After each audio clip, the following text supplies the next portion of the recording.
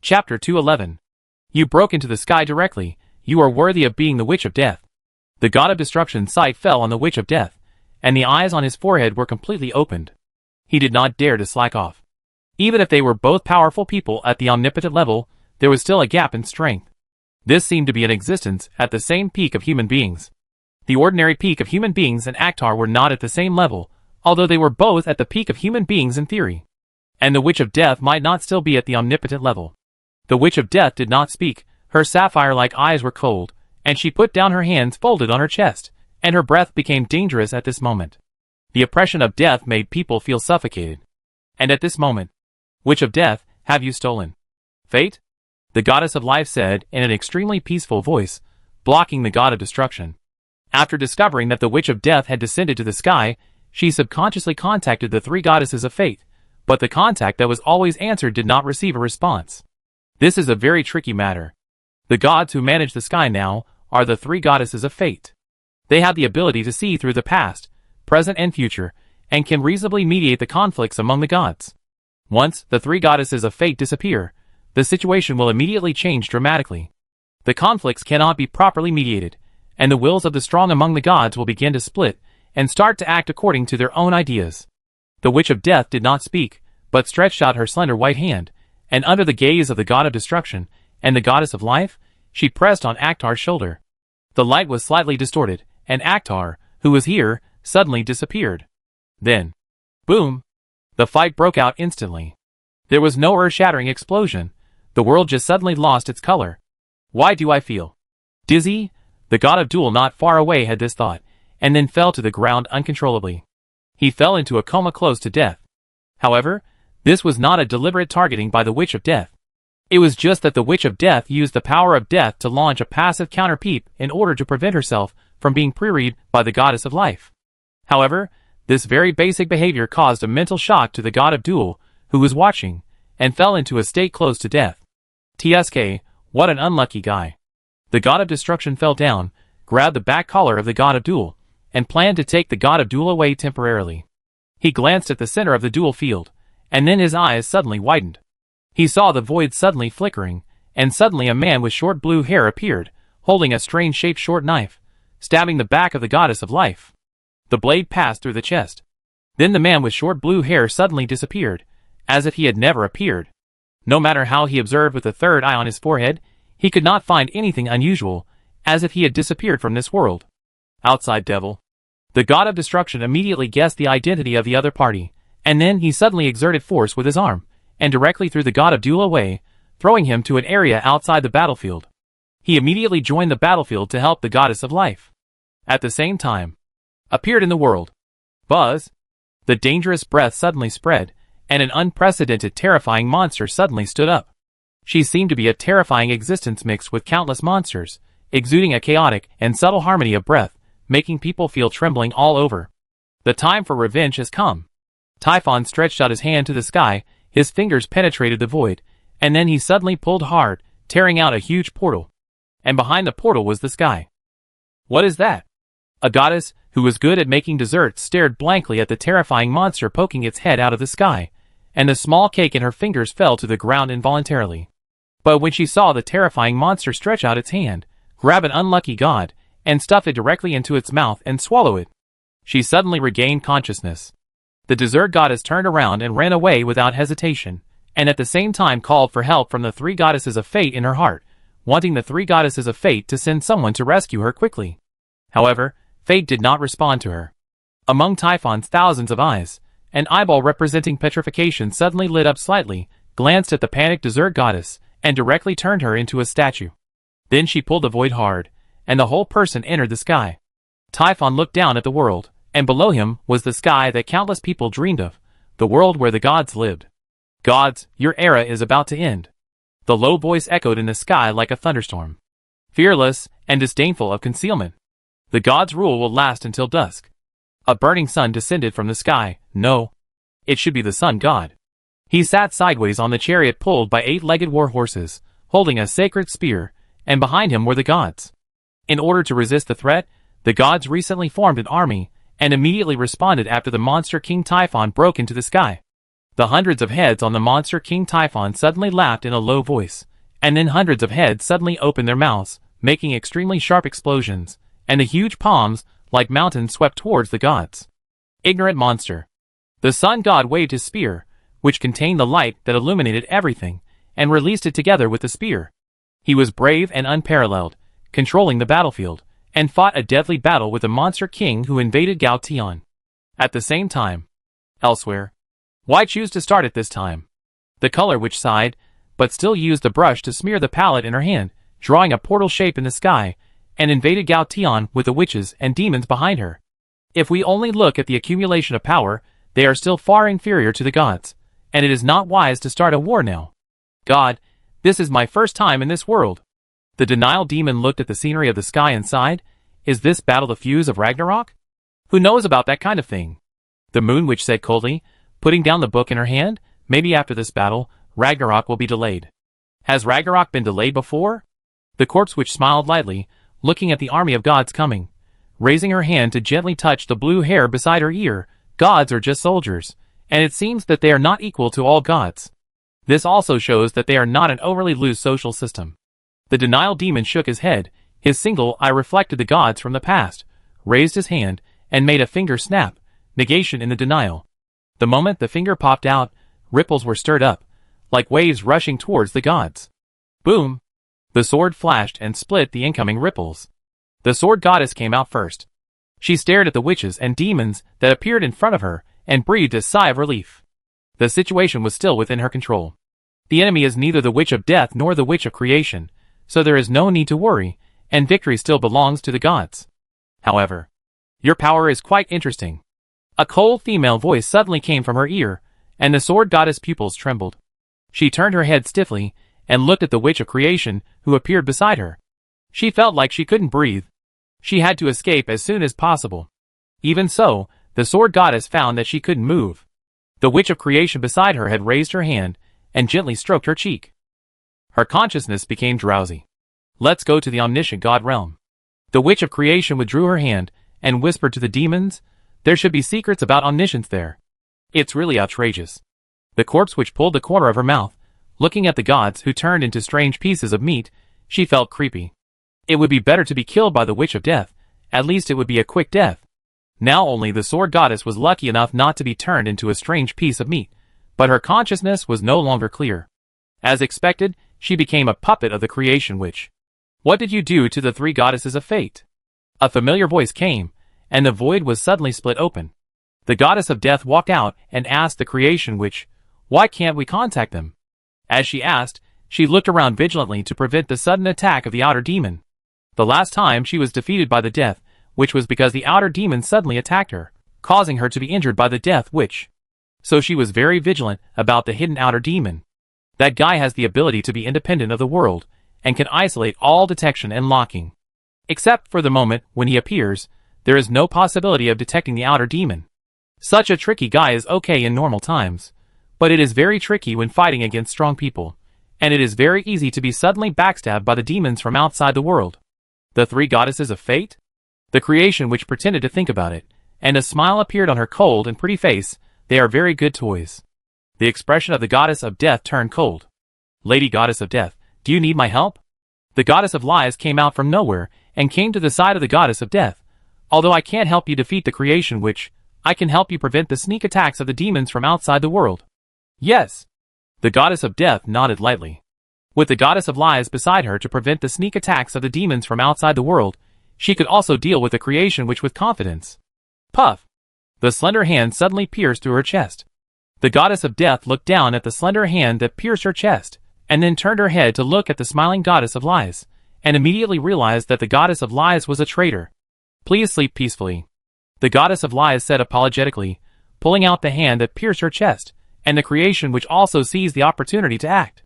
She stretched out her hands, held the face of the goddess of death, and pursed her lips as she chanted the curse of the seal. Go to the boundary between life and death. Only when life and death lose balance can you hold the reins of return. After the words fell, the goddess of death was dragged into the boundary between life and death by the curse, and went to a sealed place similar to her. The seal is unlikely to last too long. The goddess of death will be able to return to the sky in a few days, but this is enough for them to act. Now I really have no way to turn back. The goddess of lies sighed. In order to ensure the success of this operation, she attacked the goddess of death. Afterwards, when the goddess of death returns, she must kill her first. There is no turning back when you try to kill the omniscient god. The creation which brushed past the goddess of lies, either we seize the dominance of this world, or we turn into ashes along with the Ragnarok. There is no way to be sad. The goddess of lies smiled slightly, turned around and followed the steps of the creation which. She really had no way out. Ragnarok was less than a year away. If she didn't find a way to kill the omniscient god as soon as possible, and then cover the old laws with new laws, this world would only end up burning into ashes. The once peaceful sky was instantly filled with fear and war. The omniscient god's domain. Shimu's figure appeared out of thin air, falling rapidly downwards, with a whistling wind blowing past his face. A city suspended in the sky, the overall shape gave people a sense of visual fiber snakes, connected head and tail. In the center of the city, there were two gold and silver towers leaning against each other. The shapes of these two towers are very similar to the gold and silver towers at the bottom of hell. If there is any difference, it is probably that the top of the tower is fitted together. Bang! The white jade floor cracked as his feet landed on the ground, spreading like a spider web. The fountain not far away also collapsed at this moment, and the flowing spring water soaked the ground. Shimu took out the sword of death, and his palm swept across the sword. The black flame wrapped the sword, and then raised the sword and pointed at the goddess not far away. Goddess of wisdom? Demon, why did you come here? The goddess of wisdom, wearing a white robe and purple long hair, asked calmly. I don't know. Shimu answered immediately, looking at the surprised expression of the goddess of wisdom. If you want to know the answer, you can ask the witch of death yourself. The goddess of wisdom nodded gently, her purple eyes reflecting Akhtar's appearance, and asked, Demon, are you going to enter the residence of the omniscient god? She turned her head to look at the twin towers. At the intersection of the towers is the residence of the omniscient god, and the gods will go to see the omniscient god through the twin towers. Shimu pretended to be puzzled and said, Are you going to be my enemy? No one is allowed to resort to force here. The goddess of wisdom shook her head gently, and then Akhtar chopped down with a sword, slashing at her mercilessly. However, the sword that was enough to kill the gods passed through her neck, and did not cause any harm to her. At this time, it contained the rules set by the omniscient god, and no one was allowed to hurt each other or dispute. It really doesn't work. Shimu seemed a little disappointed, and the goddess of wisdom silently touched her fair neck. Although she knew that Akhtar could not break the rules set by the omniscient god, the sword brushed against her neck, but still gave people a sense of danger. Devil, you are really rude. She sighed softly. This is the first time I met you, and we have never had any conflicts. Why do you want to kill me? Shimu answered immediately, Because you are a god.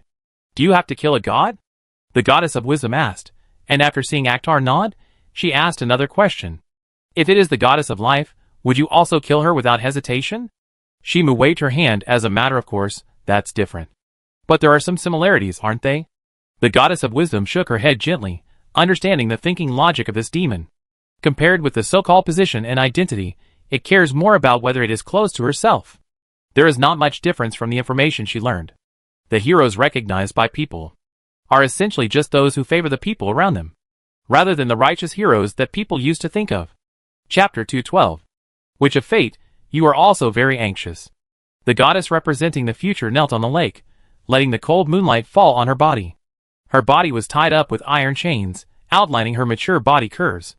Hecate glanced at the goddess of the future, and then suddenly raised her hand to cover her lips, resisting the urge to vomit. Now only the goddess of the future is still in the outside world, representing the past.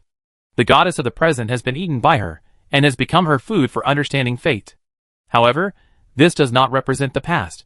Now the two goddesses are dead, and are still trying to struggle, and try to get rid of her bondage. Is it because of Ragnarok? The goddess representing the future asked, her two straight and slender thighs slightly closed together, her toes painted with pink nail polish tightly clasped, inadvertently revealing a seductive style, which makes people feel blood surging, wanting to press her, the mature goddess, who controls fate, on this lake in a foreign world.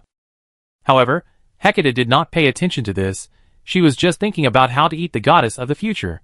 Of course, the so-called eating does not mean eating the goddess of the future bite by bite, but swallowing the goddess of the future into the stomach, using their power to explore fate, and thus find a solution to the Ragnarok. However, eating the past now, the two goddesses are already the limit. If she forcefully eats the goddess of the future, she will not be able to completely suppress the three goddesses of fate, even though the three goddesses of fate have been bound by the witch of creation and the witch of death. But controlling the three goddesses of fate is a different situation. They will not be obedient. The goddess of the future shook her head gently. If you have enough time to adapt and grow little by little, then you will indeed be able to use us to grow up quickly. But as long as they keep trying to resist and struggle, you will not be able to control them smoothly. It is not a very simple thing to control them to reach the omnipotent realm, although this is enough for Hecate to grow up quickly. However, at the moment when the Ragnarok is about to come, time has become the most precious resource, so precious that geniuses have no time to grow up. Since I have stolen your authority, Hecate's voice is calm, then I can naturally buy enough time. This world does not allow time travel, but the three goddesses of fate, who have obtained the authority granted by the omniscient God, are exceptions. As long as they use their authority to bypass the rules set by the omniscient God, she can buy enough time to control the three goddesses of fate. If there is no solution to the Ragnarok in the future, she can also take her apprentice and flee to the past. Using our authority to buy time is naturally a good choice. The goddess of the future nodded gently, acknowledging the feasibility of Hecate's idea, and then asked another question. But do you know why we don't use the authority of time to make up for the disadvantage? Why would the three goddesses of fate, who were given the authority to interfere with time by the god of omniscience, rather be captured by the witch of death and the witch of creation than use the authority to interfere with time? Since they can give Suna the power to interfere with time, they should also go back in time on their own when they are in crisis. However, they would rather be captured than go back in time. Why? Hecate asked calmly. Although she learned that the witch of death had a way to prevent time from going back in time during the conversation with the witch of death, she was puzzled that the three goddesses of fate never used their authority to go back in time. Going back in time will accelerate the coming of Ragnarok. The goddess of the future gave an explanation. The more powerful the existence is when going back in time, the faster the coming of Ragnarok will be. Of course, the greater the disturbance to history, the faster the coming of Ragnarok will be. This is the truth behind the omniscient God's prohibition of time travel. Any disturbance to the time level is a signal for the future Ragnarok, and the more powerful the existence is when traveling in time, the stronger the signal of disturbing time will be, which will naturally stimulate the coming of Ragnarok. The same is true for interference with history. The more you go to the more distant past, the more serious the modification of history will be, and the stronger the signal of time disturbance will be. Why did Suna only have 3 days to retract? And why did the three goddesses of fate not use the power to interfere with time themselves? The reason is also very simple.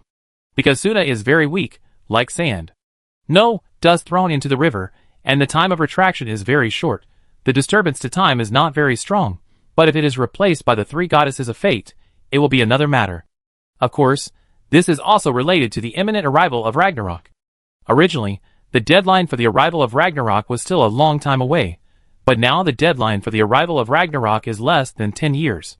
If we continue to interfere at the time level, the time disturbance caused will be too obvious to Ragnarok, just like a mosquito flying in front of our eyes.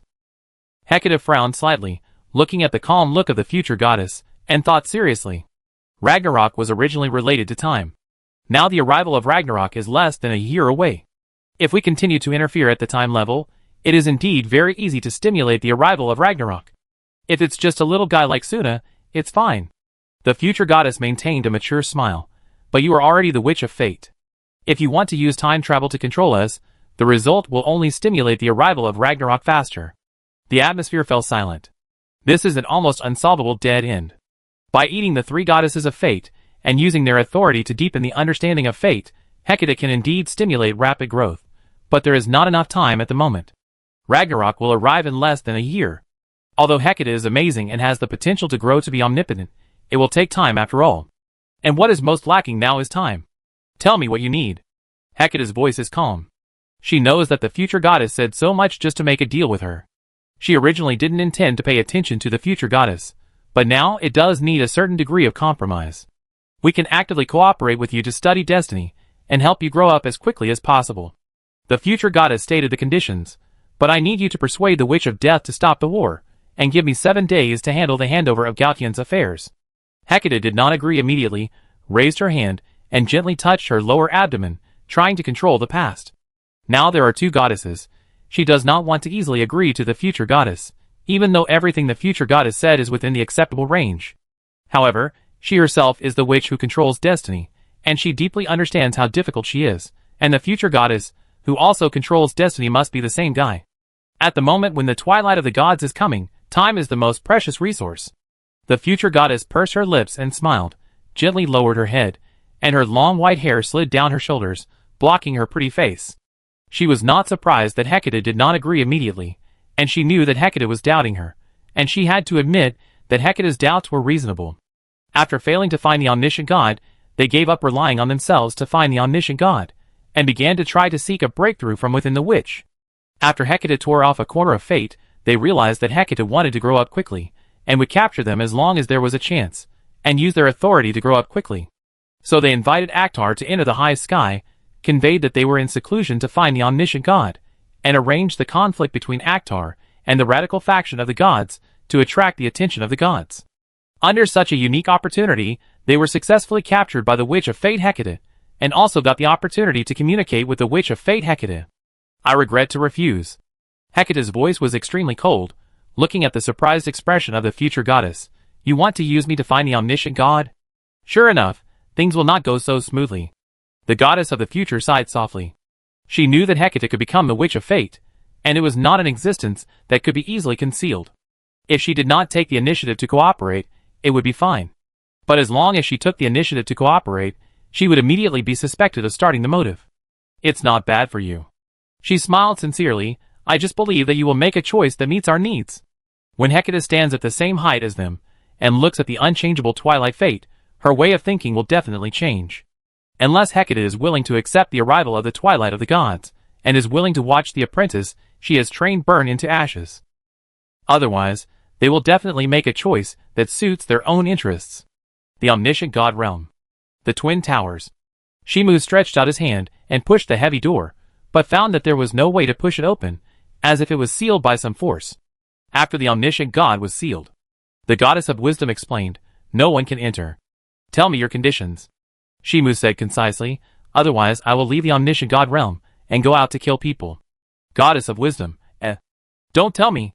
Shimu turned around, took out the sword of light, and locked his eyes on a tall building at the end of his vision. Can you not be so impatient? The goddess of wisdom pursed her lips, but saw Akhtar glance at her. A woman like you will definitely use words to test, and try to maximize your own interests, he said with disdain. I don't want to waste time talking to a nagging woman. A nagging woman? The goddess of wisdom's eyes widened slightly. She didn't expect Akhtar to say that. She didn't communicate with Akhtar for more than 10 sentences, but she was despised as a nagging woman. She was silent for a moment. If you can tell me where the 3 goddesses of fate are, I can help you open the door, Shimu said concisely. Open it first. The goddess of wisdom opened her cherry lips slightly, intending to negotiate with Akhtar, and saw the sword of light in Akhtar's hand light up slightly, as if he was going to attack the area outside the Twin Towers. Don't regret it later. She bit her lower lip lightly, suppressed the anger in her heart, and pushed open the door of the Twin Towers. This man is so unreasonable. But she couldn't watch Akhtar kill innocent people indiscriminately, even though she knew very well that Akhtar was deliberately threatening her. But I won't watch innocent people suffer. The door opened. The 3 goddesses of fate are beside my teacher. Shimu gave the answer, and walked into the Twin Towers. Where is your teacher? The goddess of wisdom felt a pain in her chest, but saw Akhtar waving his hand. That's another information, Shimu said, as he walked towards the hall of the Twin Towers. He saw stone statues placed on both sides, turning their heads to look at him, revealing cold malice. These are the guards of the Twin Towers. The goddess of wisdom outside the door gave an explanation. I have a way to prevent them from attacking outsiders, but... Before she finished speaking, she saw Akhtar's body burning with black flames, and he took the lead in attacking the stone statues. The goddess of wisdom shut her mouth. This man had no intention of listening to her, but the twin guards were responsible for the garrison, all of which were built according to the existence of those who broke into the Twin Towers in the past. Although they did not have the strength of the prototype, they were stronger than ordinary gods. Boom! Light suddenly poured into the gate, accompanied by Akhtar's wanton laughter. The goddess of wisdom raised her hand, and gently gathered her hair by her ear, sighing tiredly, silently waiting for Akhtar to run out of strength. If Akhtar was still in his peak state, he might be able to cross so many twin guards. But now Akhtar's magic power is almost exhausted. It should be impossible to win. The goddess of wisdom silently looked at the man standing on the wreckage of many guards. She felt that the other party was the Witch of Fate in disguise. He solved all the guards with a combat technique that seemed to almost predict the future. This was completely beyond her expectations. What did you want to say before? Shimu took out a bottle of magic potion and drank it, and looked at the goddess of wisdom with a puzzled look. He was quite impressed by the goddess of wisdom, a well-modeled NPC. She claimed to be a weak woman with poor strength, but in fact, she was more difficult to deal with than the god of war. However, her personality was unexpectedly easy to bully. As long as she threatened innocent people, the goddess of wisdom, who was a good person, would obey obediently. If you follow the magic of the goddess of wisdom, you will be tortured by her words. That woman will definitely use words to gain the greatest benefit.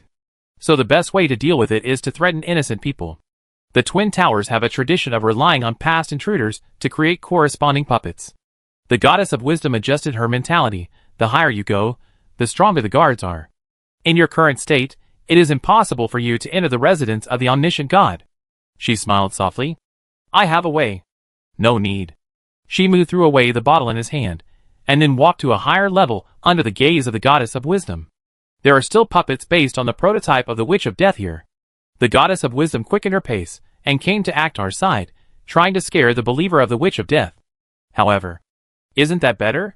Shimu laughed and moved faster. I have long wanted to fight with the Witch of Death.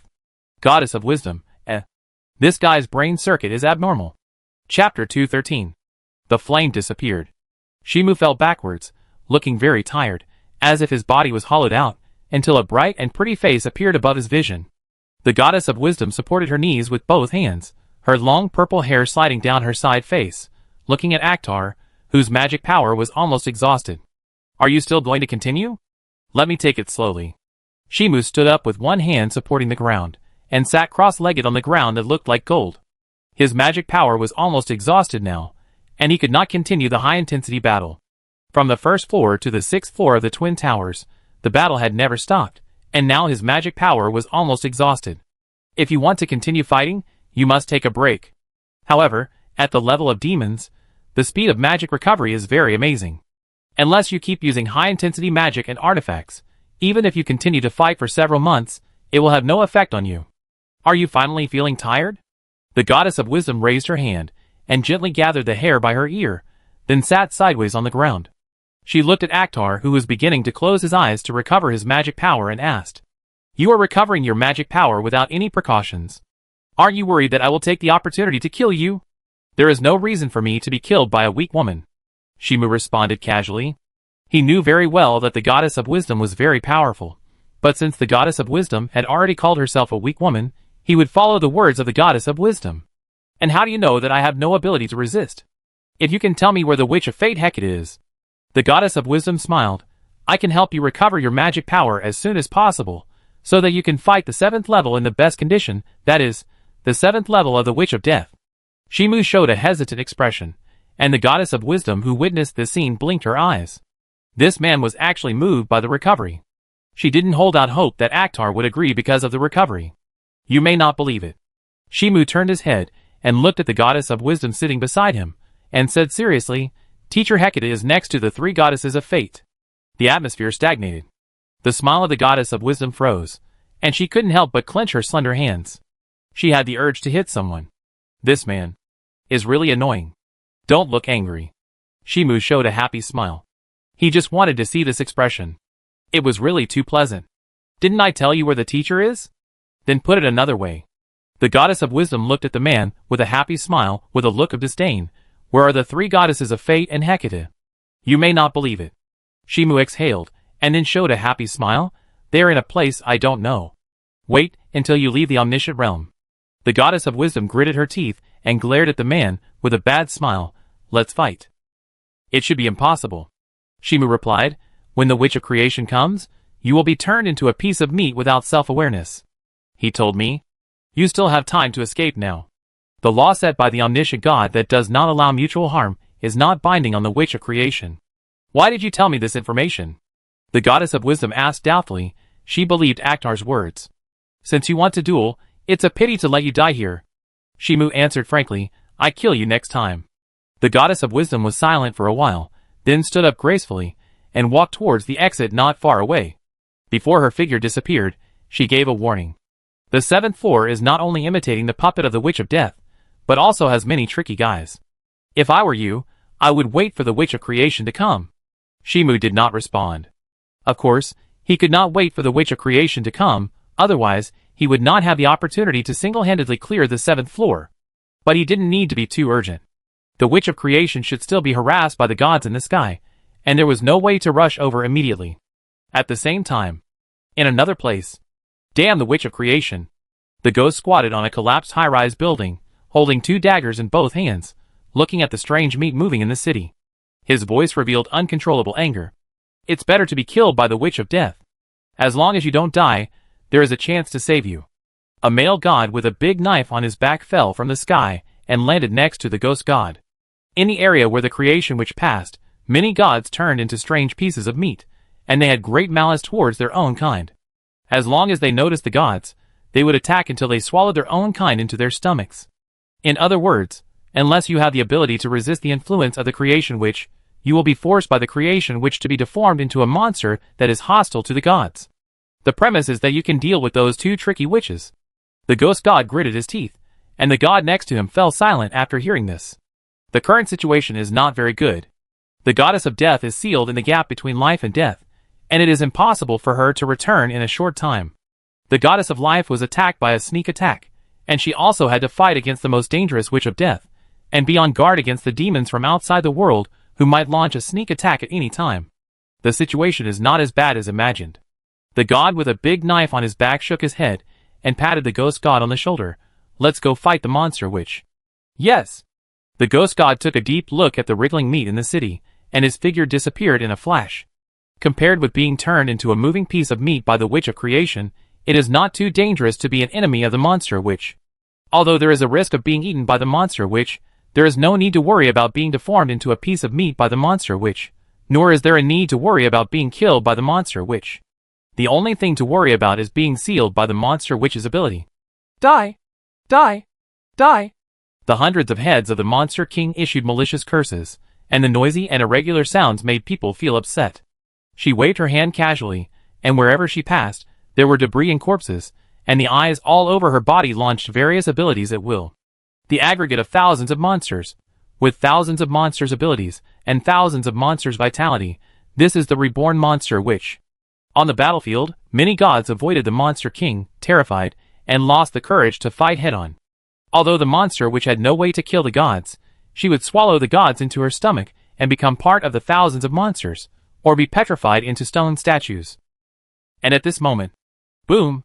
The sun fell from the sky and hit the body of the monster king Typhon head-on. The terrifying high temperature directly burned her body into charcoal.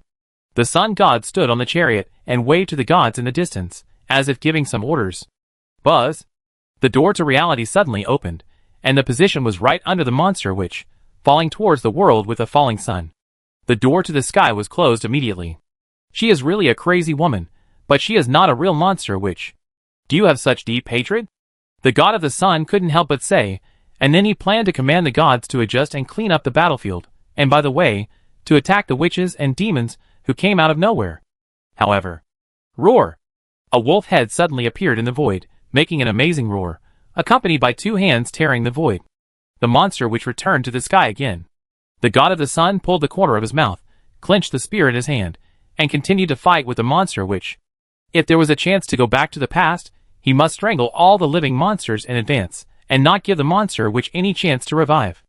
Otherwise, the situation would not be as embarrassing as it is now. Push open the door. Shimu stepped into the 7th floor. There were very few puppets inside. They were located in a corner of the hall. Careful identification revealed the puppets' appearances. They were the creation witch, the death witch, the outsider demon, and a ruled demon that was not sure if it was dead or not. The prototypes of the puppets on the 7th floor had all faced the omniscient god, and they were also strong men worthy of being remembered by the omniscient god.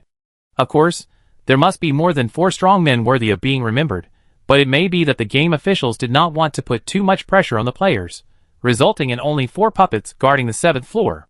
Click. The friction sound of the mechanical joints came out, and the puppet with the death, which is the prototype, turned its head and looked at the intruder who walked in. Shimu's lips moved, summoning his clone, and then he simultaneously deployed the Kingdom of Death and the Kingdom of Ashes, directly covering the 7th floor hall. I have to admit that the player is very capable. Before reaching the demon level, His power was not very strong, but after reaching the demon level, the power he showed made people feel that it was a bit too rogue. The superposition of two extreme and dangerous forces was enough to end the battle in an instant, but the puppets on all sides still maintained their mobility.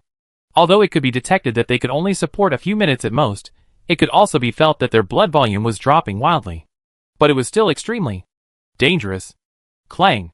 The puppet figure imitating the demon of law suddenly disappeared from the spot, and the rapier in his hand swung out a beautiful arc of light, stabbing at Shimu's chest.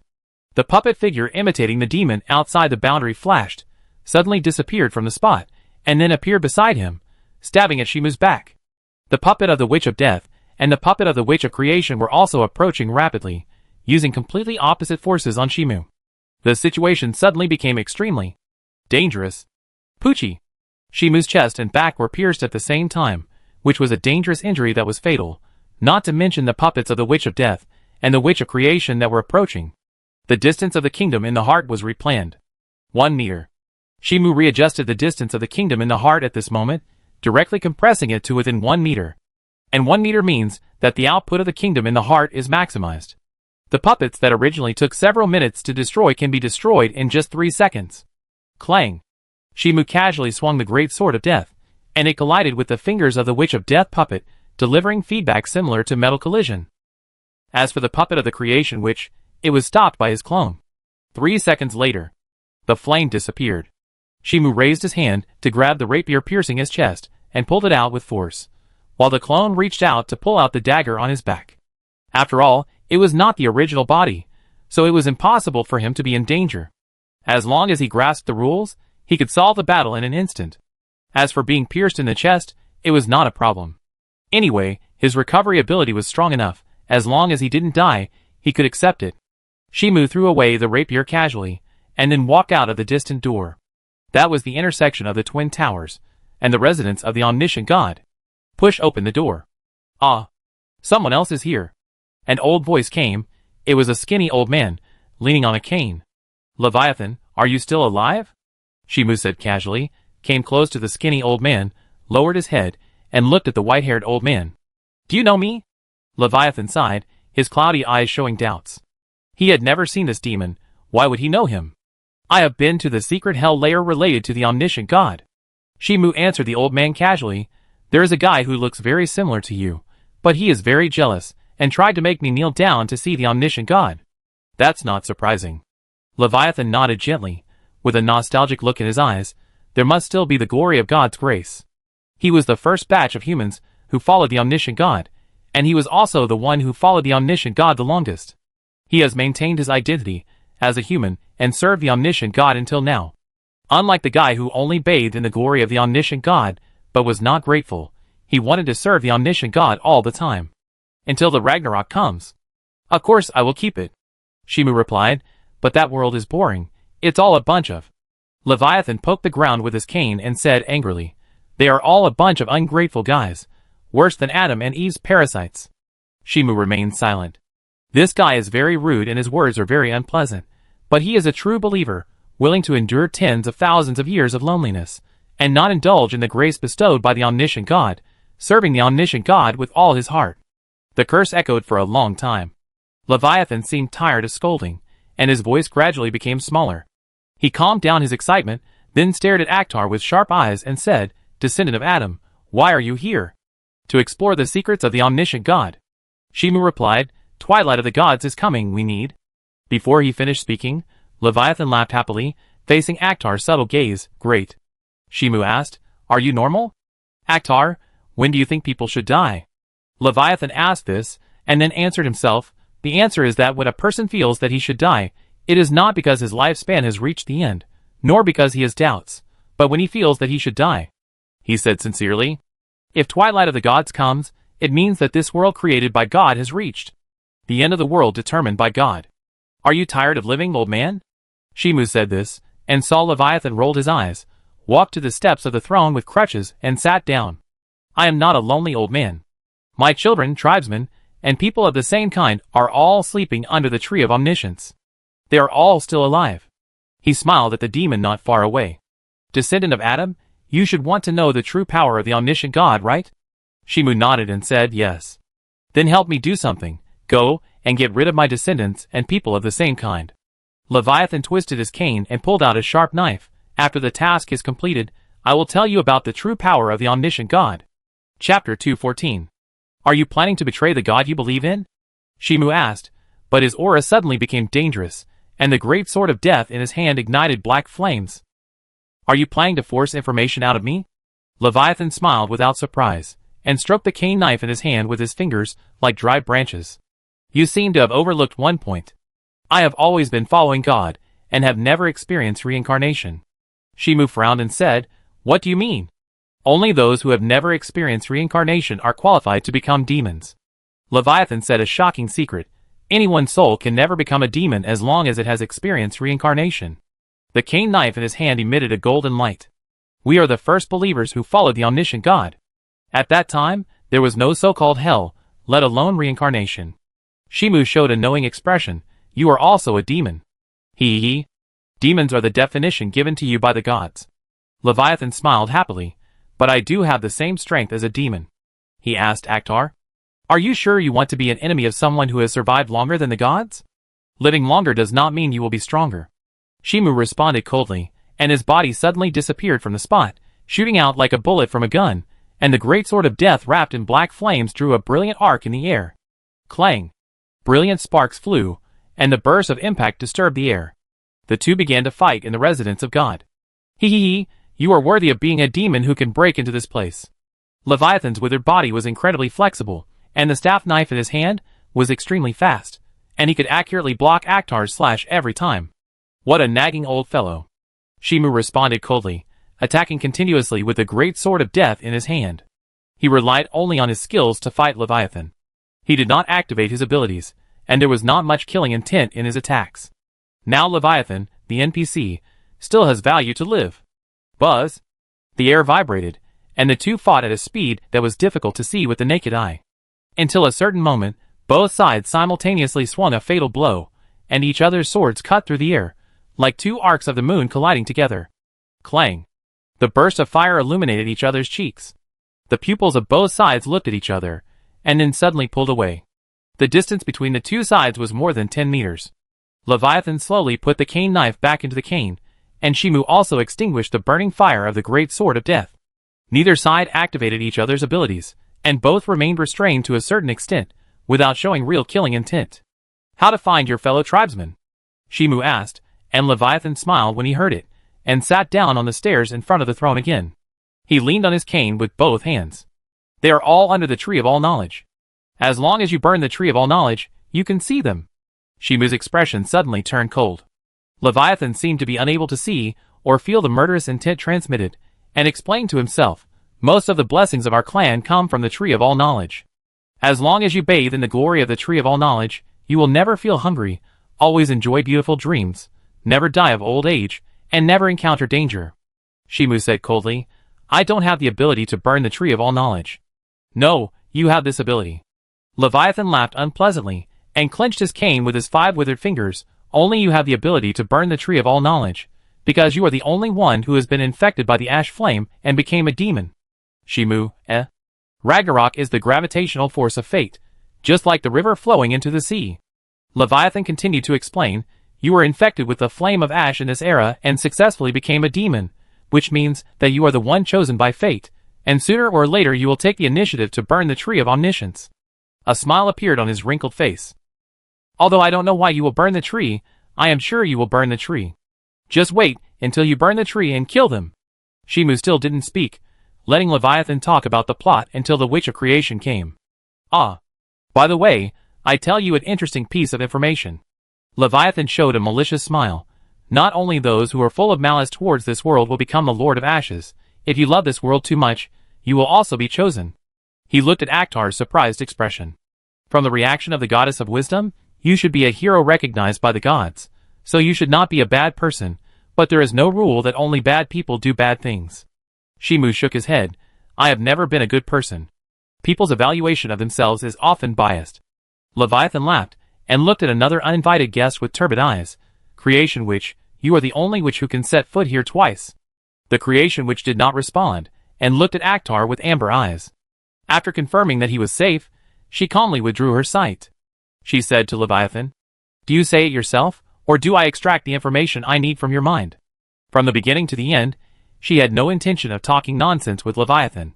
Although she knew that Leviathan was a strong man who had reached the demon realm, he had only reached the demon realm and had not used his ability to generalize. "Creation Witch, do you know my ability?" Leviathan asked, and then answered himself, "My ability is sacrifice. In addition to sacrificing enemies to the omniscient God, I can also sacrifice myself to the omniscient God." His turbid eyes were too calm. "This sacrifice is not bound by time and space. With your wisdom, you should be able to understand what this means." The Creation Witch's cold eyes eased. Of course, she could understand the meaning of this sacrifice ability. It not only meant that Leviathan could quickly end himself, but also communicate with the omniscient God through sacrifice, and point out the direction outside the seal for the omniscient God. "Don't worry, I'm not going to sacrifice yet." Leviathan shook his head and smiled at the Creation Witch. "If you want to know the secret information of the omniscient God, I can tell you everything, provided that you can do me a small favor." His laughter was like the friction of wood chips. "Akhtar, whether to do it depends on your own choice." Upon hearing this, the Creation Witch subconsciously looked at Akhtar, and found that his expression was cold. She immediately knew that this small favor would be very difficult for Akhtar. "He wants me to burn the omniscient tree." Shimu gave the answer, "and then kill the humans who were first protected by the omniscient God." "Let's go, there's no need to stay here." The Creation Witch turned around calmly, and left with Akhtar, who looked surprised. As she walked, she explained to Akhtar, "There's no point in staying. Why don't you try?" Shimu asked, but the Creation Witch glanced at him calmly and explained patiently, "It's not time to try yet." "That's right." Shimu nodded slightly. "The difficulty of Leviathan, the NPC, lies here. Although Leviathan's own strength is not very strong, his strong belief in the omniscient God has given him the ability to sacrifice, which is highly related to the omniscient God. Anything sacrificed by Leviathan can enhance the power of the omniscient God, and he can also communicate with the omniscient God through the act of sacrifice. This is also the reason why the omniscient God can appear inexplicably in the later stage of the game. According to the official setting of the game, this is because Leviathan feels that the time has come, and then he directly sacrifices himself to summon the sealed omniscient God. Of course, there are more reasons why the God of Omniscience suddenly appeared. The three goddesses of fate may have summoned the God of Omniscience after a careful plan. Or the Witch of Death felt that she was well prepared and released the God of Omniscience herself. Leviathan looked at the two people who left, let out a complicated sigh, and returned to his original lifeless state. This scene looked like a dried corpse. He himself couldn't remember how many tens of thousands of years it lasted. He only remembered that Adam and Eve came to see him for the last time and invited him to abandon all the grace of the gods and go to the world to live together. Then he served in the Temple of Omniscience, and witnessed the changes of the times with the God of Omniscience, and witnessed the descendants of Adam and Eve breaking into the temple of the God of Omniscience again, and rebelling against the God of Omniscience. And now it is finally time for everything to end. Leave the Twin Towers. Shimu looked back, and then asked the Creation Witch, "Are you going to attack the gods next? Before the return of the Goddess of Death?" The Creation Witch nodded slightly. "We must destroy all the gods as much as possible. It is impossible to occupy the high sky directly. There are still many powerful gods in the high sky. They have all reached the omnipotent realm, and can delay her by cooperating with each other until the Goddess of Death breaks through the gap between life and death." "Understood." Shimu nodded slightly, and looked at the gods coming from afar. His sight happened to fall on the God of Wealth and Contract in the front. That was also a god who reached the omnipotent realm. "Lie, you betrayed us?" The God of Wealth and Contract looked at the Goddess of Lies standing with the witch and the devil, and sighed imperceptibly. "Why do you do that? What does it mean to you?" The Goddess of Lies chuckled. "Can you believe what I said? It's up to me whether you believe it or not." The God of Wealth and Contract spoke in a steady voice, and was not diverted by the Goddess of Lies. The atmosphere fell silent slightly. The gods stared at the Goddess of Lies, wanting to know why this former companion betrayed them, and the witch and the devil also looked at the Goddess of Lies, wanting to know why the Goddess of Lies joined them. "If it's to save the world, do you believe it?" The Goddess of Lies said with a smile, as if she was telling a joke again. "Why don't you believe it?" A familiar voice came from behind, and Akhtar flew over and landed beside the Goddess of Lies. Shimu raised his sword and said to the gods, "There is no woman more gentle than the Goddess of Lies." Goddess of Lies, Although she knew that Akhtar was supporting her, she knew in her heart that she was not a very gentle woman. It is better to say that she is a bad woman, and pranks are common. It seems that you trust her very much. The god of wealth and contract stared at the goddess of lies deeply and said, I hope you will not be betrayed by her in the future. The premise is that this world still has a future. Shimu calmly retorted, the Ragnarok is coming soon, and any conspiracy is meaningless. You also know that the Ragnarok is coming soon. A goddess with short orange hair walked out from the gods. She had a collapsed expression on her face, and her voice contained a crazy emotion. This world is about to be burned to ashes. Can you give priority to solving the Ragnarok and stop thinking about fighting internally? Then you surrender and don't fight. The corpse witch stood up with a smile and said to the gods, we don't really want to fight with the gods either. You are dreaming. The short-haired goddess immediately retorted that the gods are not in a weak position now, so why should they surrender? The contradiction seems to be irreconcilable, and the murderous intent in the air is gradually increasing, giving people a sense of danger, as if a blade is on their necks. And at this moment, let's stop here. The gentle female voice that suddenly came out eased the dangerous atmosphere. Everyone present looked in the direction of the voice, and saw the goddess of the future, and the witch of fate appearing and walking side by side. It's meaningless to continue fighting. The goddess of the future said to the gods, let's call a truce. Even if we want a truce, they won't agree. The god of wealth and contract shook his head, and the witch of fate Hecate walked to Akhtar and whispered a few words. Shimu nodded slightly, then turned to the witch of creation and said, Miss Creation Witch, there is no need to continue this battle, let's temporarily cease fire. The witch of creation frowned slightly, looked at Akhtar's requesting expression, thought for a moment, and said, okay. The atmosphere eased instantly. Seeing this, the god of wealth and contract stared at Akhtar deeply. He was more thoughtful, and could detect a lot of information through some details. For example, the witch of fate did not directly ask for a truce, but went to communicate with her apprentice Akhtar, and then let Akhtar communicate with the witch of creation. This shows that the witch of fate does not have a strong influence, and it also shows that Akhtar has the ability to influence the decision of the witch of creation. Otherwise, the witch of fate would not need to communicate with her apprentice and the witch of creation. Akhtar, your communication skills may surpass your fighting ability. He smiled at Akhtar, who looked puzzled. It's not something that ordinary people can do to make the creation witch easily accept your advice. Shimu shook his head and said, it's just that there is really no need to fight now. Maybe? The god of wealth and contract smiled, and then left with the gods. Since Akhtar can act as a glue, if Akhtar is killed, can the alliance of the witches be broken? Of course, this is just a thought. The cost of killing Akhtar is likely to make the war more serious, which will not benefit the gods much.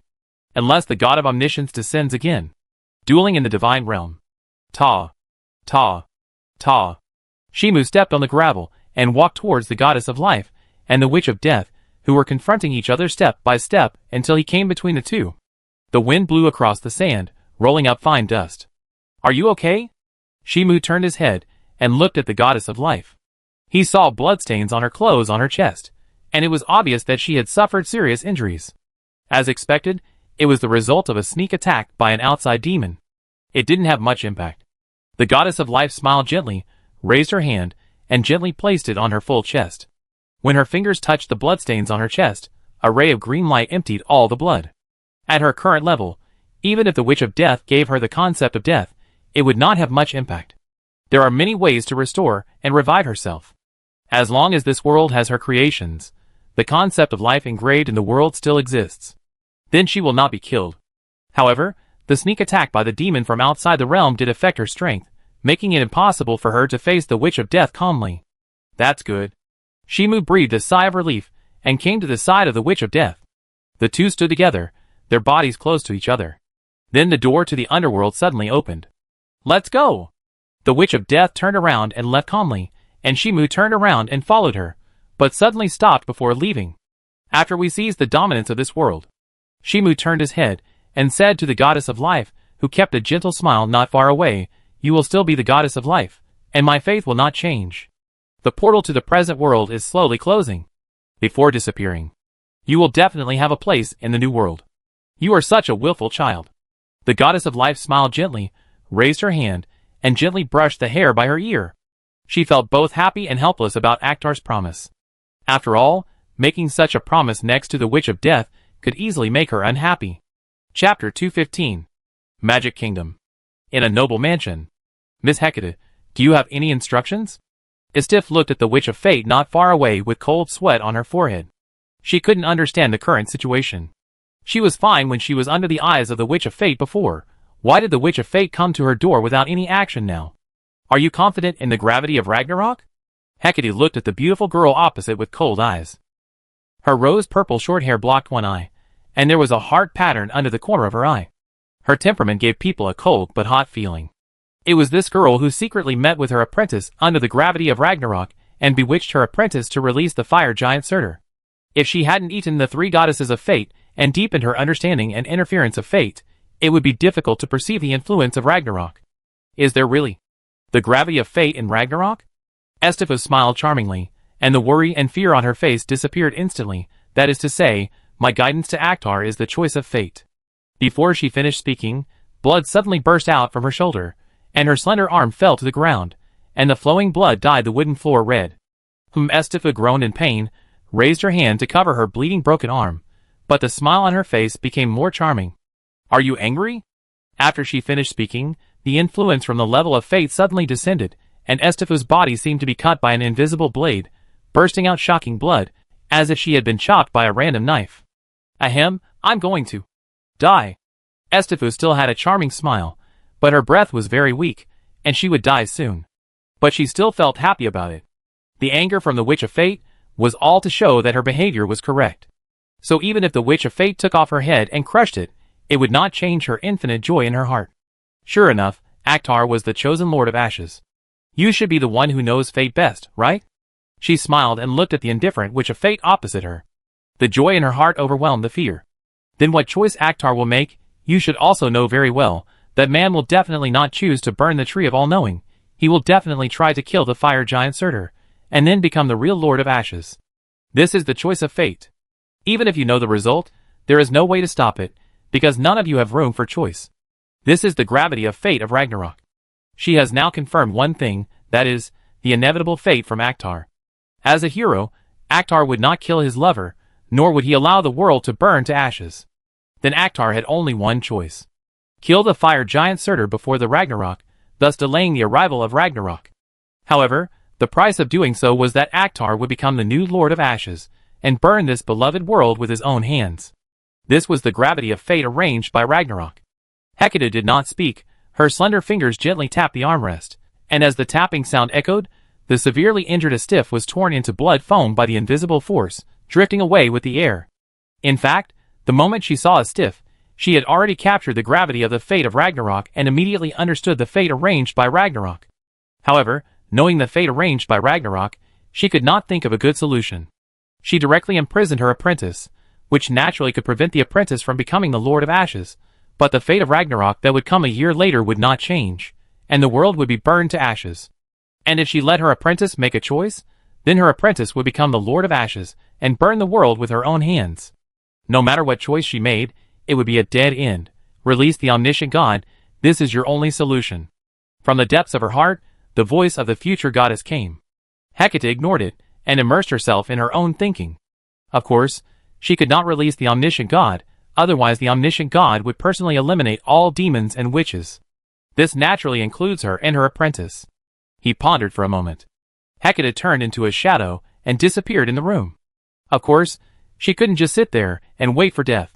She had to use fate as soon as possible to reach the point of generalizing, and then find a third possibility, so that everyone could survive. This is also the reason for capturing the three goddesses of fate. At the same time, in the great library of the Magic Kingdom. Letter? Shimu raised his hand, and took the letter from the little mare. After a quick look, he found that it was a letter from Aslaki. Why did you send the letter at this time? He opened the letter, and took a look.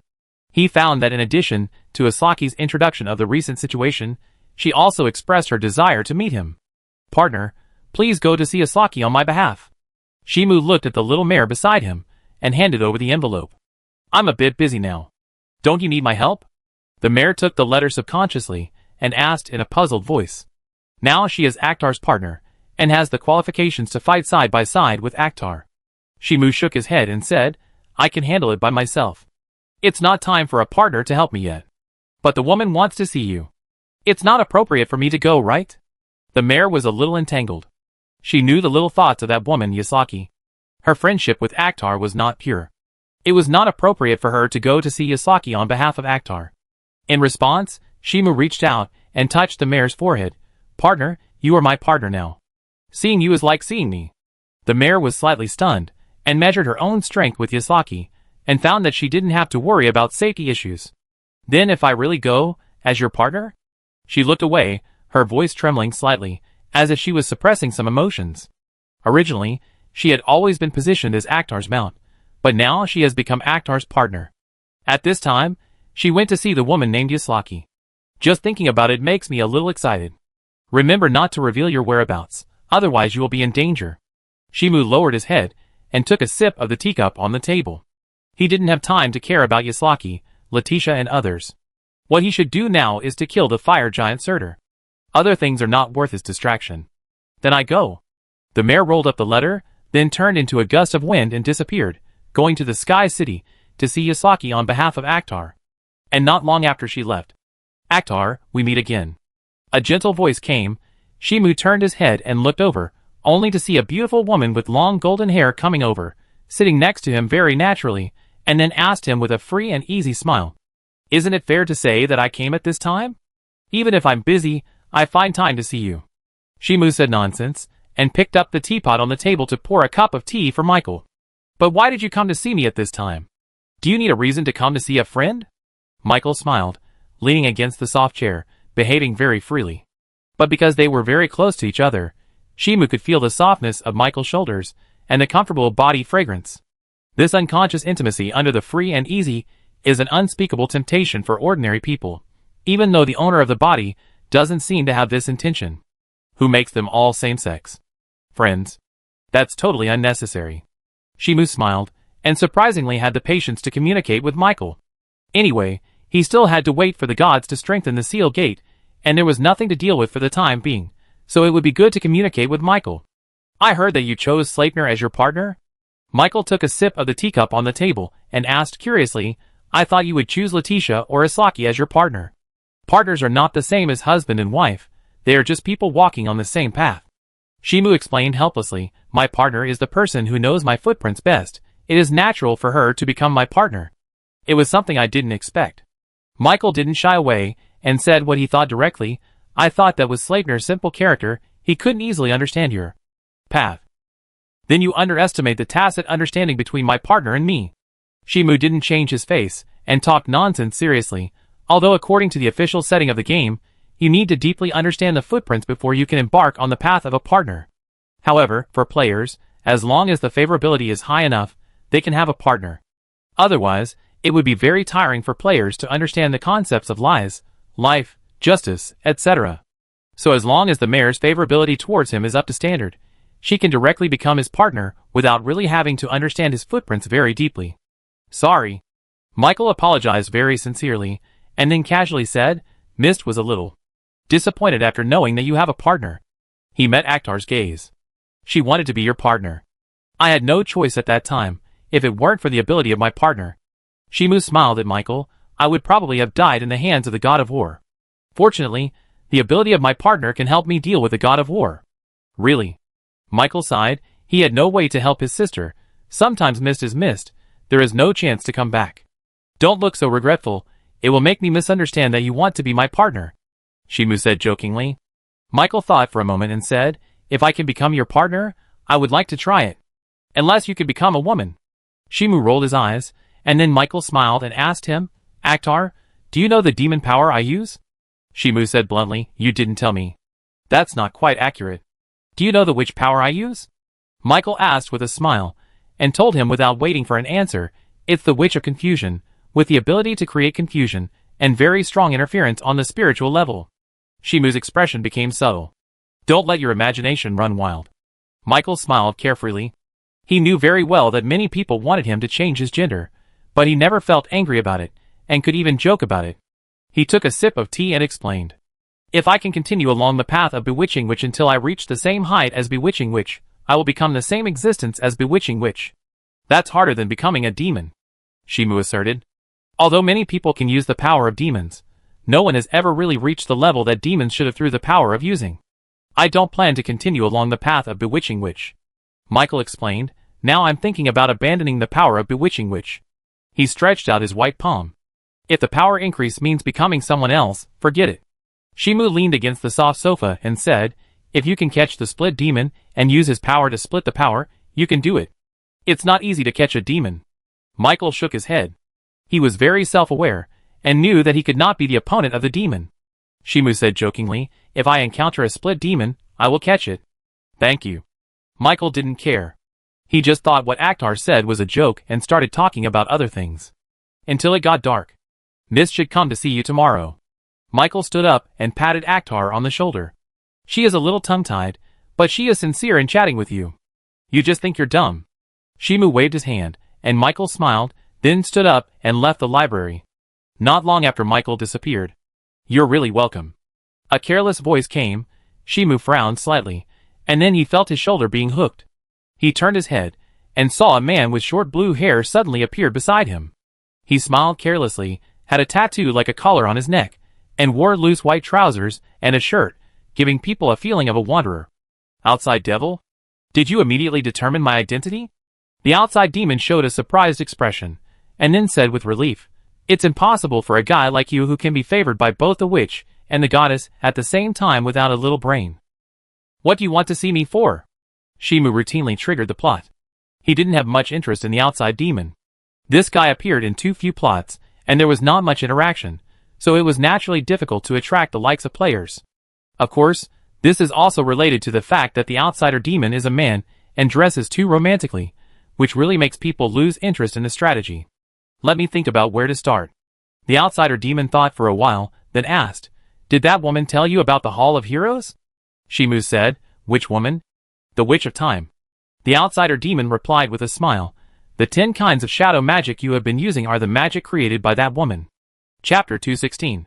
The library was terribly quiet. Shimu leaned against the sofa, staring at the ceiling in silence for a long time, as if recalling something. After a moment, he asked, you don't mean to say that you are a partner with the Witch of Time? Does this need to be unexpected? The demon from outside the world asked back with a smile, otherwise why would I help the Witch of Death? Am I doing it because I feel bored?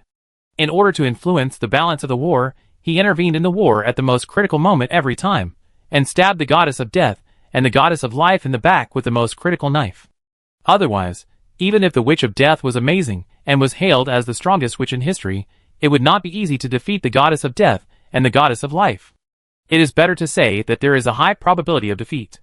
This is not to look down on the strength of the Witch of Death, but to say a very objective fact.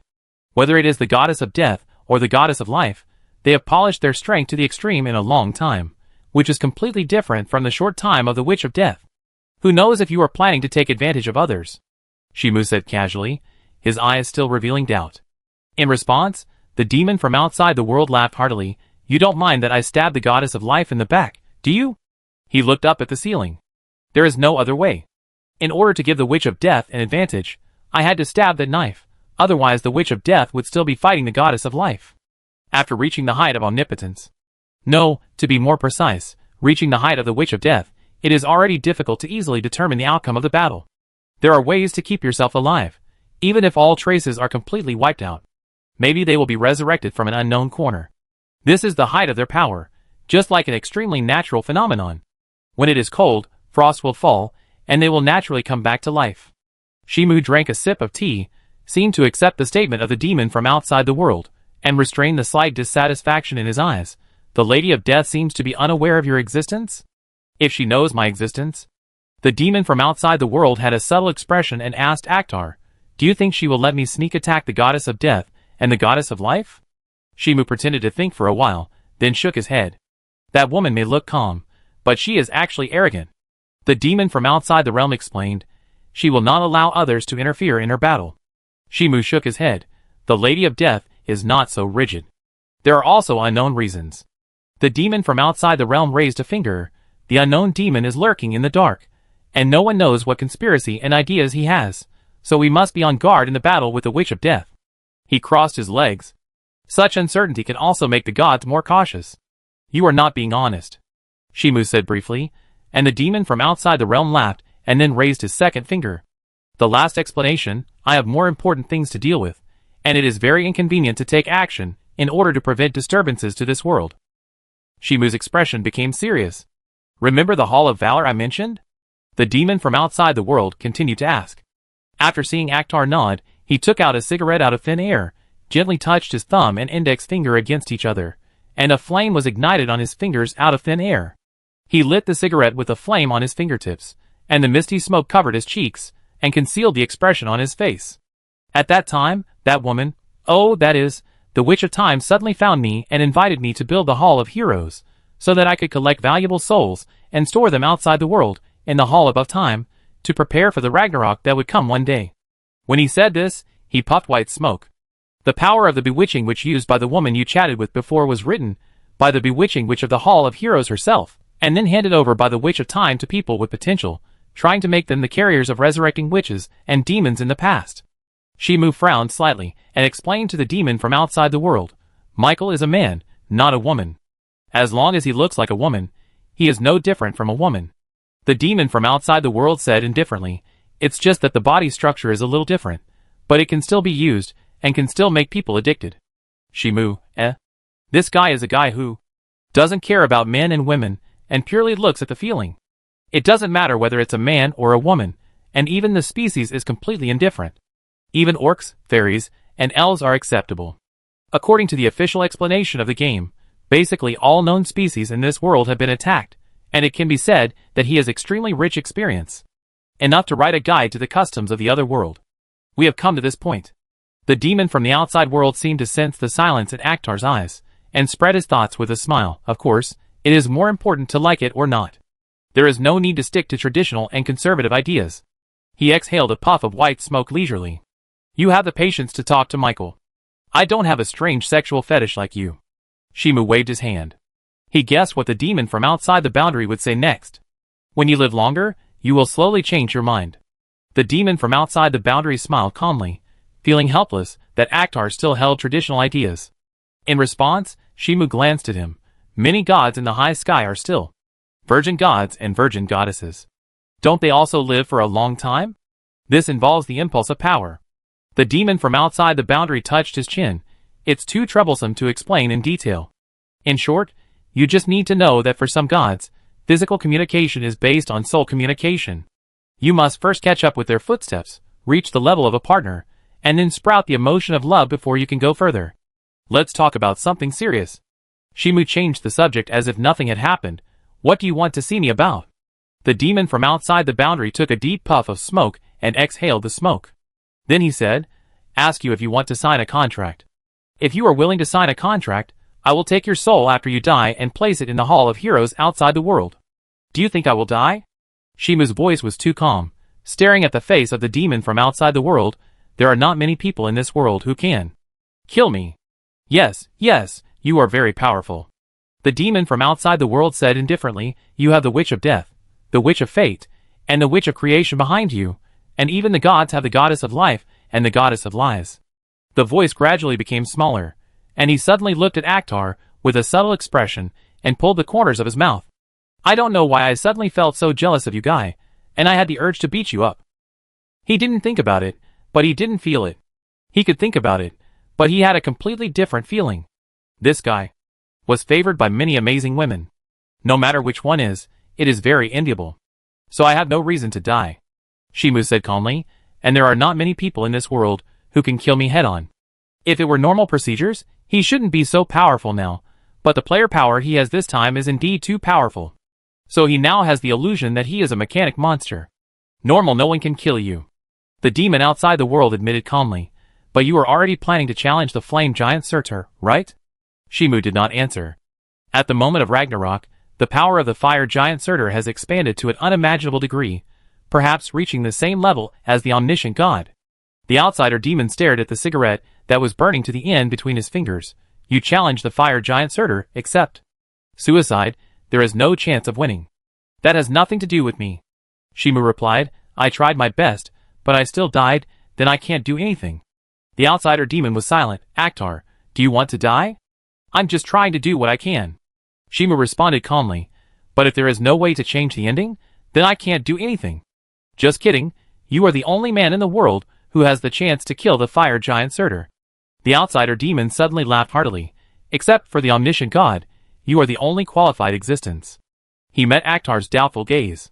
Go find your nun, she can help you get a chance to defeat the fire giant Surtur. Shimu nodded slightly, without asking who his nun was. It was too easy to guess. The only nun in the world who had faith in him. Only the blindfolded nun. Then I ask again. The demon from the outside world asked, Akhtar, do you want to join the Hall of Valor after you die? Reject. Shimu didn't even think about it. He had no interest in the Hall of Valor.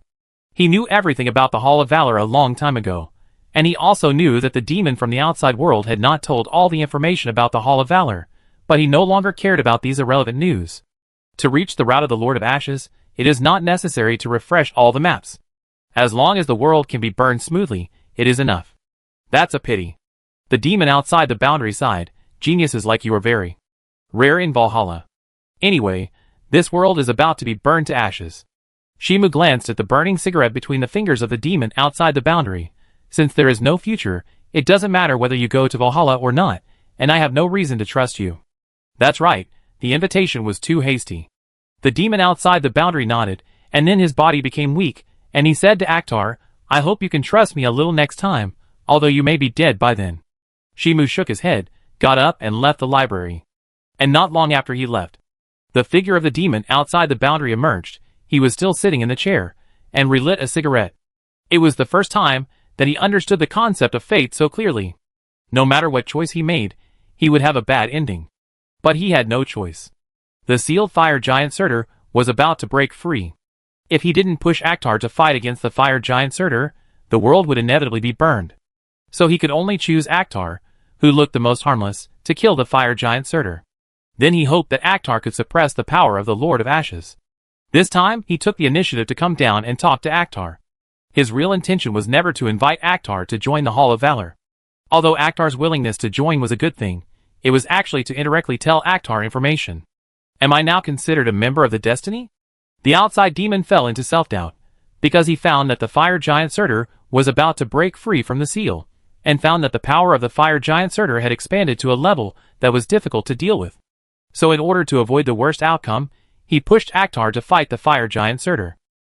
However, thinking carefully, it felt wrong, because no matter what choice was made, it seemed to be the worst choice.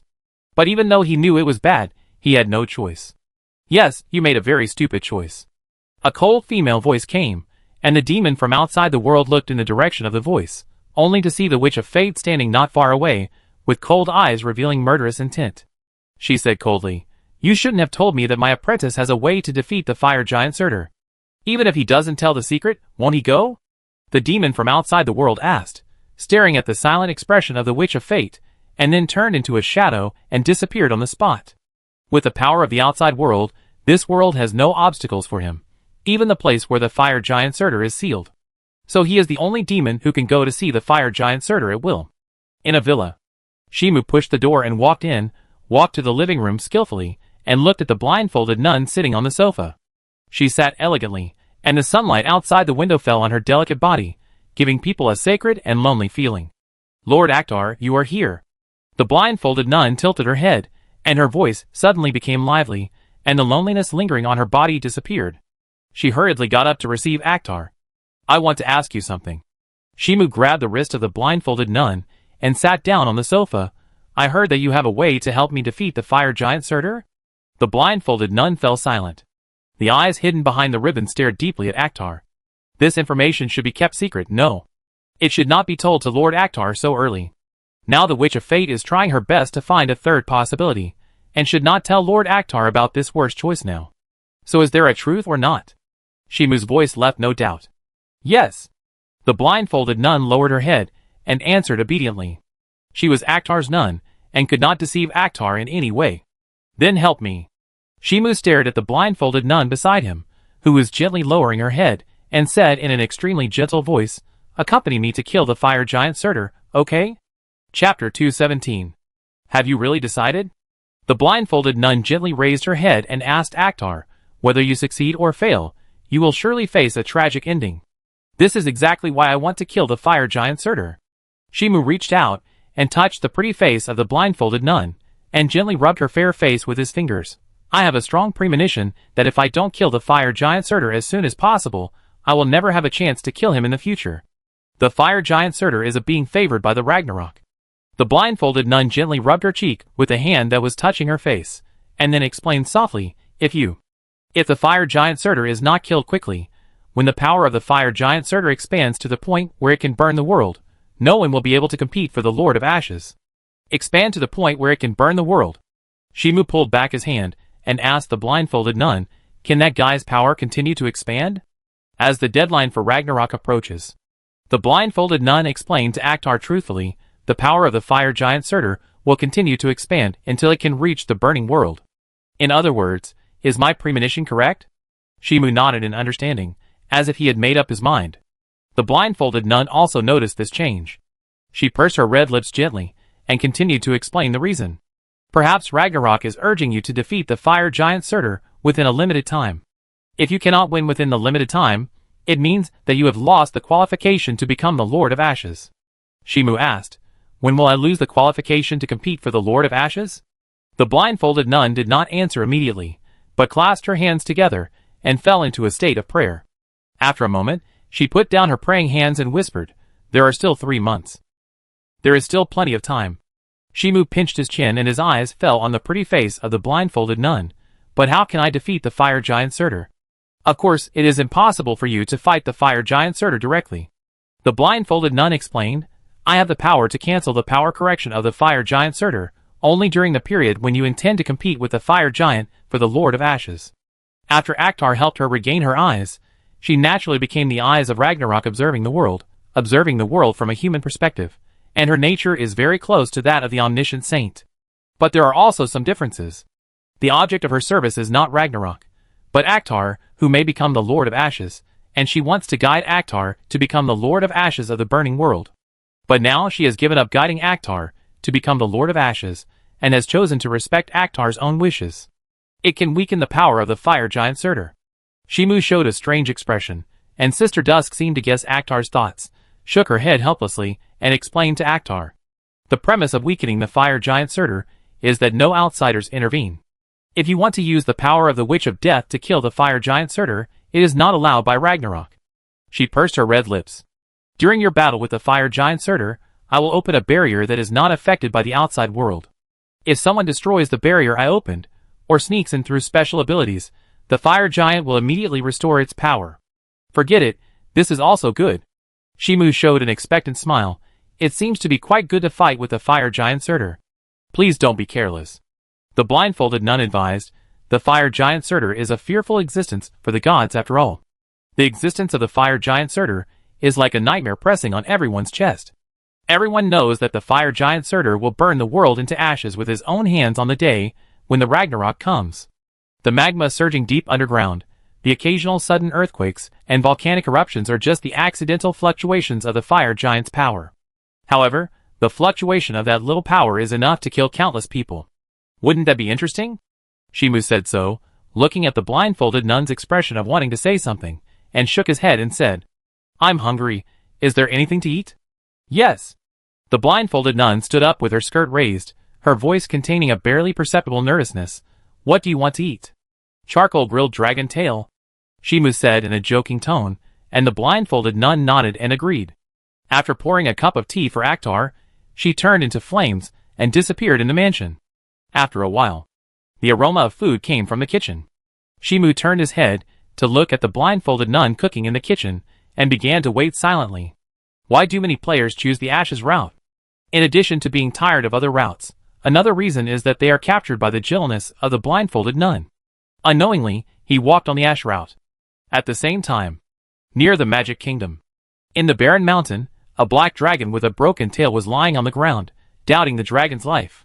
He just passed by the Magic Kingdom, but a blindfolded nun suddenly appeared and cut off his tail with a flaming dagger, and then suddenly disappeared. What is going on? He lay on the ground, wanting to vent his anger, but he didn't know who to vent it on. He definitely couldn't beat the nun who suddenly appeared, and he didn't dare to vent his anger on the Magic Kingdom, because the Magic Kingdom had the Witch of Fate. Offending the Witch of Fate is no different from committing suicide. What's the use of cutting off my tail? The black dragon gritted his teeth and said, then spread his wings and fled towards the direction of the Dragon Empire. He couldn't stay in this weird place.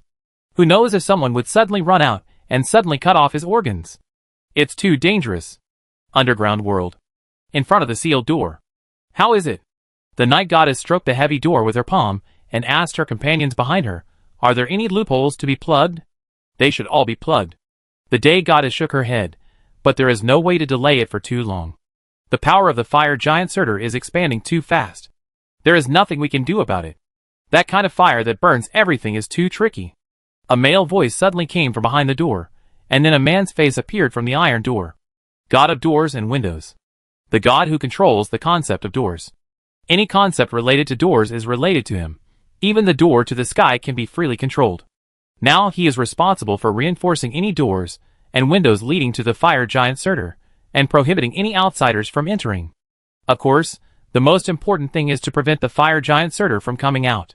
What did the god of seals say? Asked the night goddess. Does he have the confidence to delay the fire giant Surtur? He is already trying to set up the seal.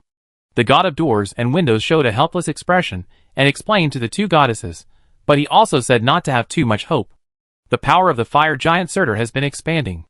At most, it will be sealed for 3 months. Are we going to face Ragnarok in 3 months? The day goddess showed a worried look. Didn't it say that it will take 10 years to come? According to the words of the 3 goddesses of fate, the deadline for Ragnarok is still 10 years, but now it seems that it is less than a year. Maybe there will be other opportunities. The night goddess said, as if to comfort herself, and she felt unacceptable to the upcoming Ragnarok. How to describe this sense of crisis, like a prisoner who is about to be executed, watching the death date approaching step by step in despair. We have arranged everything that can be arranged. The god of doors and windows also comforted, even if there is really no way to continue to seal the fire giant Surtur, the witch of death, Aktar, and others should prioritize fighting the fire giant Surtur. The goddess of daylight shook her head slightly. If it really comes to a critical moment, the best way is to cooperate with each other, otherwise we will all be burned to ashes. That's true. The god of doors and windows smiled, retracted his face back to the door, and did not continue to communicate with the goddesses of day and night. The most important thing now is to strengthen the seal. In order to ensure that the fire giant Surtur cannot escape in a short time, the gods blocked all passages, strengthened the seal, set up barriers, filled every corner with psychedelics, and sent a large number of gods, who are good at fighting, to come and guard. However, such a strict arrangement can only delay. Underground world. Upper level. In a village where dwarves gather. A lively banquet is being held. The dwarves hold their glasses high and dance around the bonfire in the village, celebrating the end of the world and celebrating that the world is about to be burned to ashes. The most sensitive group in this world to the coming of Ragnarok is not the gods or the bards, but the dusk believers who have a fanatical belief in Ragnarok. And the dwarves are the largest group of Ragnarok. Polly, are you unhappy? A drunken dwarf boy came to the edge of the square and sat next to a dwarf lowly. He asked with a puzzled look. The world is about to end. Why don't you smile? The dwarf lowly rolled her eyes, looking impatient with the dwarf boy's familiarity, but she still accepted it. I'm thinking about someone, and I can't feel happy when I think about him dying on the end of the world. The dwarf boy's expression was stiff. In fact, he always had a strange feeling about this dwarf lowly, who came to the village to live temporarily. Not only did she have a very mysterious past, she was also prettier than the dwarf girls in the village. Just a little contact made him a little unable to control the impulse in his heart. And now he actually heard the dwarf lowly missing someone, and still worried that the person would die on the end of the world. I couldn't help but feel bitter in my heart. That damn guy, it's too easy for him to die like this. The dwarf lowly gritted her teeth, and then her expression suddenly fell. But that guy is so strong, he probably has forgotten who I am. Dwarf boy, For the expression shown by the dwarf lowly, he only felt that his little heart was pierced by a needle, and there was an unspeakable pain. It's really unauthorized expectation, and unauthorized breaking of defense. If you have nothing to do, you can go dance. The dwarf lowly waved her hand, and drove away the dwarf boy beside her. I stay here by myself. The dwarf boy was silent for a while, and left in a lost state. This kind of disgusting attitude made him feel even more uncomfortable. He lowered his head, and took a step forward. The hot flames brushed his cheeks. The whole village disappeared instantly, and everyone except him turned into ashes. No. There is still one person alive. The dwarf boy turned his head stiffly, and saw the dwarf lowly being grabbed by the collar by a man in silver armor, who was lifting her up like a kitten. Aktar, let me go! The dwarf lowly struggled and kicked Aktar's knees with her feet. She was not afraid of the man who grabbed her collar, even though he was a demon who could kill gods. But as long as you are not afraid of death, you don't have to be afraid of anything. Still as energetic as ever. Shimu laughed, then glanced at the dwarf boy not far away and said, "Is this your little lover?" "Humph, my taste is not that bad." The dwarf slowly snorted, making the dwarf boy twitch his mouth and feel like his heart was stabbed. But he also figured out one thing. The man who destroyed his village was the former hero Akhtar, a powerful being who had killed gods. Then he is no use. Shimu's eyes lit up slightly, as if there was a flame burning, and the dwarf boy not far away instantly turned into ashes. He put the dwarf lowly down. "Hey, do you have a way to sneak into the place where the fire giant Surtur is sealed?" The dwarf lowly answered without thinking, "No. I plan to unseal the fire giant Surtur." Shimu's expression was calm. "Are you sure you can't do it? A man who is a great hero would want to unseal the fire giant Surtur?" The dwarf lowly looked like I was not easy to fool. There should be a limit to lying. Do you think I am a 3-year-old child?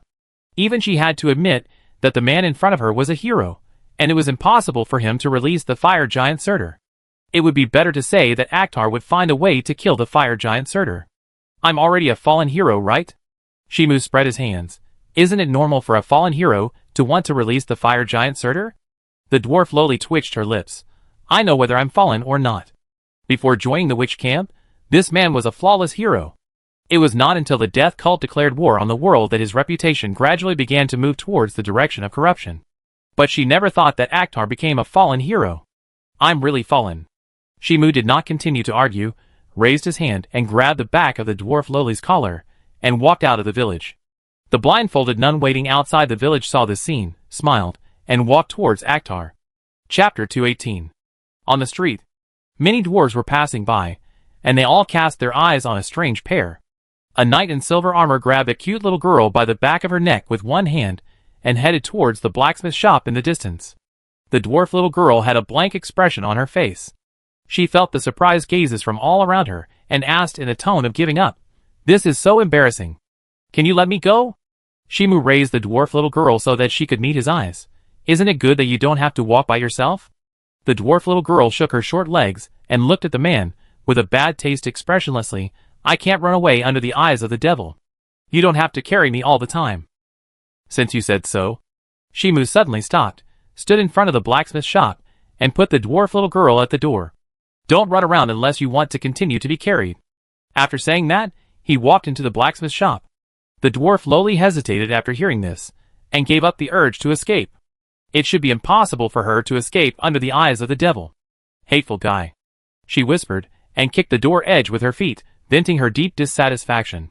She always hated Akhtar and wanted to kill him with her own hands, but later Akhtar became a devil, so she gave up this unrealistic idea. After reaching the level of the devil, conspiracies and tricks have no effect. Enter the blacksmith shop. After observing the surroundings, Shimu cast his eyes on the forging table, and saw the dwarf master covering his bleeding abdomen with one hand, breathing hard, as if he was about to die at any time. He came to the dwarf master and squatted down. "Master, is my weapon ready? Can you save me first?" The dwarf master raised his head with difficulty, cold sweat on his forehead, and his voice seemed extremely weak. "Who hurt you?" Shimu stretched out his finger, and tapped the dwarf master's forehead. The fluorescent green light spread, and the power from the healing prayer spread, instantly healing the dwarf master. In fact, at his current point, even if he does not use the power of life prayer, he can easily heal others. As long as the corresponding game rules are written, people within the game rules can enter a place like the Resurrection Fountain and restore all states without dead ends. However, he was too lazy to design such game rules, and it was more convenient to use the power of life prayer. "Now you are no different from a god." The dwarf master put down his hand covering his abdomen and felt that his state was completely restored. He stood up and picked up the spear on the forging table. "This is the weapon you want, the Spear of Destiny." Shimu held the spear handed over, and immediately turned around and left. The dwarf master did not stop him when he saw this. He looked at Akhtar's back with a relaxed expression, and then he heard Akhtar's warning. "If I were you, I would flee the underground world." Shimu turned his head and said to the dwarf master, "Escape, although there is no safe place in this world." The dwarf master was stunned for a moment, then nodded, and immediately began to pack up his bag and flee to the above-ground world. Even though he didn't understand why Akhtar wanted to escape by himself, he knew very well that Akhtar Wouldn't talk nonsense. Since he had been asked to escape, it must be because some disaster was going to break out in the underground world. It could be a battle between gods and demons, or it could be related to the end of the world that the Twilight believers have fanatically claimed recently. No matter which one it is, the underground world is no longer suitable to stay. At the same time, in an area 1,000 meters away from the forge, Akhtar has got the Spear of Destiny. A hot nun closed the window. They tried to snatch the Spear of Destiny, but later found that the Spear of Destiny had been subject to limited use conditions. Even if they snatched it, they couldn't use it, and Akhtar's record was too terrible. So they returned the Spear of Destiny and asked the Dwarf Master to return it to Akhtar, even though the Dwarf Master was almost killed by them. But what does Akhtar mean by that? A doubtful female voice came from the shadows of the room. What is he going to do in hell? It's enough to pass it on to the gods. The nun turned her head and said to her colleagues, "We can't guess the movements of such big shots." "Yeah." The figure in the shadows responded softly and began to pass the information to the gods of his faith through prayer. It was this behavior that made the gods know that Akhtar went to the underworld, and made the gods suspect that Akhtar went to the underworld this time to unseal the fire giant Surtur. The sealed place. Akhtar is coming? The face of the god of doors and windows appeared on the heavy metal door, and asked the goddess of day and night sitting on both sides of the door, "Is that man going to unseal the fire giant Surtur? He is also trying to save the world." The goddess of day raised her hand and gently gathered the hair beside her ears, but his strength is not enough to stand in front of the fire giant Surtur. It doesn't matter whether we are saved or not. He will kill us when he comes. The night goddess rolled her eyes. Let the gods arrange more gods to stop Akhtar. Don't worry. The door and window goddess comforted the two goddesses. Even Akhtar can't break through our doors and windows. Do you want to hide behind the door? It will be safer? The day goddess subconsciously looked at the night goddess, and then walked into the sealed door. It is really dangerous to be an enemy of Akhtar. Duh. Duh. Duh. The footsteps echoed from far to near, and Akhtar's figure walked out of the shadows, followed by the blindfolded nun and the dwarf Loli. "Akhtar, you are here as expected." The face of the door and window goddess appeared on the surface of the metal door, as if a human face was carved on the door. Shimu clenched the Spear of Destiny in his hand, and made a throwing gesture. The fighting skills from the Spear of Destiny were the power of Destiny added by his teacher Hecate herself. It had a 100% chance of hitting Destiny. Unless a special mechanism was used to resist, it would be impossible to dodge the thrown Spear of Destiny. This is an ability that sounds extremely invincible, but the game officials will not allow too many cheating abilities to exist. For example, if you have a strong recovery ability, you can survive the Spear of Destiny, or if you have an extremely strong defense, you can take it. It's useless. The god of doors and windows asserted, "Your gun will never penetrate the door I protect."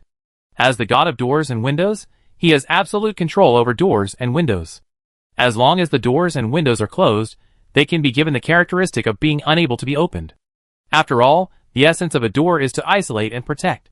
This is why he came to reinforce the seal of the fire giant Surtur, because the power he possessed was extremely powerful and special.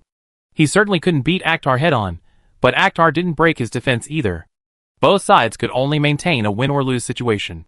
"Teacher, bless me," Shimu said solemnly, and then suddenly threw out the Spear of Destiny. The air was penetrated, and the tip of the spear hit the forehead of the god of doors and windows, penetrated without any hindrance, and sank into the door. The Spear of Destiny disappeared. Pop Shimu grabbed at the void, and the Spear of Destiny that was originally thrown out fell into his hand, as if it had never been thrown out. This is the ability of the Spear of Destiny. No matter how far it is thrown, it will return to your hand in the next moment. Bang! The metal door collapsed, revealing the goddess of night and the goddess of day behind the door. They seemed to have not reacted yet. Looking at Akhtar walking towards them, they could not understand the current situation. Why could Akhtar easily break through the sealed door? "Akhtar, why are you here?" The goddess of night reacted and immediately turned into a shadow and disappeared on the spot.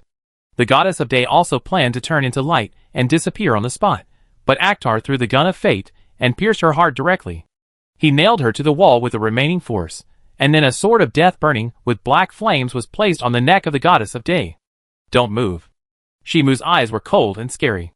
Looking at the goddess of day struggling with her hands holding the gun of fate, he pressed down the sword of death in his hand and cut the white skin of the goddess of day's neck. The goddess of daylight stopped struggling, her eyes full of panic and pleading. She didn't want to die yet. As long as the gods unseal, I promise to let you go alive. Shimu stated the conditions, but he didn't expect the gods to agree. The goddess of daylight hesitated and said, Akhtar, you can't defeat the fire giant Surtur, and we can't just unseal it casually. Really? Shimu sighed helplessly, and then, in the relief of the goddess of daylight, he suddenly drew his knife and cut off the neck of the goddess of daylight. He shook the great sword of death and walked towards the depths of the cave, and the spear nailed to the goddess of daylight behind him also disappeared from the spot and reappeared in his hand. As for the goddess of daylight, she turned into ashes. Dead already? The dwarf lowly widened her eyes. It was the first time she saw a god being killed, which had a strong impact on her. Such a beautiful goddess, he didn't hesitate to kill her. She opened her mouth, but then she felt that she was too narrow-minded. She was already at the level of a demon. Whether she was beautiful or not was not a reason to show mercy. What was more important was whether it was necessary.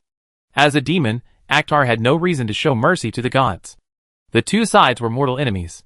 It would be too stupid to show mercy. Lord Ash really wants to unlock the seal.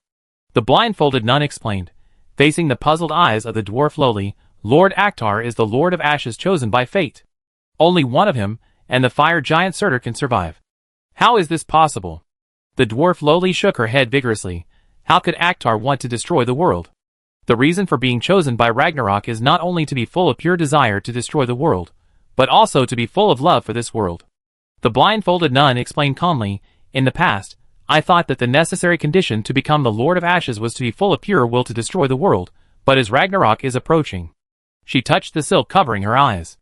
You can become the Lord of Ashes just by being full of love for this world. There is no difference between these two emotions for Ragnarok. The important thing is whether you can burn this world into ashes.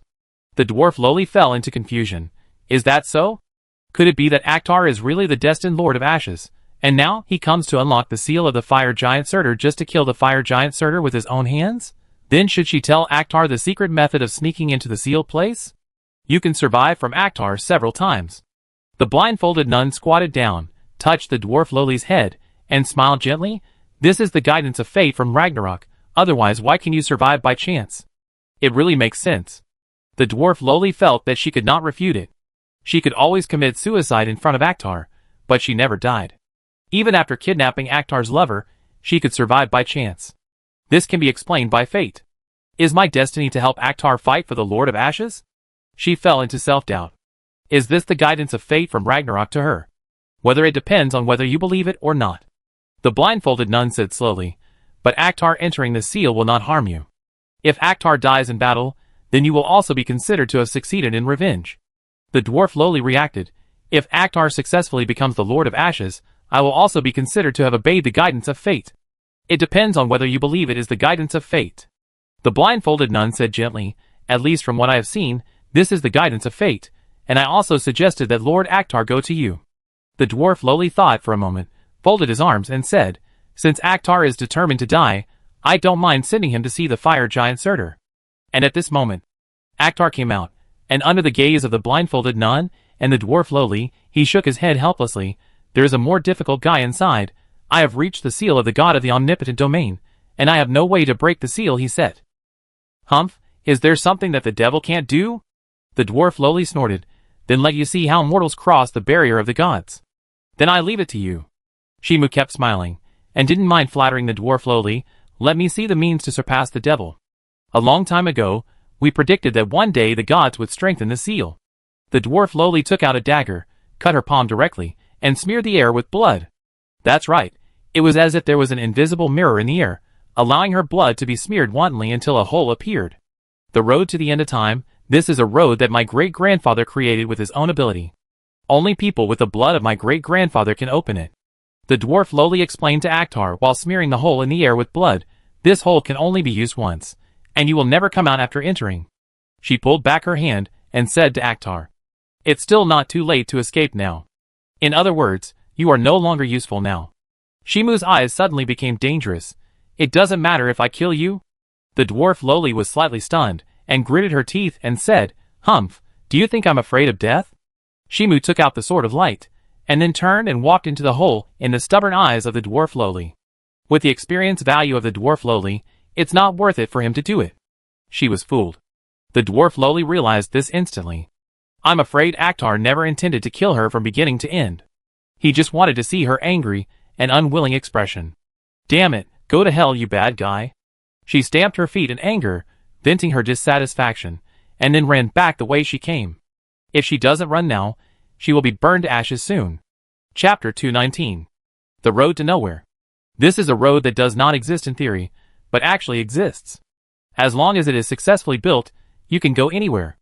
The Road to Nowhere, which leads to the lowest level of the underground, was specially arranged 200 years ago, so that the dust believers could still contact the fire giant Surtur if the gods blocked it one day. Passing through the Road to Nowhere, the heat wave instantly hits you, and what comes into view is a vast hole. A giant that seems to be made of flames and lava is hung in the air by chains, and the light and heat emitted illuminate the hole. Fire giant Surtur, the Lord of Ash who is said to burn the world, can provide endless light and heat to the underground world just by existing. If he is released one day, the whole world will be pushed to the brink of destruction, and everything will be burned to ashes. Shimu stood at the edge of the unknown road, and the fire giant Surtur seemed to have sensed something, slowly opened his eyes, that contained the will to burn everything, and met Akhtar's eyes, and the two people's sights overlapped into a line. Lord Ashes, have you really decided? The blindfolded nun stretched out her slender hand and grabbed Akhtar's wrist. Her eyes hidden under the silk revealed worry. There is still plenty of time. You don't have to be so urgent. When the time came, it was she, the nun who was going to guide Akhtar to the path of the Lord of Ashes, who began to waver. This was not because she was afraid of death, nor did she care about this world very much. She had long accepted the end that this world would inevitably burn to ashes. But Akhtar was different. Challenging the fire giant Surtur with the idea of saving the world would inevitably lead to a tragic ending. Shimu took out the sword of light without explanation, and then chopped at the fire giant Surtur. The torrent of light instantly chopped the iron chain that bound the fire giant Surtur, resonating with the fire giant Surtur, causing the binding iron chain to break. Buzz! The hole vibrated, and the wall was continuously dissolved into magma by the overflowing high temperature, pouring out along the tunnels that extended in all directions, and then hit the seal arranged by the god of seals, and flowed back to the depths of the hole in the opposite direction. What is this? The figure of the god of seals appeared out of thin air.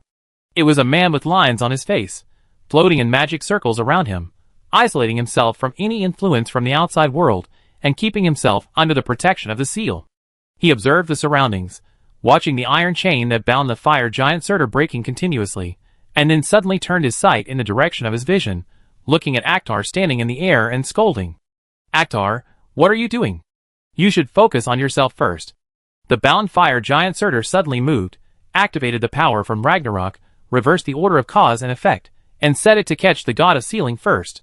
Then he stretched out his hand comparable to a mountain, and directly grasped the god of sealing in his palm, as if the 5 fingers of a mountain were tightly grasping, and directly imprisoned the god of sealing. And at this moment, the binding chains were all broken at this moment, and the body of the fire giant Surtur began to fall, landing in the magma below the hole below. Then, boom! The light and heat engulfed everything, and in an instant, all the seals were burned out. Nothing could stop the fire giant Surtur from being free. The blindfolded nun saw this, clasped her hands together and prayed, and unfolded the golden light barrier, trying to pull the fire giant Surtur and Akhtar into the barrier for a duel between the Lords of Ashes. The diffusion barrier expanded rapidly, but suddenly stagnated the moment it approached the fire giant Surtur. The fire giant Surtur turned his head to look at the blindfolded nun unfolding the barrier, then grabbed the magma below with his bare hands, pulled out a great sword burning with blazing flames, and then swung it upwards, and the blazing ash flame split the strata, then evacuated to the world above. Why did the barrier I unfold fail? The blindfolded nun's voice revealed doubts, but she soon understood the reason. The god of sealing captured by the fire giant Surtur was not dead, but was still held in the palm of the fire giant Surtur's hand. If she successfully unfolded the barrier, the god of sealing with omnipotent power would be able to deal with the weakened fire giant Surtur with overwhelming strength, so the barrier she unfolded could not include the fire giant. The fire giant Surtur did it on purpose. Shimu seemed to have no need for Ragnarok to remind him, and guessed why the fire giant Surtur was immune to the barrier. It was not because the god of sealing had a strong vitality, but the fire giant Surtur had a strategy to deal with it. In order to bypass the barrier restrictions opened by the blindfolded nun, he caught the god of sealing before the seal was completely unlocked, thus ensuring that the barrier of the blindfolded nun could not affect him. Please don't worry. The blindfolded nun comforted softly. I will find a way to communicate with Ragnarok to solve it. It's not your fault. Shimu shook his head calmly. Of course, he would not blame the blindfolded nun. Such a powerful boss character would not be easily weakened to the same level as the player. Otherwise, how to show the oppression of the top boss? It must first create a record that the players find amazing, and then weaken it to fight against the players.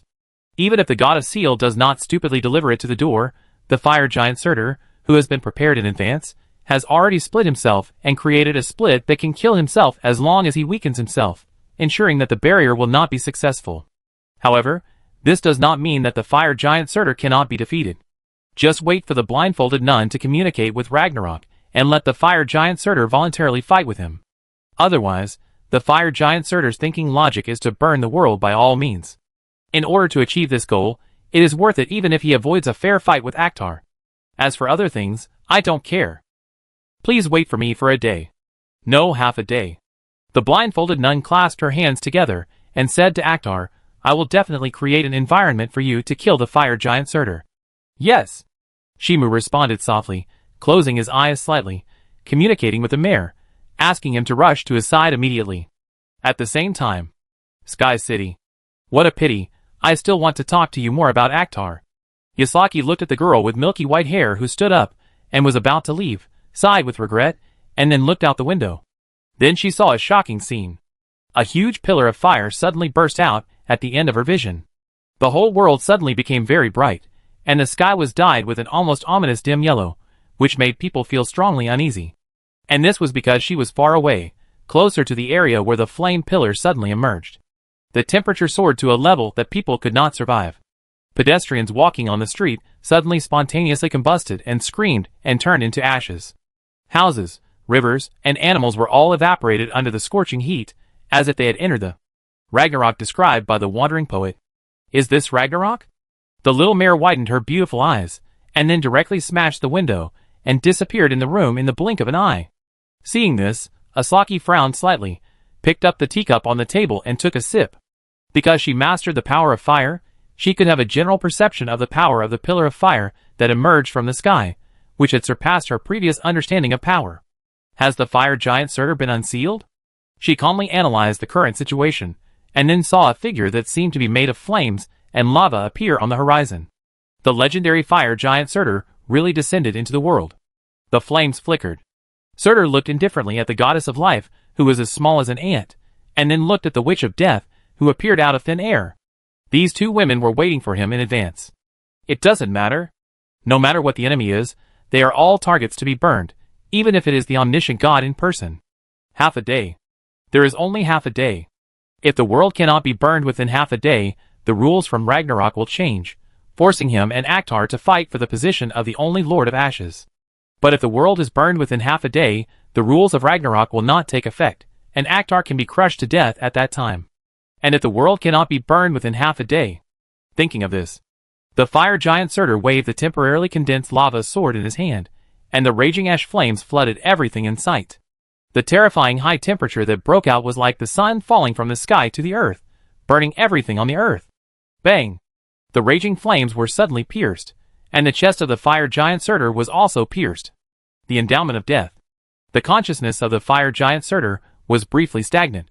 He was originally a god, until one day he was inspired by Ragnarok and became the initiator of Ragnarok, but that did not mean that his identity as a god had changed. The powerful immortality from the gods was still retained, and there was no way to kill him. But now this immortality has disappeared. The witch of death put down her slender hand. Her sapphire eyes were emotionless.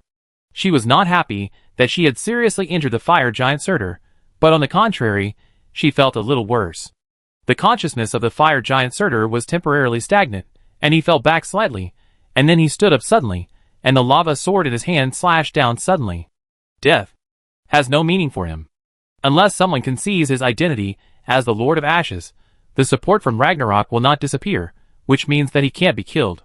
He can only stop his consciousness for a short time, and then take the opportunity to seal him up.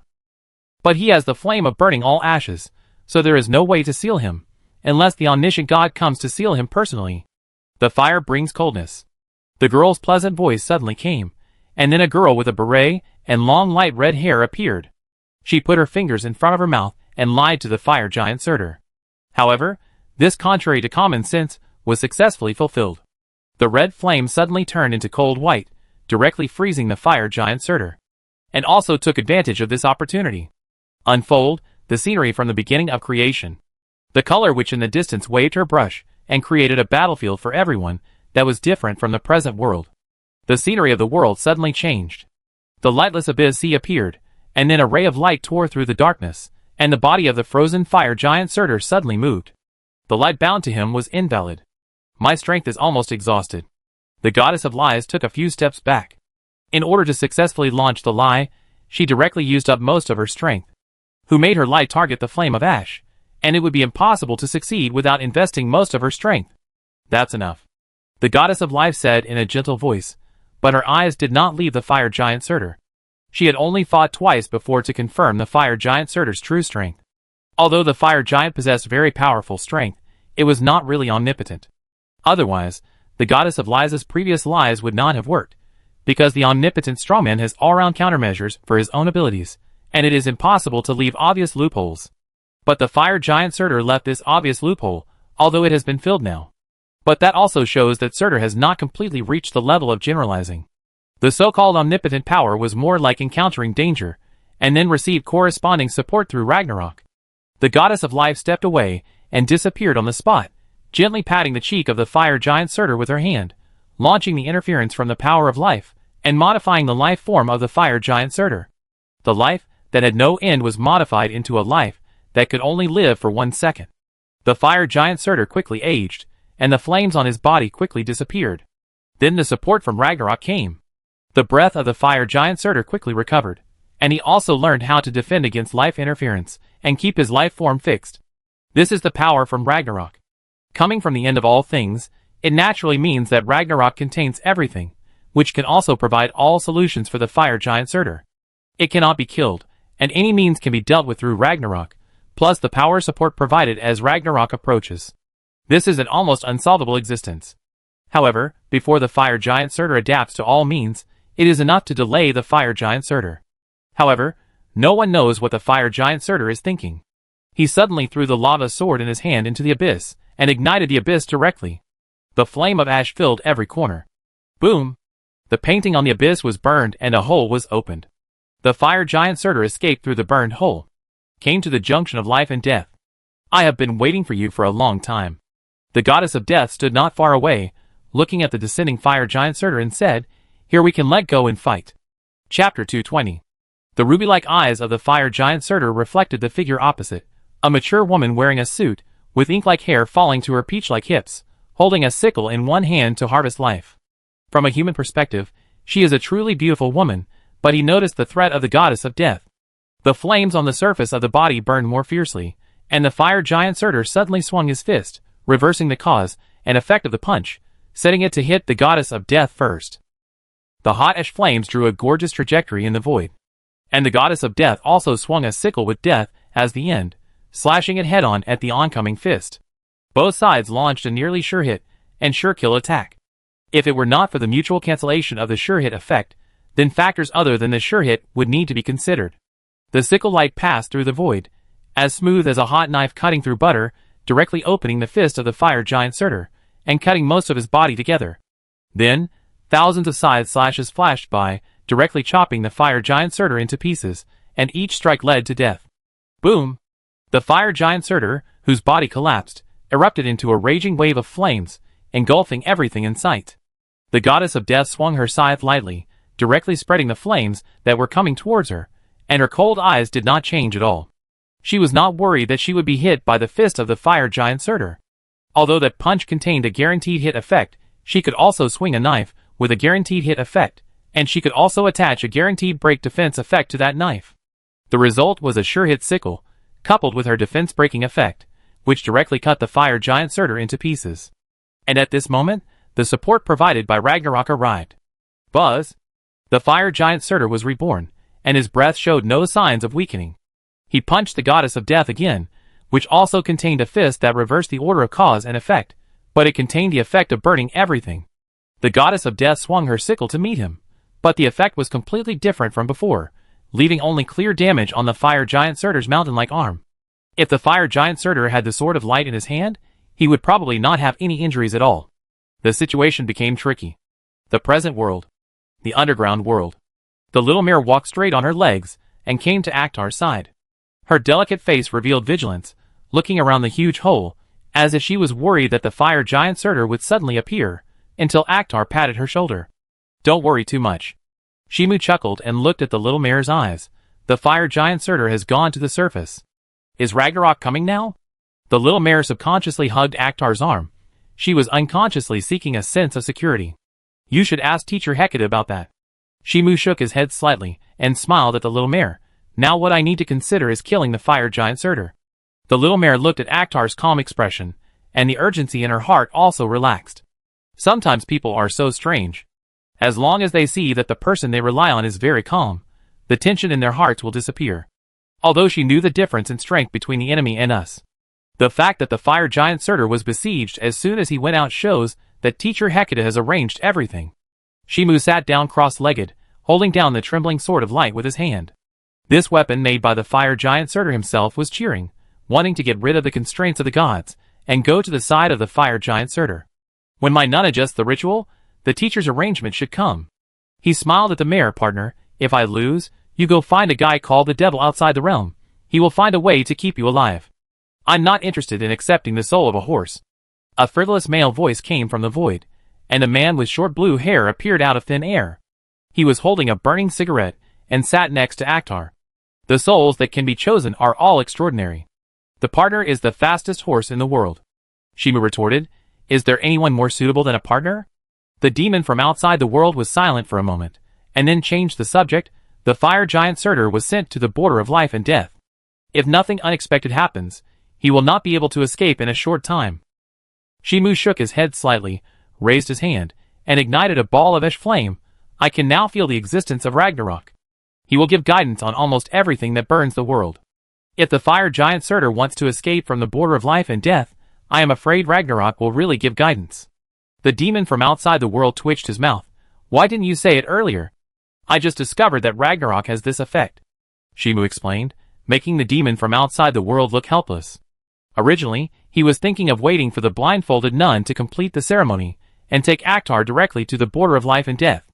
Now it seems that he doesn't necessarily need to lead the way. Teacher will definitely find a way. Shimu suddenly added that he had great confidence in the reliability of the Witch of Fate Hecate. Before he personally harvested the world, Teacher Hecate would definitely not let the world suffer an irreparable disaster. It's better not to trust the Witch of Fate too much. The outside demon had a subtle expression. After all, that woman can't be perfect in everything. The time she grew up is really too short. It is true that the power of fate is very strong and can basically reach the omnipotent realm, but the limitation of time determines the upper limit of the Witch of Fate's strength. Even if she eats the three goddesses of fate, there is still a limit. Shimu did not refute. If it were a novice player, Hecate would indeed have enough time to plan for growth and guide the player to grow up. But now the time is compressed to the limit. The border of life and death. Boom! The flames of the burning ember circled in the void, condensed into a burning sun, and then suddenly exploded. Light, engulfing everything. The fire giant Surtur's movements were slightly delayed. He received the message from Ragnarok, and knew how to leave the boundary between life and death.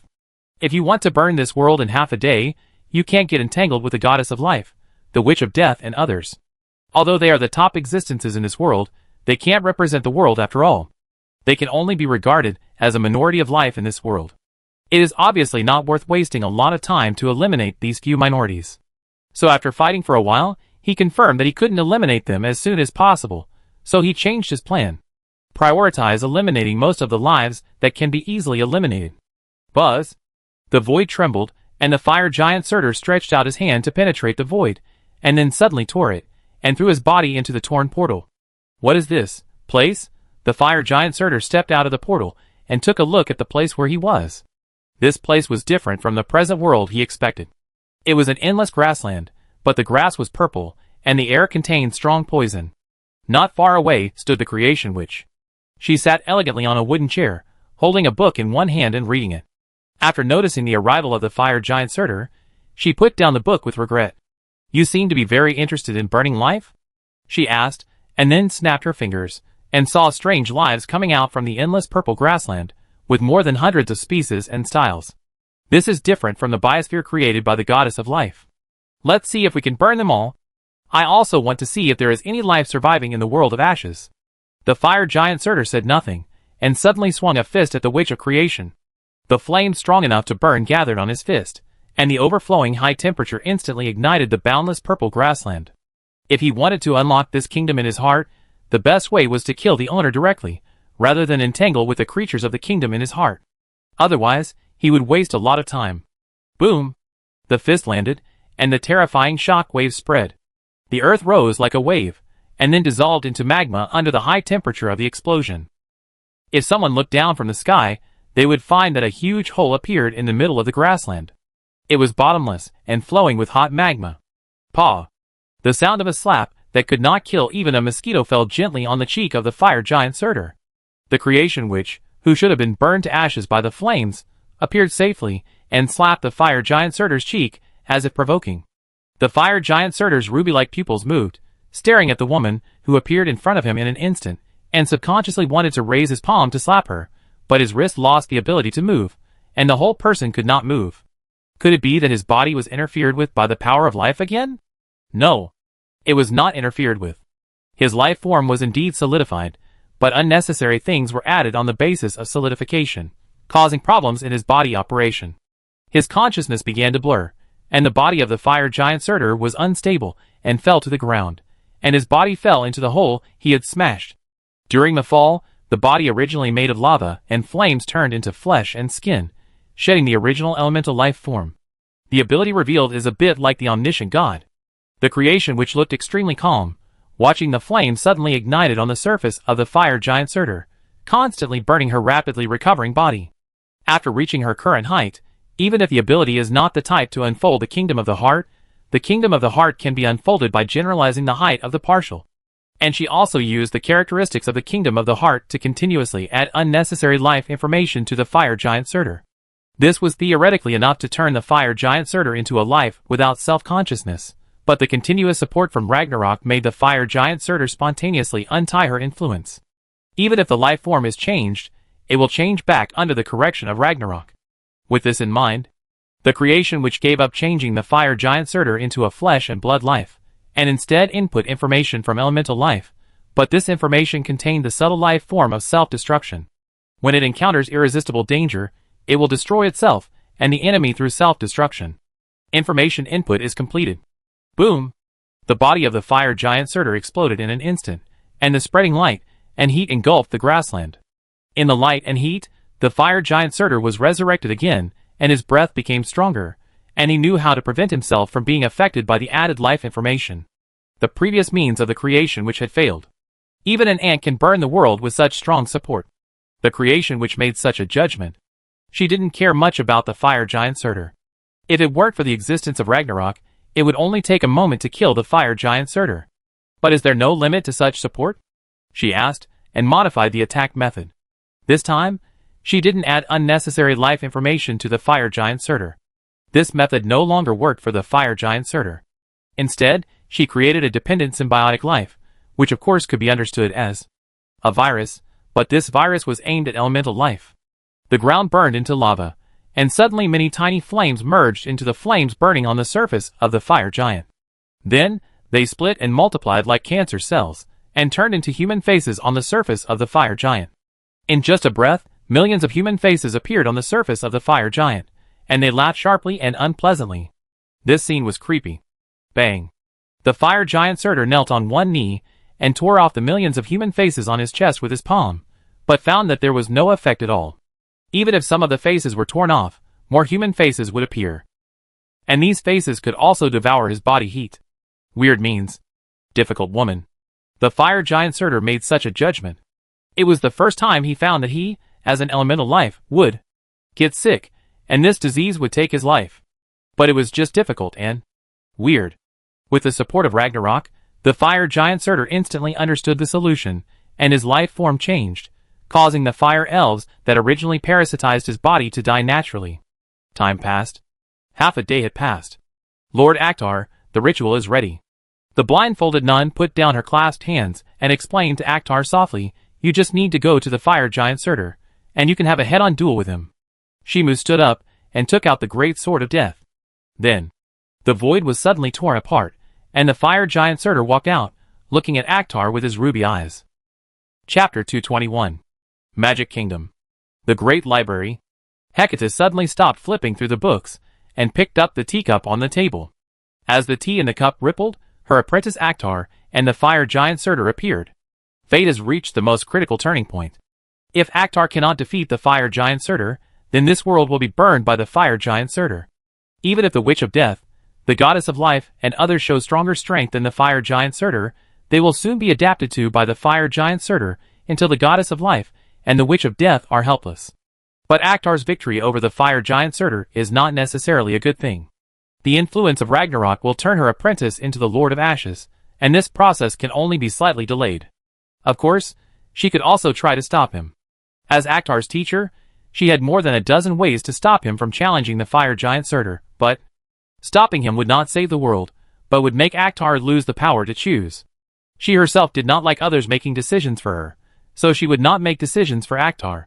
Even if she knew that Akhtar was on a road of no return, she would not make decisions for Akhtar. Unless she could come up with a third option. Teacher, don't worry about me. Akhtar's reflection in the cup suddenly turned his head, and seemed to meet the sight of Hecate, the Witch of Fate. I will not lose. Hecate was stunned for a moment, then smiled. She was not worried about whether Akhtar could win, but was worried about the impact of Ragnarok on Akhtar. Retracting his gaze, Shimu took a step towards the fire giant Surtur. Red scales appeared on his body, and the sword of light in his hand ignited the flame of ash. Here, the destiny of becoming a king begins.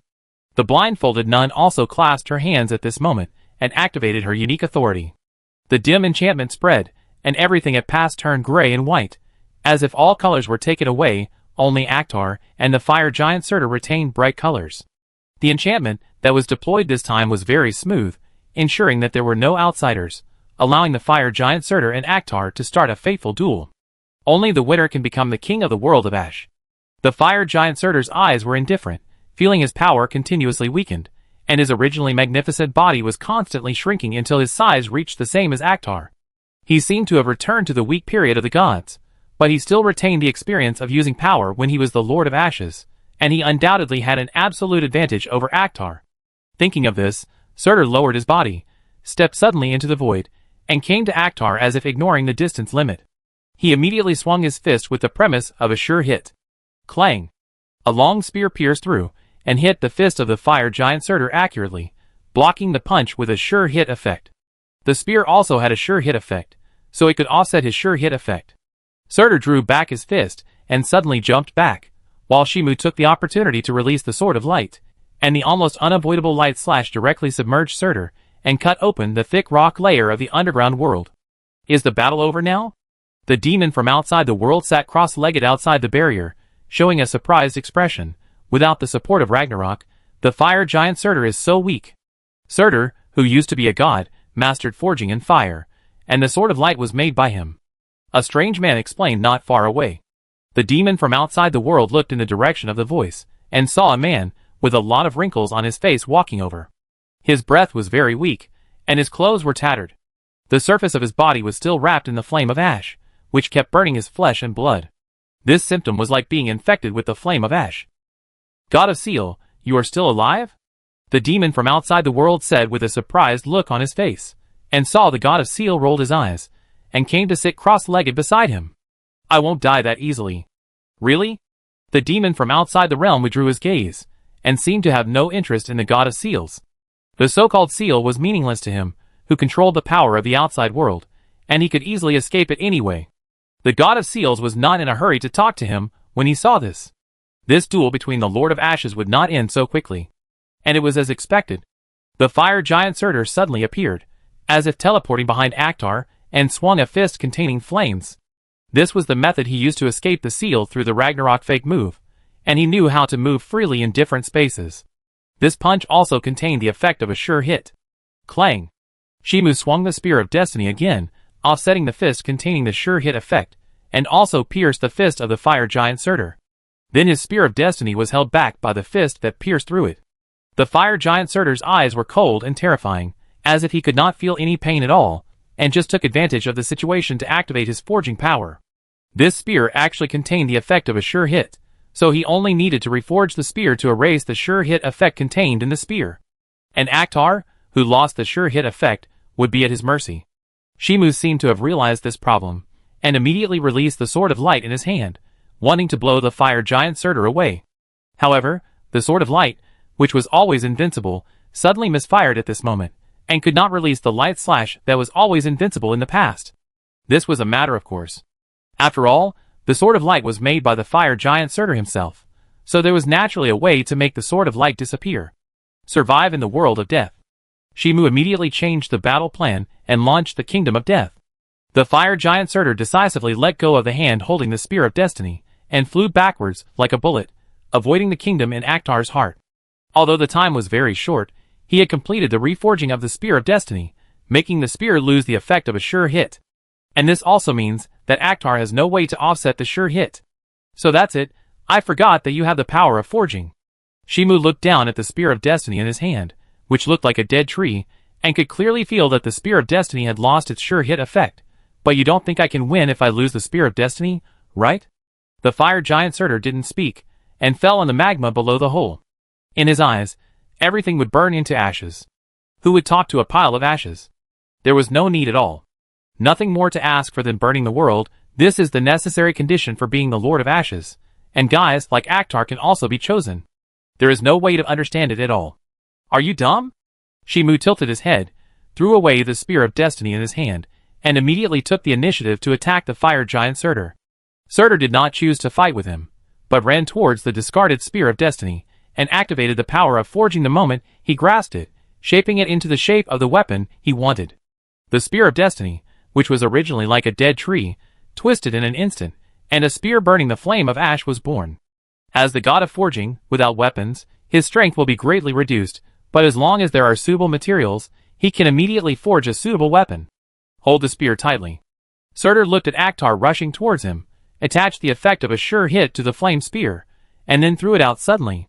Puff! The spear carried Akhtar backwards, his body flying backwards along the hot magma until it hit the hollow wall. Win? Of course it's impossible. At their current level, even if their hearts are pierced, they can't die easily, not to mention that Akhtar has a very high resistance to the ash flame, and it's impossible for him to be burned to death easily. But it would be different if he hit more times. Gently raising his hand, the flame spear flew back, and was held in the palm of the fire giant Surtur, who made a piercing gesture again. You are worthy of being the fire giant Surtur. Akhtar also walked out of the hollow wall, raised his hand, and touched the wound that was healing at a speed visible to the naked eye. His smile became excited, and then his lips moved slightly. Compete in the world of speed. He activated the ability of the mare, and his figure disappeared in an instant, suddenly appearing beside the fire giant Surtur. The great sword of death wrapped in black flame swung down. Clang! The spear and the greatsword collided, and the hot flames burst out from the collision point, causing the entire cavity to vibrate instantly, and the flowing magma turned into huge waves and hit the wall, splashing hot waves. Through high-frequency attacks, Surtur has no time to use a sure-hit attack. The god of seals touched his chin. This is indeed a good way, but it feels useless. Rather than saying it's useless, the demon from outside the world took the initiative to speak. It's better to say that Akhtar's combat judgment ability is decreasing. His level should not be only at this level. Now he is like a reckless man fighting on instinct. As for the evaluation of Akhtar's combat ability, he has always been in control, and led him to victory step by step through a calm fighting style. However, Akhtar now has lost this calmness and composure, since the enemy is the fire giant Surtur. The god of seals commented, it's not surprising that Akhtar is behaving like this. He doesn't have the Witch of Fate and the Witch of Death to rely on now, so he can only rely on himself to fight to the death. In the past, no matter how dangerous the situation was, even if he faced the gods directly, he had the Witch of Death and the Witch of Fate to rely on. If things were impossible, he would summon the Witch of Death and the Witch of Fate to overturn the chessboard. The situation is completely different now. Akhtar must defeat the fire giant Surtur himself. No one can cover for Akhtar. That seems to make sense. The demon from the outer realm fell into deep thought. In the past, no one could guarantee whether the Witch of Fate would intervene in the amazing battles that Akhtar had shown. Just like this time, the fire giant Surtur, under the arrangement of the Witch of Fate, automatically came to fight Akhtar to the death. But now the Witch of Fate has no room to intervene, which means that Akhtar has lost the protection of fate. I hope Akhtar can still show the calmness of fighting the god of war to the death. The god of seals covered his face with one hand. He originally planned to ask the demon from the outer realm to sneak attack after Akhtar won the battle, and he would take the opportunity to seal Akhtar. But now it seems that it may not be possible. At the same time, on the battlefield, puff! The flame gun pierced Akhtar's heart, and the hot ash flames burst out, directly burning his chest into charcoal. Surtur subconsciously wanted to draw out the spear, but found that Akhtar was holding the flame spear, and his lips moved to change the kingdom rules in his mind. Survive in the world of death. Surtur didn't think twice, and immediately loosened the tightly grasped flame spear, disappearing from the spot in an instant. What a cunning guy. Shimu pulled out the flame spear that was inserted into his chest, and the burnt chest healed at a speed visible to the naked eye. But the red dragon blood armor he was wearing was completely scrapped and fell into the boiling magma. Under such a high-intensity battle, the red dragon blood armor he was wearing could not last too long. Now he could only rely on life prayer to bear the damage.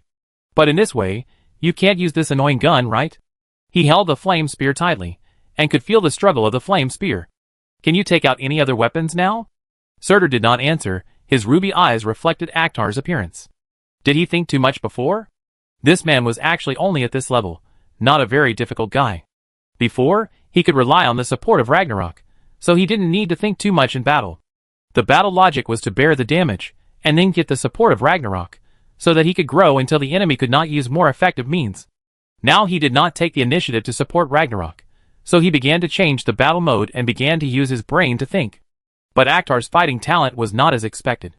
In this case, Surtur stretched out his hand, inserted his 5 fingers into his spine, activated his forging power, and then suddenly pulled the spine, and a long sword burning with ash flames appeared.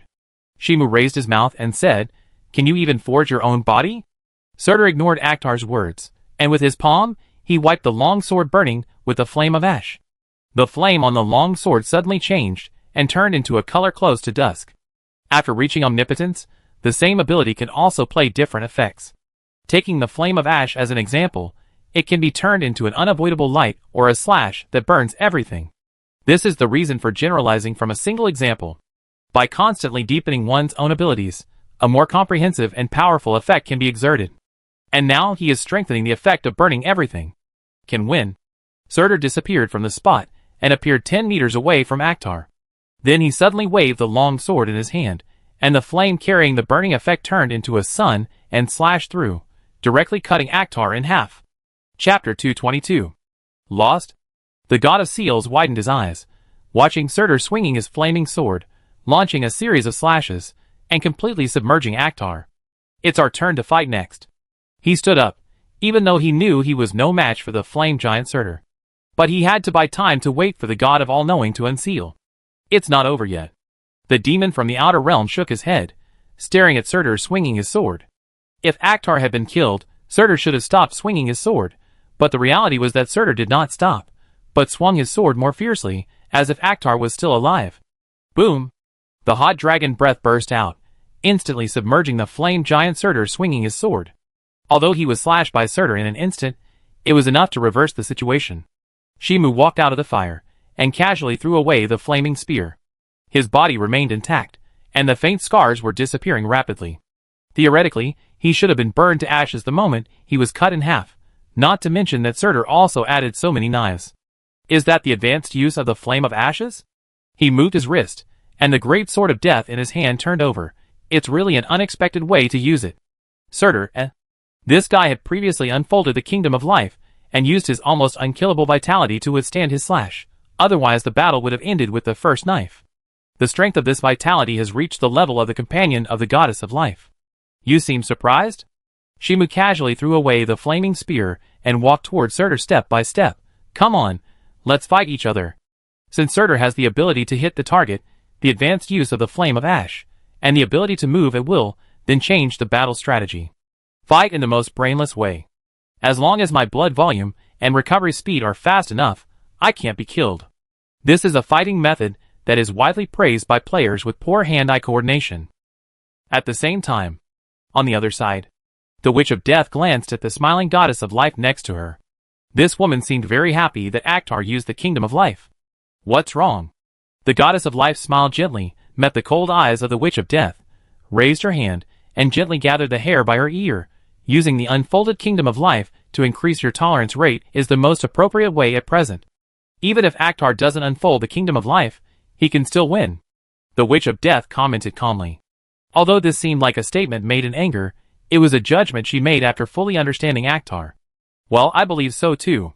The goddess of life nodded with a smile, her beautiful eyes reflecting the cruel fighting on the battlefield. The kingdom of life unfolded by her power can ensure Akhtar's survival, but the premise is that the magic power is not exhausted. Blood splattered. Akhtar's shoulder was slashed by the hot flames, and then recovered in an instant, which had no effect on him at all. This is the best way for players with clumsy hands. It does not require operation skills, like the Witch of Death. It doesn't matter if you don't have any combat skills. The unparalleled upper limit of the blood bar, and the recovery speed are enough for players to face most enemies. This is also part of the reason why the Goddess of Life is so popular. She is really very friendly to most players, and is the easiest growth path to access. Not only are churches all over the world, it is difficult for players not to come into contact with the Goddess of Life. If players become believers of the Goddess of Life, they will find that they can rely on the blood bar to rush, and they also have more space to practice their skills. This also indirectly led to many players becoming believers of the Goddess of Life in name, which led to the Goddess of Life being particularly popular. Come on, or I will be well again. Shimu laughed wildly, dodging the incoming slashes, and his figure approached as fast as lightning. He didn't pay attention to the skills at the combat level at all, and slashed at the fire giant Surtur. This desperate fight, on the contrary, caused an interesting result. The fire giant Surtur didn't dare to fight Akhtar head-on. As long as Akhtar got a little closer, he immediately chose to transfer away instantly, and continued to consume Akhtar's blood bar by attacking from a distance. What an annoying guy. This thought came up in Surtur's heart. As a being who burned the world without emotions, he was also a little annoyed by Akhtar's unkillable appearance. Although he knew very well that Akhtar's magic power was not enough to maintain his current immortality for a long time, every knife now could not make Akhtar weak. This was indeed very annoying. And this also prompted him to decide to change the way of fighting. He added another property of ash flame to the long sword. Then he gently swung it, and a nearly unavoidable lightspeed slash appeared, directly submerging Akhtar's body. This is another promotional use of ash flame, which turns into a nearly impossible to dodge lightspeed slash. As long as it is swung, it will hit. At the same time, he also added the burning feature to the light slash. Is this the omnipotent strongman? Shimu turned over. The charcoal on his face fell off, revealing his intact body. He shook the great sword of death. The two features are combined together, which is really difficult. Surtur ignored him, and observed Akhtar's state with cold eyes. He found that he was not weak at all. Even if he completely eliminated Akhtar, his own power loss would be at least more than half. Buzz! Light slash suddenly appeared, brushed Surtur's cheek, and sank into the empty rock wall behind. What happened? It doesn't seem to be very difficult. Shimu asked Surtur, any other ways to use ash flame? The atmosphere suddenly stagnated. For the first time, the flame giant Surtur felt a sense of crisis. He finally realized that something was wrong with Akhtar. This guy was a true genius, and he was favored by the Ragnarok when he was very weak and became a candidate for the Lord of Ashes. Then why can Akhtar become a candidate for the Lord of Ashes? Akhtar, who is now swinging the light slash, is the answer. How do you stack two characteristics of slashes at the same time? Shimu asked curiously, and at the same time, he approached Surtur step by step. This human is learning how to use the ash flame. The flame giant Surtur subconsciously clenched the long sword in his hand, and was entangled in not knowing whether to attack or not. If he uses a more advanced method of using the ash flame, and cannot kill Akhtar in a short time, I am afraid that Akhtar will learn all the methods of using the ash flame. Don't you want to do it? Shimu locked his sight on Surtur, and then swung the great sword of death. The flames of ash seemed to turn into a circling sun, spreading in all directions as the slash spread. Clang! Surtur slashed back with a knife, splitting the spreading slash, but it was just a split. His ruby-like eyes stared at Akhtar, as if he wanted to dissect Akhtar. When did this human master the effect of burning? After being slashed so many times, it's hard not to master it, right? Shimu said carelessly, if I don't come up with an interesting method, my lost magic power will soon be restored. His smile suddenly became bad. You are the one who will suffer the most if I delay. That's right, the one who will suffer the most if I delay is myself. Surtur admitted very frankly that the situation had reversed. He could have slowly worn Akhtar to death, but after Akhtar learned how to use the ash flame by feeling his attacks, the situation changed dramatically. The longer the battle dragged on, the better it was for Akhtar. The world is sometimes so unfair. Some people spend their whole lives mastering skills, but others can master them with just a little learning, and they can also innovate. And Akhtar standing in front of him is such a genius. The battle must be ended as soon as possible. That's right. Shimu took an attacking stance. Use whatever means you have. Surtur exhaled a breath of hot air, pinched the long sword transformed from his spine, and put the ash flame characteristics he mastered into the sword. The temperature of the whole sword at this moment, and the effect of the sure hit, firmly locked Akhtar. The light slash ensured that Akhtar had no time to counterattack, and the effect of incineration could ensure that Akhtar would be reduced to ashes. Then he swung a knife from the universal field. The white light flooded the hole, and everything could not sense its existence at this moment. The effect of incineration turned everything into ashes. After a moment, the white light faded. The area of the hole expanded several times than before, and everything around it was burned to ashes. No one survived except the fire giant Surtur. This battle for the King of Ashes was Surtur's victory. This time Akhtar is really dead. The god of seals looked very nervous. He was sure that Akhtar was really dead. The knife that reached the universal field would burn all the lives in the barrier. Now it was their turn to fight the fire giant Surtur. Who died? A puzzled voice came from not far away. Akhtar and the goddess of lies came over and cast a puzzled look at the god of sealing. Are you sad about the death of my clone? The god of sealing asked puzzledly. Doppelganger? Shimu had no intention of answering the question and flew towards the direction of the barrier. Seeing this, the goddess of lies who stayed in place smiled slyly and tapped her lower lip with her slender hand. This is a loophole in the design of the rules of Ragnarok. The unfolded barrier has never required participants to be present. It doesn't matter if they come a little late. She put her hands behind her back.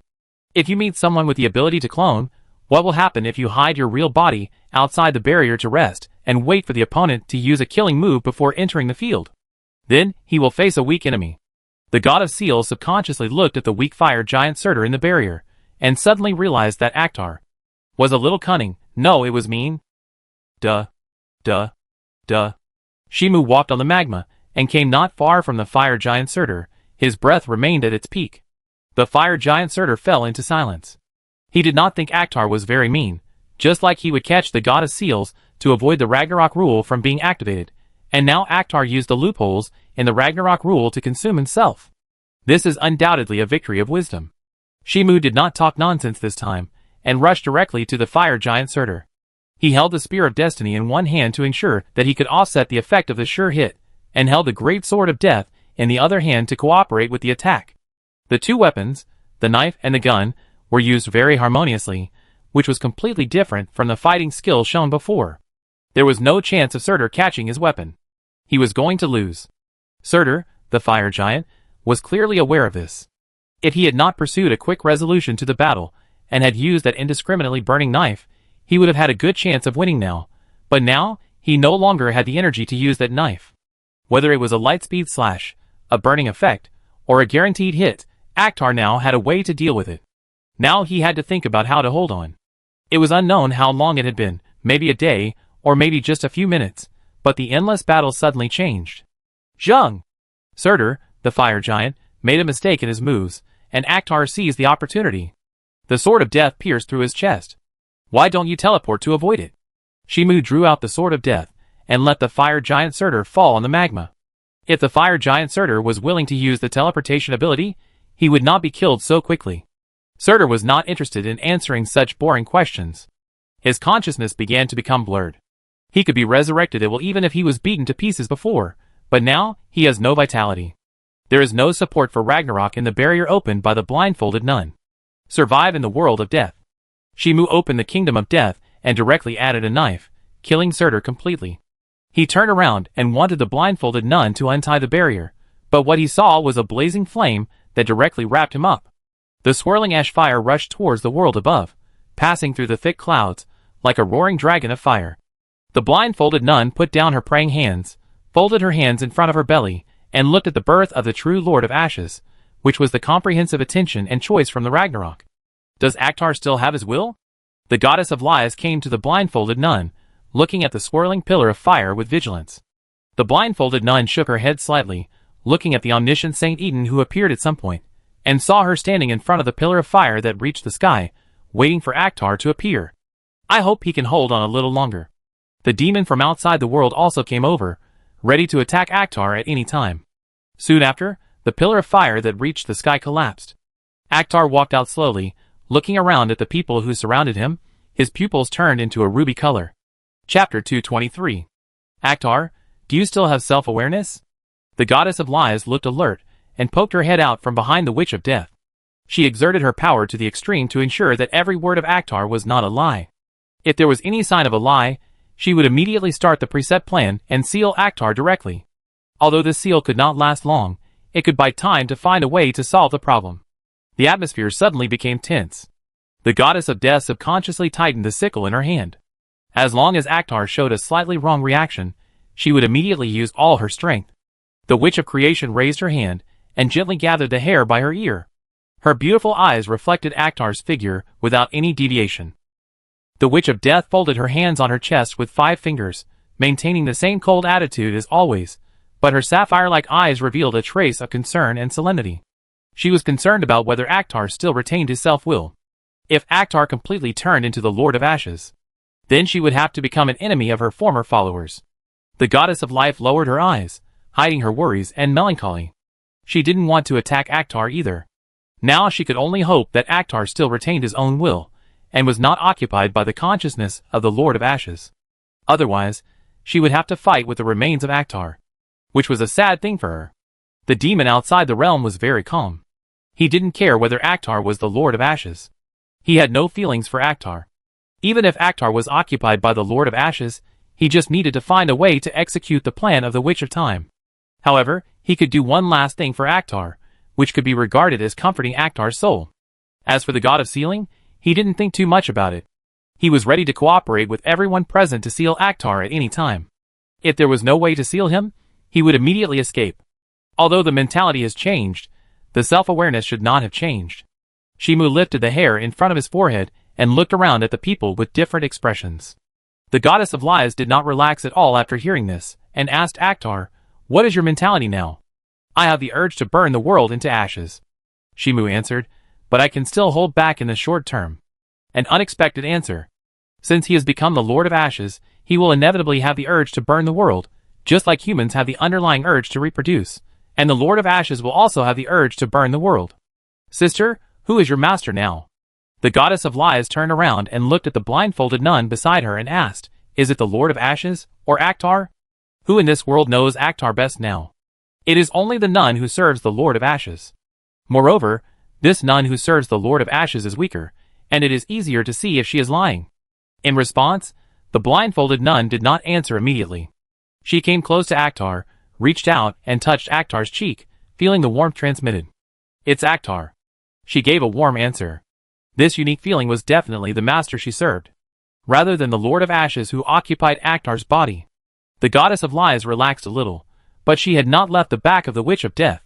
She turned to the 8-legged horse beside her and asked, "Sleipnir, who is your master now?"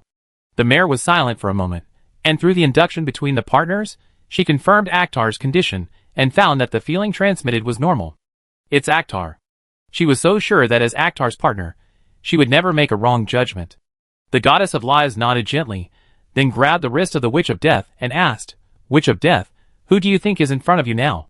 The Witch of Death glanced at the goddess of lies hiding behind her, carefully sensed through the connection between the followers, and then said, "It's Akhtar."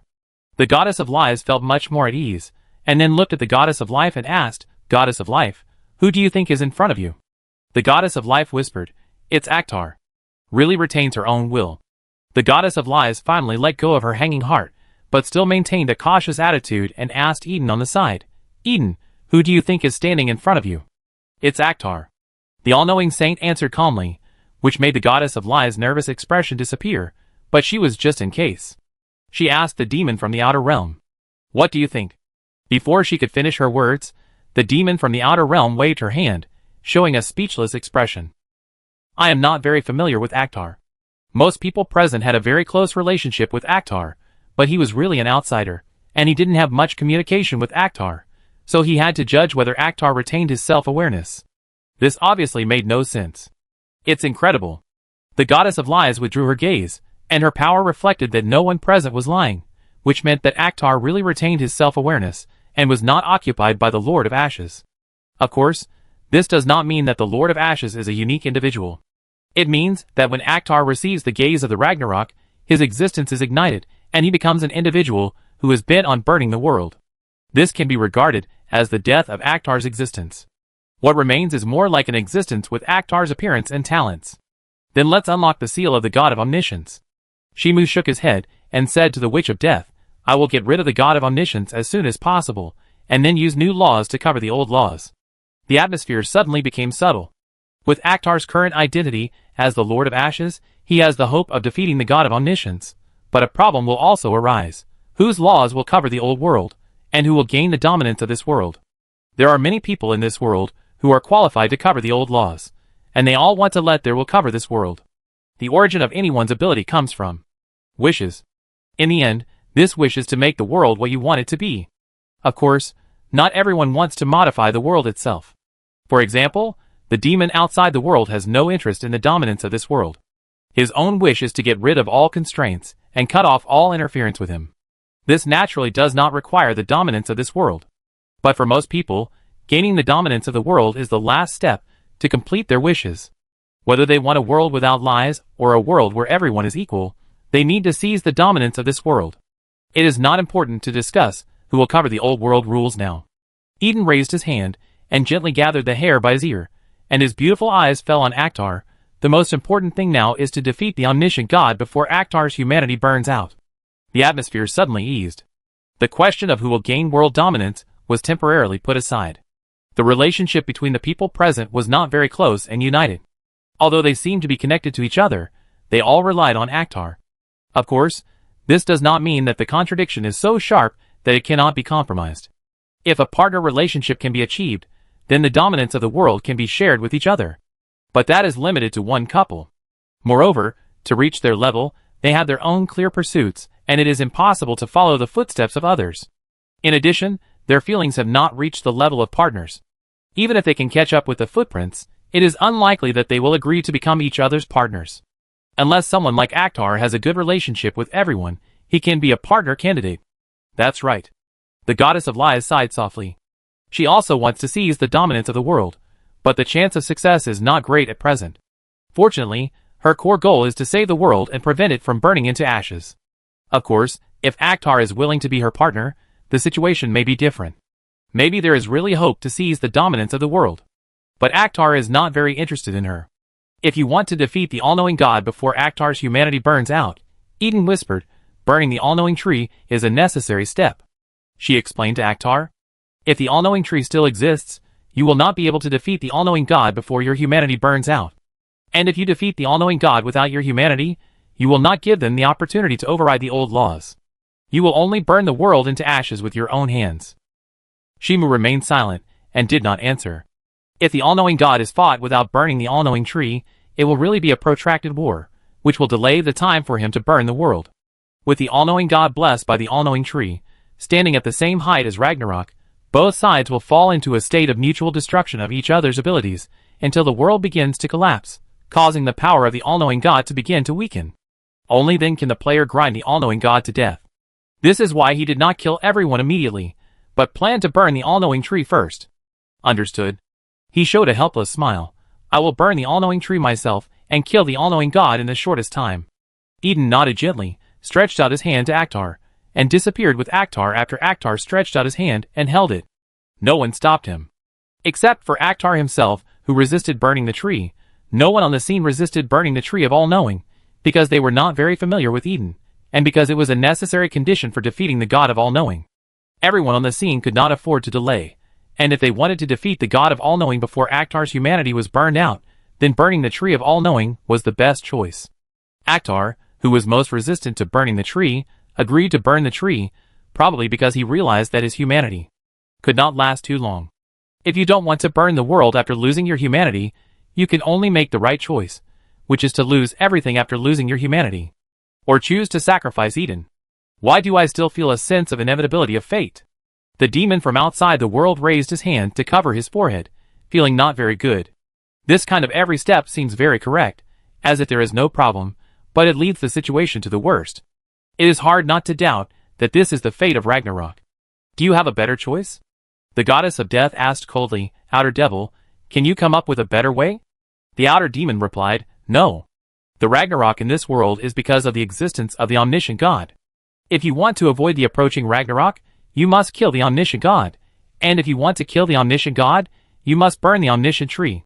But if Aktar's humanity is not enough to support the victory over the omniscient God after burning the omniscient tree, it will usher in the worst ending.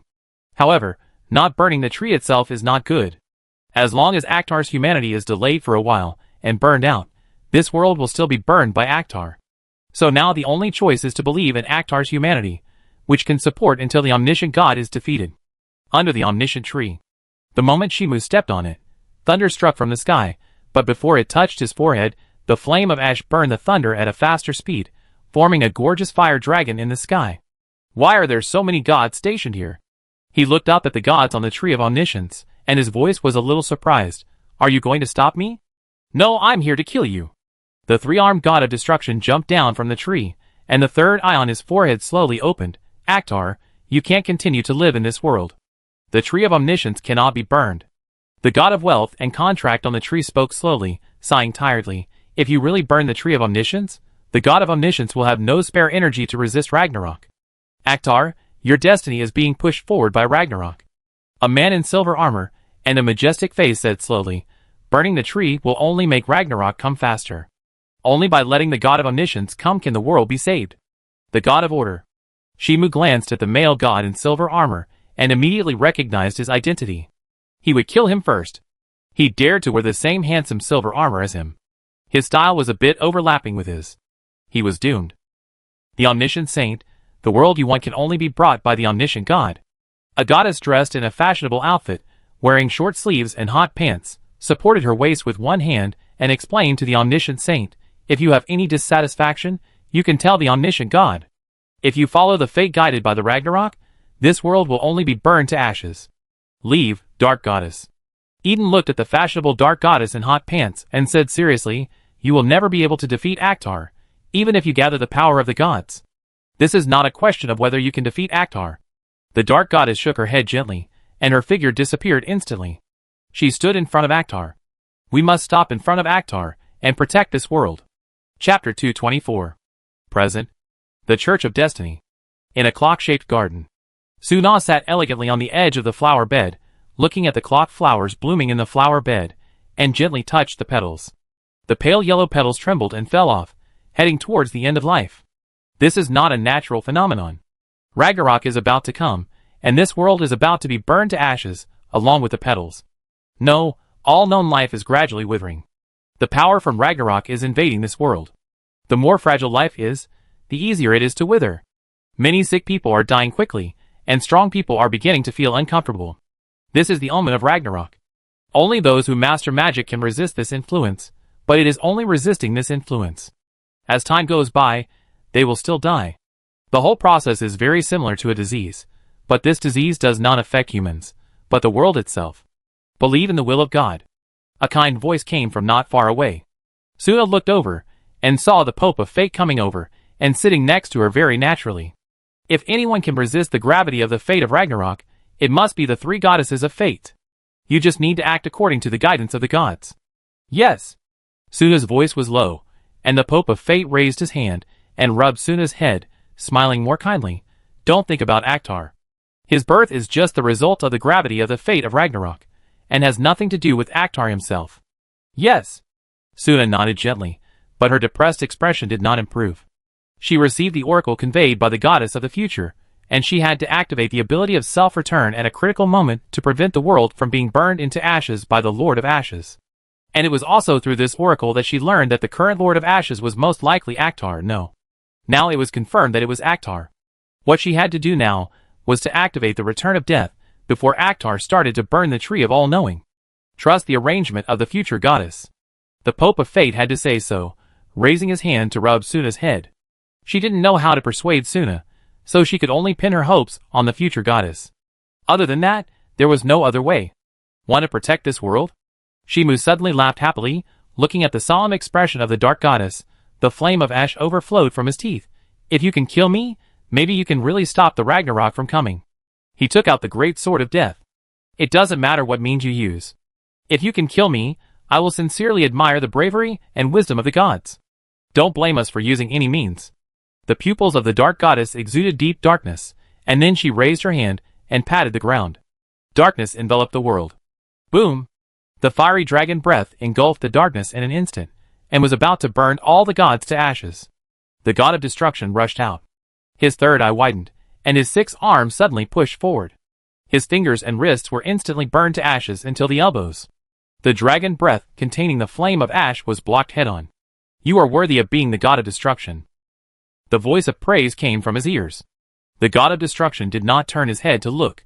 He kicked the ground with his feet suddenly. The powerful impact made the ground sink into a huge pit in an instant, and his body disappeared in an instant. He reappeared on the tree of all-knowing, and the 6 burned hands recovered at a speed visible to the naked eye. The reaction is faster than that of the dark goddess. Shimu praised, then lifted up the dark goddess, who was pinched by his neck, shook her to the gods and said, "Are you not coming to rescue your companions?" God of destruction, When did this guy catch the dark goddess? With the power of the dark goddess, she should be more difficult to catch than him. The dark goddess, who holds the power of darkness, can not only trigger the dark side of people's hearts, but also move freely along the dark side of the world. And the dark side of this world does not refer to shadows, but also includes the dark side of the different space. Even if the real world is illuminated to be bright and clear, it will not affect the instant movement of the dark goddess. But the dark goddess was caught by Akhtar. No reaction? Shimu sighed, and the flame of ash in his palm suddenly burst out, burning the dark goddess into ashes directly. There are nearly 100 gods in the Tree of Omniscience, and there are 3 gods who have reached the omnipotent realm with power in all aspects. But there is also a gap in omnipotence. Survive in the world of ashes.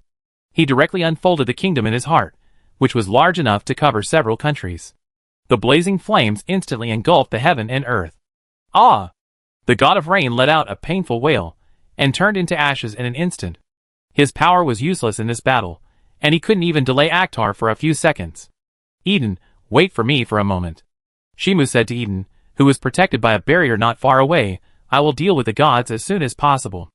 After saying that, he casually swung the sword of light in his hand, and the torrent of light with a guaranteed hit effect roared, and instantly hit the god of destruction in the flames of ashes, and flew out of the kingdom of ashes with the remaining force, until it hit the branch of the all-knowing tree, and cut it down directly. This scene was terrifying. If it was Akhtar before he became the Lord of Ashes, he would be quickly attacked by the gods in such a situation. But now the gods need to delay with their lives. Even if the expanded kingdom of Heart covers several countries, it can be used to kill gods, which was absolutely impossible before. And at this moment, return to order. The god of order, wearing silver armor, expanded the kingdom of order in his heart and overlapped with the kingdom of ashes that Akhtar had expanded. The ash flames that were enough to cover several countries suddenly weakened and were divided into grids, giving the gods some breathing space. However, as the ash flames swayed, the expanded kingdom of order could be burned out at any time. This was a matter of course. The ash flames used to burn, the world had only one result for the overlapping kingdom of heart. That was burning into ashes. But this was enough. The gods in the ash flames also reacted, although most of their companions were eliminated, and there were only a dozen left.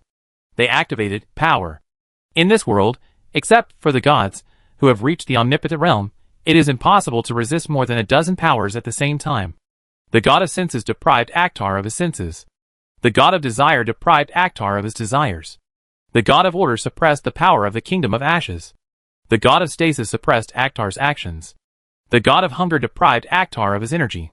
The powers were added in an instant, and acted on Akhtar instantly, making Akhtar lose his ability to fight. 1. Of course it's impossible. The gods never expected the Lord of Ashes to be defeated so easily, nor did they consider defeating the Lord of Ashes. From the beginning to the end, they had only one goal, to delay Akhtar from burning the tree until Akhtar's humanity was burned out.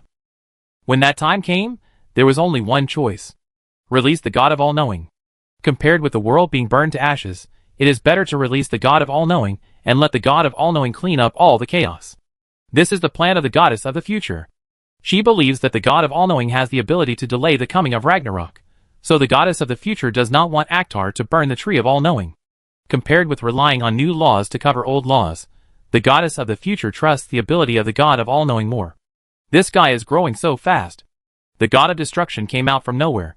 There was a fire of ash deep into his flesh and blood on his body, which kept burning his flesh and blood into charcoal, giving people a shocking feeling. It was beyond his expectation that he had dealt a heavy blow to the gods after only a short contact. If he had not reached the height of omnipotence, he might have been killed by Akhtar. Don't try to attack Akhtar. The god of hunger in the distance suddenly said, it would be bad if you stimulate Akhtar to regain consciousness. Yes. The god of destruction looked at Akhtar floating in the air with a serious look. Akhtar, who was deprived of his senses, desires, and energy at the same time, stopped moving for a short time, which met their conditions for delaying time. This is the consequence of not reaching the omnipotent realm. Although he has the power to destroy the world, he can still be affected by special powers. Does it feel too easy? The voice of the god of desire revealed doubt. The legendary Lord of Ashes is such an easily restricted existence. Isn't it too easy to succeed? It feels unreal. Look how many gods are still alive. The god of destruction shook his head and asked the god of desire to look around. He found that there were only a dozen gods left in the short fight of hundreds of gods. And these dozen gods were all injured. The god of desire fell silent. A feeling of fear emerged from the depths of his heart. This loss was beyond his acceptance. It is the best result to delay. The god of sensation spoke slowly. Akhtar's humanity is in a state of continuous burning. The god of destruction nodded slightly, and then glanced at the all-knowing saint, and his body suddenly disappeared from the spot. Don't try to wake him up. He stopped in front of Eden, and the third eye on his forehead was completely open. I really don't want to do anything to you. Eden said calmly, Akhtar is waking up. The god of destruction looked subconsciously, and saw Akhtar's fingers moving slightly. Ragnarok will not allow the Lord of Ashes to stop. Eden explained, once they notice that the Lord of Ashes has stopped moving, they will immediately provide corresponding support until the Lord of Ashes completely burns the world. I knew it wouldn't be that simple. The god of destruction gritted his teeth and shouted to the sky, God of roads, open the road to the present world. As soon as he finished speaking, a road to the present world appeared out of thin air, and the god of destruction took the opportunity to suddenly swing his fist to disintegrate everything. At the same time, the god of desire, the god of sensation, the god of stop, and the god of hunger also cooperated to activate their powers, wanting to continue to reseal Akhtar. Not seeking to kill Akhtar, just delaying him would be enough. However, Akhtar finally woke up, and swung the sword of light in his hand to block the punch of the god of destruction, but his body was carried backwards by the impact, and his figure disappeared on the road leading to the real world. Remember to seal any road leading to the tree of all-knowing. The figure of the god of destruction followed and chased out, wanting to delay Akhtar in the real world by his own strength. Now he has figured out one thing, the gods who have not reached the omnipotent realm appear in front of Akhtar, they are not even qualified to fight, and will be easily killed by the kingdom of ashes deployed by Akhtar. It is better to let him risk his life to delay Akhtar. The road to reality began to close rapidly. Before it was completely closed, the god of senses relied on his special power to witness Akhtar's lips moving a few times, and then saw a clone who looked like Akhtar rushed in. Bang!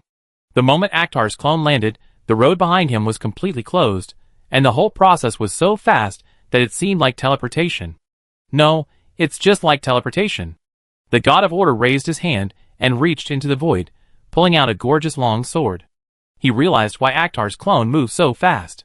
He first applied a sure-hit effect to a specific area, and then turned the ash flames in his body into light, thus gaining a speed close to teleportation. Shimu looked around at the remaining gods present, and locked his eyes on the god of order. You are a powerful person who has reached the omnipotent level, right? The god of order did not answer. If he was not a powerful person who had reached the omnipotent level, it would be impossible for him to use his kingdom in his heart to confront the Ash Kingdom opened by Akhtar. Don't dress so conspicuous next time, Shimu said with regret, and then his figure appeared behind the god of order, and then he swung a sword with a guaranteed hit effect, directly piercing the body of the god of order. The blazing flames of ash engulfed the body of the god of order. After becoming the Lord of Ashes, the mechanism monsters were no longer the gods, but he was the mechanism monster, and the difficulty of the game directly became mowing the grass. Originally, players had to think and find strategies by themselves when facing various mechanism monsters, but after becoming the Lord of Ashes, they could directly get the effect of the strategy, and they didn't have to worry about wasting their previous progress bar. Although many gods with strange powers will be encountered in this process, causing players to unexpectedly roll over. But in the end, they can rely on more cheating mechanisms to push through. Underground world. In the cave. Shimu looked at the fire giant Surtur not far away, and the sights of both sides overlapped into a line, and the atmosphere was extremely subtle. Time was reset, and it returned to the time of the fight with the fire giant Surtur, but the situation had changed subtly. Now he is the Lord of Ashes, and Surtur has lost his identity as the Lord of Ashes. And Surtur also understood the current situation. He lost to Akhtar before the time reset, and now he didn't know how many times the time was reset. See you again, goodbye. Shimu said so, and swung the sword of light in his hand. The torrent of light, with a sure-hit effect, submerged the fire giant Surtur, and harvested the experience value of the fire giant Surtur again. Lord Ashes, what will you encounter in the future? The blindfolded nun crossed her hands in front of her lower abdomen, and walked over with dignified steps. Not far away were the Witch of Death, the goddess of life, and others. I was intercepted by the gods. Shimu replied, they can't beat me, so they cheat. Chapter 225. Is that so? The blindfolded nun's voice was filled with worry. She stretched out her fair and slender hand and stroked Akhtar's cheek. Do you feel uncomfortable? Nothing has affected me. Shimu responded calmly, and then turned his head to look at Eden, the goddess of life, the Witch of Death, and others. It's great to see you again. Do you still have memories of the future? The goddess of lies keenly noticed that Akhtar still had memories of the future, which meant that Akhtar had the ability to resist time reversal. Ragnarok can ensure that time cannot interfere with my memory. Shimu admitted frankly, explaining to the goddess of lies, I clearly remember how the gods struggled with all their might to prevent me from burning the tree of all-knowing. The goddess of lies blinked her beautiful eyes, and a smile appeared on her pretty face. Why are the gods you mentioned so weak? Because they are really weak. Shimu stretched out his hand, and clenched it into a fist. There are only 2 or 3 gods that can make me feel. The gods in the high sky are not all strong. Although their basic panels are ridiculously high, and they have the concept of being unable to die, as long as the player reaches the realm of demons, they will find that the gods are weak. Only a very small number of gods are worth remembering by the player. Of course, the premise is that the player must grow in the mainstream way. If you choose to become the partner of the god of beauty and art, the difficulty of the game will rise to the difficulty of hell. However, usually only old players will choose this way of playing. Normal players will come into contact with the goddess of life or the witch of death according to the normal process, or they will become demons themselves. It is rare to become the partner of weak gods. The reason is very simple. There are usually very few churches for weak gods, and prayer is not very practical. Ordinary players can't even last until they become partners. The goddess of lies had a subtle expression, supporting her slender waist with one hand. Now you are the Lord of Ashes, you suddenly became too strong. Shimu smiled. After all, it is a power that costs life. The goddess of lies, The power that Akhtar has obtained now is based on burning humanity. It is no problem to say that it costs life. Ordinary people infected with the flame of ash will gradually fall into madness, and become lunatics, who want to burn the world. And Akhtar, who has become the Lord of Ashes, is basically facing the Ragnarok directly. It is a miracle that Akhtar can maintain his humanity now.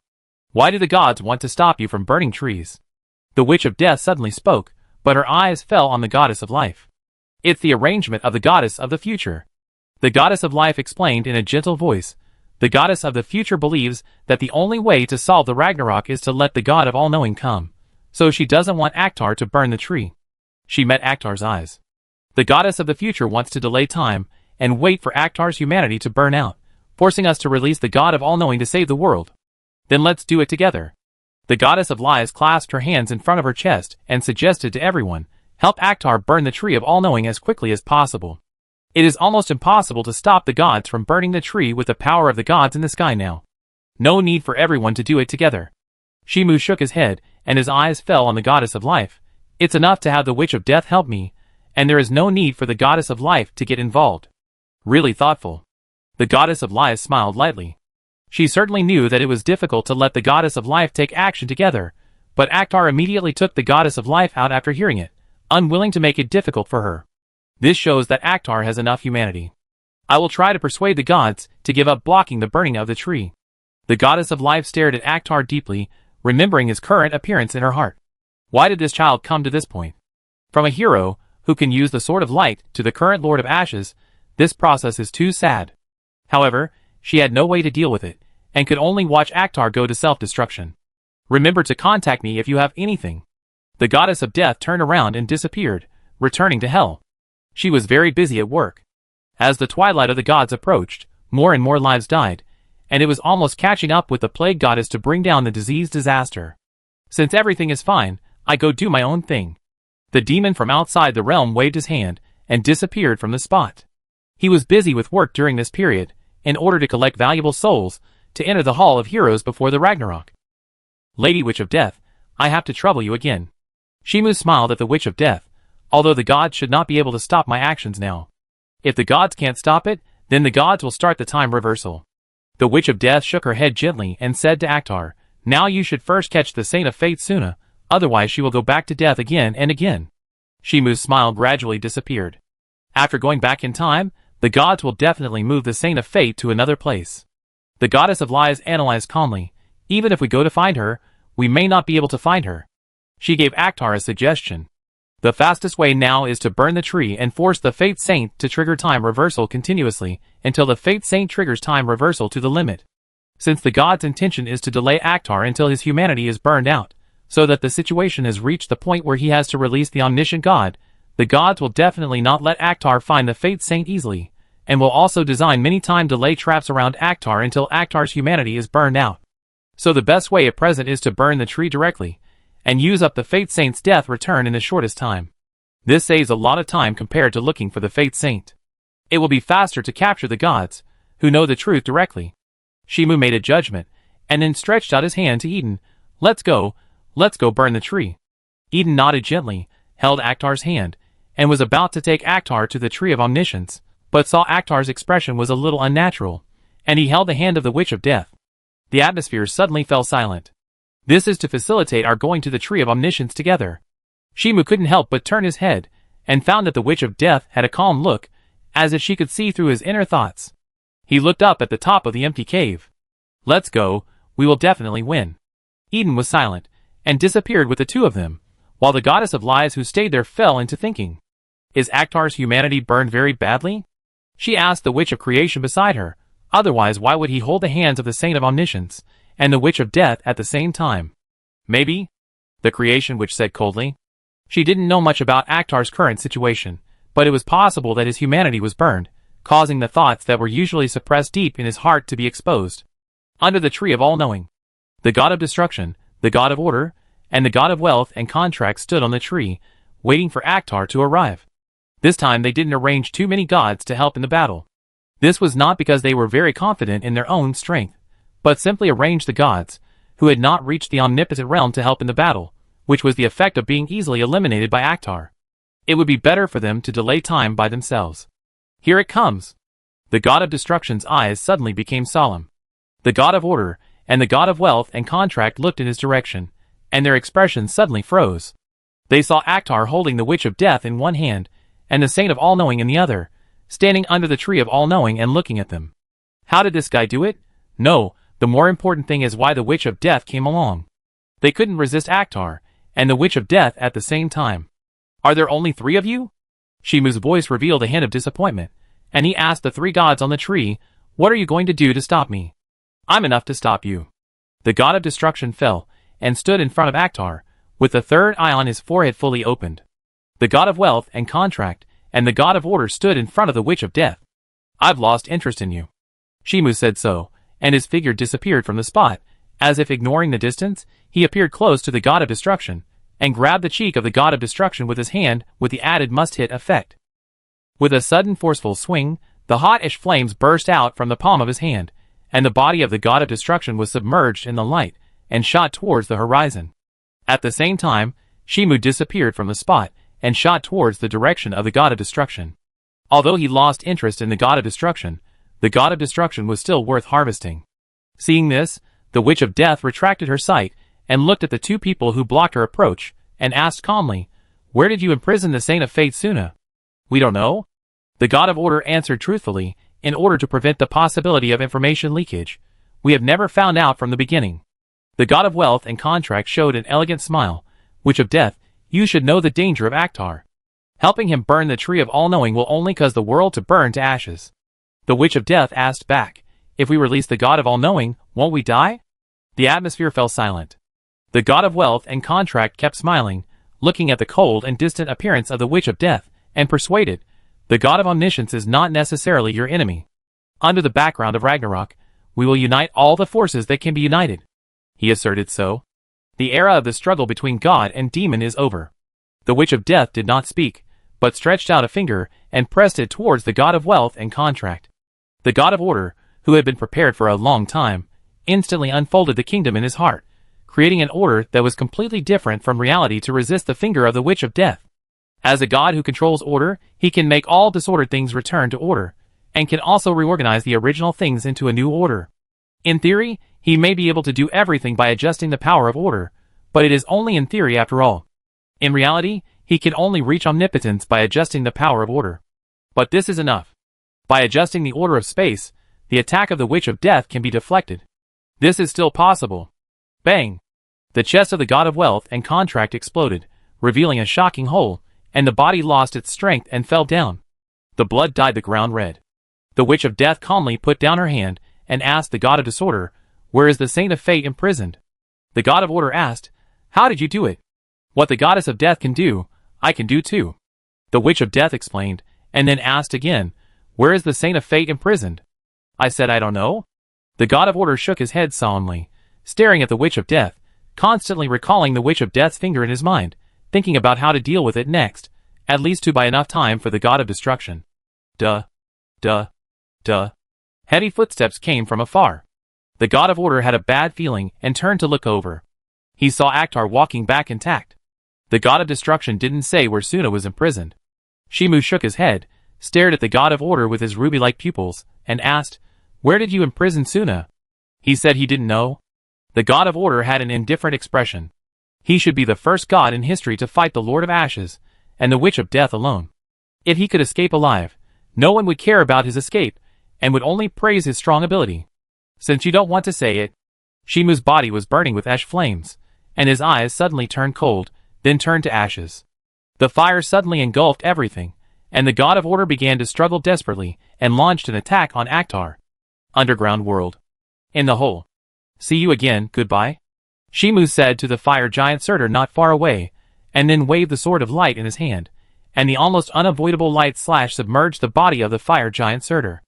After obtaining the identity of the Lord of Ashes, he had the ability to kill the omnipotent level strongman. It was very simple to kill the fire giant Surtur, who lost the identity of the Lord of Ashes. The two sides are essentially not at the same level. This is the benefit of becoming the Lord of Ashes. As long as you can become the Lord of Ashes, you can get the power of ascending to heaven in one step, without wasting too much time to level up, and you can pass the game at the fastest speed. Lord Ashes, what will you encounter in the future? The familiar lines came, and the blindfolded nun walked dignifiedly. Behind her followed the Witch of Death, the Goddess of Life, the Devil outside the realm, the Witch of Creation, the Goddess of Death, the Little Mare and others. Time reversal is such a troublesome ability. The voice of the Goddess of Death contained annoyance. She had just entered the working state, and came back here again. She would have to repeat the working process later. Shimu pretended not to hear, and said to everyone present, "I plan to go back to the Magic Kingdom to ask the teacher." Chapter 226. Magic Kingdom. Great Library. Apprentice, it is faster to trigger the time back to the limit. Hecate put down the teacup and gave a direct conclusion. If you go to find Suna, you will fall into the trap prepared by the goddess of the future. She looked at the apprentice across the table. Choose the world, or choose. Shimu answered immediately, "I want both." Hecate sighed tiredly. She didn't seem surprised by Akhtar's choice. It's better to say that she had expected this answer long ago. "Teacher, don't worry about me." Shimu picked up the teapot on the table, and added a cup of tea for Hecate. "As the Lord of Ashes, you will not be bound by a mere trap. In the broken waste mountain in the Orc Kingdom." Hecate answered, "That is where the body of the Witch of Disaster is buried." Shimu nodded slightly, supported his knees and stood up, then looked at Hecate with a frown on her brows, and said, "Teacher, don't frown all the time." Hecate subconsciously stroked her brows, and found that she was indeed frowning involuntarily. In the past, she would not be as troubled as she is now even when facing death. This may be because she has someone she cares about. "Teacher, take a rest if you are tired." Shimu turned around, turned into light, and disappeared on the spot, and went to the broken waste mountain in the Orc Kingdom. He remembered the information about the Witch of Disaster very clearly. She had the ability to cause and contain all disasters, and possessed power close to omnipotence before her death. However, because she fell in love with her own servant Pandora before her death, the gods locked Pandora in a box that sealed everything, and then claimed to the Witch of Disaster that only someone who loved Pandora could enter the box to let Pandora out. Otherwise, Pandora would be swallowed by the abyss of the world in the box, and she would not even have the chance to reincarnate. The ending is naturally very clear. The Witch of Disaster entered the box and exchanged Pandora. Afterwards, the gods entered the box and strangled the Witch of Disaster, and then handed the box to Pandora, declaring that as long as Pandora loved the Witch of Disaster, she could exchange herself for the Witch of Disaster. However, the Witch of Disaster had already died. Broken Waste Mountain. In the dilapidated wooden house, a girl with long black hair and wearing a black dress sat on the corner of the bed holding the box, looking at the silver-armored knight in front of her with empty eyes. She asked in a puzzled voice, "Who are you?" "A demon," Shimu answered, and stretched out his hand to Pandora. "Give me the box." "I refuse." Pandora hugged the box tightly, burying her head in her arms. "There are people who are very important to me imprisoned here. I am not interested in taking the box away," Shimu explained. "I just want to enter the box and take out my important friends." Pandora shook her head and explained, "If you want to take the person out of the box, you must truly love her, otherwise the box cannot be opened." Shimu did not explain, and directly reached out to grab the box, holding Pandora's cheek with his hand to prevent her from taking the box back, and the other hand gently hooked the switch. The sealed box was easily opened. Shimu returned the box to Pandora, and then flew into the box. It was obviously a very small box, but people could easily fly into it as long as they approached it, as if it had the ability to shrink people in proportion.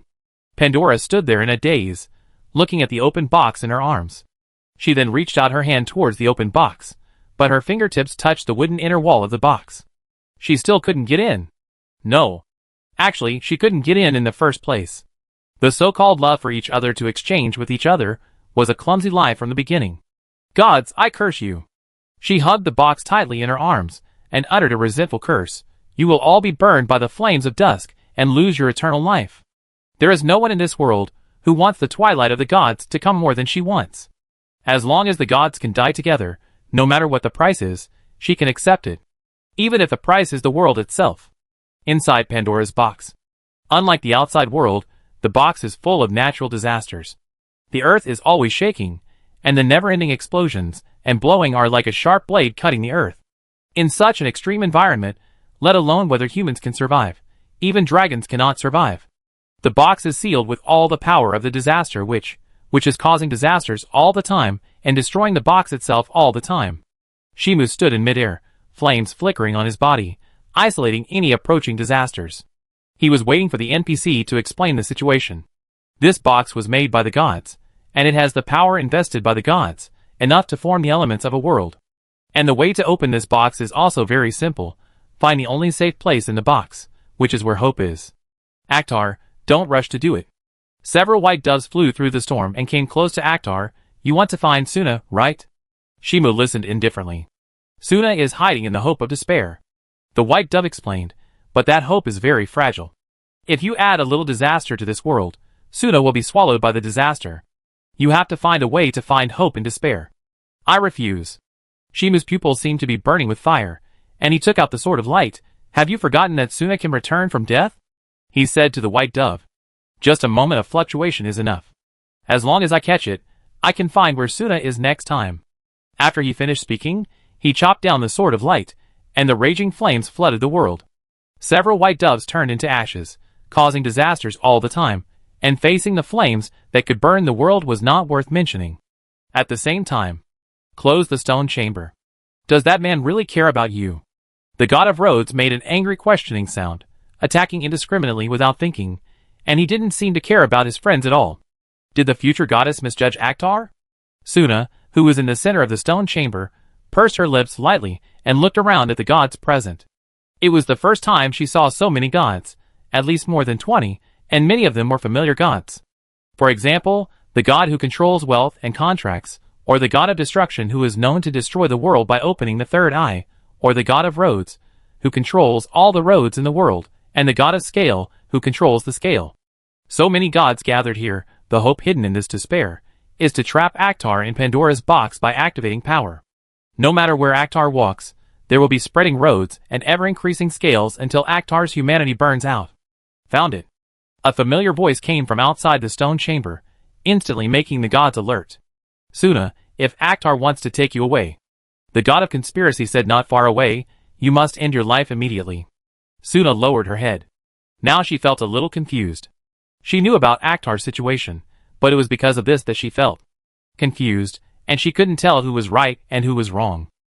And at this moment, the stone door that blocked the view became hot, turned into flowing magma, and slid down, and Akhtar walked in. Delay until my humanity burns out? Shimu walked slowly towards Suna, showing a bad smile. Why do you think Ragnarok will burn out my humanity? He looked around at the NPCs present. The quality is much better this time. The god of destruction felt something was wrong. Why did he feel like he had become Akhtar's meal? Akhtar, you'd better not go on. The god of conspiracy threatened Akhtar, otherwise. Before he could finish his words, his body was cut in half, and then engulfed by the flames of ash, and turned into ash. The whole process was so fast that people couldn't react. However, the god of destruction recognized the means of attack. It was Akhtar who turned the flames of ash into light, and issued a nearly inescapable slash. But why did the attack speed increase so much? Obviously, Akhtar's attack speed was not that fast before. Why do you think I will accept the threat? Shimu asked in confusion. Shouldn't you think about how to ask me to spare your lives? He lifted the hair on his forehead. Although it's useless for you to beg for mercy, I will start my mission and kill all the gods after I burn the tree of all-knowing. Do you want to kill me too? A suspicious female voice suddenly came. The gods looked in the direction of the voice, and saw the goddess of lies appearing from nowhere, with her hands on Suna's shoulders, smiling at Akhtar. If you can live until I kill the god of all-knowing, Shimu said casually, and the goddess of lies smiled and lied to the gods. Suna and I have never been in Pandora's box. After the voice fell, the goddess of lies and Suna disappeared. The atmosphere fell silent. The goddess of lies has many ways to prevent Suna from committing suicide. Shimu's eyes became vicious. If you are killed by me, you will really die. Why did you find this place so quickly? A god made a dry voice, feeling very puzzled about the current situation. Hope hidden in despair should be the most difficult thing to find. But Akhtar came over immediately. Maybe it's because I've been here before. Flames flowed out of Shimu's teeth, and he spit out hot dragon breath, and started fighting with the gods present. If the gods act according to their words, the process of finding Suna will be very troublesome, but it does not mean that there is no way to pass quickly. The gods decided to try their best to protect Suna, so as to delay time and let the players lose their humanity.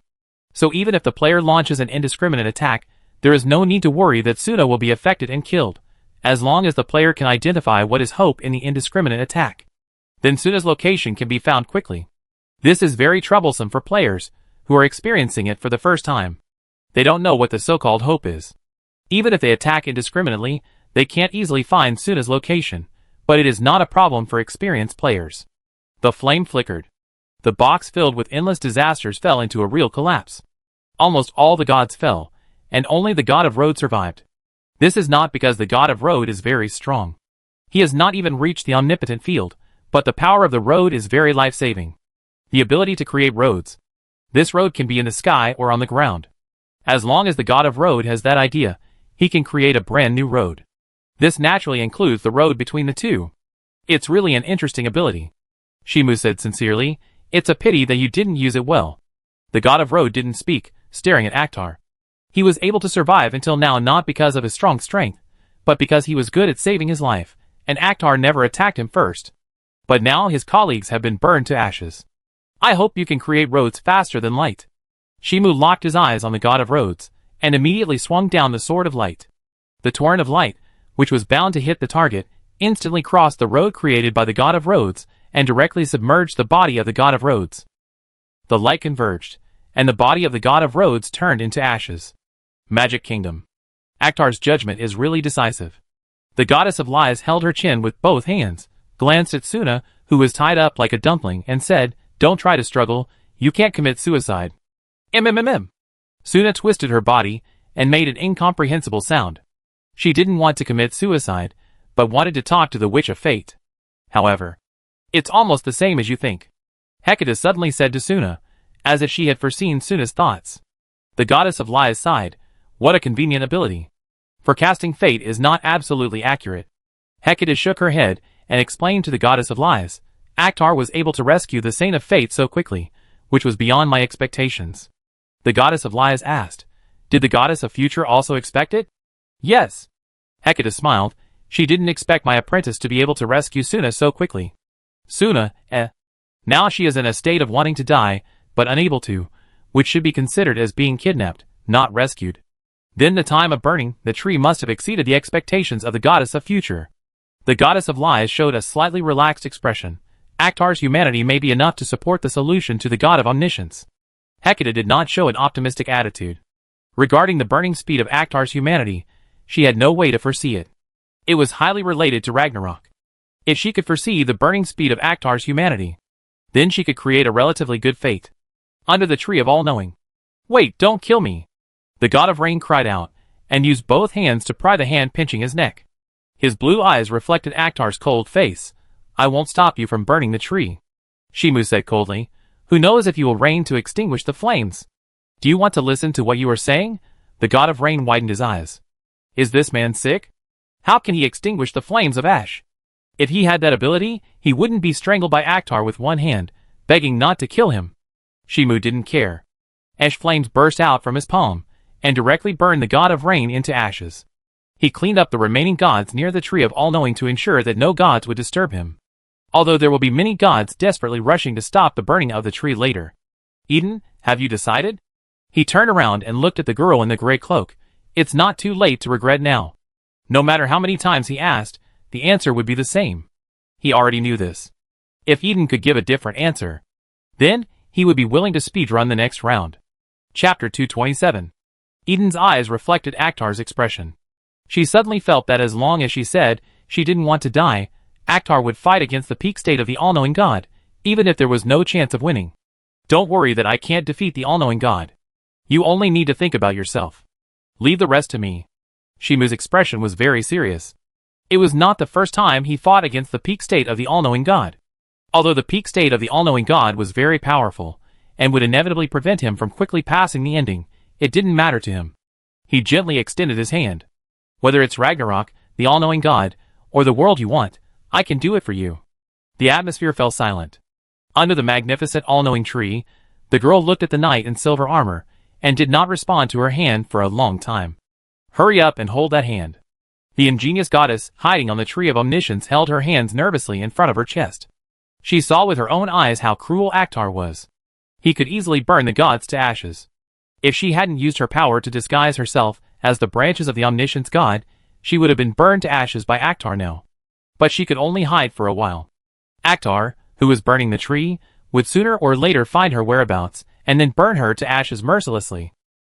Now only if the omniscient saint changed her words could she save her life. No. It was to save the world's life. As long as the omniscient saint didn't want the omniscience tree to be burned, the omniscience god would not be weakened in any way, and Akhtar could be sealed, and the world could be saved. However, prayers did not work.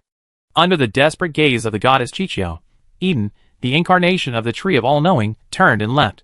And Akhtar also put down his hand, and dragon scales appeared on his body, igniting the hot flames of ash, giving people a sense of desperate oppression. Then, the goddess Chichio saw Akhtar raise his right hand indifferently, and the hot flames emerged from his palm and rushed towards the crown of the tree of all-knowing. The raging flame circled in the sky, directly igniting the crown of the tree of all-knowing, burning the tree of all-knowing everywhere. Now she can't escape. Gao Tian. In a conference room that can accommodate tens of thousands of people, gods and believers gathered together to make a crucial decision. The decision was about whether to attack the Lord of Ashes. It would be great if the all-knowing saint held the hand of the Lord of Ashes. The goddess of wisdom sighed, and looked at the picture projected in the center of the memory. Then she withdrew her gaze, and asked the gods, "Do you plan to stop Akhtar from burning the trees? Do we have to wait for Akhtar to kill us?" A handsome god said, "Now we only have the choice of stopping the Lord of Ashes? But Akhtar still retains his sanity." A beautiful goddess whispered, "He may not burn the world." All the gods present knew about Akhtar's character. Although the hero who could pick up the sword of light seemed to have done many bad things, it was just a coincidence. This is not enough to show that Akhtar is bad. After all the gods present knew the limited use conditions of the sword of light very well, and they were the conditions of use issued by them personally.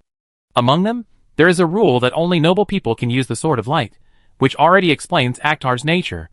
Do you really expect Akhtar to defeat the omniscient god before his humanity burns out?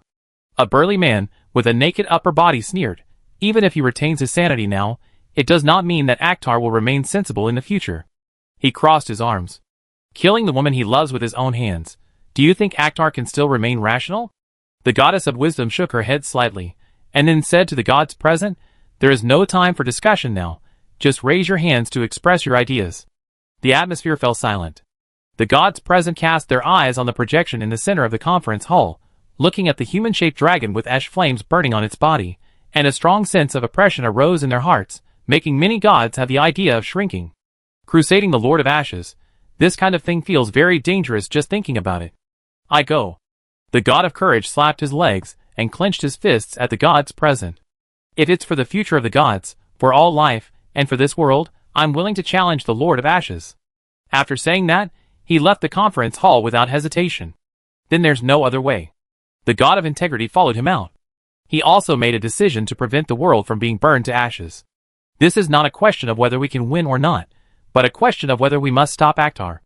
If this world is burned to ashes, everything will lose its meaning. The god of justice also stood up and walked out of the conference hall. For the survival of the whole world, I am willing to burn my body. The passionate voice echoed in the air, inspiring every god present. Many gods made a decision, and caught up with the footsteps of the god of justice. For the future of this world, burning their bodies is also valuable. Not long after, the conference room suddenly became much quieter. The gods with enough determination and courage have already set foot on the battlefield to stop the Lord of Ashes, which makes the gods, who stayed behind, very timid, although there is no lack of courage among them, and they may have other plans and ideas. However, compared with the gods, who dared to set foot on the battlefield to stop the Lord of Ashes, the gods who stayed behind seemed very weak. If only Akhtar had been captured at the beginning. The god of beauty and art stroked the long skirt behind her hips, and also stood up and left the conference room. At the beginning, Akhtar was no better than a kitten in front of her. As long as she was willing to take action, she could catch him, but at that time she just wanted to use Akhtar to communicate with the Witch of Death, and never thought that Akhtar could become the Lord of Ashes who burned the world. Is this the fate led by Ragnarok? The goddess of wisdom looked at this scene, as if she saw the gods burning into ashes in Akhtar's hands. She remembered what Leviathan said, that the Lord of Ashes who burned this world does not have to be crazy, but can also be the ultimate love for this world. Then does Akhtar, who loves the omniscient saint, count as loving this world? Before she could figure it out, the projection in the center of the conference hall changed, and a god had already blocked the Lord of Ashes and attacked him. Under the burning tree of omniscience, the god of courage stepped on the scorching ground, his eyes blazing at the Lord of Ashes, whose body was burning with flames. He clenched the great sword in his hand. It is meaningless to defeat the god of all-knowing at the cost of sacrificing someone important to you. Shimu glanced coldly at the little god, who came to disturb him from burning the tree, and then retracted his gaze. He was not even interested in killing him, and waited for more NPCs to come and deal with him all at once.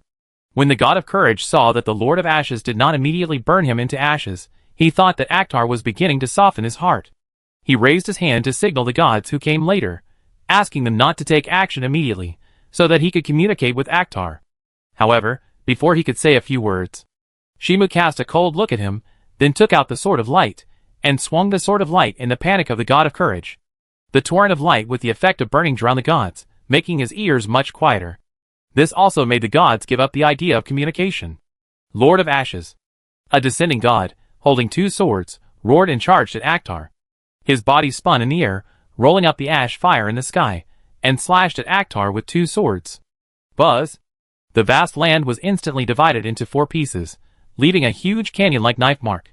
The power of these 2 knives was enough to affect several countries in the world. But for the Lord of Ashes, who had the power to burn the world, it was meaningless. Akhtar stood in front of the divided canyon, stretched out a finger burning with fire, transformed it into an unavoidable light, and directly pierced through the heart of the god holding the 2 swords, directly taking his life. The body of the god fell from the sky, and turned into a ball of ash on the way, drifting away with the hot wind and dissipating in the air. Don't be afraid, don't be reckless, try your best to avoid Akhtar's sight. The voice of an unknown god came from the air, causing the gods who were originally planning to launch a strong attack to change their strategy, and start to cooperate with each other to attack Akhtar. The gods who came one after another never fell on the road to stop the Lord of Ashes from burning the tree, as if they would never be able to kill them all. And Akhtar's expression also changed from indifference to excitement, as if he felt the determination of the gods to save the world. He put down his hand that burned the tree. "Sorry, I seem to have underestimated you." Shimu's tone contained a hint of admiration, looking at a stern goddess in front of him slashing a long knife at him, stretched out his hand to hold the long knife in his palm, and let the sharp sword cut through his palm. Blood flowed down along the sword. Even though your body was shaking with fear, you could still endure the fear and swing the blade. "My thoughts about the gods have changed. Gods are not as incompetent as you think." The dignified Valkyrie clenched the long sword in her hand, her scarlet eyes flashing with unwavering will. Shimu showed a vicious smile, looking at the dignified Valkyrie, feeling the gods rushing from all directions. "Then let the horses come. Let me see what you can do. I hope you don't let me down." Flames came out of his palms, and the long sword melted directly. "The god who can cut off my head can take the crown of the savior." The moment the words fell, the hot flames burned the dignified Valkyrie in front of him into ashes. "Come on, let me have some fun." "Have some fun? We are not playing with you." A handsome male god rushed over, his spear pierced through the flames, and stabbed at Akhtar's chest. He was immediately blocked by Akhtar with one hand, and the sharp tip of the spear directly pierced his palm, just a little bit away from touching Akhtar's chest. A stunning shot. Shimu praised without hesitation, and his palm with blood suddenly burst into flames, burning the man into ashes along the spear. For the gods who came to attack him without hesitation, as long as he could cause a little harm to him, he would not hesitate to praise him. And by the way, he would also instill in the gods who attacked him that the gods who could cut off his head could have the name of the savior. No matter what their ending is, he will let the gods get as much as possible. Sincere praise from the enemy. From the temptation of the glory of the savior. Adding them together is an unparalleled legitimacy. It is a just act to defeat the Lord of Ashes, who burns the tree of all-knowing to save the world. He took a step back, and the sharp sword brushed Akhtar's neck, spurting out shocking blood. He praised the sneak-attacking god, a very appropriate sword. After saying that, he suddenly kicked the sneak-attacking god on the waist, and the blazing flames burst out directly, igniting the god directly, turning into a fireball and flying out. The sneak-attacking god turned into ashes on the way. At the same time, Gao Tian. In the conference hall, the goddess of wisdom looked at the projection screen, looking at Akhtar, who was scarred by the siege of the gods, and felt that as long as she continued to work hard, she could successfully defeat Akhtar and gain the name of the savior. However, she felt uncomfortable. Why could a combat genius like Akhtar be injured so easily? Why did Akhtar often praise the gods who attack him? Could it be that Akhtar was deliberately attracting the gods to attack him? No. This is not in line with common sense. The goddess of wisdom raised her hand to cover her forehead. Now is the important stage of burning the tree. It doesn't make sense to delay the burning of the tree in order to let the gods attack her. This is not good for Akhtar. What prompted Akhtar to do that? What is Akhtar thinking? She said to herself, and then heard the answer from her side. It's for someone to stop him. The speaker was a beautiful goddess in a red dress. She was holding a pink bow and arrow, and smiled at the goddess of wisdom. If Akhtar really cares about the omniscient saint, he must be very eager for someone to defeat him, so that he won't burn the omniscient tree. Is that so? The goddess of wisdom asked, and the goddess of love nodded very affirmatively, smiling at the goddess of wisdom. Now every word of praise from Akhtar is a thank you to the god who stopped him. He is longing for someone. No, a god to defeat him. Goddess of wisdom, Why does it feel weird and reasonable to think along the lines of the myth of the daughter of love, but she feels something is wrong? It still feels a bit wrong to understand Akhtar with this way of thinking about love. Although this can explain Akhtar's performance. I'm ready too. The goddess of love smiled and met the surprised eyes of the goddess of wisdom. As the god of love, I can't stand sad love. Chapter 228. You can't defeat the Lord of Ashes if you keep going like this, the goddess Chichi whispered. She was no longer disguised as the all-knowing branch. She was just hiding behind a protruding rock on the ground, quietly observing the battle. The gods who came one after another fell into the hands of the Lord of Ashes. Although many of them succeeded in hurting the Lord of Ashes was almost immortal with the blessing of Ragnarok, so the damage they caused was not very meaningful. You can't defeat Akhtar by brute force. A gentle female voice came, and the goddess Chichiao, who was lying behind the rock, suddenly turned her head, and saw the goddess of love slowly walking over and explaining to her with a smile. As Ragnarok approaches, Akhtar's power will continue to grow, and even if he is sealed, he will soon break the seal. Goddess Chichiao, She has known about this information for a long time, and it doesn't make any sense. The gods fear the Lord of Ashes because the Lord of Ashes has the power to burn the world, and even the omniscient God who is everywhere can burn it with his own hands. Huh? The goddess of love closed her eyes, sighed deeply, and then opened her eyes, and looked at the goddess Chichio seriously. So I plan to let Akhtar defeat the Lord of Ashes. Goddess Chichio's eyes showed confusion. She suddenly couldn't understand what the goddess of love was saying. The Lord of Ashes is Akhtar. How could Akhtar defeat her? People's thoughts are very contradictory. When they're indecisive, they often have two exciting choices. The beautiful eyes of the goddess of love reflected Akhtar's fighting figure, and a feeling of despair and oppression arose in her heart. The figure wandering among the gods and killing seemed like the incarnation of invincibility, making it impossible for people to even think of becoming an enemy. Compared to the gods, who have the courage to fight Akhtar, she is actually a very timid goddess. If there is no chance of winning, she dare not appear in front of Akhtar at all, because it is no different from suicide. Akhtar has the idea of not wanting to burn the tree in his heart. She explained to the goddess Chichio, otherwise, with Akhtar's strength, he can kill the gods while burning the tree, and there is no need to stop the burning process temporarily. The goddess Chichio couldn't help asking, so what do you want to say? You can understand that I intend to defeat the Lord of Ashes. The goddess of love said with a smile, which made the goddess Chichio stunned. She glanced at Akhtar's invincible figure, and then at the weak goddess of love, and couldn't help twitching her mouth. Do you also want to chop off Akhtar's head and become the savior of this world? I've already said that I plan to let Akhtar defeat the Lord of Ashes. The goddess of love shook her head gently and clapped her hands gently, but to achieve this success, you need to get close to Akhtar and cause real damage. Don't look at me like that. The goddess of Chichio shook her head vigorously. I don't have the ability to help you, let alone cause harm to Akhtar. No, you can. The goddess of love pinched the cheek of the goddess of Chichio to prevent her from escaping.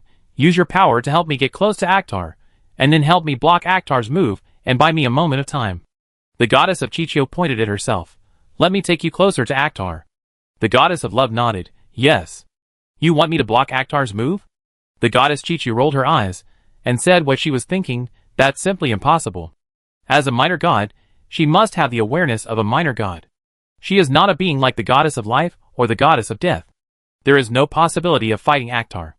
Although she is also a goddess, it does not mean that she is very strong. It is no problem for her to have overwhelming power over mortals, but she will be beaten by any demon.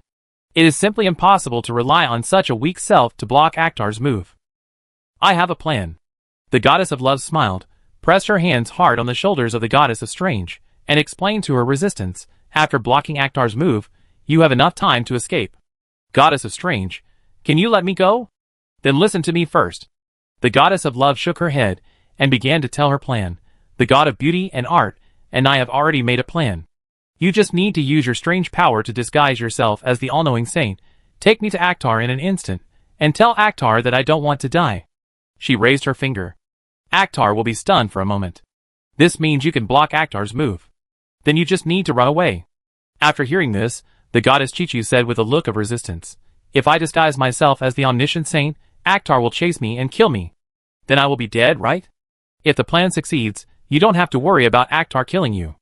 The goddess of love smiled. If the plan fails, you will be killed later. The goddess of Chichio hesitated, thinking that the goddess of love risked her life to get close to the Lord of Ashes, so it was not impossible for her to try her life. She lowered her head and said, okay. Then let's go. The goddess of love grabbed the wrist of the goddess of Chichio, and grabbed the arrow with a heart-shaped arrowhead with the other hand. Her plan was actually very simple and very risky. Now she was betting that Akhtar didn't want to burn the tree. She had deep feelings for Akhtar, and the all-knowing saint in her heart. She used her power with the god of beauty and art to attack Akhtar, and completely stimulate the humanity deep in Akhtar's heart. When the emotional impulse occupied Akhtar's heart, Akhtar's thoughts could be subversively changed, thus reversing the burning of the all-knowing tree. I must be crazy to help you. The goddess of Chichio whispered, and blocks of different colors emerged from her body. As the blocks were reintegrated, her appearance became the same as the all-knowing saint, but her temperament did not change. Instead, it was full of a strong sense of disobedience. Let's go! She gritted her teeth and activated her power, disappearing with the goddess of love and appearing in front of Akhtar. Buzz! The sword of light burning with flames fell and stopped in front of the cheek of the goddess Chichio, almost splitting her in half. Akhtar, I don't want to burn the tree. The goddess Chichu forced a smile, met Akhtar's murderous eyes, and immediately activated her power to escape, not daring to stop at all. But this was enough. Although the means were despicable, the goddess Chichu did an incredible miracle. She really made the Lord of Ashes stop and successfully escaped from the Lord of Ashes. This is the victory of the week. The goddess of love took the opportunity to insert the arrow in her hand, piercing into Akhtar's shoulder and deep into the flesh. The power was activated in an instant. Little god, what are you doing to me? Shimu stretched out his hand to grab the arrow stuck in his shoulder, and flames came out of his palm and fingers, burning it directly into ashes. The goddess of love smiled after surviving a disaster. She was not killed immediately by Akhtar, which meant that her gamble was successful. The gods who were planning to come here also stopped attacking, and the battle situation seemed to have changed unexpectedly. The goddess of love replied, "It strengthens the love in your heart." "What a boring little trick," Shimu said coldly, and the goddess of love smiled and said to Akhtar, "As a weak goddess, can't you only use little tricks? Praise your cleverness." Shimu stretched out his hand and pinched the neck of the goddess of love. "Although it was only for a moment, you did make me waver and give up the idea of burning the tree of all-knowing. It's really an honor." The goddess of love smiled, and then showed a helpless expression. "Lord of Ashes, you haven't planned to give up burning the tree yet? If this man really loves the all-knowing saint, why would he have the heart to continue the plan of burning the tree?" Then she heard Akhtar explain, "That's Eden's choice." Shimu's eyes were cold. "Since it's her choice, I will respect it. Because I love her, I respect her choice?" The goddess of love felt the added weight on her neck and asked in despair, "You are not still determined to burn the tree, are you?" Shimu said coldly, "Yes." Unexpected development. The goddess of love showed a helpless smile. She thought that by stimulating Akhtar's love, she could soften Akhtar's heart, but who would have thought that it would make Akhtar firmer in his thoughts? "Little god, you are the only one who can shake me." Shimu praised her as usual, and then burned the goddess of love into ashes. Then he glanced coldly into the distance. The goddess Chichiao, who was hiding behind a rock in the distance, was so scared that her eyes widened, and warm liquid flowed down her weak legs. Then she instinctively wanted to escape. However, at the moment she turned around, the light pierced her chest, and her consciousness became drowsy in an instant, and then her body was burned into ashes. Shimu put down his hand, looked at the gods who were besieging again, and sighed in disappointment. Now there were basically no new gods coming to attack him. Even if he gave the goddess of love a chance, he still couldn't stimulate too many gods to come and kill her. It was obvious that they didn't intend to die meaninglessly. But this was also very normal. This period of time was enough for most gods to calm down, and it was unlikely that they would die without hope. Thinking of this, "I don't want to get entangled with you." Shimu raised his hand, and the ash flames that emerged from the sky condensed into a sun. He also superimposed various characteristics of the ash flames, and the terrifying light, and heat instantly engulfed everything. Then the sun fell. Boom! Carrying the burning light, as the sun exploded and spread, the gods under the all-knowing tree had no chance to escape, and were directly engulfed into ashes by the light. The light converged. The lava ground under the all-knowing tree became hot, and even the all-knowing tree itself began to become scarred, but despite this, the all-knowing tree was still recovering itself. This is the all-knowing tree that is everywhere, and it is also why the existence that needs to reach the demon level needs to use the ash fire to burn. Ordinary attacks are meaningless to the tree of all-knowing. And at this moment, the flames of ash hovered in the sky again, and began to burn the tree of all-knowing again. At this time, there was no god to stop it. The tree of all-knowing, which was everywhere, began to collapse, and huge branches fell from the sky into the endless sea of fire. Flames were everywhere. Shimu passed through the sea of fire, and came to a stone door. He saw Eden standing at the door, and met his eyes. "It's over now." "Well, thank you." Eden nodded gently, and then raised her slender hand. Her palm became translucent, and would disappear soon. "What's the matter with this knife?" Shimu came to Eden, and looked at the long knife stuck in the ground. He saw a moving eye at the position of the knife guard. "It's the segmentation demon." Eden explained, "I used a curse to turn him into a weapon." Shimu poked the eye at the position of the knife guard. "No wonder I haven't heard any news about this guy. The ability of the segmentation demon is very useful." Eden pulled out the knife stuck in the ground. "As long as the concept can be clear, no matter what it is, it can be segmented." Shimu heard this but did not show any interest, and said casually, "It's a very interesting ability. I have been thinking about what gift to give you to thank you." Eden raised his hand to gently gather the hair by his ears, and smiled gently at Akhtar. "Then I thought of the segmentation demon. The ability of the segmentation demon is very interesting. Shimu glanced at the long knife, then shook his head, but I am not very interested in him. Segmentation demon, eh? If you're not interested, you should have said it earlier. He never thought that he was cursed by the all-knowing saint, because the all-knowing saint wanted to give Akhtar a gift, so she used the curse to turn him into a weapon. For such a ridiculous reason, this woman is too humiliating. Now I don't have time to prepare a more suitable gift for you. Eden shook his head gently, with a hint of apology in his voice. No, there must be a gift that is very suitable. Shimu smiled. Can you give me a farewell hug? If that's what you want. Eden stretched out her arms and embraced Akhtar in her arms, and the long knife she held fell to the ground. The split demon turned into a long knife and looked at the burning all-knowing tree, and then turned his eyes to glance at the man and woman hugging each other in the flames. Why didn't the ash flame burn the man and woman to death together? Oh, there's one more thing I forgot to tell you. Feeling that he was about to disappear, Eden hugged Akhtar even harder and whispered to him, under the tree of all-knowing are the original elects, who have the grace bestowed by the all-knowing God. Please don't wake them up or hurt them. Shimu was silent for a moment and said, You're almost dead. Can't you care more about yourself? Because you care about me, right? Eden pursed his lips and smiled. That's already very, very enough. After saying that, the person in Shimu's arms had disappeared. He lowered his head and looked at the long knife that the split demon had transformed into, and picked it up. Then his fingers gently stroked the blade. Ah, is this a nightmare? A woman walked out from the depths of the stone gate. Her skin was incredibly white, as if she had never seen the sun. Shimu glanced at the awakened original elect, waved the split long knife in his hand, and directly chopped off the head of the original elect. Then he walked out into the stone gate. There are many original elects under the tree of all-knowing. They are all human beings who have received the grace of the God of all-knowing. Each of them has extremely strong immortality and powerful strength. They are usually immersed in dreams, and will not wake up until the tree of all-knowing is burned. If the player is interested in the initial era, he can learn about the past of the God of all-knowing and Eden through the original elects. Chapter 229. Duh. In the lightless corridor, there were regular footsteps, accompanied by the dim light clinging to the corridor walls. Every brick and stone Shimu stepped on recorded the passage of tens of thousands of years of history.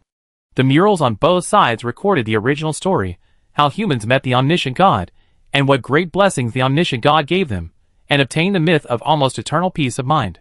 The murals retreated with the footsteps until the last one depicted humans, elves, dwarves, gods, and giants struggling hard in the flames. That was the creature struggling under the flames of ashes. Would the original elect have expected that I would come and burn them to death? Shimu asked the long knife in his hand, while burying it in the open ancient stone door. But the split demon did not answer after hearing this, even though he had the ability to communicate with Akhtar after being held in his hand. However, when he thought that he was cursed because the all-knowing saint wanted to give Akhtar a gift, he felt bad and lost interest in talking. Shimu didn't care. After passing through the stone gate, he saw a strange picture. The hollow center of the drooping tree roots was bent into a ball at the end, wrapping many white-skinned humans, who were immersed in dreams without knowing it. This is the original chosen people. Is this also considered God's chosen people? The split demon spoke on his own initiative, his eyes turned at the position of the knife guard, staring at the original chosen people wrapped by the tree roots. He had expected the so-called original chosen people, but he didn't think that the so-called original chosen people would look like this. Wrapped in tree roots, providing nutrients needed for life. Akhtar, are you really going to burn them all? He rolled his eyes, and looked at the man who had transformed into the Lord of Ashes. That woman hopes you will spare their lives, right? Hope does not mean you have to agree. Shimu's ruby-like eyes were emotionless. I need to use their lives in exchange for a vital piece of information. He grinned with a vicious smile, flames overflowing from his teeth, and then exhaled a hot dragon breath, directly igniting all the drooping tree roots in the huge cavity. Really weak. The split demon stared at the original voters, who began to struggle in the flames of ash, and watched the original voters, who had received endless blessings, turn into ashes in the flames. This group of original voters hiding in the protection of the tree roots is very strong.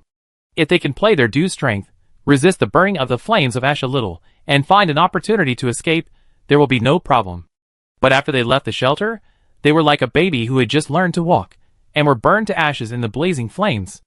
And at this moment, an extremely fat man broke away from the tree roots. The moment his body touched the flames, his eyes widened, and then his body's surface burst into a golden light. He resisted the flames of ashes and looked around nervously. Beelzebub. This is a man who intends to eat the tree of omniscience. Although he has never succeeded, the endless appetite hidden in his heart makes him more concerned about his own power improvement, so he can react quickly. What happened? Is it the Ragnarok now? His pupils reflected the flames, thinking of the prophecy given by the omniscient God. Could it be that he slept until the end of the world? Before he could figure out the situation, he found a man wearing silver armor standing at the exit, holding a long sword with eyes. The man was safe and sound in the sea of fire. Hey, how are you safe? Before he could finish his words, the space was suddenly split in half, and a line of blood burst from Beelzebub's forehead to his crotch, and his body fell into the raging sea of fire, and turned into a pile of ashes. Don't the original voters have a sense of crisis? The split demon transformed into a knife showed a speechless look. This group of original voters seemed to have no concept of danger. When they met a strange man like Akhtar, even if they didn't run away, they should be alert to the possibility of sneak attacks at any time, but they didn't mean to do so at all. It's easier to deal with them this way.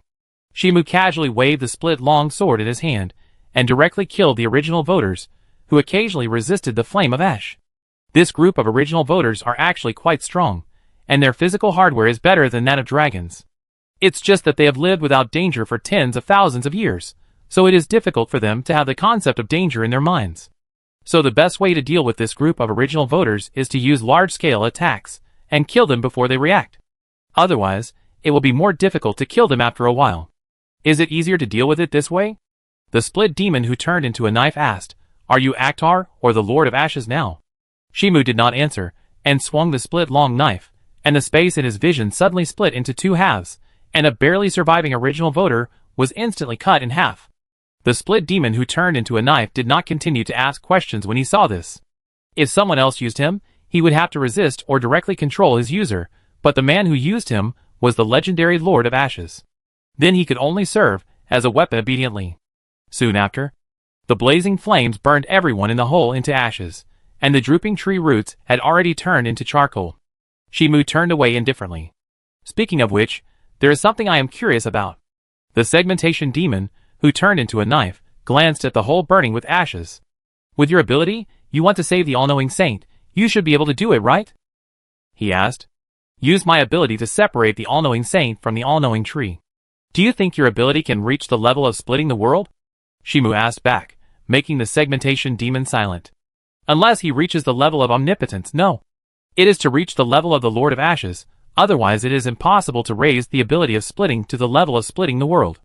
It has nothing to do with whether Akhtar is strong or not, it is because his own performance does not support the splitting of the world, and the all-knowing tree, which is everywhere, has an existence scale equivalent to the world. Don't be too confident in your abilities. Shimu Wuching added, there are many people in this world who have stronger abilities than you, but they all seem very insignificant before reaching the world-scale tree of all knowledge. In fact, let alone splitting the tree of all knowledge, it is very difficult to use the ability of the split demon to deal with a powerful omnipotent person. As long as you reach the realm of omnipotence, even instinct can resist the influence of splitting. And as an existence of the scale of the tree of all knowledge, even if the split demon uses the ability of splitting continuously, it is impossible to split the world-scale tree of all knowledge. It's like someone swinging a knife at the sea, which can indeed cause a certain amount of damage, but it has no effect on the boundless sea. Present. Sky City. Letitia opened the window, her emerald eyes looking at the burning tree reflected in the sky, the dazzling flames directly reflected in the whole world. What happened in this world? Are you the girlfriend of the Lord of Ashes? A suspicious voice suddenly came, making Letitia look vigilantly, only to see a petite girl sitting in the air, raising her hand to greet her. The God of Thieves. Letitia was stunned for a moment, and then she restored her demeanor as a queen and asked the God of Thieves, you may have misunderstood. No misunderstanding. The God of Thieves interrupted with a wave of his hand. The current Lord of Ashes is Akhtar. After you lent the Sword of Light to Akhtar, he embarked on the destiny of becoming the Lord of Ashes. The atmosphere suddenly fell silent. Letitia seemed to doubt whether she had heard it wrong. She had no way to connect the Lord of Ashes with Akhtar. That man could not become the Lord of Ashes at all. She had absolute confidence in this. The one who burned the tree was Akhtar. The God of Thieves pointed to the sky, it's no use trying to deny it. She stared at Letitia and spoke. Human, don't you plan to take responsibility? Wait! A panicked voice came, and Zed hurried over and stood beside Letitia. She waved her hands in panic. The boss is a good man, he can't burn the tree. It's not surprising that his thoughts changed after being infected by the flame of ash. The god of thieves refuted calmly, Letitia, you should make up for your mistakes. Even if the boss becomes the Lord of Ashes. Zed summoned up his courage and dragged Letitia behind him. Sister Letitia can't make up for it. The god of thieves looked at his finger carelessly. Now Akhtar still retains his humanity, and as Akhtar's girlfriend, she is still worth using. The situation has now reached the point where any means are unscrupulous. In order to gain a slight possibility, the gods are willing to do anything. It may not be possible to win by fighting head-on. The only way is to use some more despicable means, such as using people who have a good relationship with Akhtar to affect Akhtar himself. Letitia, don't you want to see Akhtar for the last time? Her words were full of temptation. The man's humanity is about to burn out. If you don't meet him now, you may meet the pure Lord of Ashes in the future. Her figure disappeared on the spot. If you want to make up for your mistake, come to the square and find me. How is this possible? Zed grabbed Letitia's wrist. The boss can't turn into the Lord of Ashes. Sister Letitia, you have to believe the boss. Letitia sighed, her emerald eyes reflecting Zed's appearance, and asked, Sleipnir has been to the Sky City, right? Zed turned his head away. With Aslaki's ability to talk, she must have learned a lot about Akhtar from Sleipnir. Letitia said calmly, you often go to Aslaki, you must have learned a lot of information, right? Zed turned his head away, and didn't look for an answer. She did know some information from Sleipnir, such as Akhtar wanted to kill the fire giant. Akhtar was the only demon in history who possessed the ash flame, and the legendary omniscient saint wanted Akhtar to burn trees. This kind of secret information that ordinary people could never know was said by Sleipnir under the guidance of Aslaki's mature rhetoric. Is it true? Letitia confirmed that the words of the god of thieves contained a certain degree of truth through Zed's reaction. It's fake, Zed retorted, and even if the boss became the Lord of Ashes, it was the result of fate. She grabbed Letitia's shoulders. This has nothing to do with Sister Letitia. Even if the boss didn't get infected with the ash flame because of you, there would be. Before she finished speaking, she saw Letitia's face suddenly turn pale, and immediately realized that she had said the wrong thing. If Akhtar became the legendary Lord of Ashes, then the initial trigger must be Letitia. If she hadn't given the Sword of Light to Akhtar, then the fire giant Surtur would not have been unsealed. If it wasn't for helping Letitia take back the kingdom of Iris, then Akhtar wouldn't have been infected with the flame of ash.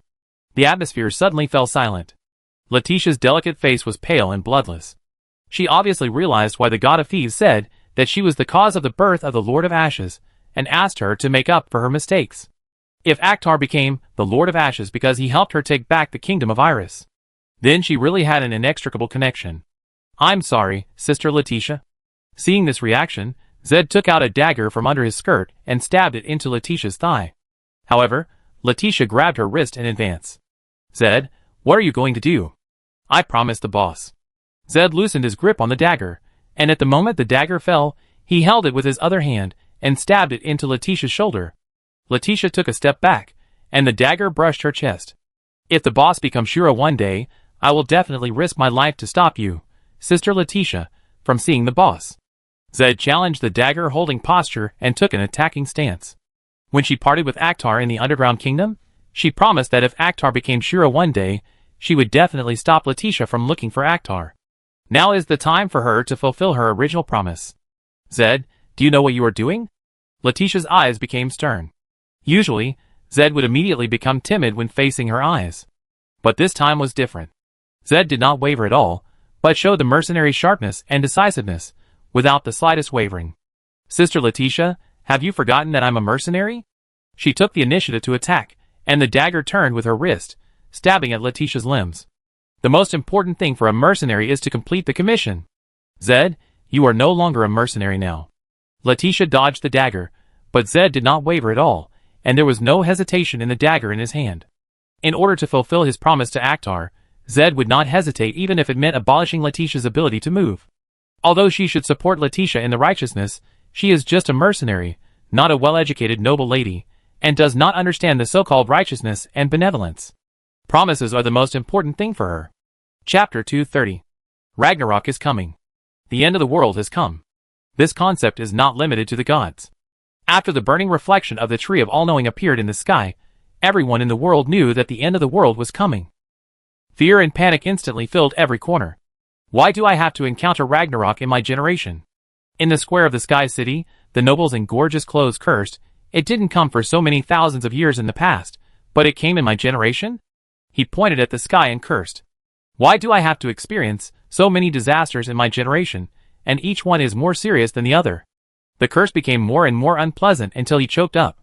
The other people in the square were also very upset.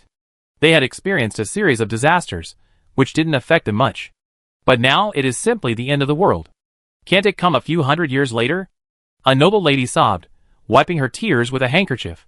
Why does it have to come in my generation? Come soon! Someone was extremely excited and swayed in the square, burned all the nobles and rich people together. Ha ha ha, it's worth it. A beggar next to him was also cheering. Now there is no chance to go to hell. He opened his arms and shouted, Holy Ragnarok! The square was in chaos. Some people were cursing the coming of Ragnarok, while others were cheering for the coming of Ragnarok. Of course, some people didn't care. There is no next life. What is there to be happy about? The thief goddess was puzzled by the different feelings of humans. According to common sense, they should feel fear, but very few people were cheering. This world has a real afterlife. Even if this life is difficult, the next life may be better. In hell, you can get rid of material needs directly.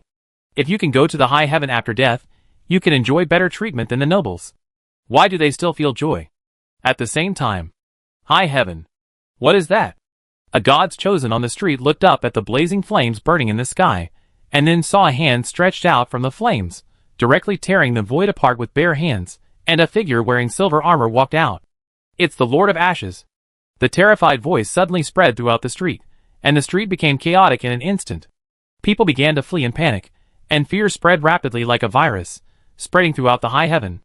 Shimu glanced coldly at the people who fled in panic, and then headed towards the omniscient god realm. Now he was going to find Leviathan to ask about the true power of the omniscient god. This is certainly not that he does not know the power of the omniscient god, but that he can stimulate the gods in the high heaven through this behavior. In order to achieve this effect, he did not transform into light and directly reach the omniscient divine domain, but chose a posture that was almost like a stroll.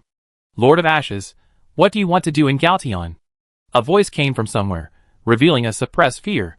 Shimu did not answer, but just stretched out a finger, and the swaying flame turned into light at the fingertips, carrying the effect of a sure hit.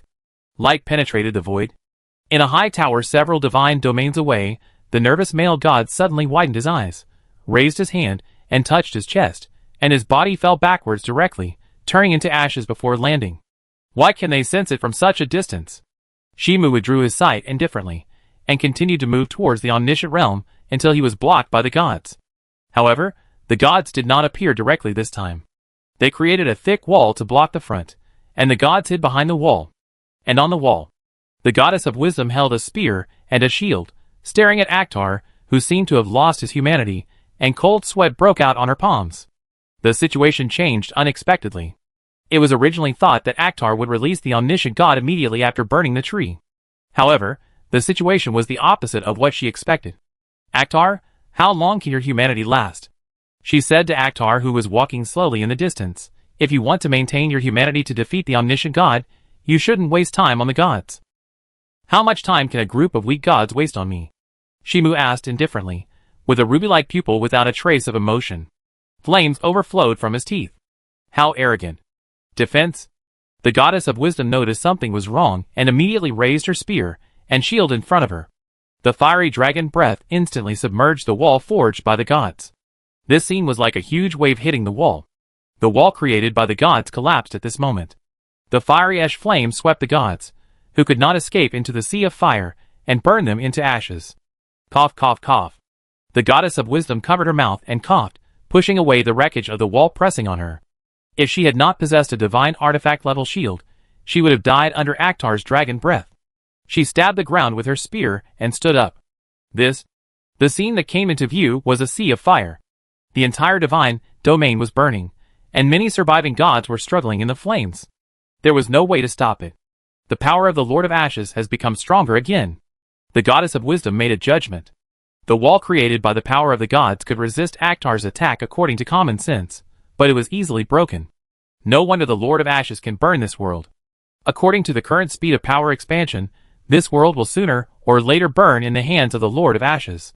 Now they can't stop the Lord of Ashes. Go ask the goddess of life. She made a decision and fled towards the direction of the divine domain of life. Now it is impossible for them to stop Akhtar. There is only hope if the goddess of life takes action. After only blocking once, the gods have given up blocking the Lord of Ashes, and chose to avoid the Lord of Ashes' route. A large number of gods went to the divine domain of life for refuge. Otherwise, they can only risk their lives to stop the Lord of Ashes. After a while, the omniscient god's domain. The Twin Towers. Shimu walked through the open door, and came to the residence of the omniscient god, only to see Leviathan sitting on the steps in front of the throne. Haha, your humanity is almost burned out. Leviathan put his hands on the crutches, looked at Akhtar with a cold look, and then asked, "Can your only humanity still persist in defeating the omniscient god? What is the ability of the omniscient god?" Shimu asked while walking towards the throne of the omniscient god, and then sat on the seat that belonged to the omniscient god. Leviathan didn't care when he saw this, and he didn't get angry at all. He said the answer very straightforwardly. The ability of the omniscient god is to answer questions. Any question has an answer, and the omniscient god has the power to answer any question. His cloudy eyes showed nostalgia. The first gods in this world came from people's desire for knowledge. People wanted to understand this world and how to survive. This desire for knowledge led to the birth of the omniscient god. He has the ability to answer all human questions, thus giving people a feeling that the omniscient god knows everything. Isn't this different from omniscience? Shimu said so, but saw Leviathan shook his head and turned to look at the Lord of Ashes on the throne. Asking questions is also a kind of ability, just like many people have never thought about why apples fall in their entire lives. And the omniscient god cannot really solve all the questions. If you ask how to solve Ragnarok, the omniscient god cannot give an answer, or if you ask how to lift a stone that you cannot lift, the omniscient god itself cannot answer, so there is still a difference between the omniscient god and the real omniscience. Shimu was silent for a moment and asked, "Then why do you say that Ragnarok and the omniscient god are two sides of the same coin? Does seizing world dominance mean doing whatever you want?" Leviathan asked the question, and then answered it himself. Seizing world dominance does not mean being omniscient and omnipotent, but just covering the old world with your own order, so that the world becomes what you want. He asserted so. Even if the goddess of life seizes the dominance of this world, a disaster similar to Ragnarok will occur. This disaster is caused by the errors in the order created by the goddess of life. Even if the goddess of life continues to correct the errors in her order, sooner or later there will be a complete collapse. Shimu said indifferently, "Really? Ragnarok is caused by people's endless desire for knowledge." Leviathan fell into recollection. "I don't know who asked the question to the omniscient god. Since everything will die, will the world die?" He laughed. Then the omniscient god gave the answer to Ragnarok. This world will inevitably go to Ragnarok, and everything will end in Ragnarok. Shimu continued to ask, "If no one asked this question, would there be no Ragnarok?" "That's not something I can know." Leviathan replied, "Maybe this has already had a destined end, but as each has a different order, the ending is different." Shimu chuckled. "After being answered by you, I feel that the omniscient god is not so invincible." Leviathan laughed like wood chips rubbing against each other, and his dead wood-like body shook. In fact, the original omniscient god was not very strong. On the contrary, he was still a very weak god. He explained so. But the god of omniscience has a unique feature. He can develop his own power through his own power, thus continuously becoming stronger, until all of you feel that the god of omniscience is an omniscient existence. If he keeps growing? Shimu pondered, wouldn't he have a chance to reach omnipotence? Leviathan shook his head. No one can be omnipotent. Theoretically, the highest level in this world is omnipotence, which means that one's ability can reach the level of generalizing from a single case. As for continuing to advance one's power to the level of omniscience and omnipotence, he can assert that it is impossible.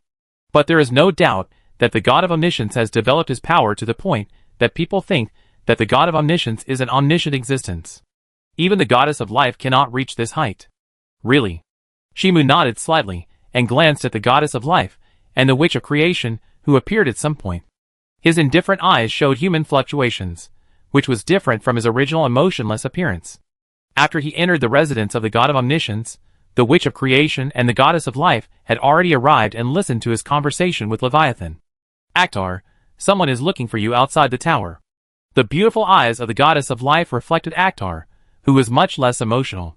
She was invited by the gods to persuade Akhtar not to continue killing, and she happened to meet the witch of creation on the way. And they also heard the conversation between Akhtar and Leviathan throughout the whole process, and thus understood that Akhtar went to the sky not to destroy the gods, but but to find Leviathan to understand the true power of the god of omniscience. Well? Shimu got up and left the temple. Does he look like the all-knowing god? Leviathan looked at Akhtar's back as he left, and then set his eyes on the goddess of life.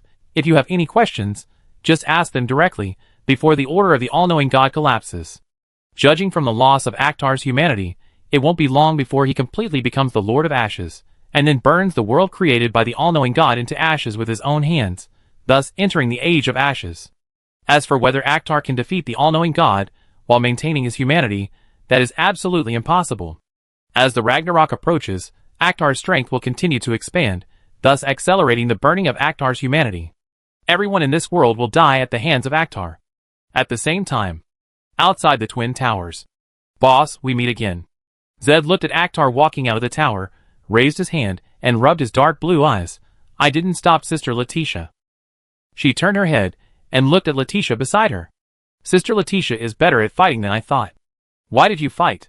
Shimu came to Zed, raised his hand, and rubbed her head, healing her body injuries. Because I promised the boss. Zed said something meaningless, and then showed a lively smile again. But boss, you can still communicate. That's really great. I was worried about you. Worried that I would become a Shura. Shimu laughed, then looked at Letitia and took out the Sword of Light. Did the gods ask you to come? Yeah. Letitia nodded slightly, and saw Akhtar handing the Sword of Light to her. Shimu said, return the item to its original owner. The Sword of Light is of no use to him now.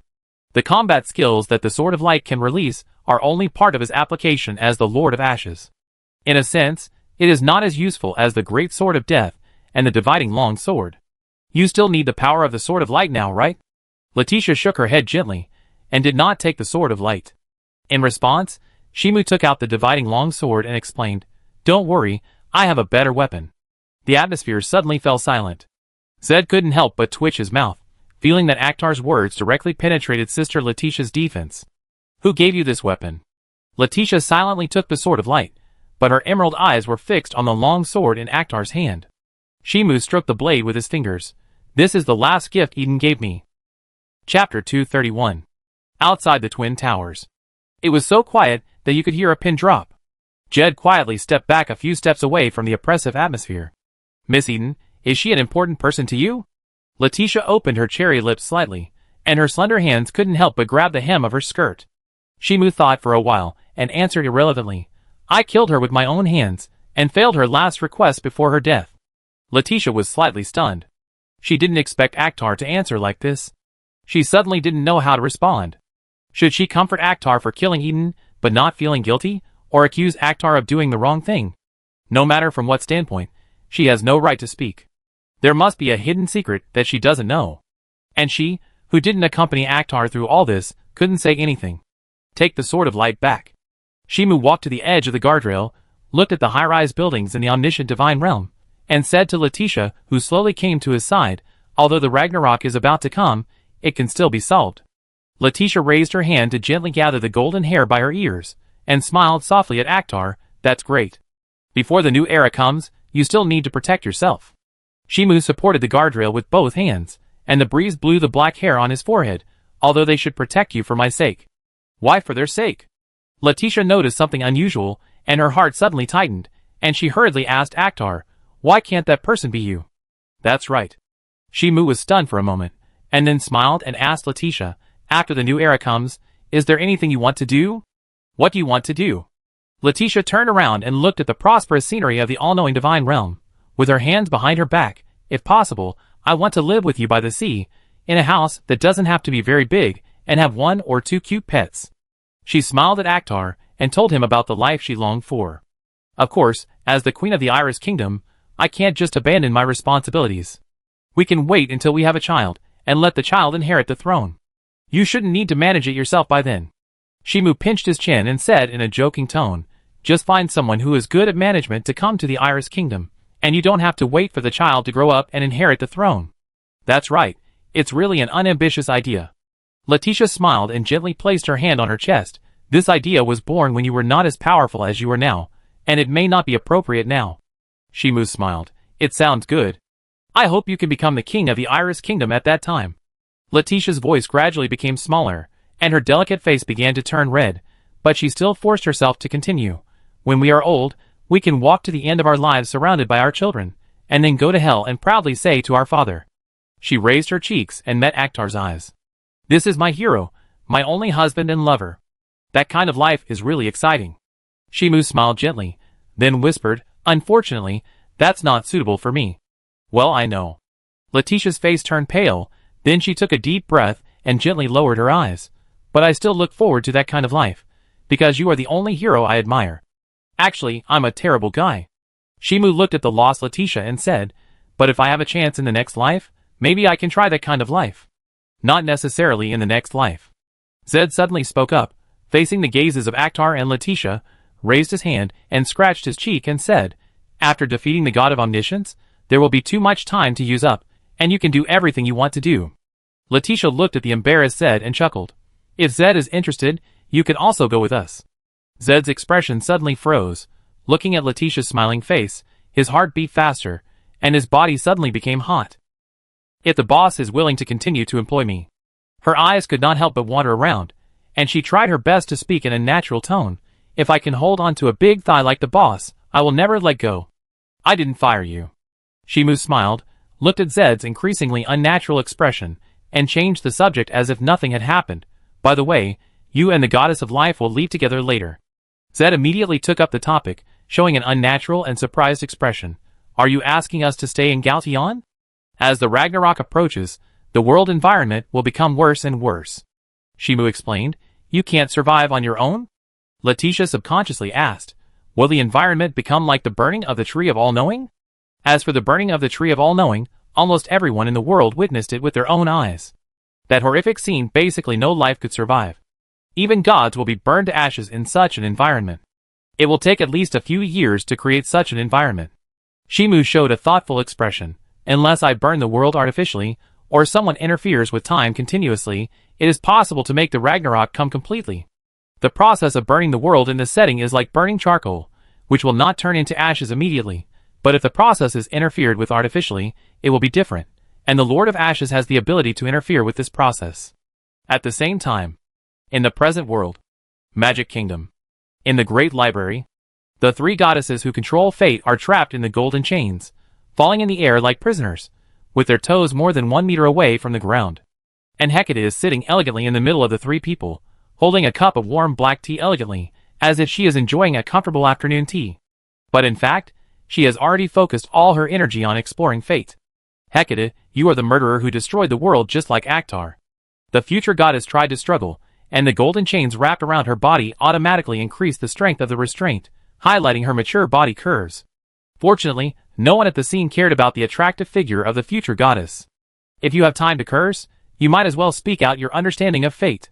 Hecate put down the teacup and looked into the eyes of the future goddess. The faster I understand fate, the sooner I can untie the gap in time. You are pushing the world to doomsday. The goddess on the other side walked over, kicking her 2 white short legs. In order to gain that little time, you want to sacrifice the remaining time of this world, you guy. Hecate said calmly, I am a witch. The atmosphere suddenly stagnated. The angry goddess of the past had a stiff expression. Looking at Hecate's cold and ruthless appearance, she suddenly realized something. This woman doesn't care about the lives of irrelevant people at all. At the cost of accelerating the approach of Ragnarok, she just wants to create a time gap to buy time to understand fate. This indifference and ruthlessness deep in the soul cannot be shaken by words at all. The situation is not as bad as expected. Hecate shook her head gently and explained to the three goddesses of fate, now the Lord of Ashes is my apprentice. Even if I create a time gap, Ragnarok will not come immediately. There is still enough time for me to find a solution. But the approach of Ragnarok will turn most people into ashes.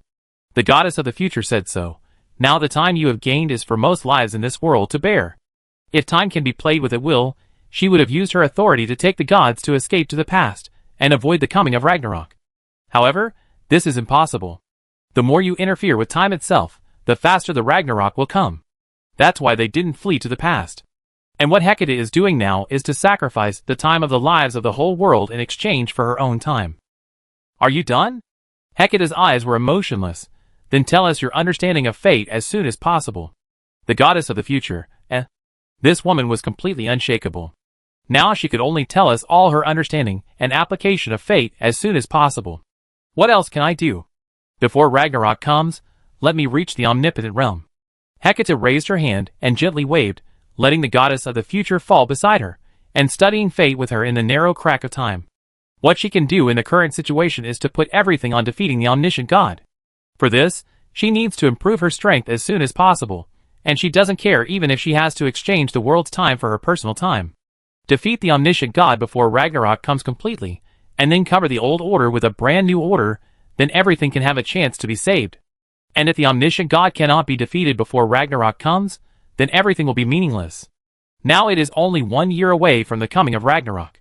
With her creation of the crack in time, it will only be a few days before Ragnarok comes completely. If the old order cannot be covered with a brand new order in a few days, this world will come to an end. The only time left in this world is pressed by her on a death battle that cannot be lost. At the same time, Gaution. Ragnarok is accelerating. Shimu immediately made a judgment and said to Letitia beside him, "It will come completely in less than 7 days, and then the world will be burned to ashes. Are you going to fight the god of all-knowing?" Letitia asked softly, and Akhtar raised his hand and touched her cheek. "Well, it's really a battle I'm looking forward to." Shimu withdrew his hand, turned around and disappeared on the spot. "You guys will leave with the goddess of life later." Why did Ragnarok come suddenly? Zed came over, raised his hand to wipe the cold sweat from his forehead, and said to Letitia, "Didn't the boss say that it would take some time for Ragnarok to come? Maybe someone escaped from the future." Letitia tried her best to keep calm, thinking back to what Akhtar said before. If Ragnarok has already arrived in the future, then someone will definitely risk their life to escape. Doesn't that mean that the boss lost in the future? Zed suddenly widened his eyes. If someone like her, who didn't read much, could understand something, then Sister Letitia should also understand it. Letitia said softly, "It's just a possibility." Now she has no spare energy to change the current situation. The disaster that threatens the survival of the world is beyond her reach. Now she can only wait for Akhtar's battle to end. "Don't worry too much." A gentle female voice came, and Letitia and Zed subconsciously looked in the direction of the voice, only to see a person who seemed to be the embodiment of the concept of a perfect woman, slowly walking towards them. Goddess of life. The creators of all life in this world, whether human, elf, dwarf, or dragon, are all created by the goddess of life. It's not that someone escaped from the future. The goddess of life came close to Letitia and raised her hand to touch the girl's head. It's just that fate chose to put the world on the gambling table in exchange for the opportunity to win the biggest victory. She promised so. "In the new world composed of the new order, I will revive all the lives that died in Ragnarok." It's really a reassuring statement. Zed showed a touching expression. She suddenly felt a strong sense of reassurance. With the new life promised by the goddess of life, she is not afraid of being burned to ashes by Ragnarok now.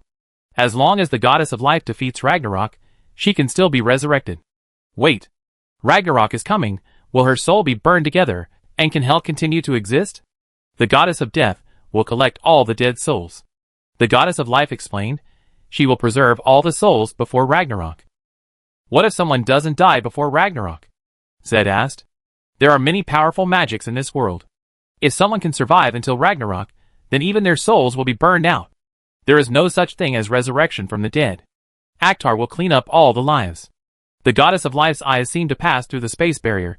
He will let all the souls return to the hands of the goddess of death before Ragnarok completely comes. Zed's expression froze. Isn't this equivalent to letting Akhtar destroy the world and manually send all the lives to hell, which would be considered a successful victory over Ragnarok? In people's eyes, Akhtar is also a destroyer.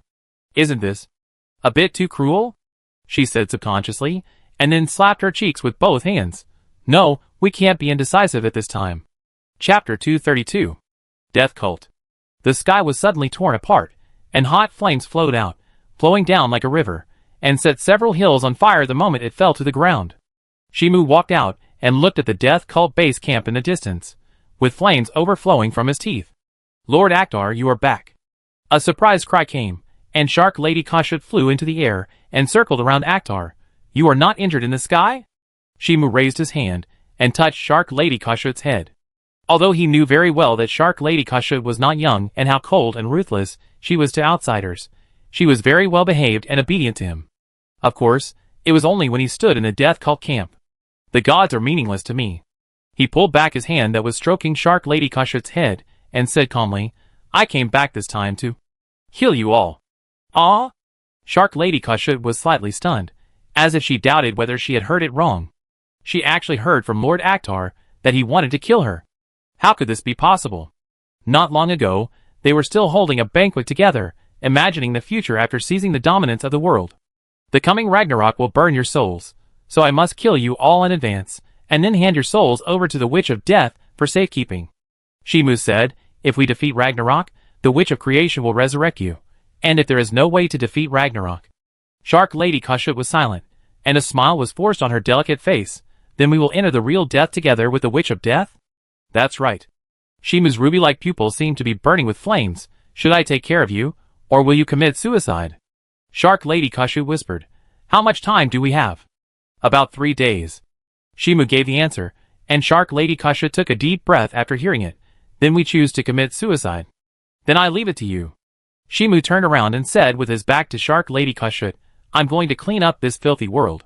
Clean up the filthy world? Shark Lady Kushut blinked and looked at Akhtar's back as he left. She didn't quite understand what Akhtar meant by filth, but it should have some deep meaning. Shark Lady Kushut shook her head, restrained her thoughts, and rushed to the headquarters of the Death Cult. Although she was full of trust in Lord Akhtar, she still had to ask the Death Witch about this matter, and then discuss it with the Death Cult's top leaders. It's impossible to commit suicide just because of a few words. Besides, there were still 3 days left, which was enough for them to fully think and decide whether to give their souls to the Witch of Death for safekeeping. Dragon Empire. Boom! The raging flames directly engulfed the White Dragon clan's territory, and the blazing flames engulfed all the dragons' bodies, burning them into ashes in an instant. A blow from the Lord of Ashes was enough to burn all existences below God into ashes, and under such a world-destroying blow.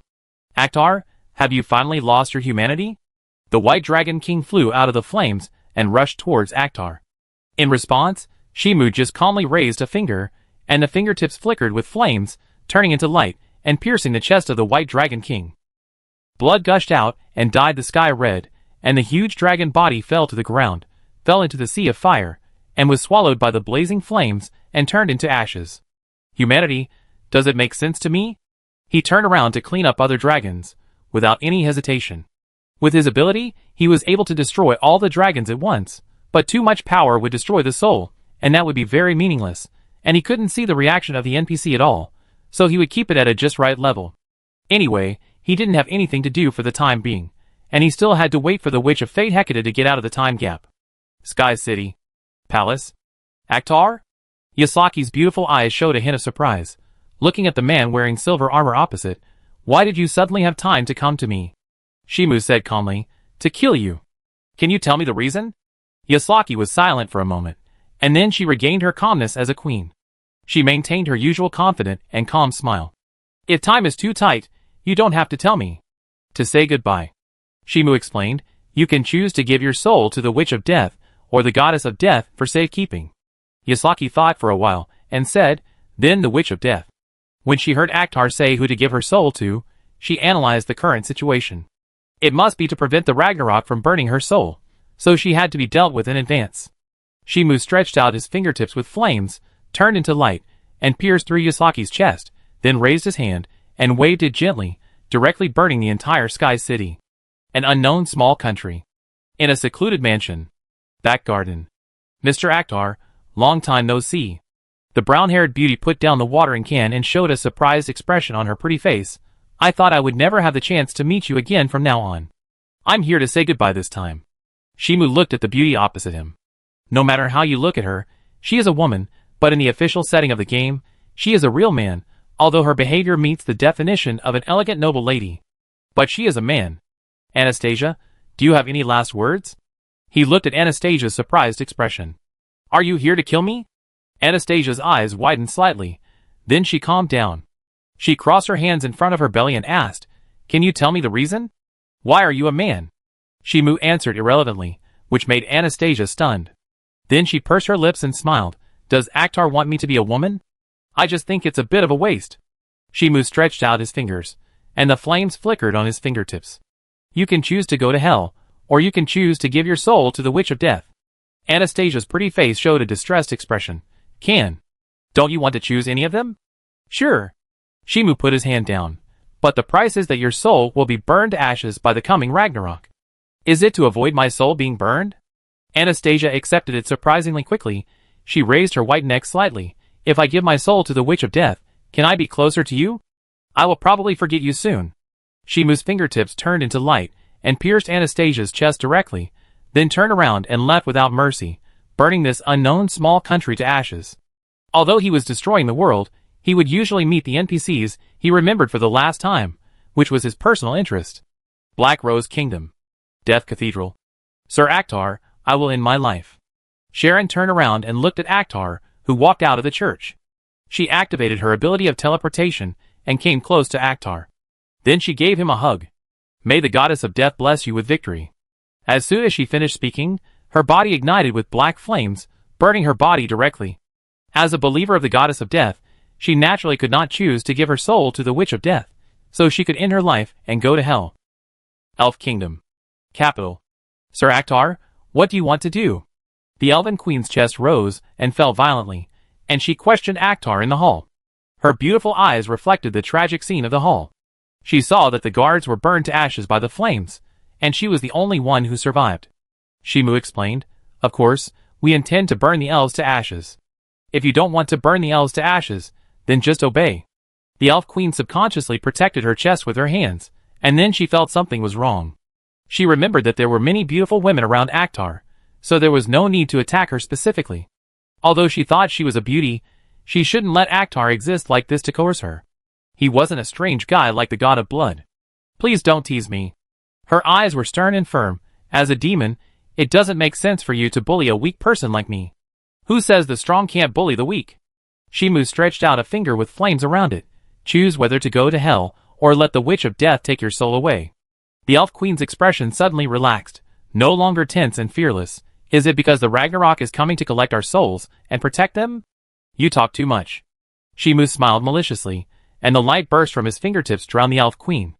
Then he raised his hand and waved it gently, and the raging flames drowned the Elf Kingdom. The entire Elf Kingdom was destroyed. However, in this attack that was enough to destroy a country, someone survived. It was a witch with a sleepy expression on her face. She raised her hand and pressed the beret on her head, with a trace of confusion in her eyes. What happened? She floated in the air, looking at the elf capital burning in flames. Lazy witch, right? The interested voice suddenly came, making the lazy witch's body stiffen. The sense of danger bursting from her spine rushed directly into her brain. The guy behind her was absolutely invincible. At this moment, she confirmed this fact. The lazy witch turned her head and looked at the man who appeared behind her. She felt that her breathing was almost stagnant. Why did she collide with the Lord of Ashes head-on? Are you going to hell, or sacrificing your soul to the Witch of Death? Shimu stretched out his hand and pressed it on the lazy witch's head. The atmosphere fell silent. The lazy witch pulled the corner of her mouth and said, "Can I not choose?" "No." Shimu answered immediately, and the lazy witch was silent for a while, looking at the dim sky and said, "Whatever." As soon as the words fell, the hand pressing on her head burst into ash flames, which directly engulfed her whole body and turned her into a wisp of ash. The next day. Orc Kingdom. Lord of Ashes. A man with an elephant head rushed out of the sea of fire and rushed towards the figure in the sky, his face twisted with anger. Shimu took out the long knife and swung it casually. The space in his field of vision was suddenly cut open, and the demons rushing towards him also fell in an instant. During this period, he met almost all the characters he wanted to meet, and then began to eliminate them as usual. Occasionally, the fish that slipped through the net spread his information. As a result, everyone in the world knew that he was the Lord of Ashes. Every time he went to a new map, he would encounter desperate resistance. This is really interesting. I hope there will be some new tricks. Shimu said so, moving towards the next map, giving equal death to all lives in the world. Whether poor or rich, he would give the most fair death. From the ground to the underground, all the lives that came into his sight were burned to ashes. Until he returned to the Magic Kingdom. Coming to the last country in the world, all other countries, churches, and races were wiped out by him. Of course, there must be some fish that slipped through the net, but he was too lazy to wipe them out so carefully, and there was not much meaning. Anyway, they will all be burned to ashes in the end. Michael, how do you want to die? Shimu suddenly stopped and looked at the blonde beauty standing in front of the library door. They say you have turned into the Lord of Ashes. Michael sighed, but you look very sober. No, now I feel joy because of the process of destruction. Shimu explained.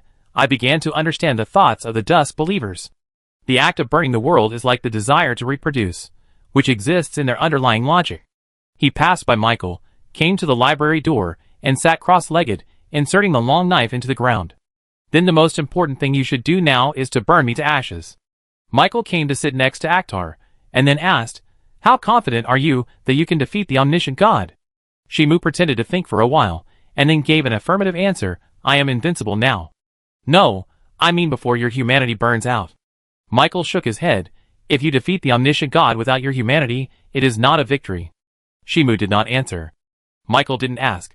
He took out a bottle of wine and handed it to Akhtar, and took another bottle for himself. Will there still be wine in the new era? The development of civilizations is similar. Shimu opened the mouth of the wine bottle with his bare hands, and bumped the bottle with Michael.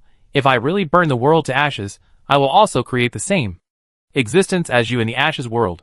He asked curiously, Does this count as resurrection? Michael took a sip of wine and thought carefully, That doesn't make sense to us. It depends on whether you believe it or not. Shimu thought for a while. Forget it, it seems to make no difference. Even if this round ends, you can start the next round. It makes no difference to him. Chapter 233. That's great. Michael smiled brightly, and then he saw Akhtar's hesitant expression. He subconsciously asked, What's wrong? If I really want to recreate the world from the ashes. Shimu's expression seemed a little strange. Looking at Michael's face, that was enough to be called a beauty. The atmosphere became subtle. Whatever you want, as long as you are happy. Michael sighed. He guessed that Akhtar's thoughts were nothing more than wanting to change his gender, which was an insignificant matter to him. After all, he didn't think that the person Akhtar created was himself, but it was also a very good thing to let Akhtar make up for the regret in his heart. As for what Akhtar wanted to do with himself being created, that was not something he could control. There were too many people in this world who wanted to redefine his gender, and he had seen someone create a doll like him with his own eyes. Forget it then. Shimu showed a lack of interest, and took a big sip of wine for himself. I can't see an interesting expression even if you change your gender. Is this the influence of the Lord of Ashes on your bad nature? Michael laughed heartily, then picked up the bottle, and clinked it with Akhtar, and took a big sip of wine for himself, the wine flowing from the corner of his mouth to his white neck. I hope that after the world turns to ashes, you can return to your own nature, instead of really becoming the Lord of Ashes in people's perception. Shimu, Mr. is waiting for you to say goodbye. Michael put down the bottle, pulled out the long knife that was inserted beside Akhtar, and put the knife against his neck. If this world does not burn into ashes, I hope we will have a chance to get together and chat. As soon as he finished speaking, the blade passed over his neck, and the hot flames devoured his body into ashes. The sharp long blade circled in the air, and inserted into the ground. Shimu retracted his ruby eyes, that seemed to be burning with flames. Since Michael wanted to commit suicide, he was willing to help Michael die quickly and harvest experience points by the way. It was terrifyingly quiet in front of the gate. After his arrival, the entire Magic Kingdom fell into an unprecedented panic, which came from the crisis of inevitable death. Now he was killed by Akhtar himself, and his soul went to hell, or he lived for a few days, and was burned into ashes by the flames of ashes. No matter which choice he made, it would be the worst outcome. Shimu got up and left the door of the library. At his current point, it was very simple to find someone. He only needed to compile a set of rules for finding people in the kingdom of his heart, and then unfold them to find anyone. Came to the street. The originally bustling streets were burned to charcoal, and charred corpses could be seen every few steps. The occasional living people also looked desperate, leaning against the remnants of the burned charcoal, looking at Akhtar with empty eyes, as if they had become a puppet. Sir Akhtar, you are finally here. A familiar voice came, and Shimu heard the footsteps. He saw a girl with white legs trotting over, raising her hand to push her glasses, hiding the fear and panic in her eyes. Shimu said, Layla, you are still alive. Layla's expression froze slightly.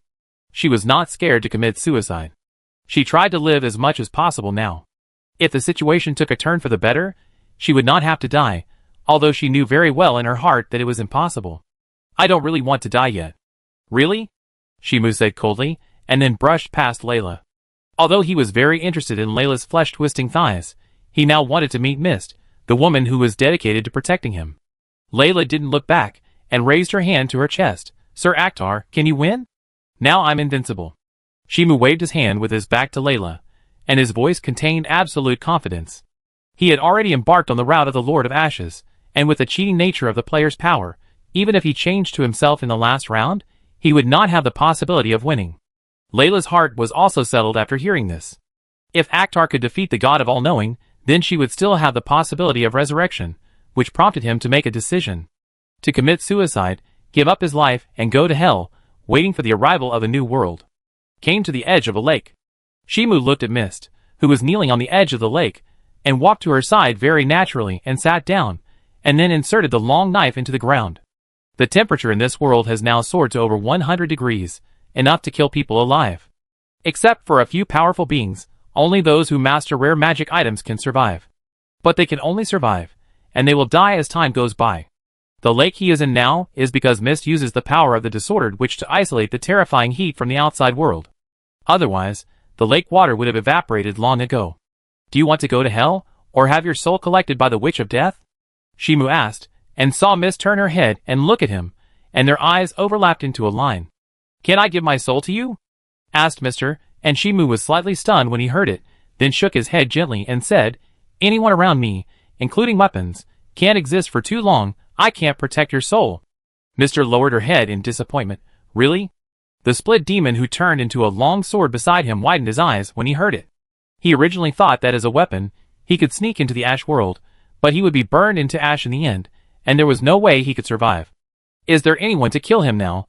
Otherwise his soul will be burned and completely disappear from this world. Is my brother dead? Misty asked, and Akhtar nodded calmly. She sighed tiredly. I choose to return to the Witch of Death. She is more trustworthy. The right choice. Shimu laughed. The Witch of Death is very difficult to kill. Otherwise the gods would not choose to seal only the Witch of Death. The Goddess of Death is also difficult to kill. A cold voice suddenly came out, and a blue flame ignited in the void, and the figure of the Witch of Death appeared. She maintained the same posture as always, with her hands and 5 fingers folded in front of her chest, and the crystal feet exposed under the skirt outlined an attractive arc. Does the Goddess of Death also have the same ability as you? Shimu's eyes fell on the crystal jade feet, and the Witch of Death seemed to sense something, and her slender legs retracted slightly, hiding her feet in the skirt. She explained with a calm expression. By putting oneself in a deeper state of death, the shallower state of death cannot harm oneself. This is a higher level use of the power of death. I thought it was using the flame of 10,000 deaths to enhance your defense. Shimu smiled. After players gain a certain level of death power, they will find that death power is not only good at attacking, but also can provide extremely strong defense. The Witch of Death shook her head gently. Just like you can master the more advanced use of the Flame of Ashes, death power will naturally have corresponding advanced uses. If I can become your partner, then I have a chance to try. Shimu said jokingly. Aren't you already a partner with Snapmill?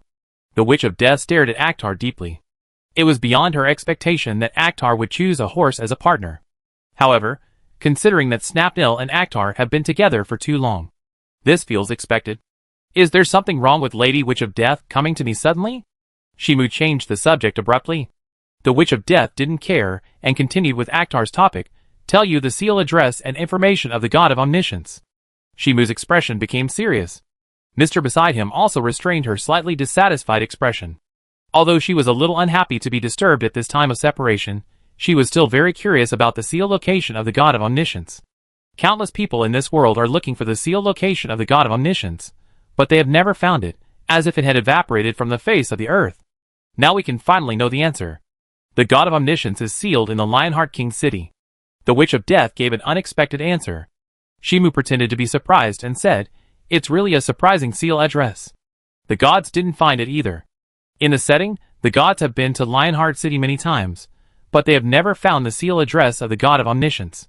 Finally, the gods began to speculate whether the Witch of Death hid the seal address somewhere else. However, the initial suspicion of the seal place is the most real place, because the place where the God of Omniscience is sealed is not in the current time period. The Witch of Death looked at Akhtar's surprise. Do you remember the woman who gave you 10 kinds of shadow magic? Shimu nodded and said, Of course I remember. Mist also remembered the powerful magic displayed by Akhtar. It can still play a powerful effect at the level of demons. It is no problem to say that it can increase Akhtar's strength by more than double. This level of magic is basically impossible for humans to create. The woman who gave you 10 kinds of shadow magic is the Witch of Time. The Witch of Death said calmly. She is also the culprit who made this world enter the twilight of the gods.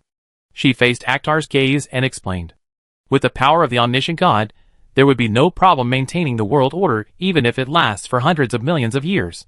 However, after the birth of the Witch of Time, the situation changed drastically.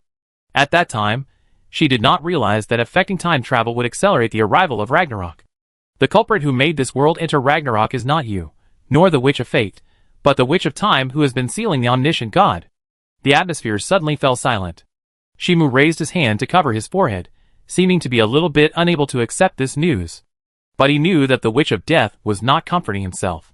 The fact that Ragnarok could come so quickly in this world was really related to the Witch of Time herself. Even if the order compiled by the omniscient god had errors and omissions, it would still be fine to maintain it for a long time with the power of the omniscient god. However, after the birth of the Witch of Time, the order established by the omniscient god had problems. There was a powerful witch who could jump time at will, allowing Ragnarok at the end of time to observe the past and keep moving towards the past. Until now, it is irreversible. Of course, letting the current Witch of Time travel through time is a completely different situation. According to the official setting of the game, the Witch of Time has mastered a way to avoid stimulating the arrival of Ragnarok to a certain extent. But what happened in the past cannot be changed. Hearing you say that, I feel much better. Shimu suddenly smiled. There is someone to blame. The Witch of Death nodded slightly, and then continued, as long as we go to the Lionheart King's city, we can let the Witch of Time in the past jump to the present. Speaking of which, I have a question. Shimu showed a curious expression. Why was the God of Omniscience sealed? Does the Witch of Time have the same strength as the God of Omniscience? The Witch of Death thought for a while, and explained. The Witch of Time did not choose. In a direct battle with the God of Omniscience, she simply pulled the God of Omniscience into a time barrier with a low flow rate, thus disconnecting him from the time of the outside world. Shimu nodded and said, in this way, we can take advantage of the God of Omniscience's disconnection from the time of the outside world, and find a way to defeat the God of Omniscience. There is another key reason. The Witch of Death added, even if the God of Omniscience has a way to escape from the time barrier, it will trigger the Witch of Time to escape to the past, thereby accelerating the arrival of Ragnarok. So the God of Omniscience did not immediately escape from the time barrier. If it was a few hundred years ago, it would be impossible for the Time Witch to seal the God of Omniscience with her strength. But now it is at a very delicate time point, so the God of Omniscience can only accept the result of being sealed temporarily. Unless the God of Omniscience is willing to risk the collapse of his own order. But the Time Witch did create a unique opportunity to defeat the God of Omniscience. Shimu exhaled. As long as the God of Omniscience can be successfully defeated this time, it will all be worth it. The Death Witch nodded slightly. She knew how much preparation the Time Witch had made to defeat the God of Omniscience. Before she was promoted to a witch, she met the Time Witch who traveled through time and gave her a special time anchor point, and the Time Witch summoned her clone through the connection of this anchor point. Otherwise, she would have no way to assassinate the Plague Goddess. By the way, there is one more thing I need your help with. Shimu looked at Miss beside him. Can you save her soul? Wait until you say goodbye to her. The Witch of Death turned into a blue flame and disappeared on the spot. You just need to sacrifice her soul to me. Shimu smiled, then leaned to the side, resting his head on Mist's soft eyes. Since the game was about to end, he had to take the opportunity to enjoy it. Anyway, Mist would not refuse such close contact. If the pressure is too great, take a break. Mist raised her hand and touched Akhtar's cheek, and then discussed some trivial matters with Akhtar. Until night fell. However, there were no stars in the night sky, as if it was a deep dark mouth that wanted to swallow the whole world into its belly. Chapter 234. The heavy door of the library was pushed open. Hecate, the Witch of Fate, walked out, and the first thing that caught her eyes was the boundless sea of fire covering the earth. The original Magic Kingdom had been burned to ashes, and there was no living person left. No, there was still one living person. Her apprentice was waiting at the door. Teacher, long time no see. Shimu took a few steps forward and hugged the Witch of Fate. Although only 6 days had passed in the outside world, it had been a long time for the Witch of Fate, long enough to miss her apprentice, and long enough that Hecate, the Witch of Fate, did not resist the warm hug from her apprentice. Hecate looked down at her apprentice, who was buried in her arms, stretched out her hand to hug her apprentice tighter, and then a gentle and helpless voice came out. Disciple, you are now the Lord of Ashes, and maybe even the master of the Ash world. I haven't graduated yet, have I? Shimu said, and Hecate was stunned for a moment, then hugged her disciple even tighter. Now her disciple has undoubtedly surpassed her. Although she has gone further in the development of power, The power from the Lord of Ashes has pushed her disciple's power to the same level as the God of Omniscience. Now her disciple may be the strongest. Everything will depend on the battle with the God of Omniscience. Hecate hugged her disciple tightly. Her voice was unprecedentedly gentle. It doesn't matter if you fail, you can also create everything you want in the Ash world. Shimu didn't speak, loosened the enchanting embrace, then held Hecate's slender hand, and moved his lips slightly a few times, passing the news that Hecate walked out of the library to the goddess of life and the witch of death. High in the sky, the domain of life. The goddess of wisdom looked at the flames burning outside, and a trace of despair appeared in her eyes. She watched the world being burned to ashes, and the temperature was rising rapidly every moment, until now the flame of ash had seeped out of the void and began to burn the world itself. If the weak gods left the domain of life, they would only end up being burned to ashes. This world is no longer suitable for any life to survive. No. There are still people who can survive, that is, the strong who have reached the omnipotent realm. They can survive in the current environment. But they can only survive in the current environment. As the world itself continues to burn, the flame of ash will become stronger and stronger, and the strong at the omnipotent level will be burned to ashes. You will stay in the domain of life. A gentle female voice came, and the goddess of wisdom turned her head subconsciously. She saw the goddess of life raising her hand to rub the head of a human girl, and whispered softly, "In the domain of life, there are gods to protect us, and we will not be burned easily." Yes. Letitia lowered her head. She knew that the domain of life was the only place in the world suitable for life to survive. But as long as the goddess of life died, the domain of life itself would disappear. At that time, all the lives in the domain of life would naturally burn out. The goddess of life withdrew her hand, glanced at the goddess of wisdom standing by the tower, nodded gently, and then disappeared from the spot. Whether it was the timing or the environment, it was the most appropriate time to attack the god of omniscience, so it was time to attack the god of omniscience. In fact, from her personal point of view, she did not have any disgust for the god of omniscience, and she had never thought of killing the god of omniscience in the past, but now the environment had reached the point where she had to do it. It has nothing to do with whether she hates the existence of the omniscient god. At the same time, in hell, none of you are allowed to leave the temple of death. The goddess of death stood in front of the gate and said to the gods, "Before the flame of ash is completely extinguished." After that, she turned and walked into the flames outside the door, and the gods who stayed in the temple of death looked at each other, and then fell into silence. Now words have no meaning. The only thing to do is to pray that the goddess of death can successfully kill the omniscient god, and then cover the old world with the law of death. Only then can we welcome a new future. Sleep, sleep, sleep, welcome death or a new world in your dreams. The god of dreams snuggled beside the throne, and whispered to the souls hidden in the bottom of the temple of death, letting all souls enter a beautiful dream. If this world is to be burned to ashes, it is better to let all souls enter death in a beautiful dream, so that they can all enjoy a happy and complete life. If this world enters a new era, all souls can welcome the new world with a satisfied mentality. No matter which ending, it will not be too bad. Lionheart City. This is the place where the first gods fell, the beginning of the Ragnarok, and now the end of the Ragnarok. Shimu and the Witch of Fate Hecate held hands, stepped on the hot magma on the ground, and came to the Witch of Death. Then his eyes fell on the Witch of Creation, the Goddess of Death, and the Goddess of Life. As for the Goddess of Lies, she did not come to participate in the decisive battle. This is not because the Goddess of Lies is timid, but the Goddess of Lies really has no way to exert the power to influence the battle situation. It would be better to stay in the life realm and wait for the battle to end. The battle must end as soon as possible. He retracted his gaze and fell on the Death Witch, waiting for the Death Witch to start to unseal.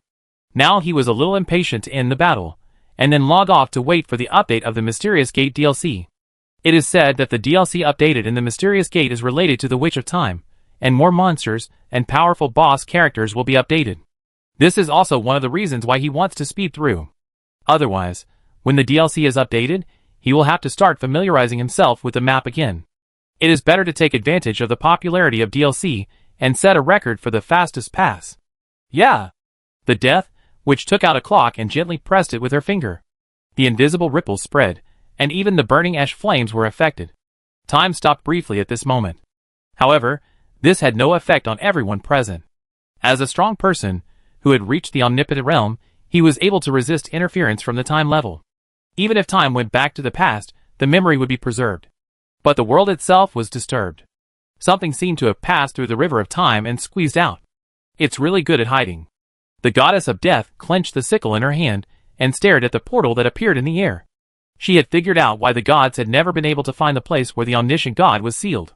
Because the omniscient God was not sealed in the current time period, but in the past, and because of the static time travel, the gods had no way to interfere with the past, so naturally there was no way to find it. The Witch of Fate also loosened her hand with her apprentice when she saw this.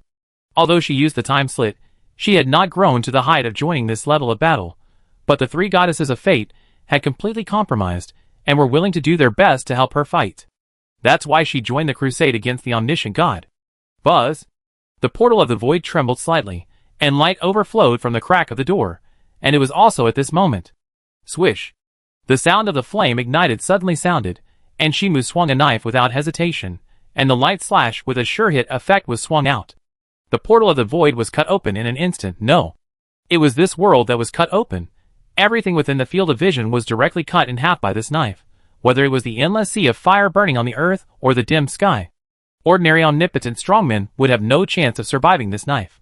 But this could not kill the omniscient God. The Witch of Fate Hecate was so sure that she noticed the sudden change from the level of fate, as if the time level was interfered with. The cut-open portal collapsed, revealing a being composed of light. His body had no injuries, and his indifferent eyes swept around the people present, activated the power of answering questions, and instantly understood everything at the moment. This group of people had already burned the tree of all-knowing to ashes, and gathered in this world that was about to enter the end of the world to fight against themselves. Thinking of this, light suddenly flooded the entire world. Under this light that illuminated the world, no shadows existed, penetrating the material level, penetrating everyone, and even the future Ragnarok was illuminated by the light. The flames of ash that spread throughout the world suddenly extinguished, and all the enemies in front of him disappeared, and only he stood alone in this world. The battle ended in an instant. The flames from the future Ragnarok that penetrated the world were also forcibly blocked out at this moment, and all the power related to Ragnarok was fundamentally eliminated. What this caused was that the burning flames were extinguished, and the heat carried by the flames was wiped out, and the ground that turned into lava solidified at this moment. When? No. This is just the beginning. Buzz! The sickle appeared out of thin air and chopped down at the neck of the god of all-knowing, locking in a knife that must be the cause and effect. Puff! The body of the goddess of death that appeared out of thin air was like blood bursting out, and golden light pillars penetrated her body. How did he do it? The goddess of death clenched the sickle, and her beautiful eyes reflected the appearance of the god of all-knowing. He raised his hand calmly, and pressed it lightly on himself. The field of vision changed instantly. This is the gap between life and death.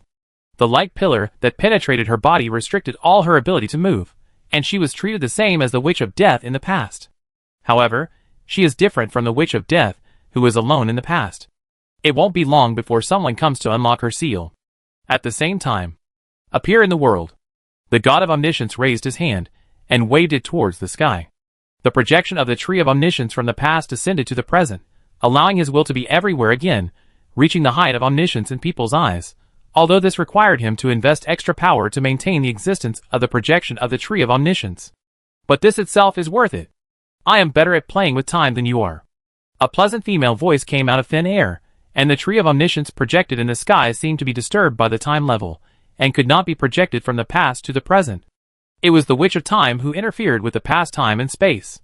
The god of omniscience did not need to use his power, and he guessed that it was the Witch of Time who used her power to interfere with the past, so that the projection of the tree of omniscience could not descend, preventing his will from being everywhere. But this also means that the Witch of Time cannot directly join the battle. And at this moment, the figure of the Witch of Death appeared out of thin air, and the dagger in her hand turned over and stabbed at the neck of the god of all-knowing. This was a knife of death, with a prerequisite of a sure hit. However, this knife, that was enough to hit the neck of the god of all-knowing passed by, leaving only a scar of black flame. The omnipotent god was injured for the first time. What happened? The god of all-knowing gave birth to this doubt, and then the power of answering questions gave an accurate answer. The power from the Witch of Fate eliminated his sure hit effect, and also strengthened the sure hit effect of the Witch of Death's knife. At the moment of realizing this problem, the god of all-knowing chose to swing his fist. This punch ignored the distance limit, and hit the Witch of Death's abdomen directly, and then a dazzling light burst out. Buzz! The body of the Witch of Death disappeared from the spot, and appeared in the gap between life and death in an instant, not far away from the goddess of death, who was still struggling. The two sides looked at each other. Then, they withdrew their gazes from each other, and began to break free from the seal. Although the seal was very strong, it was not impossible to get rid of it. After the omniscient tree was burned, the power displayed by the omniscient God was not unmatched. At least the strength of the seal was within the scope of being able to get rid of it. If it was the previous omniscient God, he could have imposed an inescapable seal on them in an instant. The omnipotent God reached the realm they could reach. Magic Kingdom. The Great Library. After losing the omniscient tree, we have to resist the Ragnarok coming from the future. The Witch of Time sat elegantly on the sofa, pressing her temple with a headache. The omniscient God can still maintain such a tricky power. The current environment is extremely unfavorable to the God of Omniscience, but the God of Omniscience still holds overwhelming power. Directly seal the Death Witch and the Goddess of Death, who have the strongest combat power. Then leave it to me next. Shimu moved his wrist, and disappeared in the place of light. The powerful state that the God of Omniscience can show now can only be maintained for a period of time. The Ragnarok from the future will continue to weaken the power of the God of Omniscience. When the players are familiar with the attack mode of the God of Omniscience and survive the peak state of the God of Omniscience, they can slowly win. The game officials will not arrange unsolvable enemies. Is this the gravity of fate from the Ragnarok? The Witch of Time looked at Akhtar's back. I didn't expect that this little guy would become the Lord of Ashes. She withdrew her gaze, and asked the Witch of Fate. As a witch who controls fate, do you think he can win? Except for us to win, there is only a loss. The Witch of Fate Hecate asserted so, and then gently closed her eyes. If she wanted to interfere with fate itself, she not only needed to offset the inevitable effect of the God of Omniscience, but also needed to constantly adjust fate itself to make it lead to victory. As for letting her fight the God of Omniscience head-on. After seeing the Witch of Death, the Goddess of Death was sealed shortly after the fight, and she gave up the idea. Fighting is not what she is good at. The result of losing? The Witch of Time smiled brightly, her beautiful eyes cast on the final battlefield. Can your apprentice's human performance maintain until victory? The Witch of Fate Hecate did not answer. And the Witch of Time did not ask further questions. Most of her energy was focused on interfering with the projection of the Tree of Omniscience to prevent the God of Omniscience from restoring the state of will everywhere. Chapter 235. Galtion. Is the Ragnarok over? A god walked slowly to the edge of the Tower of Life, watching the flames extinguished outside, with an expression of having survived a catastrophe on his face. Has the omniscient God solved the crisis of world destruction? He expressed the thoughts of most gods present. In Galtion, a world composed of gods, there is also a belief that is almost religious. Many gods believe that the omniscient God is omnipotent. This is why many gods risk their lives to stop Akhtar from burning the tree, because many gods believe that after the omniscient God is unsealed, the crisis from the Ragnarok can be resolved. And now the extinguished ash flame is a response to the expectations of the gods. It is also possible that the omniscient God lost. The moon goddess, who was not far away, suddenly spoke up. She ignored the gazes of the gods and analyzed calmly. There are currently two known ways to put out the fire. The first is, of course, that the omniscient God solves the crisis, and the second is that a brand new law covers the old world. The second one is definitely not happening. The goddess of lies walked out of the group of gods, not caring at all about the disgusted looks cast by most gods. She raised a finger. If the old world can be covered with a brand new law, all the powerful people who have reached the omnipotent will feel it and start to compete for the dominance of this world. After all, the order of this world belongs to the omniscient God, and there is no vacancy at all. Otherwise, it would be a big chaos among the powerful people of the omnipotent level. What is the situation? It is better to witness it with your own eyes. The goddess of wisdom spoke slowly, looking at the messenger god in a suit beside her, and said, "Messenger, use your power to observe the battlefield. It's very dangerous to watch a battle of that level." The messenger god sighed, then smiled and said, "But they won't care about our peeping." After saying that, he raised his hand and wiped it towards the void, activated the power of the messenger, and projected the battle in the world. As a god who holds the power of the messenger, he naturally has the ability to exchange information with each other. The most basic application is naturally letter communication, and the more advanced application is to meet each other directly on the screen. Now he is using the more advanced messenger power. No matter where it is, as long as there are people and clear coordinates, you can peek freely. The premise is that no one stops it. Ah! The messenger god suddenly screamed miserably, and the hands covering his eyes spewed outish flames, and the whole person rolled on the ground in pain. The god subconsciously retreated, looking at the rolling messenger god with horror. Could it be that the Lord of Ashes followed the connection to chase him? Then all the gods present would be in danger. Akhtar is not a man you can just spy on. The goddess of lies ignored the flames of ash spewing from the eyes of the messenger god, calmly came to the messenger god, squatted down, and knocked the messenger god's head with a knife. The knife was neither light nor heavy, and miraculously stopped the flames from the messenger god's eyes. The current Lord of Ashes is a difficult existence to watch. As long as you observe him, he will trigger his preset counterattack. He is really a dangerous existence. The messenger god put down his hand covering his eyes, revealing the empty eye sockets that turned to charcoal.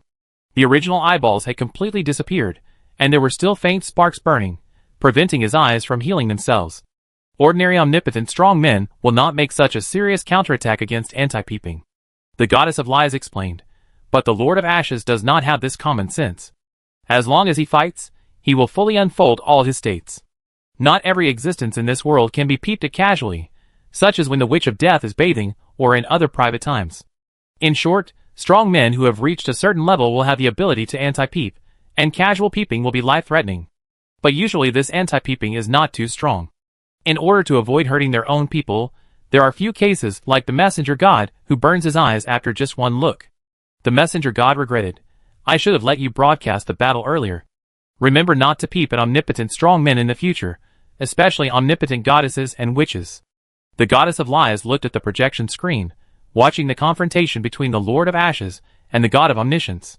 The next battle is the strongest battle in the true sense. The goddess of wisdom not far away did not care much about the upcoming strongest battle.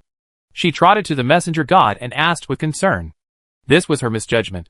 She didn't expect that a glimpse of the Lord of Ashes would cause such a crisis. She had faced the Lord of Ashes before, but it didn't cause such serious consequences. The ruins of the Lionheart City. Shimu stepped on the scorched earth, looking calmly at the omniscient god opposite him, and gently swung the splitting long knife, spilling power to cut a narrow rift in the ground. This was not an attack, but just a casual swing of the knife. Descendant of Adam. The omniscient god's indifferent voice unexpectedly revealed a hint of emotion. "You slaughtered all your ancestors with your own hands," Shimu said casually. "Anyway, they are no different from dead. Using them to exchange for the information of the ability of the all-knowing god, isn't it very worthwhile?" The all-knowing god stared deeply at the descendant of Adam in front of him. The descendant of Adam, who had lost all his blessings, stood in front of him with his own ability and reached the same height as him. This is enough to be called an impossible miracle.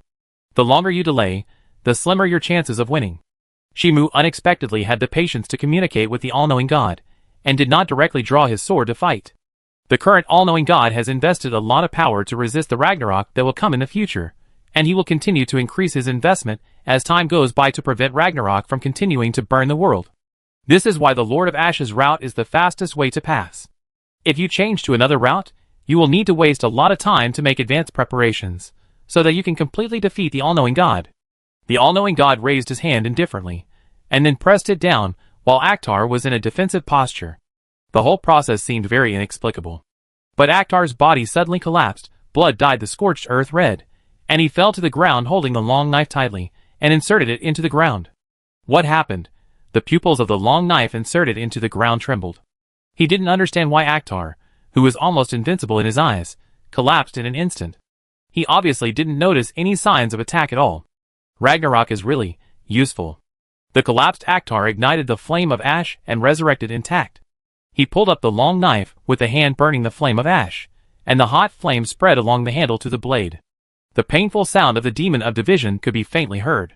But he was not interested in dealing with the pain of the split demon. It's an attack without delay, right? He directly told the truth about the attack of the omniscient god. Any attack in this world requires a process, and this process includes the thinking process, the magic power operation process, the power activation process, and the attack distance process. And this process is sometimes the key to victory or defeat. When reaching the level of the omnipotent domain, it is theoretically possible to trigger all natural phenomena. But in the actual combat process, it will not be too fancy, but more to minimize the process as much as possible, and directly use your own ability to complete the fatal attack. This is like an omnipotent strongman who is good at using fire, and he has to use his ability to control the water flow. This is not impossible, it is nothing more than extracting the concepts of flow, temperature, and matter from the flame, reprocessing his own concepts, and thus controlling the water flow. And this complex processing process is enough for the opponent to attack himself dozens of times. However, the omniscient God managed to ignore the process and directly achieve the attack result. It's really a mechanical weirdo. Shimu clenched the long sword in his hand and took an attacking stance. But it's not difficult to deal with it. As soon as he finished speaking, he swung the long sword in his hand, as if he had directly ignored the concept of distance. Bang! The long sword turned into an arc of light and chopped on the finger of the God of All-Knowing. The burst of impact was enough to shatter the earth, forming the largest hole in history. The air was expelled by the powerful impact, forming an almost vacuum zone. And this scene, in the eyes of the gods in the sky, was a black hole that suddenly appeared in the center of the battlefield. But this black hole was not swallowing matter, but pushing all matter, and the violent impact blew away everything. Why did Akhtar block it? A god raised a question. Since the attack of the omniscient god can skip the process, then in theory, any enemy facing the omniscient god will only be attacked, and there should be no process of counterattack. Then he heard the analysis from the goddess of wisdom. Because Akhtar attacked in advance, the god of omniscience can only choose to defend. And because Akhtar's attack is light, there is basically no interval, so the god of omniscience can only choose defense. The goddess of wisdom explained to many gods, who did not understand the battle situation. Unless the god of omniscience is willing to exchange injuries for injuries, he can only resist Akhtar's attack. But light has a process after all, doesn't it? A god asked, can't the god of omniscience seize this subtle interval? That is also based on being willing to get hurt. The goddess of wisdom shook her head gently. Akhtar now doesn't care about getting hurt at all. But the god of omniscience needs to care to resist the coming of Ragnarok. Doesn't the initiative belong to Akhtar? The messenger god not far away showed a worried expression. Since Akhtar doesn't care about getting hurt at all, he only needs to attack, and the god of omniscience needs to consider a lot. If this goes on, the god of omniscience will lose. As long as Akhtar hurts the god of omniscience once, the god of omniscience will put aside his concerns about not getting hurt and start using all his strength to attack Akhtar. The goddess of wisdom shook her head slightly.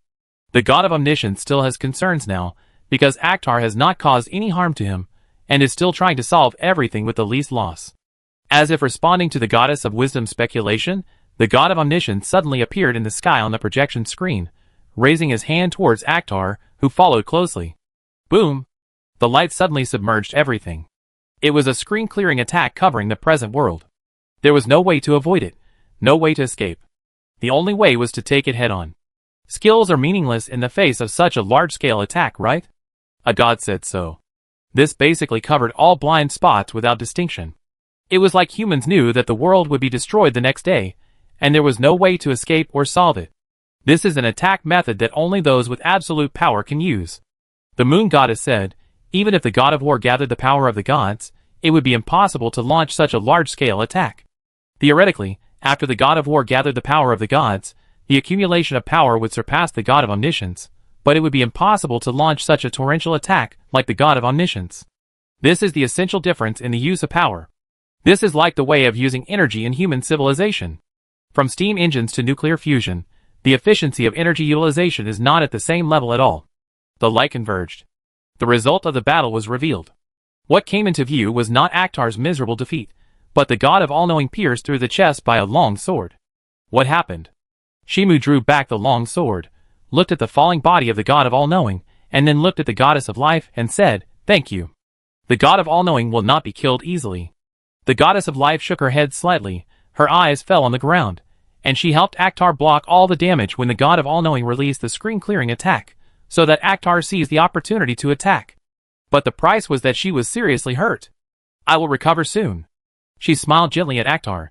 "You just need to focus on facing the god of all-knowing." "Yes." Shimu disappeared on the spot. The goddess of life, who stayed on the spot, frowned slightly, and subtle lines appeared on her cheeks. That was the seal imposed by the god of all-knowing. The blow of Qingping was not used to hurt, but to seal the power. This was the choice of the god of all-knowing. It was unrealistic to want to kill the Lord of Ashes completely, so sealing the Lord of Ashes became the best choice. "Don't pretend to be dead."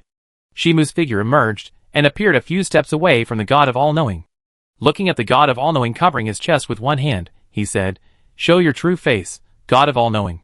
In the process of fighting with the god of all-knowing so far, it was at most a mutual test. From beginning to end, the god of all-knowing did not take the initiative in the world, but only fought with his own strength. However, After being injured, he will transform into a second stage. The god of all-knowing put down his hand holding his chest, and then his appearance changed dramatically. He initially had a human-like appearance. With hair like light falling to his waist, his body had a clear sense of lines, and he held a spiral sword in his hand. His breath gave people a cold and sacred feeling, but compared to his previous emotionless appearance, it added a touch of humanity. It was as if white paper was stained with color. Chapter 236. Shimu tightened his grip on the long sword in his hand, and the flames of ash lingering on the long sword burned more violently, burning the entire sword red, as if it were a red-hot iron.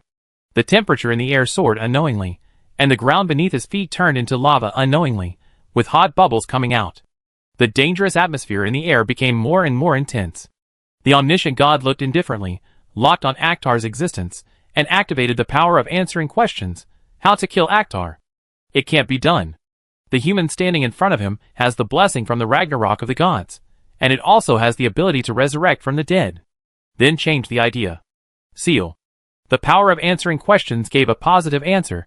As long as a suitable defensive environment is created, this unkillable human can temporarily stop the action. Then how to seal. The power of answering questions gave him a clear answer, and even the angle of swinging the sword was clearly told. Thinking of this, Buzz, the god of omniscience, raised the sword in his hand and swung it in the direction of Akhtar. The light that was enough to cover the world suddenly burst out. Shimu also responded at the same time, slashing the long knife in his hand, and the hot ash flame collided head-on with the covering light. Boom! The red ash flame collided with the surging light. Looking from the direction of the sky, it was like red and gold colliding. The powerful impact at the intersection seemed to distort the space, and ripples, like waves, appeared. And at this moment, Poochie! Shimu's body suddenly spurted blood. The god of omniscience appeared beside him at some point. At the moment when he subconsciously swung his sword to counterattack, the figure of the god of omniscience suddenly disappeared. It was a sneak attack, not creating an attack opportunity. If the god of omniscience used the technique of ignoring the process, he would also be injured by his lightspeed counterattack. But if the god of omniscience launched a screen-clearing attack that he had to resist with all his strength in advance, then he had to put most of his strength on resisting the attack. The god of omniscience would take advantage of the fact that he put most of his energy into resisting the screen-clearing attack and suddenly appear beside him to attack using the no delay ability. The effect was very significant. The body of the god of omniscience appeared a few kilometers away, and took advantage of the gap when Akhtar was injured to swing his sword. The torrent of light turned into a sword arc, directly covering the entire continent. There was no chance to dodge, and he had to take it head-on. Clang! Shimu chopped down with a knife, cutting off the light arc covering the continent, and then suddenly turned the blade and chopped at the suddenly appearing god of omniscience. But the speed was not fast enough after all, and shocking blood burst out of his chest. The omniscient god who had swung his sword also disappeared from the spot, and appeared in the sky a few thousand meters away, and then slashed at him with a clearing knife that he could not avoid. The light flooded the world. At the moment when Shimu swung his sword, the figure of the omniscient god suddenly appeared beside Akhtar, and launched a sword without delay. At the moment when his blade cut Akhtar's chest, a short knife containing the power of death suddenly appeared and pierced through the back of the omniscient god. What a great opportunity! The demon outside the world showed a vicious smile, drew out the short knife containing the power of death, and his body also turned into a semi-transparent phantom, trying to quickly leave this world. When the omniscient god focused his attention on Akhtar, he also grasped the perfect opportunity to assassinate, using the dagger given by the Witch of Death to backstab the omniscient god with justice. Poochie! The god of omniscience indifferently slashed back with his sword, and before the demon from outside the boundary completely disappeared, he directly split the demon from outside the boundary in half. The original process of virtualization was interrupted, and the demon from outside the boundary fell on the hot ground with its body broken into two pieces. If no one came to rescue, the god of omniscience only needed to make another slash to completely end the demon from outside the boundary. Time seemed to have stopped at this moment. The demon from outside the boundary widened his eyes, and his pupils reflected everything that happened in front of him. He saw the Lord of Ashes connect his broken arm and swing a sword that could burn the world.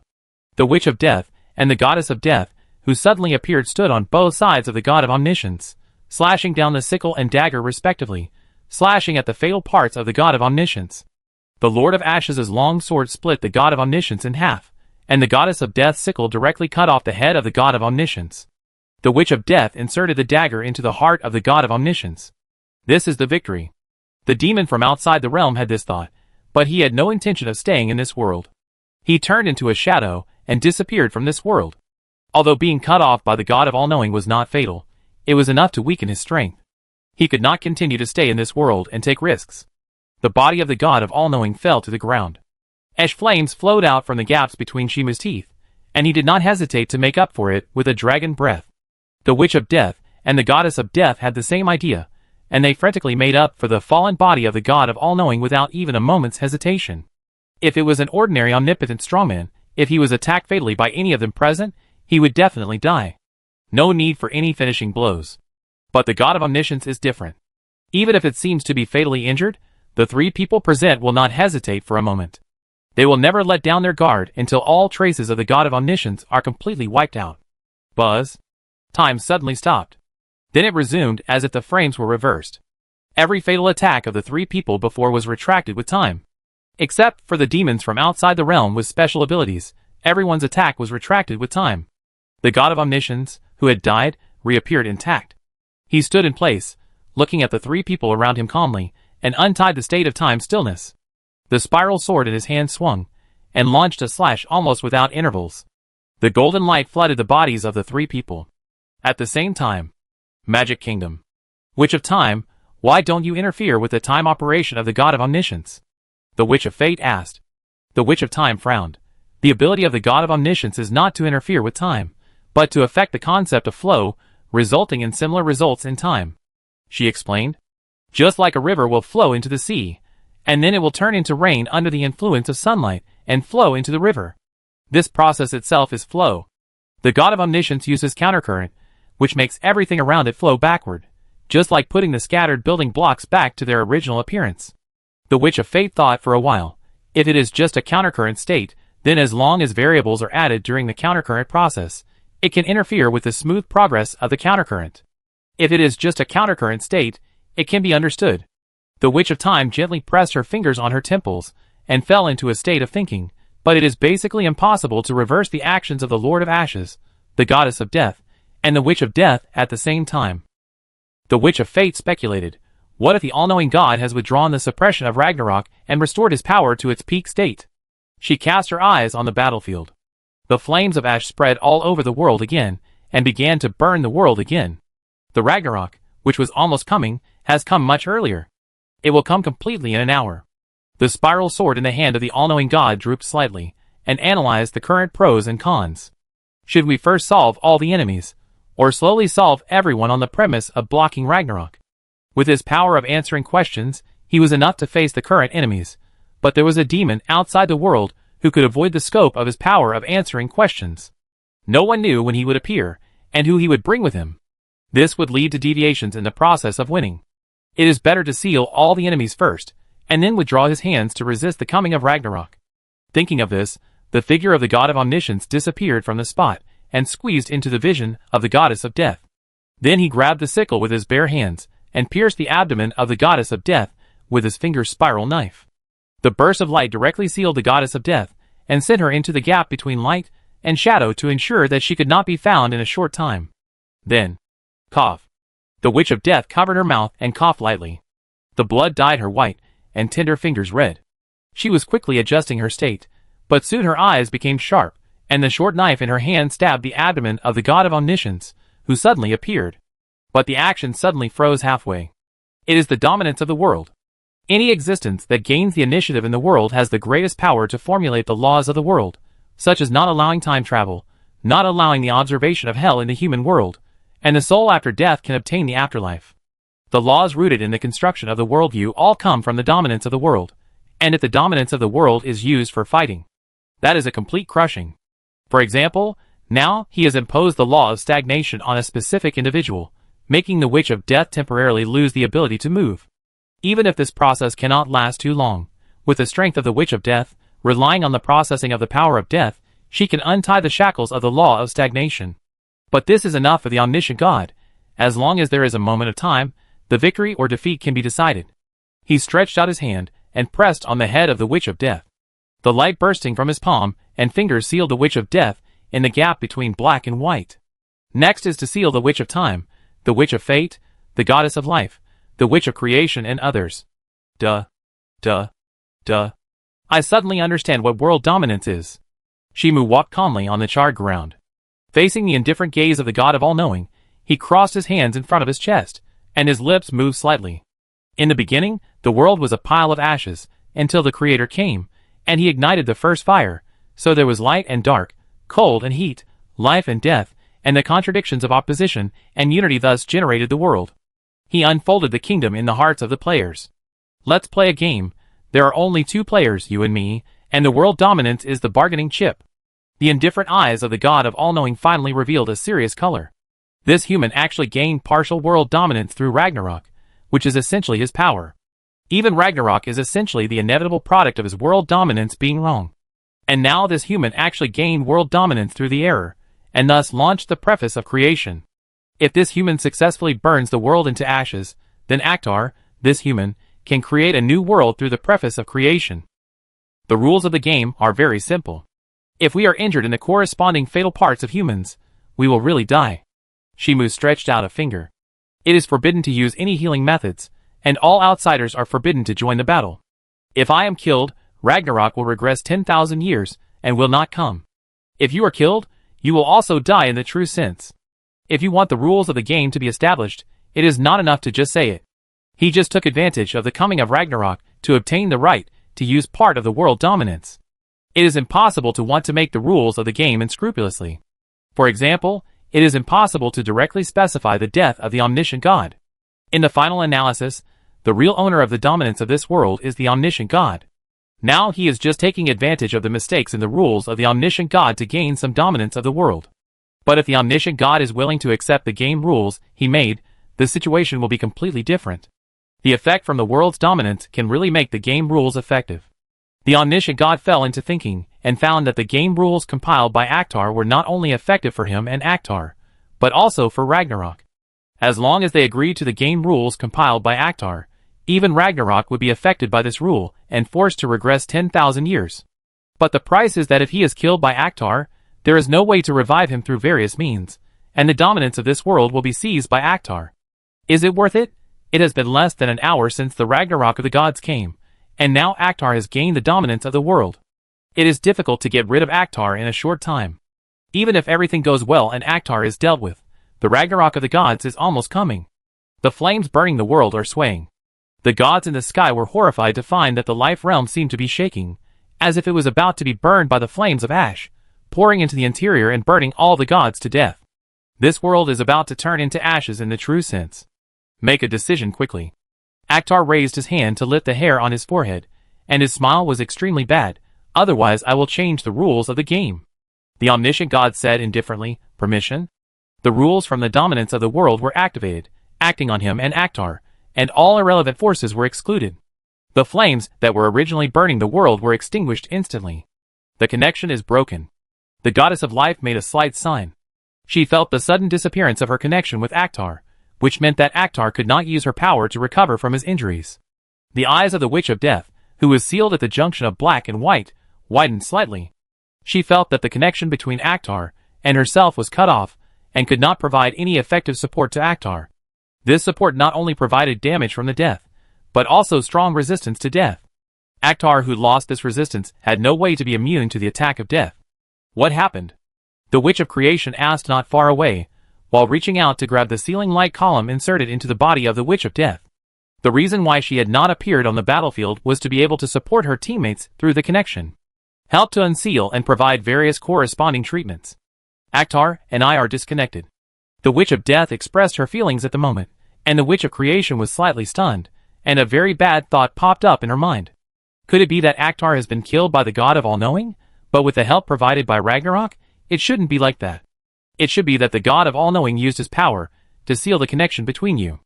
The Witch of Creation comforted her, and then suddenly pulled out the spear of light inserted into the body of the Witch of Death with a force, and a spear of light was forcibly pulled out with blood flowing out of the wound. The blood slid down the fair skin of the Witch of Death until the white toes, flowing in the boundless void. There were dozens of spears of light piercing the body of the Witch of Death, and as long as you try to pull them out, it will induce a maddening pain. But now the Death, which no longer has the energy to care about the severe pain. She is not a little girl who will cry because of pain. Now her only thought is to unseal as soon as possible and return to the real world to witness the situation. I hope the situation is not as bad as she expected. The real world. The omniscient God walked calmly on the hot magma. He kept a distance of more than 10 meters from the Lord of Ashes, looking for a suitable time to take action. Now they are as fragile as humans. As long as they are stabbed in the heart, they will be killed and have no immortality. Chapter 237. Cannot enter. The goddess of life pressed her palm on the invisible barrier, preventing her from participating in the final battle, and even the connection between her and Akhtar was cut off. Now she can only watch the god of all-knowing duel with Akhtar. This battle concerns the future of the world. Who will win next?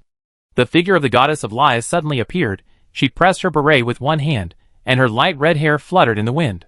It seems that whoever wins is a bit bad. She smiled cunningly, and her eyes were firmly fixed on the god of all-knowing who has never lost. The strongest god in the world. No matter what kind of enemy, as long as there is a possibility of winning, the god of all-knowing who has the power to answer questions can master the way to defeat it. If there is enough time, there may be a different future. The goddess of life pursed her lips and sighed melancholy.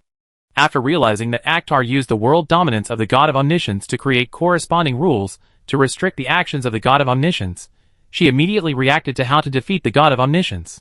If they were given enough time to understand the laws of the god of omniscience, find the corresponding loopholes, and use the corresponding rules and loopholes to formulate a suitable combat environment, then the god of omniscience might not be as difficult as it is now. But Ragnarok came too quickly, and there was no time to react at all, as if the end of the world had come in the blink of an eye. No matter how brilliant a person is, there is no time to make the layout he wants. Danger always comes suddenly, and there is nothing we can do about it. The goddess of lies was unexpectedly calm. If we are burned to ashes, there is nothing we can do about it. At this point, she scratched her cheek with her fingers. But I don't want Akhtar to kill me, it would make me feel very bad. The goddess of life raised her hand, and rubbed the head of the goddess of lies, looking at the confrontation between the god of all-knowing and Akhtar. They were slowly getting closer, but unexpectedly they did not fight immediately, just as cautious and careful as human duelists. Gaotian. The atmosphere was tense and depressing, with pessimism and hope coexisting in the hearts of the gods. They were pessimistic that the god of all-knowing had lost his immortality and had to fight with Akhtar, who was good at dueling, but they also hoped that the god of all-knowing could continue to be invincible as always. The god of all-knowing who has never been defeated. The Lord of Ashes who burns the world. The duel was launched in this hour when the old and new eras alternated. Their victory or defeat determined how the world would continue to exist. Boom! I don't know when or who made the first move. The crisp sound of swords clashing echoed in the barrier, announcing the start of the strongest battle. Shimu's body and the long sword in his hand turned into light, and collided with the long sword swung by the god of all-knowing, as if two round moon arcs collided, and the burst of impact instantly shattered the earth, and the surrounding air was instantly pushed into a vacuum state. Without a moment's hesitation, Shimu took a step back, and then suddenly slashed the long sword in his hand, stabbing at the heart of the god of all-knowing at a tricky angle. At this time, the god of all-knowing no longer showed the attack without delay, but also turned into light to slash. However, this is also a matter of course. The so-called attack without delay comes from the god of all-knowing, and the effect of the added effect of the world dominance. If Akhtar also obtains the world dominance, then the slash without delay will naturally not take effect, and he can only fight with his own ability. Clang! The clashing swords gave off dazzling sparks, lighting up the faces of the all-knowing god and Akhtar. Both sides only looked at each other, launching a highly technical fight that gave people a sense of danger of walking on a tightrope. The slightest deviation would end the battle in an instant. Why can the god of omniscience demonstrate such a high level of hand-to-hand combat? The goddess of lies asked in doubt, God of omniscience, didn't you always use your powerful strength to crush the enemy in the past? The power of answering questions allows the god of omniscience to master all the knowledge of hand-to-hand combat in the world at the fastest speed. As long as he raises doubts, he will definitely get the corresponding answers. The goddess of life explained, it doesn't matter if the god of omniscience has never experienced any hand-to-hand combat. As long as the god of omniscience has the idea, he can master it. The goddess of lies was silent for a while. Then it can only depend on the fighting consciousness of Akhtar and the god of omniscience themselves. The goddess of life nodded and said, mastering the corresponding knowledge and understanding the corresponding process, the key to determining victory or defeat is the use of the technology itself and the courage of each other. The goddess of lies smiled cunningly, her beautiful eyes reflecting the battle in the duel field. She has never been so concerned about a duel. This duel is enough for her to never forget for tens of thousands of years. The goddess of life did not answer, as if she agreed with what the goddess of lies said. She looked at the battle in the duel arena. Every strike by both sides was almost at the speed of light, so fast that it could not be observed with the naked eye. Every strike contained the effect of canceling each other out. An ordinary god. No, an ordinary omnipotent strongman would be affected and killed if he entered the duel arena. Although compared to their previous battles, it has become very ordinary, without affecting the whole world and clearing the screen, nor causing any earth-shaking scenes. It has shown more difficult abilities. This is not that Akhtar and the God of All-Knowing have lost their incredible abilities. They still have the power to destroy the world itself. But it is meaningless to display difficult abilities now. What is needed is to use the sword in their hands to pierce the enemy's chest. Both sides have the speed of light movement, and each sword has a powerful effect of a must-hit. If they slightly transform their abilities in this process, they will be slashed through the heart by the opponent with the must-hit effect. The battle will also be declared over in an instant. So now the God of All-Knowing and Akhtar have two abilities. One is to turn themselves into light, and the other is to apply a must-hit effect to the attack, and then stab the decisive blow at the most critical moment. Clang, clang, clang. The sound of the collision of swords is so regular that it seems to resonate with the whole world. The endless arcs of light collided almost non-stop, and the broken lights burst out like fireworks, giving people an extremely beautiful feeling. But the split demon who turned into a long sword had no way to feel this extreme beauty. He himself had not even reached the omnipotent realm, but now he was constantly colliding with the weapon of the omniscient God. This feeling was like someone constantly hitting his head with a hammer. Not only did he feel that his skull was about to crack, but his consciousness was also about to collapse with the collision. If this continued, he would undoubtedly die. The split demon who turned into a sword, his eyes widened to the extreme, constantly urging his power, constantly trying to split the weapon in the hands of the omniscient God, otherwise his consciousness would collapse in the collision. Then, he would definitely die. The endless technical duel continued. There was basically no difference in speed between the two sides, and both of them had the skills that would definitely hit the target. The only thing that determined the outcome was a slight mistake. Bang! There was a slight sound of metal breaking, and the spiral long sword held tightly by the God of All-Knowing was cut off by the power of division, a small piece that was less than 1/10 the size of a fingernail. Driven by the magic power of the long sword, it shot to the shoulder of the God of All-Knowing. The God of All-Knowing's movement slowed down a little, and there was a flaw that was almost impossible to catch, which was a flaw that the God of Swordsmanship could not catch. But this was enough to determine the outcome. The long sword of division pierced the chest of the God of All-Knowing, and Shimu's palm was on the end of the handle, and his eyes looked at the God of All-Knowing calmly. Time seemed to stand still at this moment. Then, clang! The spiral sword fell to the ground, the pupils of the God of All-Knowing gradually dimmed, and his body fell into Akhtar's arms. High sky. Silence. Deathly silence. The gods witnessed this scene, and they all fell into a brief silence and absent-mindedness. They seemed to have not yet accepted the defeat of the God of All-Knowing. But the scene that caught their eyes was the death of the God of All-Knowing. Before, they were evenly matched, as if they could fight forever, but suddenly it ended so abruptly, which made them unable to react. Until they saw the body of the God of All-Knowing collapse, turning into golden light mist slowly drifting in the air. The gods were shocked. Defeated? Lost? The God of All-Knowing lost? Some gods looked dazed. Too strange, they were clearly evenly matched before this. Is this an illusion cast by the Lord of Ashes? Some gods shook their heads, denying the fact they saw with their own eyes, but they clearly realized that the God of All-Knowing had lost. The winner is the Lord of Ashes. Did the Lord of Ashes use despicable means?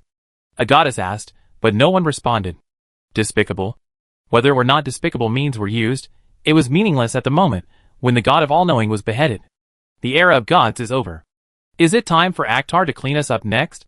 An old man in the corner laughed unpleasantly. If you want to live, run away quickly, so that you may have a chance to live longer. Where can you escape to? The goddess of wisdom asked, and then comforted the gods. Akhtar may still retain his humanity. She comforted the gods. Maybe it's a brand new era, not the world of Ash. At present, Ragnarok has not yet completely arrived. As long as Akhtar does not immediately wipe out all life, as long as there is an existence that uses its own laws to cover the old world, this era can still be saved. That's right. A beautiful goddess said loudly, there are still many people in this world that Akhtar cares about. He can't burn this world at will. He will let the right person take over the world. She comforted herself. No matter who takes over the world, we must help manage the world. If the goddess of life takes over the world, our living situation may be better. Yes, yes, yes. The gods on the side echoed repeatedly. Even if the witch takes over the world, for the sake of the goddess of life and the goddess of death, they will not settle accounts with me, and we can still survive in the new world. I hope the goddess of life can seize the world's dominance. The timid god clenched his hands and began to pray silently. However, the goddess of wisdom stared at Akhtar on the projection screen. After piercing the chest of the god of omniscience, he had not taken any action. If she had not been able to detect the rise and fall of his chest, she would probably have thought that he had died together with the god of omniscience. The situation felt a little wrong. Why didn't this man show joy, nor did he say hello to his relatives and friends? Why not? An unbelievable voice suddenly came from the group of gods. The goddess of wisdom turned her head subconsciously, and saw a goddess wearing a two-color pointed hat and a crystal hourglass hanging around her waist, looking at her hands. Why can't my order cover the old world? The moment she finished speaking, her body ignited the flame of ash, as if to burn her existence into ashes.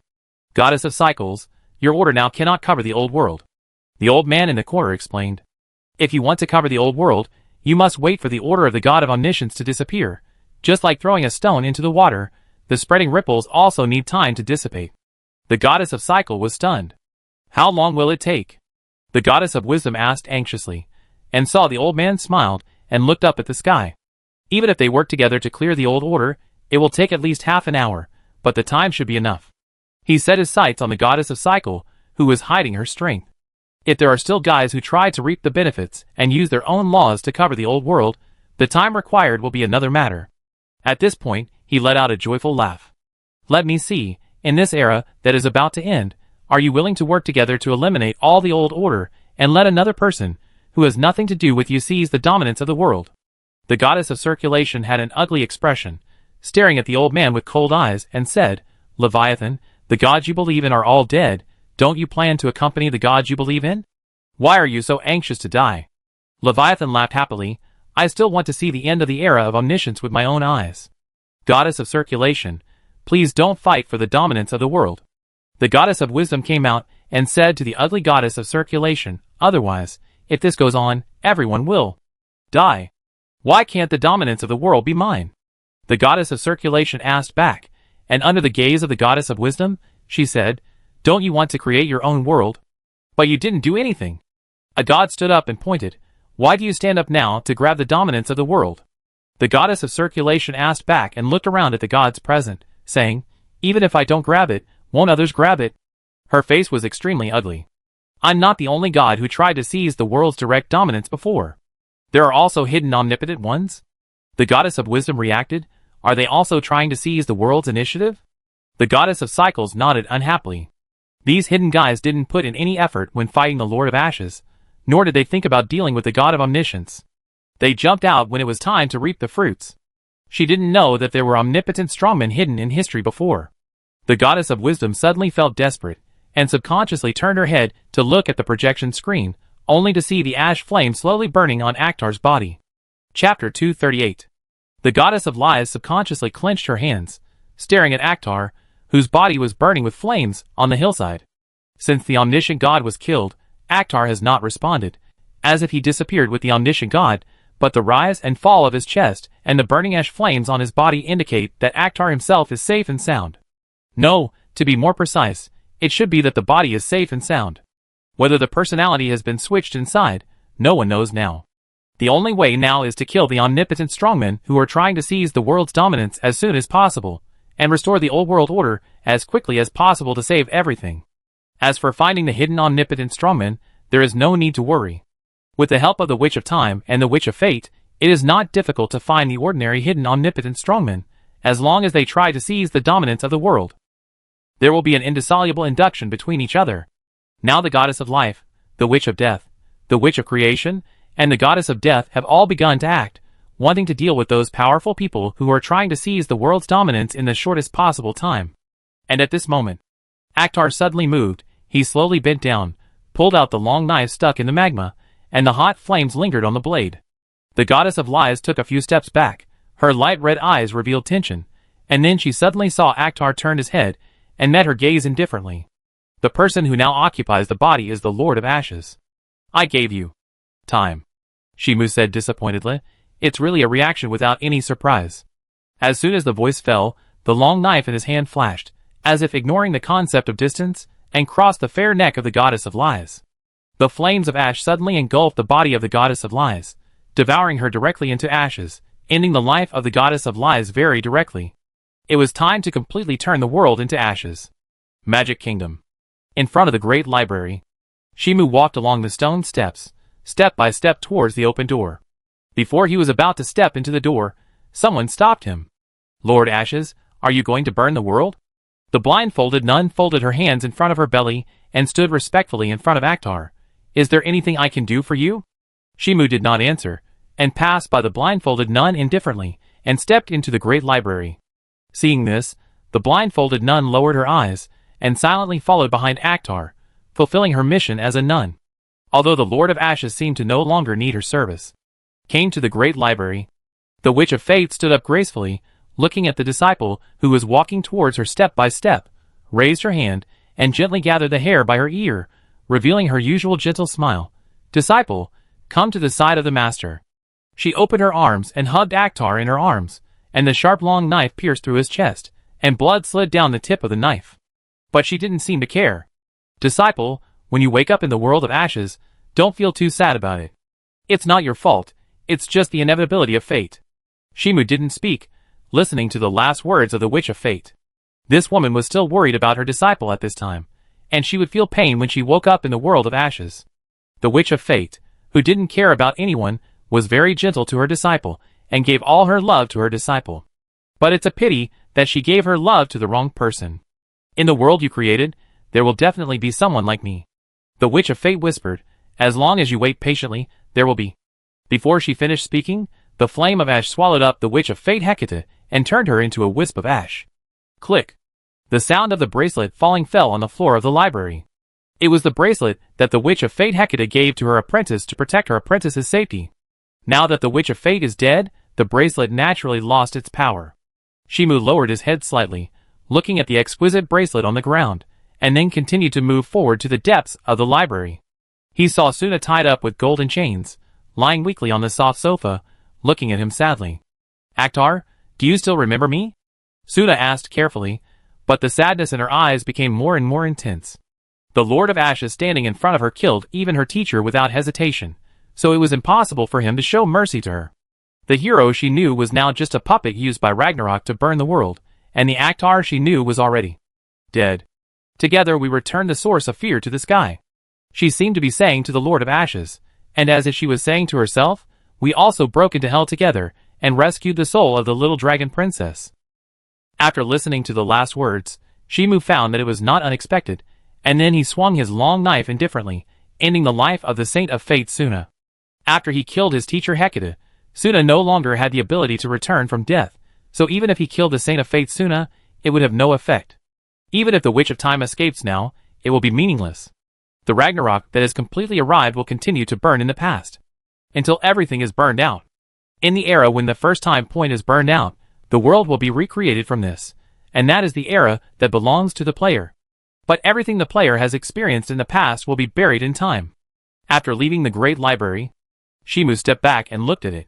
His ruby-like pupils seemed to be burning with flames. The great library suddenly burned. No, the present world suddenly burned, and the entire present world was submerged by the power of Ragnarok. After doing all this, Shimu disappeared in the flames, and the blindfolded nun was silent for a moment. She did not choose to follow him, but stayed there and waited. She did not want to continue watching the Lord of Ashes continue to kill. Outside the God of Life, Shimu's figure walked out of the flames. He looked at the Goddess of Life not far away, and passed by her calmly. Won't you kill me? The Goddess of Life asked with her head tilted, her gentle voice revealing a hint of confusion. She was already standing in front of the Lord of Ashes. Why didn't he swing his sword to kill her, but instead seemed to not see her? But she soon figured out the reason, which was probably because the Lord of Ashes felt that her vitality was too strong, and was unwilling to kill her now.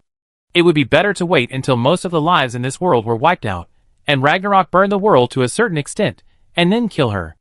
And this also means that she can survive a little longer. Buzz! The barrier of the life domain suddenly lit up, and the defense strength increased by more than one level. All this was obviously done by the goddess of life. She couldn't really watch the Lord of Ashes enter the life domain and kill people indiscriminately. Shimu stopped and turned to look at the goddess of life. The long sword in his hand ignited with flames, and the terrifying heat comparable to the sun was transmitted. The atmosphere became solemn. "Akhtar, do you still have a trace of reason?" A cold female voice came from not far away. The void ignited with a faint blue flame, and the figure of the Witch of Death appeared from it, with her hands and 5 fingers folded on her chest as always. "Sorry, I wasted your time." She put down her folded hands, and then drew out a dagger out of thin air. Although the Lord of Ashes had Akhtar's appearance, she would not show any mercy, but would be more resolute. Because the Lord of Ashes was using the body of her followers. Is it really meaningful to fight now? The void was suddenly cut open, and the goddess of death walked out of it. She turned the sickle in her hand, and locked her eyes on the Lord of Ashes, and found that the must-hit effect had failed on the Lord of Ashes. The power from Ragnarok and world dominance was superimposed on Akhtar, making him an unprecedented terrifying existence. Only the omniscient god at his peak could be his enemy. If you feel it is meaningless, you could end your life yourself. A cold female voice came from the other side, and the creation which walked out of the void. Her amber eyes reflected the appearance of the Lord of Ashes. Is the Lord of Ashes also considered life? He is more like the incarnation of a concept, and it doesn't matter what the carrier is. The goddess of life unexpectedly explained. She seemed to have seen through part of the truth about the Lord of Ashes. From her perspective, the Lord of Ashes was like a body carrying the concept of Ragnarok, carrying out the mission of burning the world. Probably only after the world is burned out, the concept of Ragnarok changes, and the body carrying the concept of Ragnarok will give birth to the desired consciousness. As for whether this consciousness is Akhtar, it is not clear. But the only thing that is certain is that the consciousness that is born must be the existence of the underlying driving force of creating a new world in the Ash world. That is the so-called creator. At first the world was ash, until the creator came. Shimu's fingers brushed across the blade and unfolded the kingdom in his heart. However, this time the scope of the kingdom in his heart was not limited to a few countries, but directly covered the entire sky. Created the world after it was burned to ashes. The dark world has nothing, only the embers emit a faint flame, providing a limited light source for the ash world. He ignited the first fire, so there was light and dark, cold and hot, life and death, and the contradiction of opposition and unity thus generated the world. Shimu chanted the spell, swung the long sword stained with flames in his hand, injected power into the world, and the light and dark divided made the world start to move. God set the rules on the first day. You can't look directly at God. Gone. The eyes of the creation which revealed vigilance. The Lord of Ashes in her eyes suddenly disappeared, as if her senses could no longer detect the existence of the Lord of Ashes. God set the rules on the second day. Things not created by God should be thrown into the original fire. The ash flames engulfed the body of the creation which in an instant, and burned her to ashes in an instant, but the strange thing was that she was resurrected in an instant, and used the power to resist the ash flames, although it can be seen that she used her own magic to resist. But there is no doubt that there is a corresponding resistance. We can't continue like this. The Witch of Death suddenly appeared beside the Witch of Creation. If we continue to let him leave the chapter of creation, we will be powerless to resist sooner or later. The moment she finished speaking, she felt a hand suddenly grabbing her foot, as if trying to drag her into the abyss. The Witch of Death didn't think about it, and turned the dagger in her hand, and stabbed it down, and then she felt that the hand holding her foot disappeared. Why did he grab her foot in a death fight? This obviously couldn't have any effect on her, but she thought of the scene in the Black Rose Kingdom. Could it be that Akhtar's remaining habits still remained in the Lord of Ashes? God set the rules on the third day. Things that were not created by God should not have any weapons that could harm God. After the words fell, the dagger in the hand of the Witch of Death disappeared, as if it was taken away by an unknown force. The God set the rules on the fourth day. Things not created by the God should be as fragile as mortals, and the blade can take their lives. The power from the chapter of creation spoke the fatal words. This rule is very similar to the rule that Akhtar used the dominance of the world to kill the omniscient God. They are all used to break their difficult immortality. Where is this? The gods were horrified to find that they were replaced in an unknown world. No, it should be an unknown heartland. It is the ash world unfolded by the Lord of Ashes. The goddess of wisdom explained to the gods, and then saw a horrifying scene. The identities of the gods in the Tower of Life gushed blood one after another, killed by unknown existences, and they could not find the source at all. This must be caused by the special rules of the Ashes world. Is there any way to avoid it? The goddess of wisdom took a step back subconsciously. Before she could figure it out, she felt a slight pain in her chest, and her consciousness began to blur in an instant. Shimu drew out his long knife indifferently, killed the goddess of wisdom, who was responsible for the explanation, and then cast his eyes on the last Letitia. Is it Akhtar, or the Lord of Ashes? Letitia's eyes fell on Shimu impartially. Why was he noticed? Shimu had this idea. It was also the first time for him to use the power of the player to develop the Ashes Kingdom. He didn't know why Letitia could discover him. Blood contract. Letitia raised her hand and gently placed it on her chest. We have a blood connection. Shimu remembered that it was true. In order to obtain the right to use the Sword of Light, he deceived Letitia into signing a blood contract, and the connection of this blood contract still exists today. But he subconsciously ignored it. Thinking of this, the flame of ash burned on his body, and he quickly found the part of the blood contract, intending to burn it directly. Then he saw Letitia take out the Sword of Light. Her eyes locked on him, and released the Sword of Light.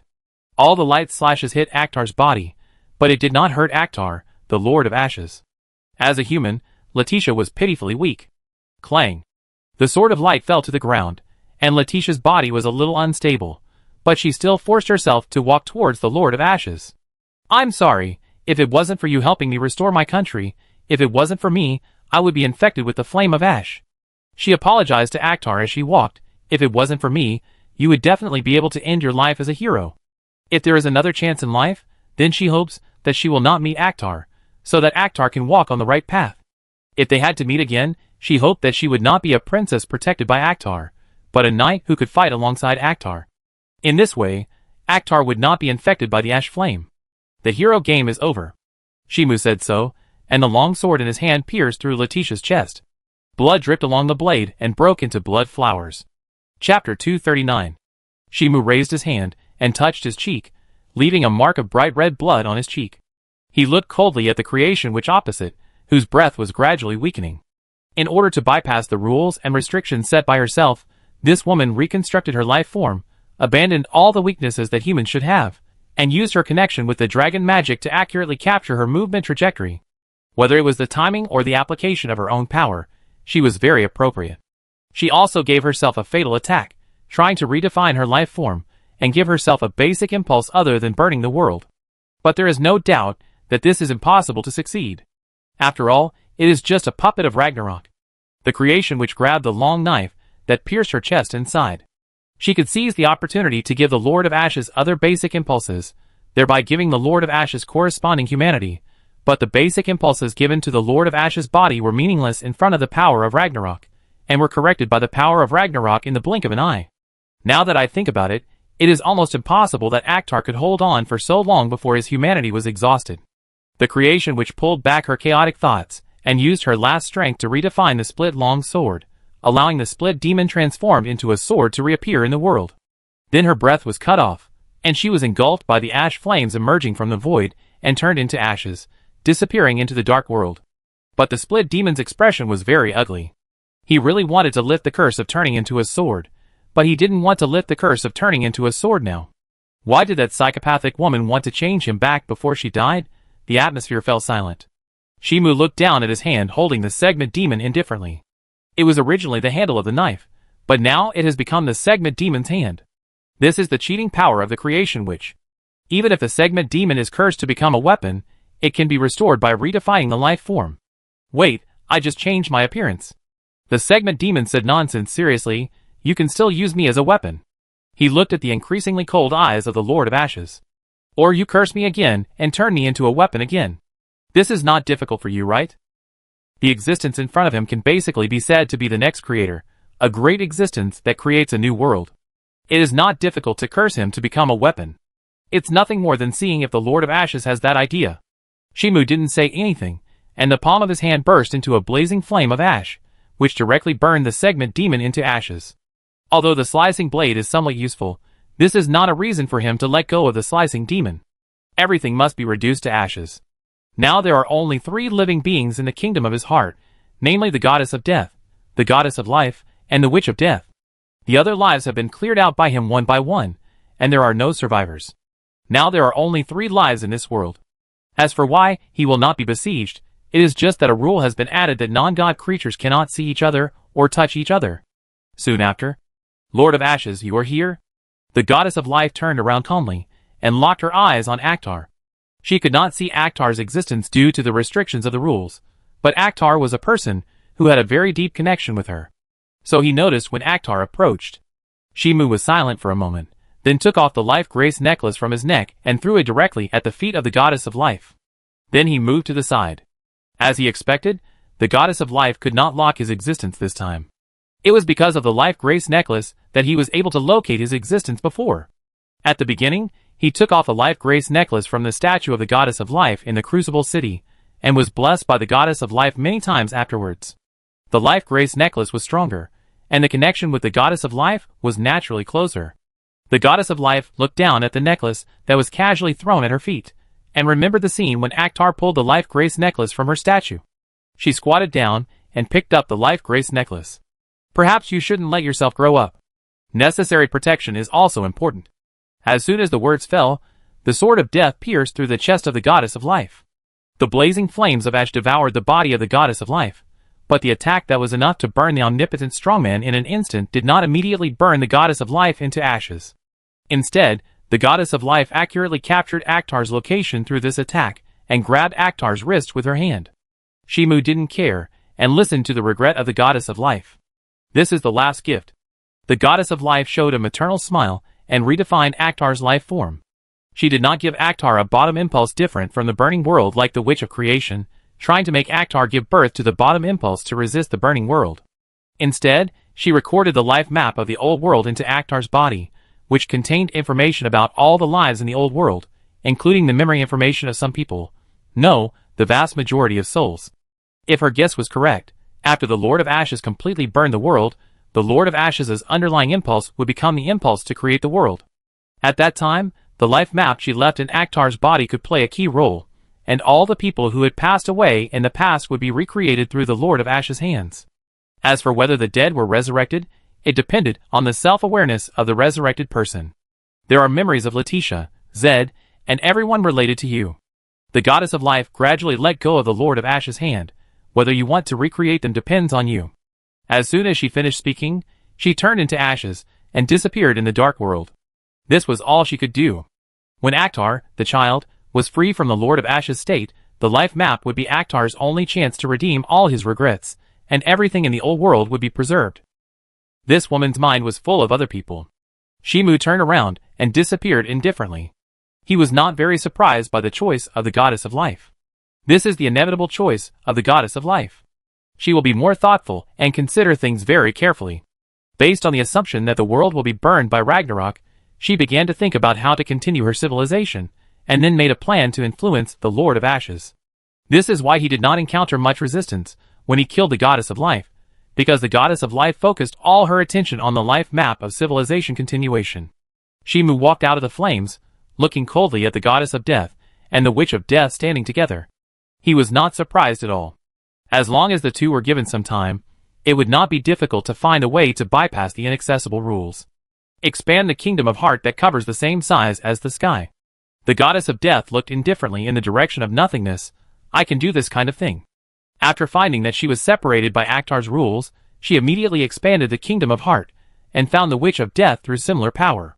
Then she reduced the size of the kingdom of heart to the scope of a country to resist the influence of the kingdom of heart of the Lord of Ashes. Now they can at least compete with the Lord of Ashes head-on. Clang! Shimu threw the great sword of death and landed beside the witch of death, making them lose the means to lock themselves. The witch of death shook her head slightly, her eyes still locked on Akhtar, and she explained calmly, "You have the grace written by me personally. You can't escape the lock by just throwing away the great sword of death, unless you want to burn yourself once. The person who gave Akhtar the most grace in this world is her. Since Akhtar began to rise, she has been blessing Akhtar. This amount of blessing surpassed the past Miss Black Knife, and it also means that Akhtar has been stained with her breath from the inside out." Flames ignited on Shimu's body, calmly burning the grace of the witch of death bit by bit, without any reservation. Now the grace of the witch of death is no longer worth using. However, if a new round is opened, it is still the power he has the highest priority to obtain. It is really too useful. The witch of death felt that the grace she gave to Akhtar gradually disappeared with the burning of the flames, and her cold eyes were filled with murderous intent. This act of completely severing the connection between herself and her family was undoubtedly an insult to her. Every favor she showed to Akhtar was a proof of her trust, but now it was all burned. No words were needed. The battle broke out instantly, and the Witch of Death and the Goddess of Death attacked at the same time, fighting for the last survival of this era. This was a battle with no chance of winning. God set the rules on the sixth day, and those who were not created by God should be rejected by the world, and lose all the blessings of being born as a human. Shimu also formulated the chapter of creation, which made the actions of the Witch of Death and the Goddess of Death stagnate for a short time. The so-called being rejected by the world and losing all the blessings of being born as a human means that they will lose all their luck, cannot exchange with the world itself, and will be rejected by the world itself, similar to people moving in cement slurry. Unable to breathe, it is extremely difficult to move. If the time lasts a little longer, it is very normal to die in it. However, it was not fatal to the Death Witch and the Goddess of Death. They quickly adapted to the environment, used more power to fight against the world, and continued to attack the Lord of Ashes, even though they knew they had no chance of winning. God set the rules on the seventh day. All things not created by God should stay in the old world. Shimu stretched out his hand, and drew a flaming sword from the void. His eyes locked on the Goddess of Death, and then he threw it suddenly. The flames that were enough to burn everything turned into light, and directly submerged the body of the Goddess of Death. Boom! The unfolding kingdom in the heart collapsed, revealing everything in the outside world, but it seemed that there was not much difference. As far as the eye could see was the flame of ash, and the whole world collapsed under the burning of the flame of ash. The environment here seemed to be more favorable than in the kingdom in the heart. Shimu withdrew his gaze, and fell on the Witch of Death not far away. He had no interest in the last words of the Goddess of Death, so he took action to clear the Goddess of Death in advance, so as not to waste his time listening to the last words. The Witch of Death stood in the sea of fire, her long blue hair fluttering like the waves, and her sapphire eyes staring at the figure opposite. Akhtar. No, it's meaningless to say anything now. She shook her head gently, and her sapphire eyes became cold. Lord of Ashes, come and fight. Her only thought now was to kill the Lord of Ashes, even if there was no chance of winning. If you are offended, then fight back. As for escaping, nothing can be solved. She will not lament for the past choices, nor will she beg for mercy from the Lord of Ashes. But if there is a chance to choose, she will stop Akhtar from pulling out the Sword of Light in the Iris Kingdom. Farewell, the strongest witch. Shimu stretched out his hand, and the flames of ash everywhere in the world gathered into a flaming sword. He held it in his hand, and threw it out immediately.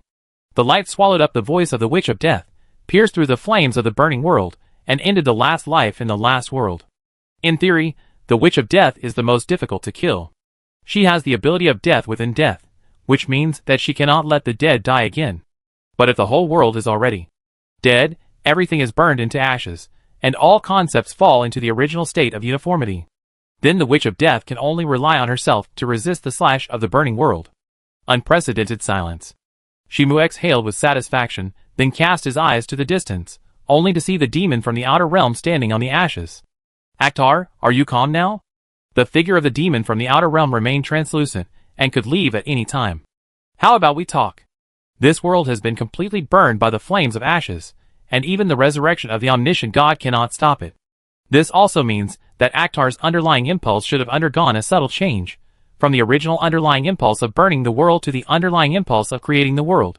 And the underlying impulse of creating the world should be enough to give Akhtar the rationality of communication, so that he would not burn people to death when they meet. Shimu glanced coldly at the nervous demon from the outer realm. Whether this guy is killed or not will not affect the ending of the ashes.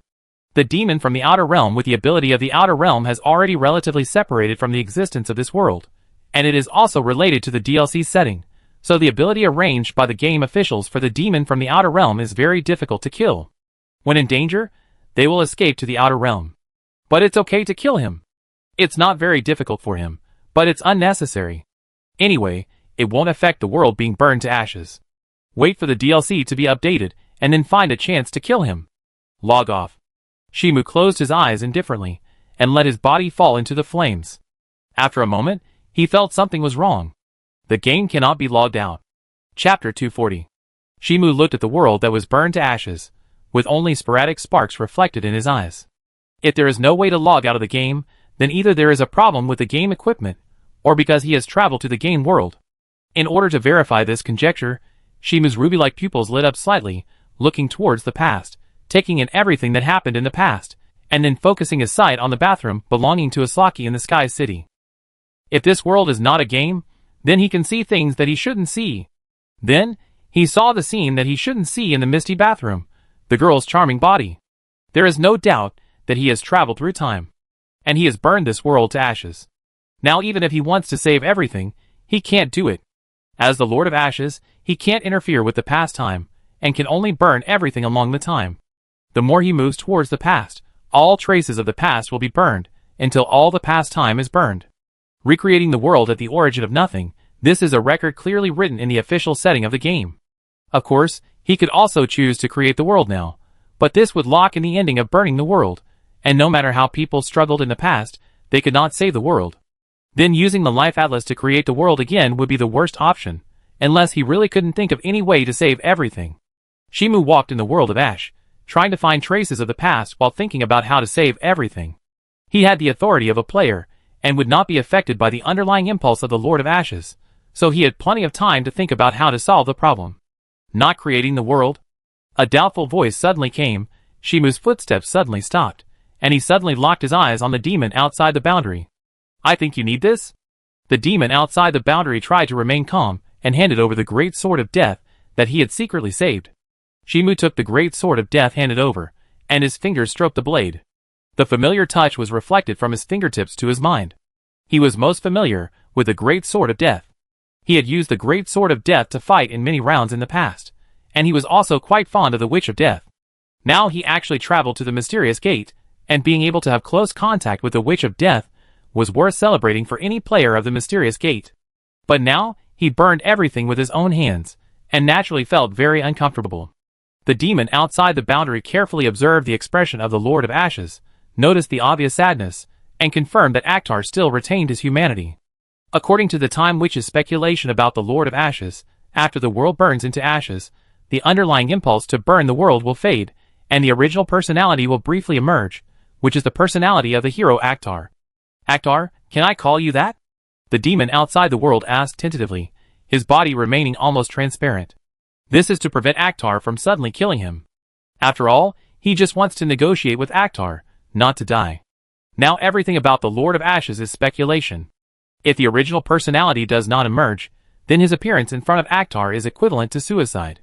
But now it seems that Akhtar's personality should have emerged.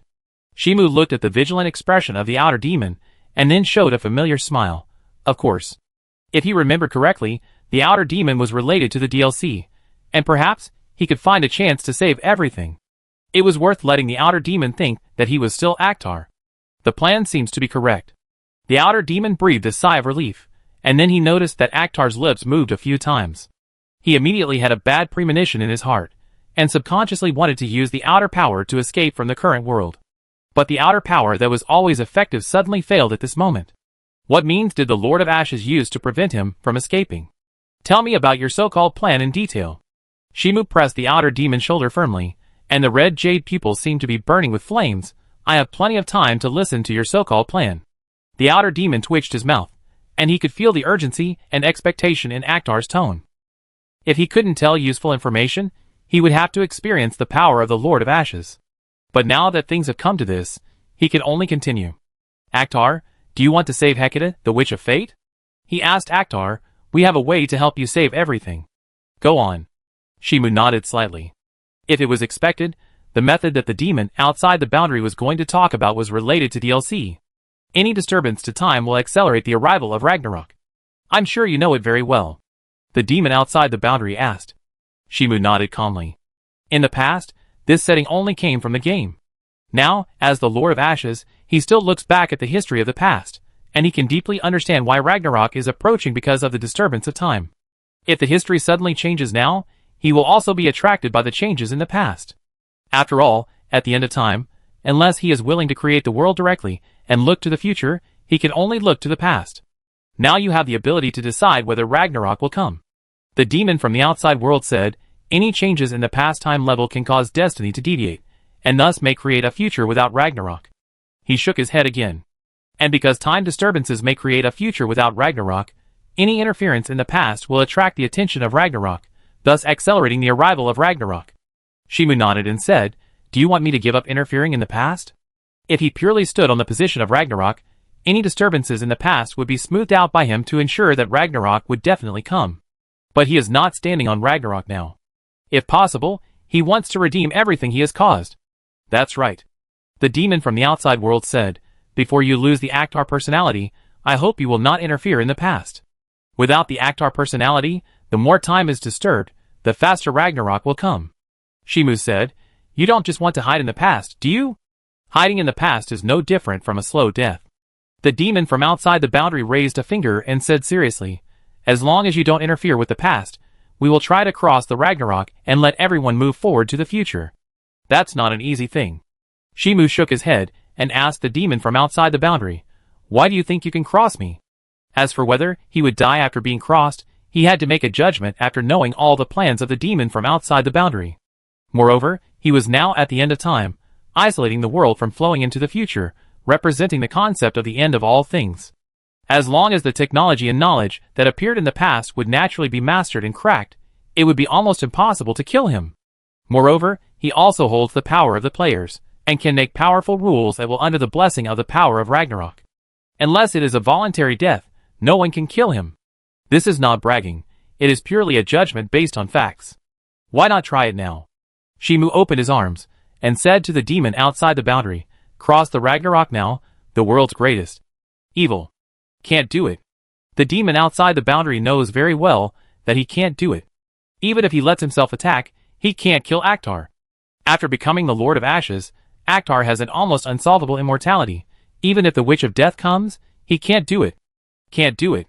The demon outside the boundary said frankly, "I don't have the ability to heal you." Really? Shimu showed a disappointed expression. "But as long as you give us time." The demon from outside the boundary suddenly spoke up and explained to Akhtar, "The Witch of Time, and I have collected the souls of all the witches and demons in the past history. They are all the most brilliant people in history." He said so. "If you cannot interfere with the past, let them gather in one era, let them collide with each other, and grow up with each other." Shimu said, "Do you hope that there will be an existence that surpasses me among them?" This should be the background of the DLC game, but according to the setting of the game gate, in the end, the player still has to defeat Ragnarok himself. But now he is Ragnarok himself, so who can he find to defeat himself? Unless he is willing to commit suicide. It's just a hope. The demon from outside the boundary said frankly, "Whether all the geniuses in the past history can be born to surpass you, and whether the technology that can kill you can be born, no one can guarantee it." At this point, he added another sentence. "But as long as you can do it successfully, then everyone you care about will be able to survive." Objection. The voice of the system suddenly came into his mind, and Shimu suddenly remembered that he had a system. "Let me think about it." Shimu released his hand on the shoulder of the demon from the outer world, and then brushed past the demon from the outer world. "Don't try to leave, otherwise you will be burned to ashes in an instant." After saying this, he disappeared into the deep darkness. The demon from the outer world breathed a sigh of relief. He knew that Akhtar began to feel moved by his words, and he also knew how dangerous what he had said before was. In order to be able to cross the twilight of the gods, the Witch of Time collected the existence of great men and geniuses in the past, and then let him take the souls collected in the past to the outer world, that is, the so-called Hall of Valor. There gathered all the heroes in the past history, all of whom existed to deal with the twilight of the gods. But in the past, the souls of heroes could not be resurrected casually, otherwise it would cause disturbances in the time level. They could only exist in the Hall of Heroes, which had nothing, and could not descend into reality at will, otherwise it would cause the coming of Ragnarok. Not to mention that the Witch of Time also planned to let all the heroes descend in the same time period, using their talents to collide with each other to create a way to transcend Ragnarok. But if the heroes of past history gathered in one era, the interference with time would be unprecedentedly severe. Maybe it would cause Ragnarok to come in an instant. But if the Lord of Ashes was given a personality, he could ignore the fact that all the heroes of past history descended in the same era, allowing all the heroes to grow and study how to transcend Ragnarok. The situation would be completely different. However, all the above plans are based on the premise that Akhtar is willing to agree, that is, Akhtar is willing to sacrifice himself in exchange for everyone to move towards the future. If Akhtar is unwilling to sacrifice himself, but chooses to create the world in the world of Ash, then the era of the omniscient God will be locked in an instant, and the glory of creation will rush to the future, using the burning of everything in the old world as a driving force to create everything in the new world. This also means that all traces of the past will be erased. Whether it is himself or the Witch of Time who can jump time freely, they will stay in the old time and burn completely in the flame of creation. Akhtar, what will you choose? The demon outside the world said to himself, as if he was talking to others, do you choose a world with you, or a world with them? No matter what choice is made, there will be irreparable regrets. After Akhtar became the Lord of Ashes, this fate has been determined. And even if Akhtar chooses a world with them, it may not be possible to cross the twilight of the gods, and let the block time continue to rush towards the future. Akhtar is now so strong that he is almost invincible. The only person who can clearly restrict Akhtar's actions is Akhtar himself. If a way to cross the Ragnarok is not found before Akhtar's personality disappears, then everything will be irreversible. Meanwhile, on the other side. System, have you repaired the panel? Shimu's voice was so calm that it was terribly difficult to sense his thoughts. It has not been repaired yet. The system whispered, looking very unconfident. He has been working very hard to repair the system panel during this period, and theoretically it can be repaired in a few months. However, the host is really too strong, and before he can repair the panel, the world is burned to ashes by the host. This is why he suddenly had a bad premonition. He suddenly observed the outside world and found that the world had been burned to ashes, and there was a demon tempting his host to commit suicide. Shimu was silent for a while and asked, "Is this world real?" "Yeah," the system admitted. "No wonder there is no way to log off." Shimu said so, and the last bit of luck in his heart was crushed. "Host, you can't log off either." The system explained, "The host's body in reality has been burned to ashes, and there is no carrier for your soul in the real world." "If this world is real?" Shimu whispered, "Why can I upgrade, still be able to draw the Sword of Light, and resist time reversal?" The system subconsciously said, "Because the host has a system." Shimu, Host, don't think about death. The system voice became anxious, worried that the host began to think too much. There are still many places worth remembering in this world. Shimu looked around the world that was burned to ashes. Could he miss the ashes? Host, there is a hidden life atlas in your body. With that atlas, you can create a world similar to the past. The system explained, and as long as the host becomes the creator, the conditions for leaving the current world can be met. Shimu said, then all their traces will be erased. System, In fact, he doesn't care about most people in this world. The only thing he cares about is the host himself. From his point of view, the host can become the creator, which is no loss. Anyway, the existence of the Life Atlas can create similar people. But it seems that the host does not want similar people. If the host is allowed to act on his own, he may create a world where only the host does not exist. So after thinking for a while, Host, do you know the DLC of Mysterious Door? Chapter 241. System, do you know the plot of the DLC? Shimu asked. He needed to know the plot of the DLC so that he could adjust his behavior and make corresponding plans, otherwise he could only try more. Understood. The system replied, I can tell you all the plots of the DLC. Shimu nodded, yes. The plot of the DLC was triggered by the Witch of Time and the demon from beyond. The system sorted out the wording. In order to solve the crisis of Ragnarok, the demon from beyond and the Witch of Time sneaked into the seal, and on the condition of accelerating Ragnarok by 10,000 years, let the flame giant Surtur voluntarily implant a specific personality, and forget the content of the contract after the contract is reached. Shimu nodded and said, the purpose of doing this is to let the flame giant Surtur use this implanted personality to buy time after burning the world, right? In this world, there is a setting about the underlying impulse, similar to the desire of human reproduction, and the flame giant Surtur itself contains the underlying impulse of burning the world, and this underlying impulse constructs the personality of the flame giant Surtur. However, after the world is burned, the underlying impulse of the world will naturally disappear and transform into the impulse of creation. But there is a time difference in the impulse transformation process itself, which can allow the personality originally hidden in the body to revive in a short period of time. Not surprisingly, the Witch of Time wants to use the implanted personality to achieve her plan. That's right. The system said, players will fight with the heroes of the past in this context and gradually grow into the existence that defeats the Lord of Ashes. Shimu stretched out his hand, and flames ignited at his fingertips. Now I am the Lord of Ashes. The system's voice was a little tangled. It's too strange for a player to become the Lord of Ashes. There's nothing we can do about it. Who told you not to tell me earlier that this world is real? Shimu said in a voice without any emotion. System, do you have any suggestions to solve the current situation? It's impossible to say that he has no emotions towards the system, but this doesn't mean that he has to curse the system, which is completely meaningless. The top priority now is to solve the current situation, not to vent emotions at the system. Not to mention that the system saved his life. Yes. The system felt flustered, as if to prove its own value, saying, as long as the host develops the player's power to omnipotence, and then uses the power of the Lord of Ashes to redefine the laws of the old world, it will be fine. Shimu said, don't you need to seize the dominance of the world? The birth of the Lord of Ashes itself is the formation of the dominance of the world.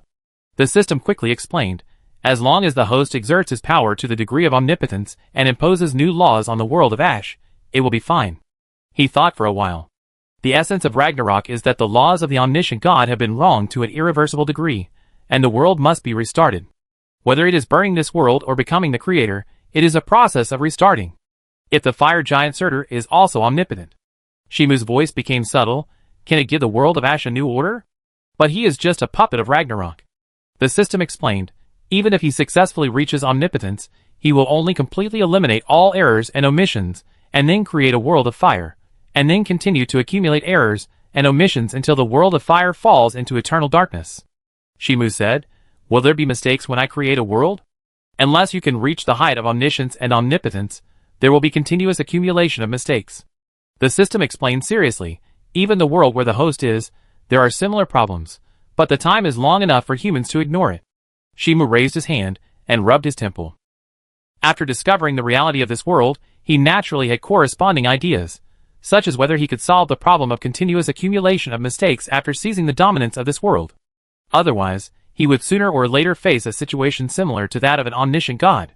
This is the case with a closed world system. The system said, as a matter of course, and then the tone suddenly changed, but I can help the host solve this difficult problem. For example, take me to another world. Shimu asked, making the system silent and swallowing the second half of his words. Sometimes, the host is too smart and makes him lose a lot of pride. So, will I study the player power alone in the Ashes world next? Shimu looked around the Ashes world calmly. He was surprisingly patient. Otherwise, he wouldn't have been so diligent in studying how to speed through a game. Is it too boring to study here? The system whispered, the player power possessed by the host will be better developed to omnipotence if it is in a suitable environment. Is there a way for me to go back to the past without burning the world? Shimu asked, and then heard the system give a positive answer. That's not a very difficult thing. This time the system finally played the effect of the golden finger, and it didn't exist like a pendant before, but actually solved the host's problem. Through the darkness, Shimu's figure appeared and came to the side of the demon from outside the boundary. He raised his hand and patted the demon from outside the boundary on the shoulder. Don't make me wait too long. Agreed. The demon from outside the boundary put down his worries, knowing that Akhtar would not move forward to the past time, and would not care even if they caused unprecedented time interference. By the way, don't you have any other way to cross the Ragnarok?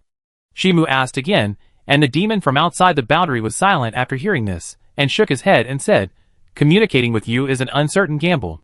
How can we have too many plans? Even if we have, we can't think of them now. If Ragnarok is easy to cross, then he wouldn't risk his life to see Akhtar, because they themselves don't have too many ways. So they can only pin their hopes on Akhtar's personality. Is it not possible to smuggle to the new world with the ability of the outside world? Shimu asked. If the demon from outside the boundary can smuggle people to the new world, then directly creating a brand new world can also be considered. I haven't tried it yet. The demon from outside the world shook his head. It's only theoretically possible, but in reality, he had no idea whether his outside world ability could be smuggled into the new world. After all, no one had ever experienced the change of world order. It was also unclear what the change of world order would have. Then try to defeat me. Shimu turned and disappeared into the darkness, saying, I hope you don't make me wait too long. If there was an NPC who came to him, it should help him improve his ability to the level of omnipotence faster. So he was quite curious about what the heroes of the past could achieve. Iris Kingdom. The palace. Sister, I really won't join the Twilight cult. Ashalia was tied to a chair, looking at Letitia across from her and begging, why do you believe the astrologer's predictions instead of your own sister? She pursed her lips, trying not to let the tears fall. Why would I think of snatching my sister's throne? We are sisters. Letitia, The fate of the stars in this world suddenly changed dramatically, and it clearly showed the arrival of Ragnarok. But this was not the reason why she wanted to tie up her sister and interrogate her. She was not the kind of person who would tie up her own sister directly just because the astrological fate said that her sister wanted to snatch the throne and join the Twilight cult, but because she had the memory of the future. That was a desperate memory. The whole world burned to ashes in Akhtar's hands, and she also died in Akhtar's hands. Why did Akhtar become the Lord of Ashes and burn the world to ashes? It was because his sister wanted to usurp the throne and hunt him down. If his sister didn't want to usurp the throne, she wouldn't be hunted down, and she wouldn't have met Akhtar. Then Akhtar wouldn't have been infected with the ash flame. This world wouldn't have been burned to ashes. Sister, the rope is so tight that it hurts me, Ashley begged, trying to soften Letitia's heart. She did want to seize the throne of the Iris Kingdom, and she had some connection with the Twilight cult, but her plan was never implemented, and she was discovered by Letitia in advance and tied to a chair. Which astrologer leaked her plan? Sheila, do you care so much about the throne? Letitia suddenly asked seriously, do you want me to give the throne to you? Now she has no obsession with the throne of the Iris Kingdom, as long as the Iris Kingdom can survive. As for whether Ashelia will oppress the people after becoming queen, she now has plenty of ways to make Ashelia obedient. The atmosphere suddenly fell silent. Ashelia suddenly felt empty, and she was not as eager for the throne as before. Obviously, she had been thinking about seizing the throne before, but now that she heard that Letitia was willing to give the throne to herself, she didn't have the original eagerness. What is going on? There is still time for you to think slowly. Letitia raised her hand and rubbed her sister's head, and a gentle smile appeared on her delicate face. But before you figure it out, don't leave the kingdom casually. Ashelia was stunned for a moment, looking at Letitia's back as she turned and left, and fell into silence. Is she under house arrest now? Magic Kingdom. In a quiet magic tower. Time went back. Hecate sat elegantly on the chair, put down the book in her hand, and frowned slightly. Even though she didn't go very far in the omnipotent field, she had the ability to resist time going back, and remembered everything that happened in the future very clearly. But this was not in line with common sense. Any time going back should be burned by Ragnarok, but she returned to the past safely. After thinking for a moment, did she restore her personality? She quickly analyzed the matter. It should be that the demon from outside the world used his power to communicate with her apprentice, when her apprentice restored his personality, and then let the Witch of Time reset the time. But what's the point of doing this for the Witch of Time, and the demons outside the realm? They still can't cross the Ragnarok. Unless they have other plans, and think that this plan has the hope of crossing the Ragnarok. That is to kill her apprentice. Thinking of this, Hecate disappeared from the room, and went directly to the sky to find the three goddesses of fate, intending to cooperate with them to conduct a deep exploration of fate. The gap between life and death. The Witch of Death gently opened her eyes, and tried to break free from the seal on her body, and found that it was as strong as ever. This is a seal set by the omniscient god in his peak state, and it requires someone to cooperate to unlock the seal. But the person who helps her unlock the seal should come soon. Akhtar. The complex voice echoed in the void, and then she gently closed her eyes, hoping that this was a miracle. And when the Witch of Time summoned her clone, she could see Akhtar summoning herself again. But she also knew that it was impossible. Now Akhtar has become the Lord of Ashes, but there is still a chance to save him. As long as she can successfully assassinate the God of All-Knowing, and then cover the world with the Order of Death, she can go to the future to fight Akhtar. If there is a chance to defeat Akhtar, then she may be able to separate the states of Akhtar and the Lord of Ashes. Hell. The bottom layer. The god of Hell sat at the round table, drinking the fine wine brewed by the god of wine himself, and then his expression suddenly froze. Memories from the future suddenly flooded into his brain, and his body suddenly swelled up and began to grow uncontrollably. That was the influence of the future creation witch, and there was no way to avoid it even if time went back to the past. The strange flesh and blood grew at the bottom of Hell, as if to wrap up the bottom of Hell, and his consciousness collapsed. And at this moment, the sky was suddenly split open. The goddess of death walked out of the deep slit, looked at the god of Hell, who turned into a piece of meat, and sighed tiredly. Fortunately, there's a way to save the god of Hell this time. Just unseal the creation witch, and then let the creation witch redefine the life form of the god of Hell. In this way, the god of Hell can also be saved. The castle in the sky. The back garden of the palace. Asaki showed a nostalgic smile, looking at Siegfried, who was eating barbecue opposite, and was nearly 2 meters tall. Father, it's great to see you. Have we been apart for a long time? Siegfried touched his chin, looking at his daughter's nostalgic smile. His expression became more and more puzzled. In response, Asaki smiled and said, "It wasn't too long since we've been apart, but it feels longer than a lifetime. The man I admired killed his father, who turned into a dragon, and then he himself fell into. Siegfried raised his eyebrows, and said, he also fell into a dragon?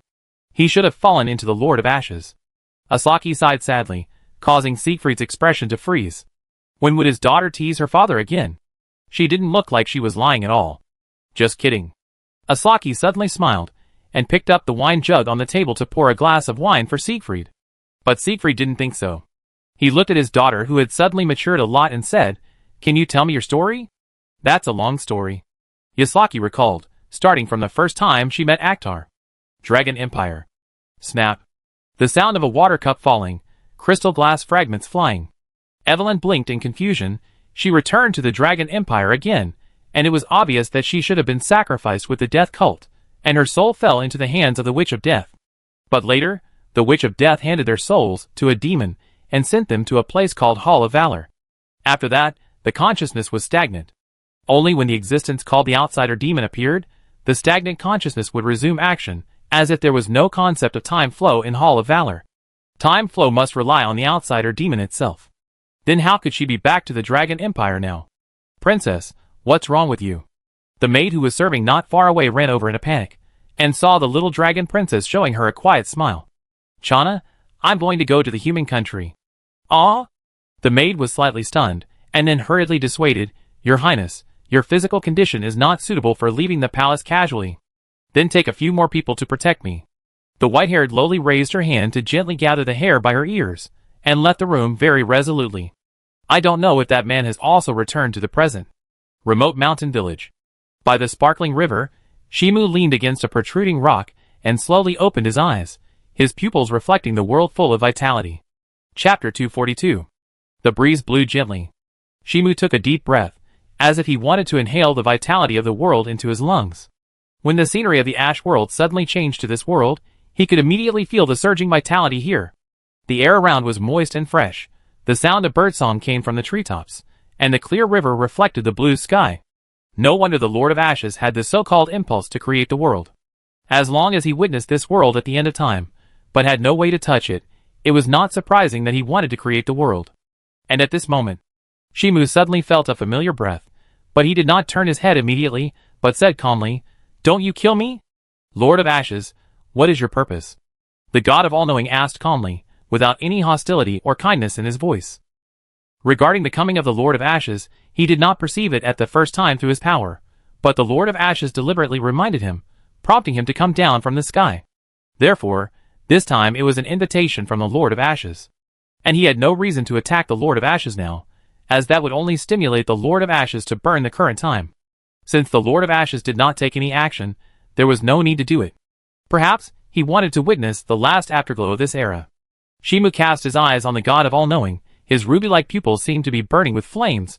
All the heroes of the past have been resurrected to this era, fighting for the future of this world. He smiled evilly. It would be very interesting if we could crush them all.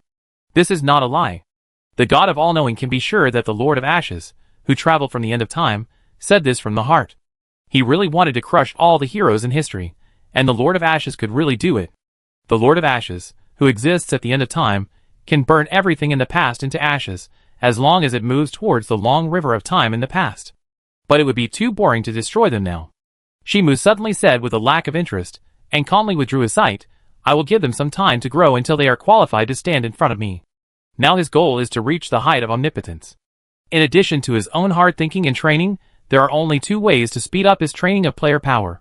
First, to capture an omnipotent strongman who also has player power, and imitate Teacher Hecate to directly absorb all the other party's experience in using power.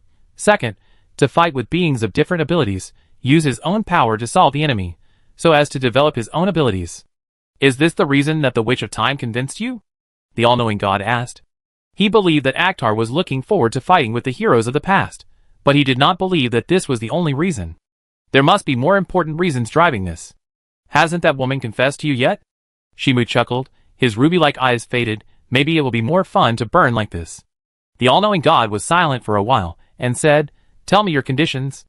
As a God who holds the power to answer questions, he has the power to answer almost all questions, so he can judge that the Lord of Ashes has been emphasizing that he wants to burn the world in order to force him to agree to certain conditions. Even though he saw that the Lord of Ashes was threatening him, he had to agree. The power of answering questions is really useful. Shimu chuckled. His encounter with the God of Omniscience was not an accident, and it was not that the God of Omniscience noticed his arrival, but that he deliberately facilitated the encounter with the God of Omniscience. The reason for doing so was very simple, in order to seize the initiative and to harvest more appropriately. In order for them to grow fully, I hope you can leave the current time and go to the future to resist the coming of Ragnarok. The atmosphere suddenly fell silent. The God of Omniscience, who had the power of answering questions, looked puzzled for the first time. He really didn't understand the meaning of doing so. Could it be that the Lord of Ashes was bored and planned to fight him, under the premise that the Lord of Ashes did not burn the world, and the Witch of Time did not interfere with time, he could fully exert his power. Although the mistakes in this world continued to accumulate, causing his strength to be weakened, he still maintained considerable power. At least it could cause damage to the Lord of Ashes. Is it that difficult to choose? Shimu asked. He wanted to fight the God of All-Knowing just to speed up his understanding of power, because the God of All-Knowing was the best at using power. Anyway, he couldn't be killed in the Ashes world, so he had plenty of time to slowly entangle and fight with the God of All-Knowing. The God of All-Knowing was silent for a while, and nodded gently, permission. Shimu also nodded with satisfaction, and then said the next condition, bless the heroes who were resurrected in the past, so that their souls can return from hell and be resurrected. No. The omniscient God replied, no descendants of Adam can be blessed. After Adam and Eve rejected his blessing, they asked him not to bless their descendants, and let them grow up on their own on this land. From the final result, the decision made by Adam and Eve was not wrong. Their descendants really grew up, and a Lord of Ashes who stood at the same level as him appeared. This was something he had never thought of in the past. Demons and witches, their resurrection comes from the goddess of life, right? Shimu said, in terms of blood, there is no connection anymore. Otherwise, after experiencing the reincarnation of the soul, would they be considered descendants of Adam if they were reborn as orcs? The God of All-Knowing thought for a while and nodded, permission. Of course, the blessing does not need to be maintained all the time. Shimu looked at the sun that was about to set in the sky. It is necessary to maintain the belief in fighting against the twilight of the gods, as well as to have a certain potential and not die too many times. If the blessing can be resurrected infinitely, it is likely to cause the heroes who have been resurrected in the past to start not working hard, which is not conducive to him harvesting the experience of the heroes. The God of All-Knowing was silent for a moment and said, permission? See you later. Shimu stretched and stood up to leave. He planned to find his mount back. However, after walking a few steps, Akhtar, the God of All-Knowing suddenly spoke, causing Shimu to stop suddenly. After he looked back, the omniscient God explained, once you reach omnipotence, you will take direct control of the world, which will only compile laws full of errors and omissions. No matter how you fill them in later, it will only accumulate more problems. This is his experience. After arriving at the omnipotent realm, he naturally took control of the world and compiled the corresponding laws. However, his understanding of the laws at that time was completely different from his current self. The laws he compiled were full of loopholes, which led to his subsequent repairs and adjustments until the crisis of Ragnarok came. So if you want the world you create to be more durable and stable, it is best to wait until you have gone far enough in the omnipotent realm. Don't be impatient to cover the world after obtaining the qualifications, but think about how to create stable laws so that your world can continue to exist. If you create the world with the original fire, the omniscient God warned, then you will inevitably face the end of the original fire being extinguished. When fighting with the Lord of Ashes, he discovered that the preface of creation compiled by the Lord of Ashes was related to fire, and the concepts of cold and heat, life and death were separated by planting the original fire in the cold and lonely world. And such laws will face the crisis of the original fire being extinguished. Does the law necessarily have loopholes? Shimu asked. Sooner or later, he would cover the old world with the law and create his own world. So sooner or later, he would have to face loopholes in the law. Unless there is an omnipotent being, it is an inevitable problem. The omniscient God answered, and then added, no existence can become a truly omnipotent existence.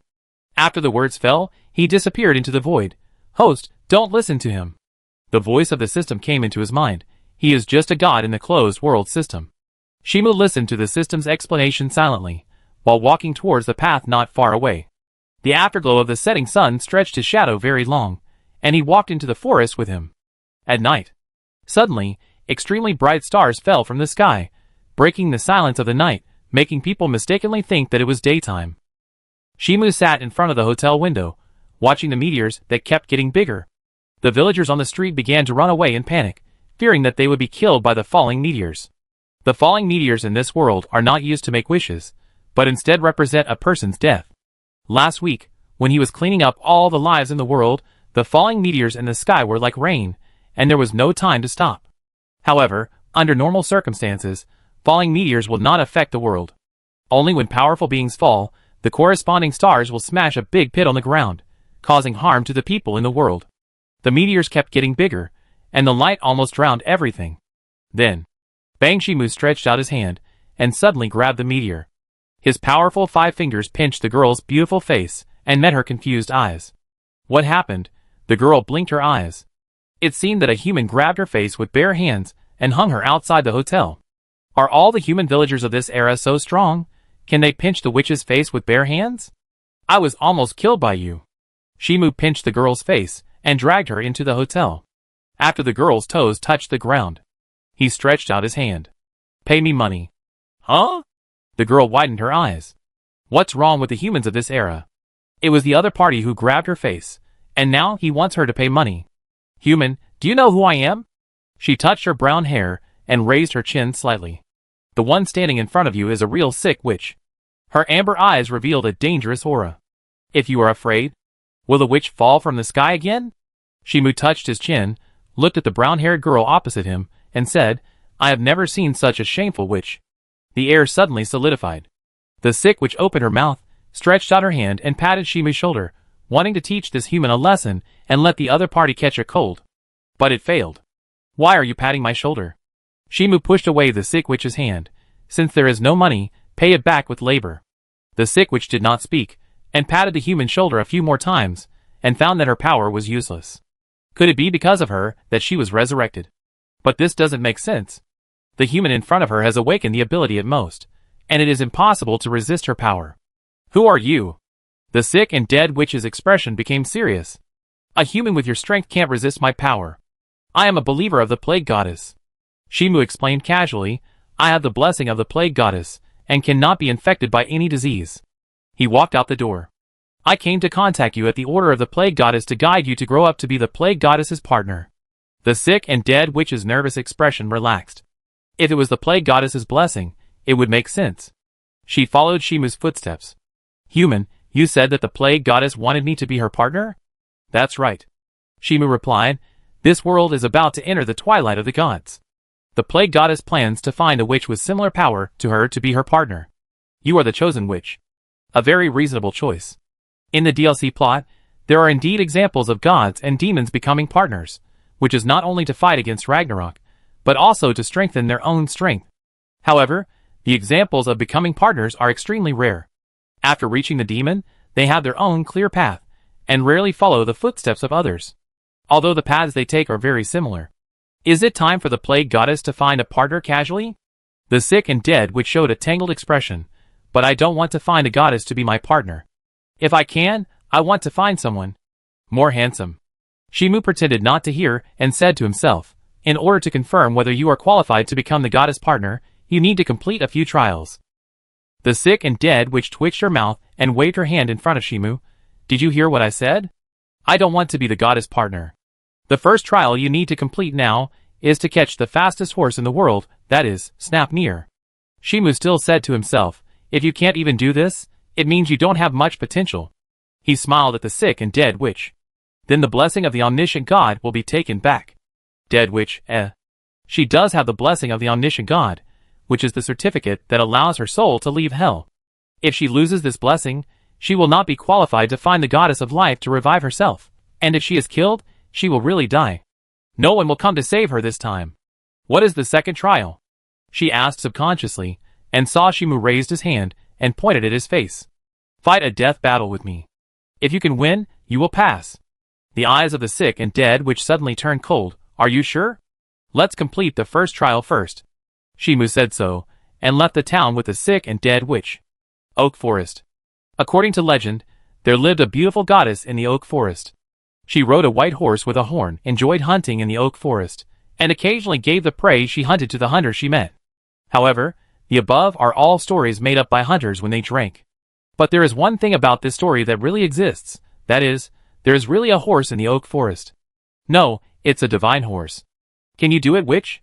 Shimu turned his head to look at the sick and dead witch beside him, who was supporting her knees with her hands, and sweat beads were sliding down her white legs. Your legs are weak now? It's because the goddess of life cut corners. The sick and dead witch's slender legs trembled slightly, and her full chest rose and fell with her breathing. She said breathlessly, if it were my original body, it wouldn't be like this at all. Her current body was made by the goddess of life with her bare hands, and it was only as strong as an ordinary person. She needed to improve her body strength by herself. Although it was not difficult for her to improve, she still needed to be a little cautious and confirm her physical condition before improving.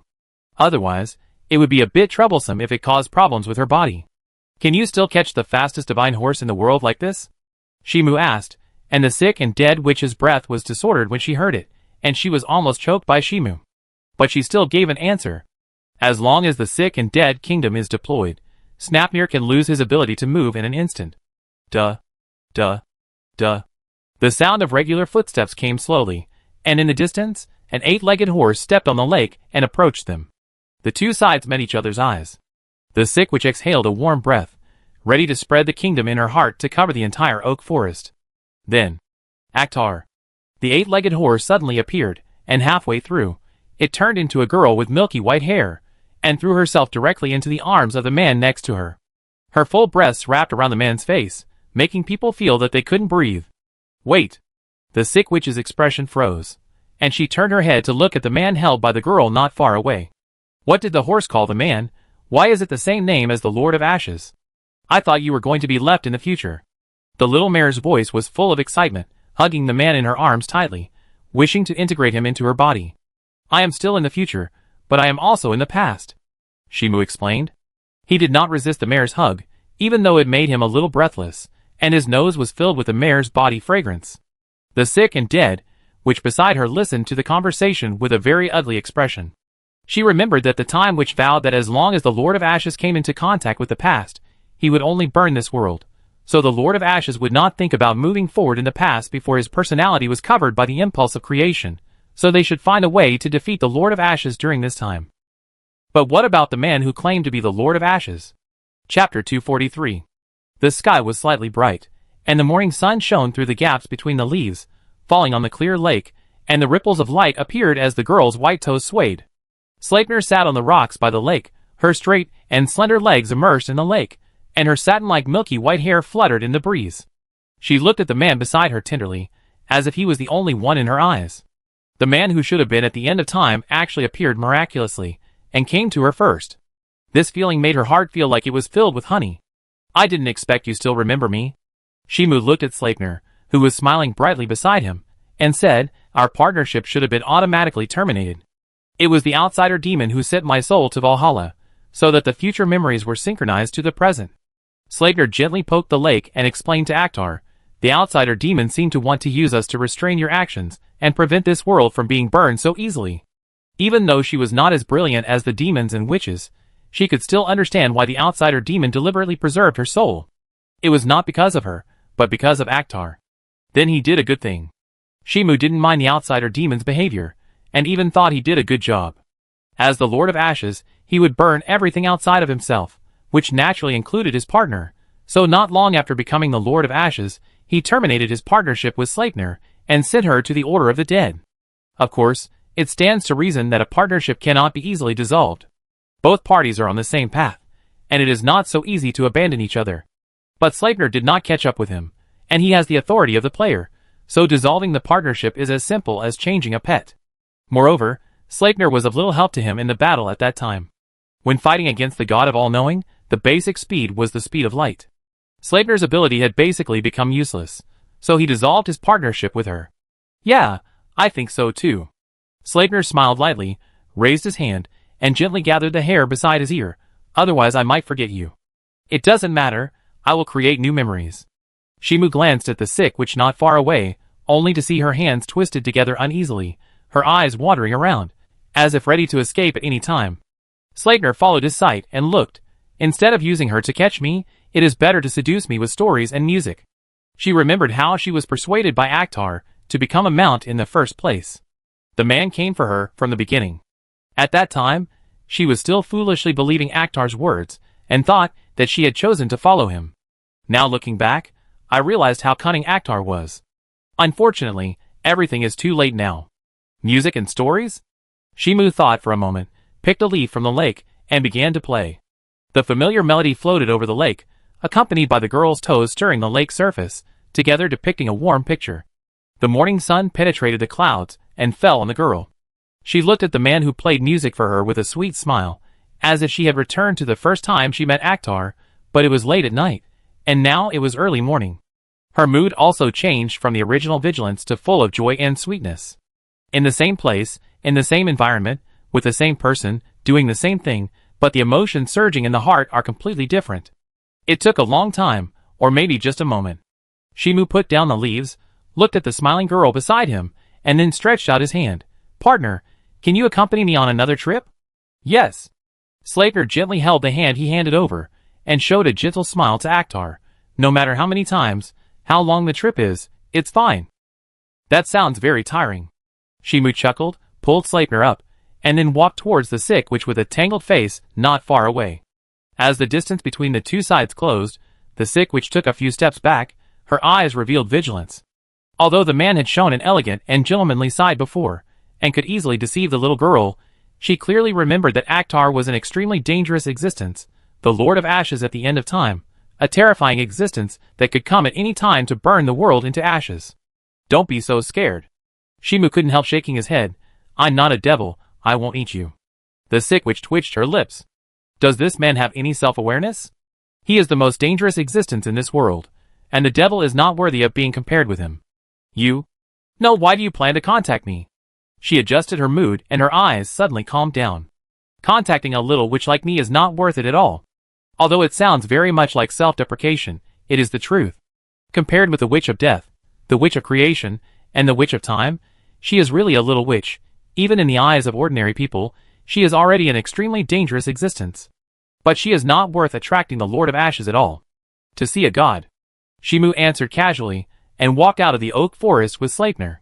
The sick witch hesitated for a moment, but still followed the Lord of Ashes and left together, not choosing to take the opportunity to escape. Although the Lord of Ashes currently seems to be only at the level of awakening ability, for an existence of that level, the strength value is simply filled with feet, and it may turn into a terrifying existence that burns the world. So as long as there is a possibility that it is the real Lord of Ashes, she dare not offend him casually. Although she is still doubting whether Shimu is a fake Lord of Ashes. Soon after the three left, several dusk believers in black robes appeared. They observed the surrounding environment until someone squatted down and touched the traces under the ground. Sleipner left. The squatting dwarf took off his cloak, revealing flaming red hair and pupils containing crazy will. This is a red-haired dwarf. "Grandpa, is it really necessary to find that horse?" Not far away, the petite lowly holding a huge hammer in both hands, her cheeks slightly puffed. She is just the former partner of the Lord of Ashes, and now she has no connection with the Lord of Ashes. But she is a partner after all. The red-haired dwarf said, "Maybe we can contact the Lord of Ashes through her, so as to speed up the burning of the world." Dwarf lowly, Anyway, the countdown to the destruction of this world is only 3 years, so there is no need to destroy the world so urgently. But Grandpa and his men are more motivated, and can't wait to burn the world into ashes today. Let's go. The ambition of burning the world must be achieved diligently. The red-haired dwarf taught his granddaughter, and then led his subordinates to follow the footprints. The stronger the Twilight believers are, the more they hate this world, and they wish to burn it to ashes immediately. The weaker Twilight believers will not resist the world too much. The impulse to burn the world in their hearts mainly comes from the influence of faith and the flame of ashes, rather than the disgust of the world itself. The next day, in the cafe on the commercial street of Lionheart City, Sleipner held his cheek with one hand, holding a bitten straw in his mouth. Looking at the bubbling juice on the table, his expression seemed a little bored. The sick witch sitting opposite was holding the coffee cup with both hands, but her eyes were wandering, as if she was thinking about whether to run away. Now she was alone with Sleipner, and Akhtar seemed to have seen someone familiar and left the cafe halfway. "Have you heard?" The sound of a young girl's discussion came from not far away, attracting the sick witch and Sleipner to look over. They saw 2 noble girls sitting at the table next to them. Their looks were okay. Although they could not be called beauties, their dress was quite good. A story about a future hero. The girl with long black hair down to her waist and a white flower decoration on her head crossed her fingers and gently supported her chin, saying, "The man will save the princess in distress in 3 years, and then participate in a duel for the princess, and finally challenge the dragon-slaying hero Siegfried." Where did you get the rumor from? The petite girl opposite had a helpless expression on her face, looking at her friend and said, "This is another story made up by a third-rate astrologer. In this world, all destinies are recorded in the starry sky. In theory, all destinies can be known, so it is possible to predict that a hero will participate in a duel for the princess in 3 years. It's not a prophecy made by a third-rate astrologer." The girl with a white flower on her head looked around and then whispered, "This is the information my sister forced out of the Twilight cult after catching them. It seems that there is a person in the Twilight cult who can foresee the future. She can use the power of Ragnarok to look back to the past and determine the fate of the past." Is the Twilight cult so powerful? The petite noble girl covered her lips, but showed an interested expression. "What is the story about that hero?" "It will start with a duel."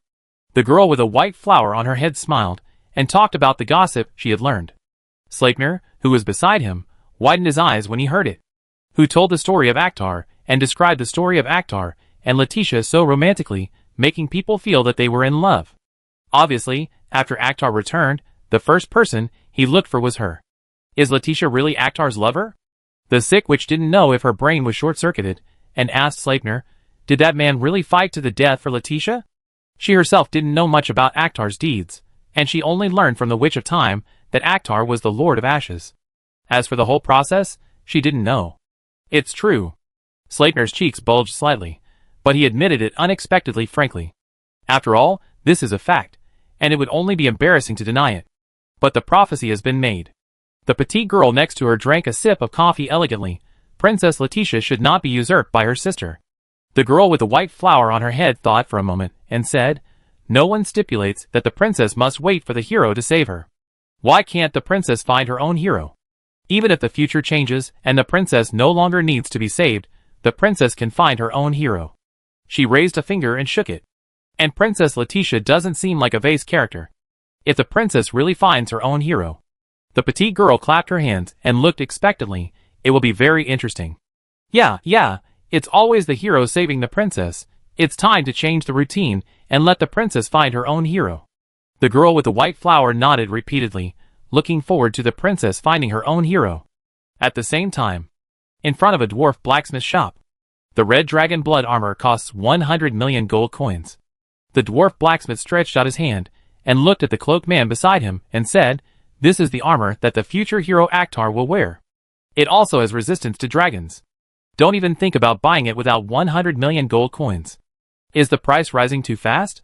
Shimu smiled, looked around the blacksmith shop, and then took out a dagger from the shelf. The blade instantly cut through the air and pressed against the dwarf blacksmith's neck. Just a slight pressure would cut the neck. "What's the price?" The dwarf blacksmith swallowed his saliva, and cold sweat broke out on his forehead. This man is very powerful. If he really tried to rob him, he would really die here. This armor is for sale to Aktar in the future, and its performance is not as strong as you think. He forced a smile and explained to the dangerous customer, "If you really want it, I can make the same style of red dragon blood armor. You don't have to sell it to me." Shimu drew back the dagger and glanced outside the store. He could vaguely detect several figures wearing black cloaks, but I don't know whether the Twilight believers hidden outside the door will buy it from you. The dwarf blacksmith's expression froze, and he turned his head to look at several fellows wearing black cloaks outside the door. The dangerous and chaotic aura was obviously not a normal person, which was very consistent with the impression of Twilight believers. The prophecy about Aktar seems to have been first transmitted from the Twilight cult. Shimu analyzed, maybe Aktar will be related to the Twilight cult in the future. He looked at the ugly dwarf blacksmith. "Are you sure you can sell the red dragon blood armor alive?" The atmosphere was silent for a while. The dwarf blacksmith made a choice between money and life, then forced a smile and said, "I sell it to you at the original price." Shimu didn't say anything, but kept smiling. The dwarf blacksmith looked like he was about to cry when he saw this, because he was too greedy and understood the attitude of the customer in front of him. He said dejectedly, "I give you an extra 10,000 gold coins, and you take the red dragon blood armor." Chapter 244. Several corpses turned to ashes. Shimu walked out of the alley calmly, and headed towards the Crescent Moon Park not far away. It is said that the goddess of the moon descended on Crescent Moon Park and hunted the monsters that were making trouble here. The moon phase on that day happened to be a crescent moon. So this park is also called Crescent Moon Park. The bright sunshine contains a comfortable breeze, blowing across the lawn of the park, rolling up the fragrance of grass and trees, and people dressed appropriately are strolling leisurely.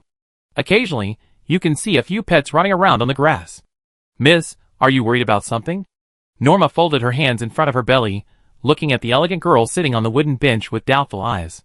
The noble lady called Anastasia suddenly found herself 2 days ago and appointed herself as a personal maid. It was a very strange situation. She just came from the countryside to the big city of Lionheart City and became a low-level staff member of the dual field. By the way, she sold her body part-time to make money, until one day her beauty was so old that she could not survive in Lionheart City.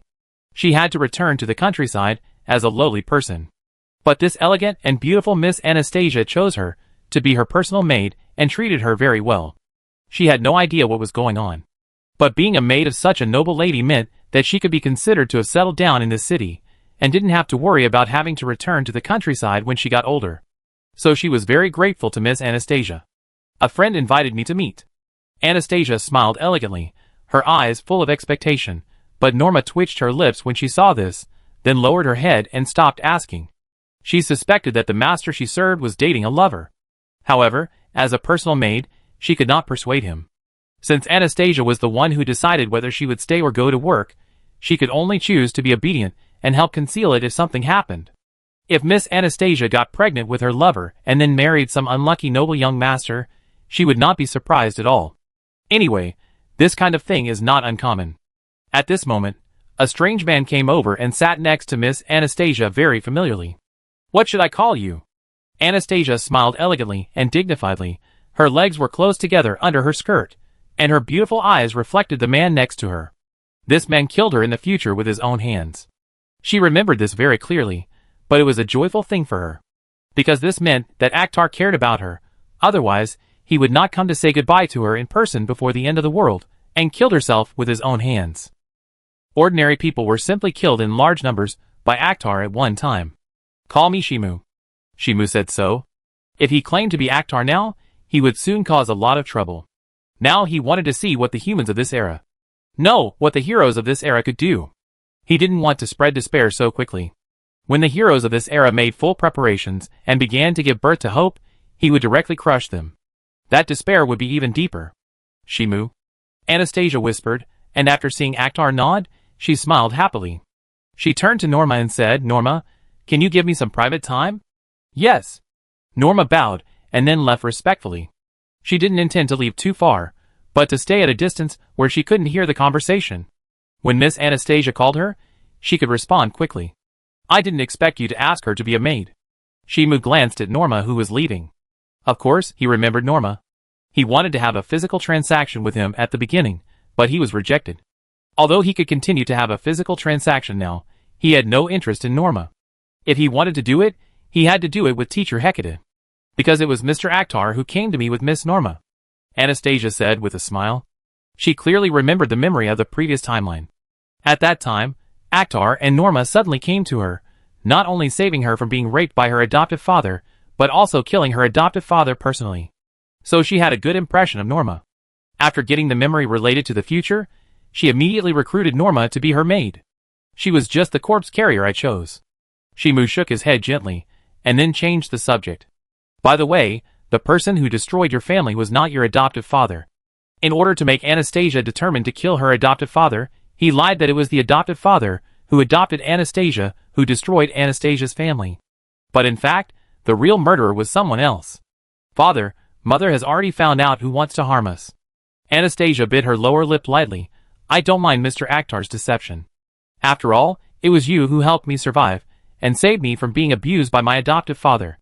It's understandable that the guy couldn't help but attack you." Shimu looked at Anastasia, who was sitting elegantly and smiling gently.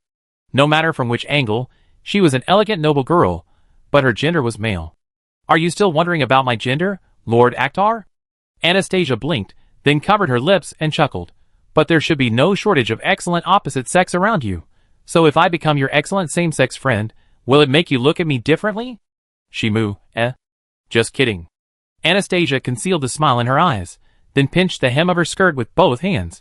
Does Lord Akhtar want to see what's under my skirt with your own eyes? Shimu answered immediately, yes. Oh, don't hesitate. Anastasia blinked, and quickly pressed the hem of her skirt. Sorry, I was actually kidding. She turned her face slightly away. And this is a park in public. We can go somewhere else. Shimu pointed to a luxurious hotel outside the park. It's just you and me. Anastasia opened her mouth slightly, staring blankly at Akhtar, who was calm. She felt that Akhtar would really go to the hotel with her and get a room. She quickly lowered her head to apologize. I'm sorry, I shouldn't have made such a joke. I thought you were going to sacrifice yourself to repay me. Shimu pretended to be disappointed, and looked at Anastasia with blushing cheeks and her hands tightly holding the hem of her skirt, and couldn't help but smile happily. But if it's difficult, there's nothing we can do. Anastasia showed a tangled expression. Of course, she owed Akhtar a favor. If it weren't for Akhtar's existence, not only would she have been raped by her adoptive father in the previous timeline, but she would also not be able to find the culprit who intended to murder her parents in this timeline. So Akhtar was very kind to her. Since you are still living well, I will take my leave. Shimu patted Anastasia on the shoulder, then stood up and left calmly. Sir Akhtar, I will see you off. Anastasia stood up quickly and caught up with Akhtar. She saw Akhtar off out of courtesy, and because she wanted to know where Akhtar was staying temporarily. If there was no suitable place to live, she could also arrange it for him. Norma, who was standing under a tree in the distance, pulled the corner of her mouth and then trotted after her. She suddenly felt that her master was a little gullible, although she didn't know what the man named Shimu was. But seeing him playing with Miss Anastasia, easily teasing Miss Anastasia's emotions, and making Miss Anastasia smile in an instant, and then look sad in an instant, I knew that the man named Shimu is a very dangerous guy. The two sides are essentially not at the same level. If Miss Anastasia contacts such a person, it is very likely that she will be abandoned by the other party after being tired of playing with him. Cafe. Sleipner's eyes lit up slightly. He looked through the glass window and saw Akhtar at the end of the street. Then he noticed a beautiful girl with elegant brown hair saying goodbye to Akhtar reluctantly. You are really popular. The sick witch looked in the direction of her sight and found Akhtar saying goodbye to a noble girl. Sleipner was silent for a while, lowered her head, and bit the straw. She couldn't control Akhtar's social life. After all, she was Akhtar's partner. Although she was the first person Akhtar came to, she was the most likely person to have a deep relationship with Akhtar. No matter how I think about it, it's not me as a partner. If I think about it carefully, it should be Hecate, the Witch of Fate, or the human named Letitia, or the Witch of Death, who is known as the strongest witch in history. Can I sit here? A familiar female voice suddenly came, which made Sleipner stunned. He looked at the dark green curly-haired girl standing by the table. She was wearing a dress that fit her skin tightly, outlining her sexy figure. Her temperament gave people a sense of cold wildness, as if she could devour people at any time, but the sense of fatal danger was mixed with a sense of enchantment that made people's heart beat. She was undoubtedly a beautiful woman, but people knew that they could not get close to her, otherwise they would be in danger of their lives. Monster Witch. Monster Witch, you are also resurrected. Sleipner suddenly stood up and quickly grabbed the Monster Witch's hands. Her delicate face showed excitement. For her, the Monster Witch was like a mother. The true mother of thousands of monsters, the creator of all monsters, the Monster Witch who should have disappeared in history, has now truly resurrected. Haha, it seems that you haven't forgotten me. The Monster Witch laughed pleasantly, and then set her eyes on the sick witch. Did she catch you? Sleipner, How to explain this? Should I tell the Monster Witch that it was the Lord of Ashes who caught the sick witch, but directly leaking Akhtar's information will cause a lot of trouble, especially considering the Monster Witch's personality. Don't worry. The Monster Witch asserted, it's not difficult to deal with the sick witch. At the moment of her resurrection, she integrated the abilities of all monsters in the world through the power of monsters, indirectly reaching a height of nearly omnipotence. Unless all monsters in the world are eliminated, she can maintain this indirect omnipotence. So it is very easy to deal with the sick witch. Capture the mount of the Lord of Ashes. The sick witch held her chin with her hand and said coldly, Why do you think I have the courage to do that? You get information very quickly. The Monster Witch glanced at the sick witch in surprise. Few people in this world know that Sleipner is the mount of the Lord of Ashes, because the Witch of Time did not tell the resurrection witches and demons too much information. And she was able to quickly obtain relevant information because she arranged the monster King Typhon, who was successfully born in another timeline, and hid the relevant information in the monster tribe after time went back. But the sick witch was able to grasp this level of information within less than 3 days of her resurrection. I have to admit that she underestimated the sick witch. Sometimes intelligence comes to you on its own. The sick witch looked at her nails carelessly, without explaining why she knew Sleipnir was the mount of the Lord of Ashes. Instead, she was looking forward to a conflict between the monster witch and Akhtar. Intelligence that comes to you on its own often carries unpredictable risks. The monster witch said, and then asked Sleipnir, "Sleipnir, how much do you know about the Lord of Ashes?"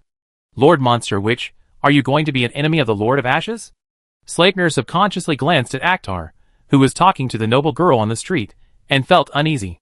The monster witch thought for a while and said, "If I can cross the Ragnarok by being an enemy, I will do it without hesitation, but it seems that it is impossible to cross the Ragnarok by force." After she was resurrected, she quickly integrated all the information about the Lord of Ashes, and then concluded that it is impossible to cross the Ragnarok by force. Now they can't even defeat the omniscient God, let alone defeat the more difficult Lord of Ashes. So they must think of means other than relying on force. If you don't rely on force, do you have to rely on seduction? The sick witch looked at the monster witch, and found that she was a very charming woman. Although her figure was not too plump, she gave people a very sexy and charming feeling overall. Of course, it is also very dangerous. Will the Lord of Ashes care about beauty? The monster witch asked back calmly, and then asserted in the subtle expression of the sick and dead witch, "When you reach the level of the Lord of Ashes, even if you used to think in a human way, sooner or later there will be a corresponding change. It is meaningless to rely on beauty to seduce. Then what are you going to do?" Shimu walked in at some point, and stretched out his hand to the monster witch. "I am Sleipnir's friend." The monster witch observed Sleipnir's expression, and after noticing the pleading in Sleipnir's eyes, she stretched out her hand and shook hands with Shimu. The touch conveyed was very soft, which was completely opposite to the dangerous temperament. Shimu calmly withdrew his hand, and asked the monster witch to sit down. He was very curious about the monster witch. This woman had always existed in this setting before.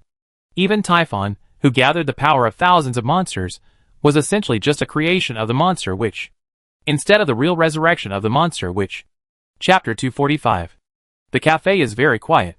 It's not that there are no customers, but there is a person in the cafe who makes people afraid to speak loudly.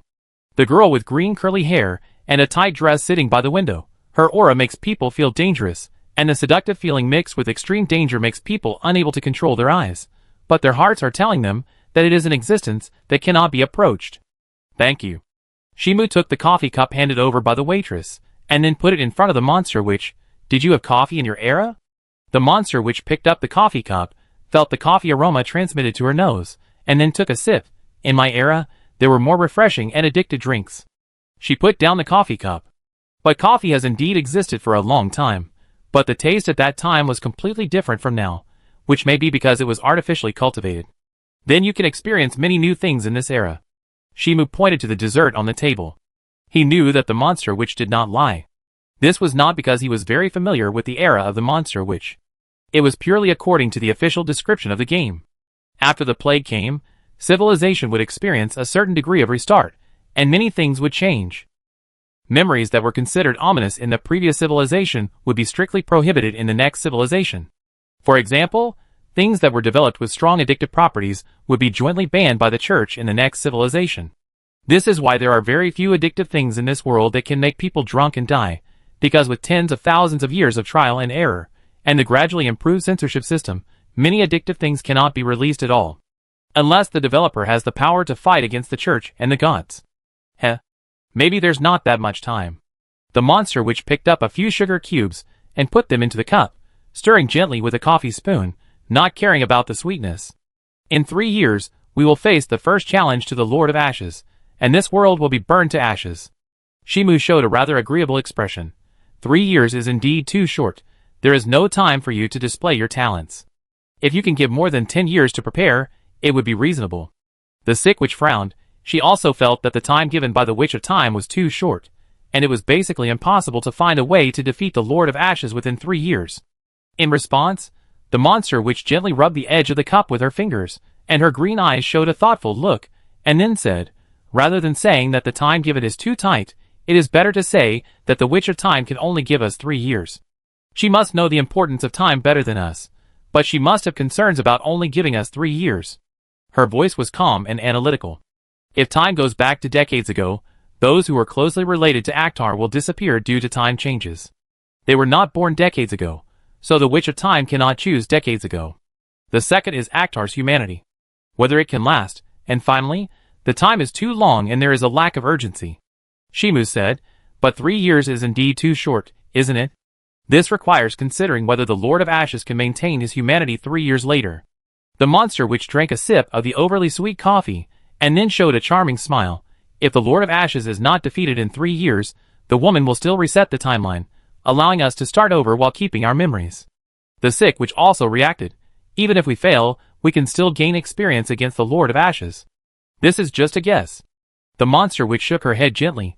What kind of contract did the Time Witch and the Lord of Ashes reach? Only they know it. She set her sights on Sleipnir, who looked uneasy. Your expression was wrong just now. Are you worried about the safety of the Lord of Ashes?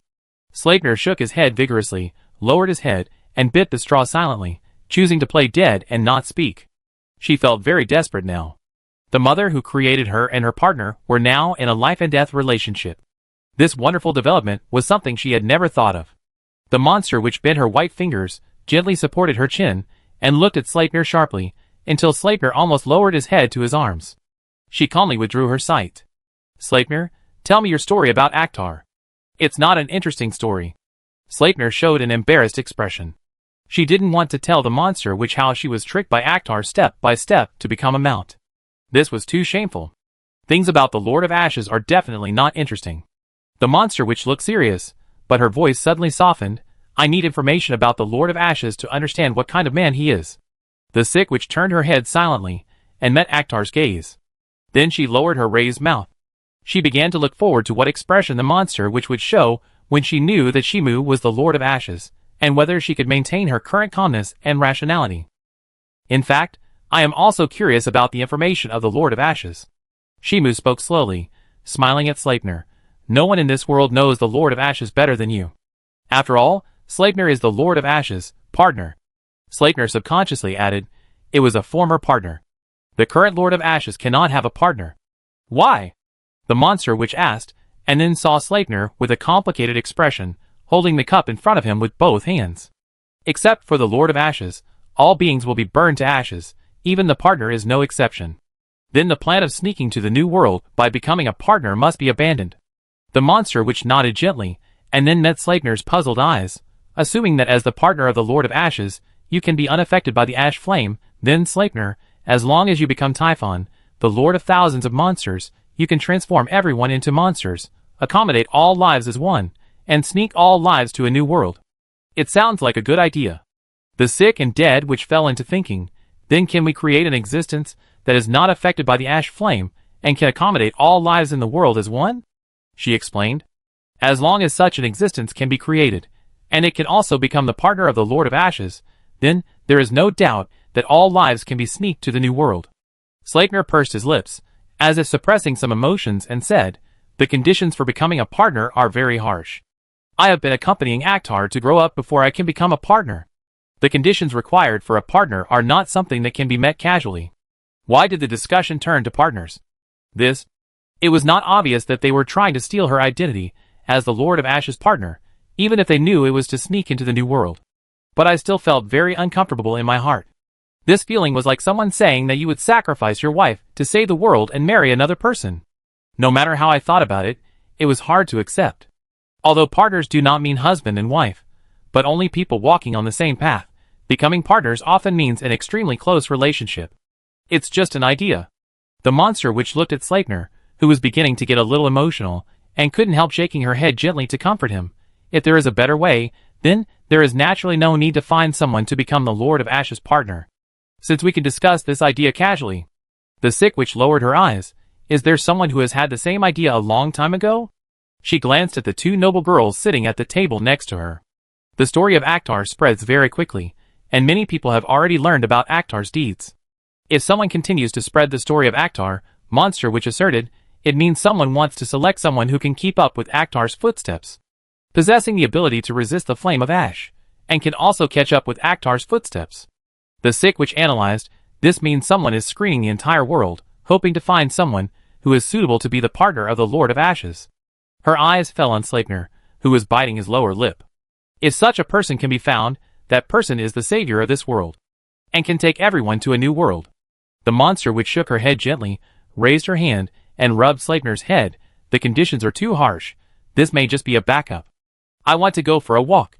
Sleipnir supported the table with both hands, showing an apologetic expression to the monster witch. Monster witch, let's talk about the Lord of Ashes tonight.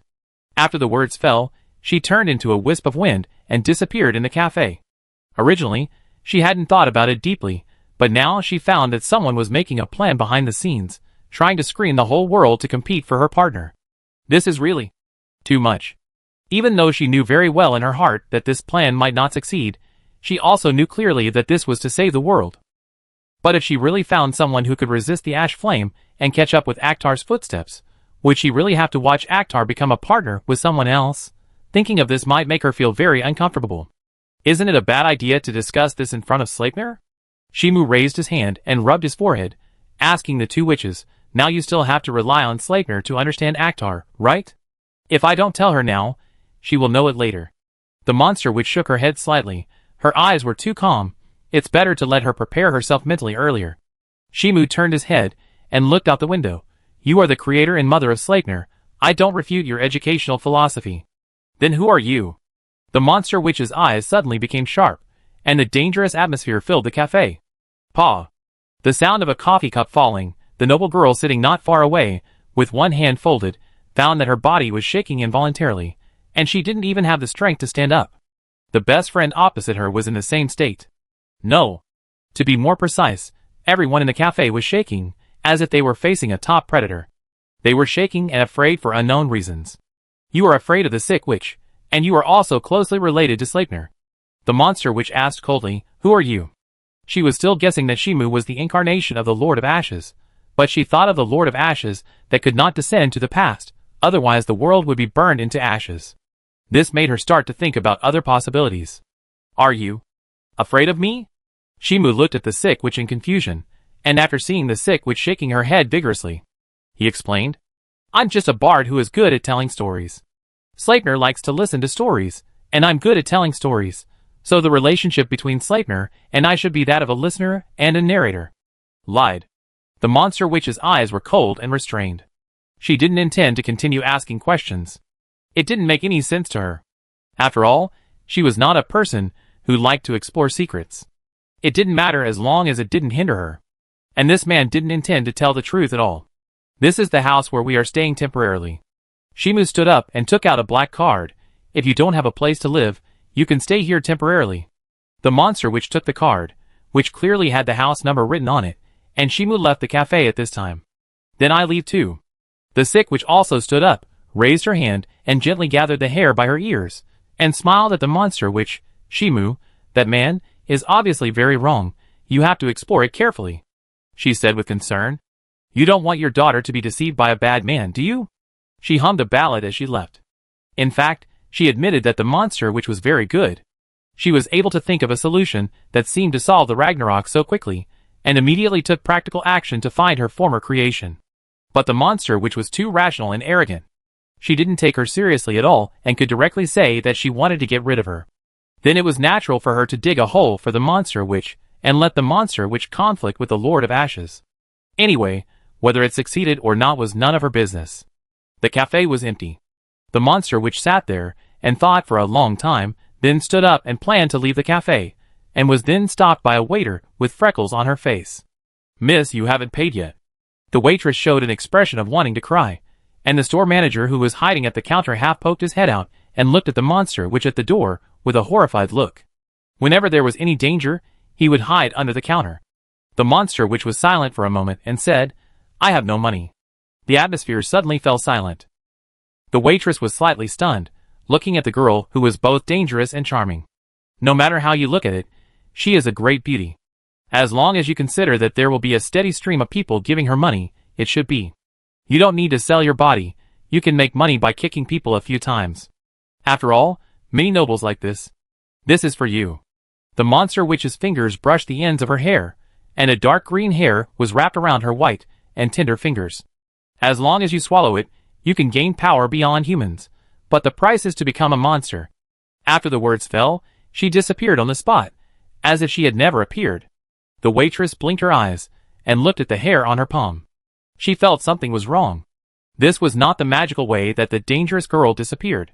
But she couldn't remember the appearance of the dangerous girl, and the appearance of the three people who communicated with the girl also began to blur. She only knew that there was a man and three women, but she couldn't remember what they said or what they looked like. Now the only thing that is certain is that there is a woman with green hair among them. As for other information, they began to blur, as if the brain subconsciously blocked the relevant memories, and she couldn't remember the specific process at all. Manager, do you want to eat hair? The waitress turned her head and looked at the manager hiding under the counter and asked. The mysterious lady said that if you eat it, you will become a monster. Manager, It is said that eating it will turn you into a monster. Who would eat that kind of thing? God knows if you will become weird. The waitress also showed a tangled expression when she saw this. Or, we can sell this hair. Who would buy a hair to eat? The manager slowly stood up and regained his composure. If something happens, can we afford to pay? Chapter 246. Afternoon. Brell Street. Aren't you going to run away? Shimu pretended to be surprised, looking at the sick witch who was trotting to his side.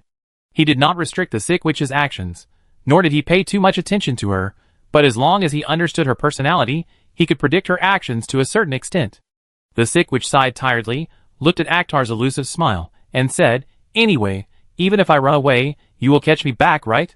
In fact, she had the idea of running away more than once, but as long as she thought that the person who caught her was the Lord of Ashes at the end of time, who could burn the world into ashes at any time, the little courage she had in her heart was wiped out. Why did Akhtar catch her first among the many resurrected demons and witches? And why did he reveal his identity as the Lord of Ashes to her?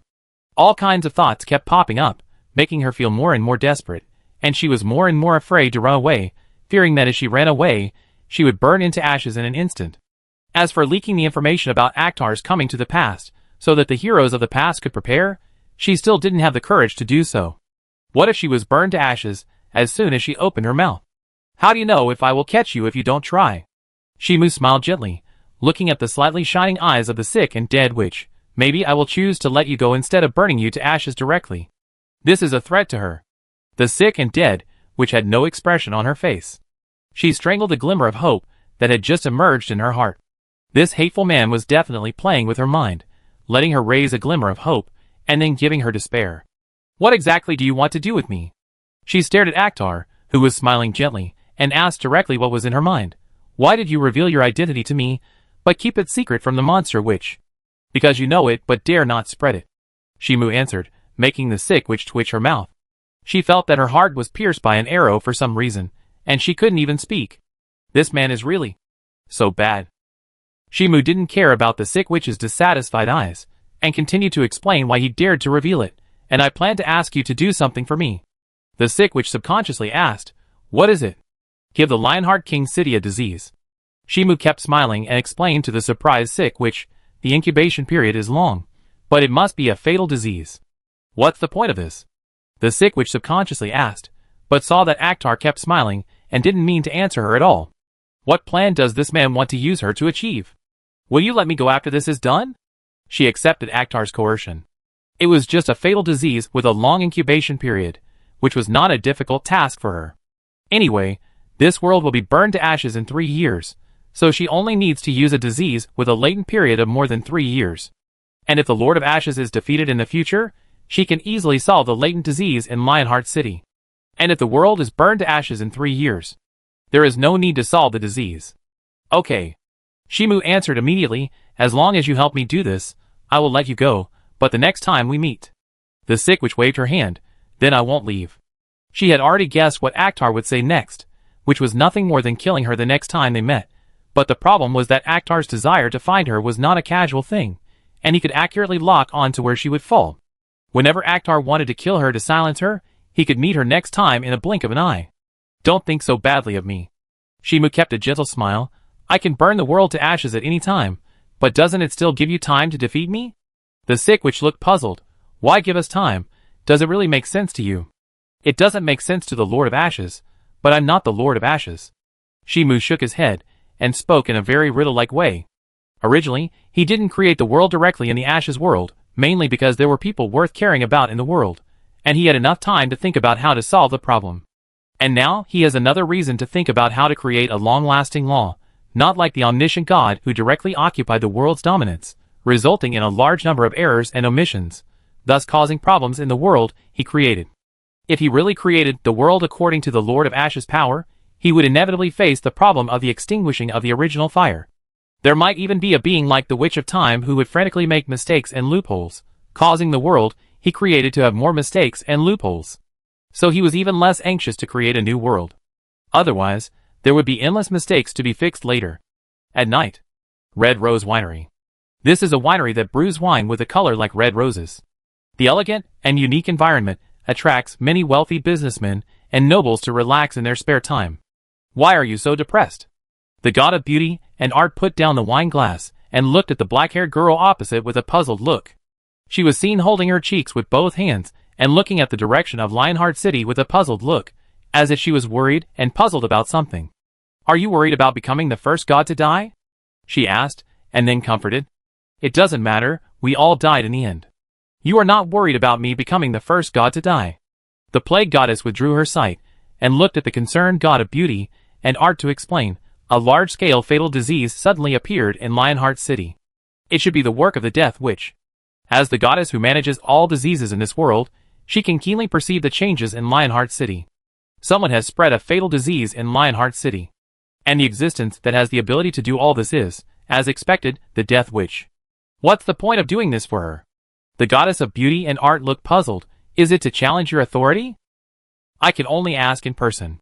The plague goddess showed a helpless smile. I hope I won't become the first god to die again. The prophecy of the future has been told by the three goddesses of fate. She also learned that she was the first god killed by the Witch of Death, and the Witch of Time, thus opening the prelude to Ragnarok until the world was burned to ashes. Although she herself does not care about her own death. But she does not want to become the prelude to Ragnarok again. Otherwise it seems too destined. Or let me investigate. The god of beauty and art grabbed the wrist of the plague goddess and winked playfully. To deal with the Witch of Death, the plague goddess does not need to do it herself. After saying that, she disappeared from the spot. In this era, there should be no existence that can pose a fatal threat to the gods. The Lord of Ashes, who can burn the gods into ashes, exists at the end of time. The Witch of Death, who can give the gods the concept of death, stays in hell, and no one knows what plan she is preparing.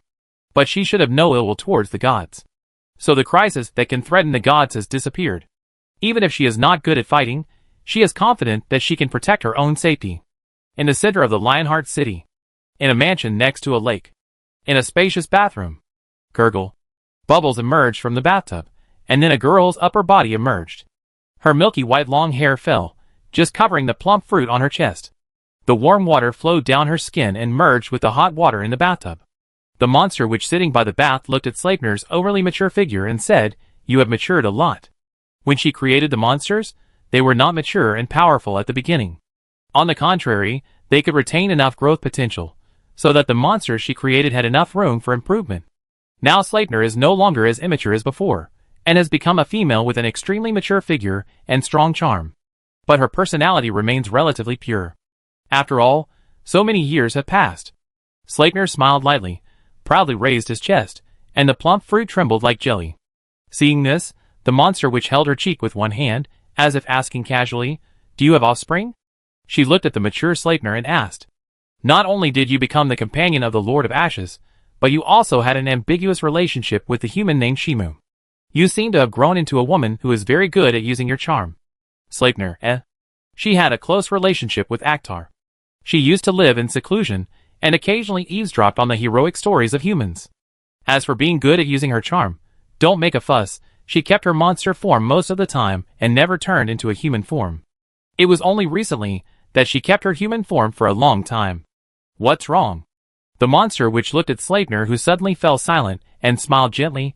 This is not something to be embarrassed about. In fact, she knew very well that Sleipnir had no descendants, otherwise the memory of Typhon, the lord of thousands of monsters in the future, must have information about Sleipnir's descendants. Unfortunately, there was no such information, which meant that Sleipnir had no descendants at all. But the information she knew was almost limited to this. In the future, Sleipnir did not choose to integrate into Typhon, the lord of thousands of monsters, and was the mount of the Lord of Ashes from beginning to end. This resulted in her being unable to obtain Sleipnir's memory. She didn't know what kind of life Sleipnir, who chose to stay away from the world from the beginning to the end, had experienced, and she didn't know how many times he had been in love. But as long as there was a little physical contact and verbal temptation, then the situation would be almost clear. Monster Witch Lady, don't you want to know about Akhtar? Sleipnir chose to change the subject. She didn't want to say that Shimu was Akhtar, but it wasn't that she wanted to deliberately conceal it. But Akhtar didn't seem to want to say it, and the Monster Witch was very strong and capable of action. No one could predict what the Monster Witch would do. How did that man know you? The Monster Witch stood up, and the hazy mist covered her enchanting body. She came behind Sleipnir, hugged her creation's neck, and pressed her whole body against it, sensing Sleipnir's physical condition. As expected, the reproductive function never worked at all. It's an oak forest. Sleipnir's brain was running wildly, thinking about how to embellish his first encounter with Akhtar. Otherwise, with the intelligence of the Monster Witch, she would know that she was deceived by Akhtar to become a mount. That would be too embarrassing. The Monster Witch was also very patient, slowly listening to the mother's story, and by the way, eliminating the invalid information that Sleipnir wanted to cover up, and then came to the conclusion that Sleipnir was abducted by Akhtar and felt it was voluntary. After a while, when Sleipnir was talking about Akhtar's attack on the human-faced snake, the air suddenly twisted, and the goddess of beauty and art walked out of the mist, glanced at the two people in the bath, and fell into silence. Could it be that she ran out of the room? Sorry, I seem to have run to the wrong place. The goddess of beauty and art smiled apologetically. She clearly felt that the breath of the sick and dead witch was here, so why did she see the Monster Witch when she came in? This situation is very bad. Even if the Monster Witch does not have the ability to kill the gods, she can petrify the gods and turn them into immobile statues. The Monster Witch looked indifferent and didn't seem surprised. She had noticed the god of beauty and art before he broke in, but because the god of beauty and art was also a woman, she didn't stop him in advance. Sorry to bother you and your daughter. The god of beauty and art retreated, her figure gradually blurred in the mist, and she wanted to escape from this bathroom as soon as possible. As for Typhon, the lord of thousands of monsters created by the Monster Witch, he would kill people in the future and be extremely cruel. Don't leave in a hurry. The Monster Witch's pupils glowed slightly, and she activated the magic eye from Medusa, directly turning the god of beauty and art into a stone statue. She didn't have any good feelings for the so-called gods. It was these gods who killed her in the beginning, and now they broke into her bathroom again. Then, there was no need for her to hold back. After a while. Living room. Shimu put down his teacup, looked at the statue of the goddess, and then glanced at the Monster Witch opposite him, saying, "Are you still interested in the god of beauty and art?" He commented, "It's really lifelike, just like the real god of beauty and art." The Monster Witch stared at Shimu for a moment, and then showed a charming smile. "Do you like it? Then I give it to you. Then I accept it." Shimu nodded gently, without any intention of refusing, but Sleipnir beside him showed an expression of wanting to say something when he heard it. "This is the real god of beauty and art. You can take it to the room to enjoy it." The Monster Witch smiled more and more charmingly. "Maybe there will be a surprise in the evening." Shimu smiled and said, "I accept the suggestion." "What are these two people doing?" The sick witch who was drinking tea silently not far away glanced at the god of beauty and art, who turned into a stone statue. She was 100% sure that Akhtar had noticed the true identity of the statue, and she was also 100% sure that it was the Monster Witch who turned the god of beauty and art into a stone statue. But they all pretended not to know. "Binksy, can you help me send the statue to my room?" Shimu suddenly spoke up and gave an order to the sick witch. The sick witch silently put down the teacup, then waved her hand to summon the gust of wind representing the disease, and rolled the stone statue to Akhtar's room. The whole process did not damage anything, and it seemed extremely comfortable and relaxed. The night deepened. The silver moonlight passed through the window and fell on the lifelike statue, revealing a sacred feeling, as if the statue contained a real goddess. However, the posture of this goddess was a bit strange, as if she wanted to retreat after encountering something, and the expression on her face was a little apologetic. Shimu sat by the bed, with his 5 fingers interlaced in front of his chest, his elbows supporting his knees, and he was waiting for someone to come. That was a woman who made people feel regretful, a woman who could not be saved no matter what method was used, and a woman who could not be killed no matter what method was used. Chapter 247. What's the matter? Shimu turned his head and looked at the girl who appeared outside the window. She was wearing a veil, her short black hair fluttering in the evening breeze, a slender finger blocking her lips, and her eyes were filled with a gentle smile. This scene gave people an unreal feeling, as if the fairy lady in the fairy tale book had broken into your life. The plague goddess pointed to the stone statue in front of the window, then clasped her hands together, revealing a pleading expression, and Shimu also looked in the direction she pointed, then stood up and walked to the window and opened the tightly closed window. The evening breeze floated in the room with the girl's body fragrance. Shimu took a few steps back and watched the plague goddess climb through the window and come in. She looked around vigilantly and then patted her chest gently.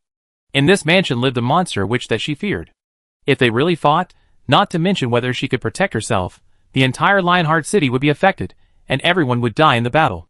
The monster which has given me the statue. Shimu came to the bed and sat down, looking at the plague goddess. What price do you plan to pay in exchange? She doesn't belong to anyone, and can't be traded. The plague goddess explained seriously, and then smiled gently, but I can give you a thank you gift to thank you for helping my friend out of trouble. It can't be traded, but you can give me a thank you gift. Shimu pretended to think about it, showing a subtle expression. What's the difference? Because friends? No, anyone can be measured by price. The plague goddess explained. That's very impolite. In fact, it is often the opposite. Shimu crossed his 5 fingers on his chest and smiled at the plague goddess. Most things in this world can be measured by price. Then I will change my statement. The plague goddess raised her hand and gently placed it on her chest, revealing a serious expression. I will not measure anyone by price. Obviously, the lives that died in your hands have surpassed. The Lord of Ashes. Shimu showed a strange expression. Why do you still think that the value of life cannot be measured? The plague goddess was silent for a while, showing a tired smile. I don't deny that I have deprived countless people of their lives. This is an undeniable fact. In fact, she can use many reasons to defend herself, but that is just an excuse. The fact that she deprived countless people of their lives by sending down the plague is an irrefutable fact. Although the fact that she sent down the plague has long been given extremely legitimate reasons by the church and the gods, in order to eliminate the accumulated contradictions in the world through the plague. But depriving life is depriving life. You are really a contradictory woman, Shimu commented. He had known for a long time that the plague goddess was contradictory, but if he understood it from the perspective of this world's brain circuit, he could understand why there was such a strange thing as the plague. In this world, there is a real hell, and in hell, people don't need to eat or worry about death. But in reality, it is completely different. Not only do they need to eat, they also need to worry about death. However, because the doctrine does not allow suicide, people are not even allowed to end their lives. They can only wage war against others, until the war spreads all over the world and all the gods are implicated, which leads to uncontrollable contradictions. In this context, the plague goddess brought down a plague full of randomness. The king and nobles who were high above could die. This would not only eliminate conflicts artificially, but also give land and wealth a chance to be redistributed. The church would not have to worry about being involved in a war, and involving the gods of faith. Conflict is a common characteristic of life. The plague goddess shook her head gently, and then asked curiously, Human, why do you know me? She was sure that she didn't know the man sitting by the bed, but he was very familiar with her. Could it be that this person also retained the memory of the future? You didn't retain the memory of the future? Shimu laughed. His pupils turned into ruby. His appearance did not change at all, but it gave people the feeling of unveiling a veil. The atmosphere froze instantly. The plague goddess subconsciously raised her hand, protecting the stone statue of the god of beauty and art behind her, looking at the man whose pupils turned into ruby. You? Can't you only stay at the end of time? She suddenly recognized the other party's identity, as if she had removed a layer of cognitive obstacles. Shimu didn't explain, but patted the bed. The plague goddess was silent for a moment. Then she sat down beside Akhtar's bed with her skirt lifted. Shimu thought for a moment and explained, You just think I can only stay at the end of time. Have I ever admitted that I can only stay at the end of time? But didn't the god of all-knowing fight you at the end of time? The plague goddess asked. The information about the god of all-knowing going to the end of time to fight the Lord of Ashes had long been spread among the gods. Shimu smiled and said, It's not surprising that the Lord of Ashes can split himself, right? What are you going to do? The plague goddess pursed her red lips and tried to calm herself down as much as possible, but the tension in her eyes could not be concealed at all. She thought that there was a terrifying existence at the end of time, but now it was sitting next to her. Whoever it was would feel nervous. I just want to reminisce with you. Shimu smiled, and then pointed to the stone statue of the god of beauty and art. You can take the statue away, but you are not allowed to tell anyone that I have come to the current era. Take me to visit the Lionheart City in the next few days. The plague goddess fell into thought. If you don't obey, then I can only burn the world in advance. Shimu added. The plague goddess agreed without hesitation. Okay. Although she didn't know whether the Lord of Ashes really wanted to burn the world into ashes, she was unwilling to take this risk anyway. Moreover, the Lord of Ashes' wish to reminisce about the past may be true, because according to the three goddesses of fate, she had met Akhtar before the time went back, and gave him blessings and precious props. And it was this act that led to her being discovered by the Witch of Time, and the Witch of Death, which led to her assassination. Now that everything has gone back in time, it is naturally possible for Akhtar, who has become the Lord of Ashes, to reminisce about the past with her. Then you can take her away. Shimu lay back, and the goddess of plague hesitated when she saw this, then stood up, and took the god of beauty and art, who had turned into a stone statue, away.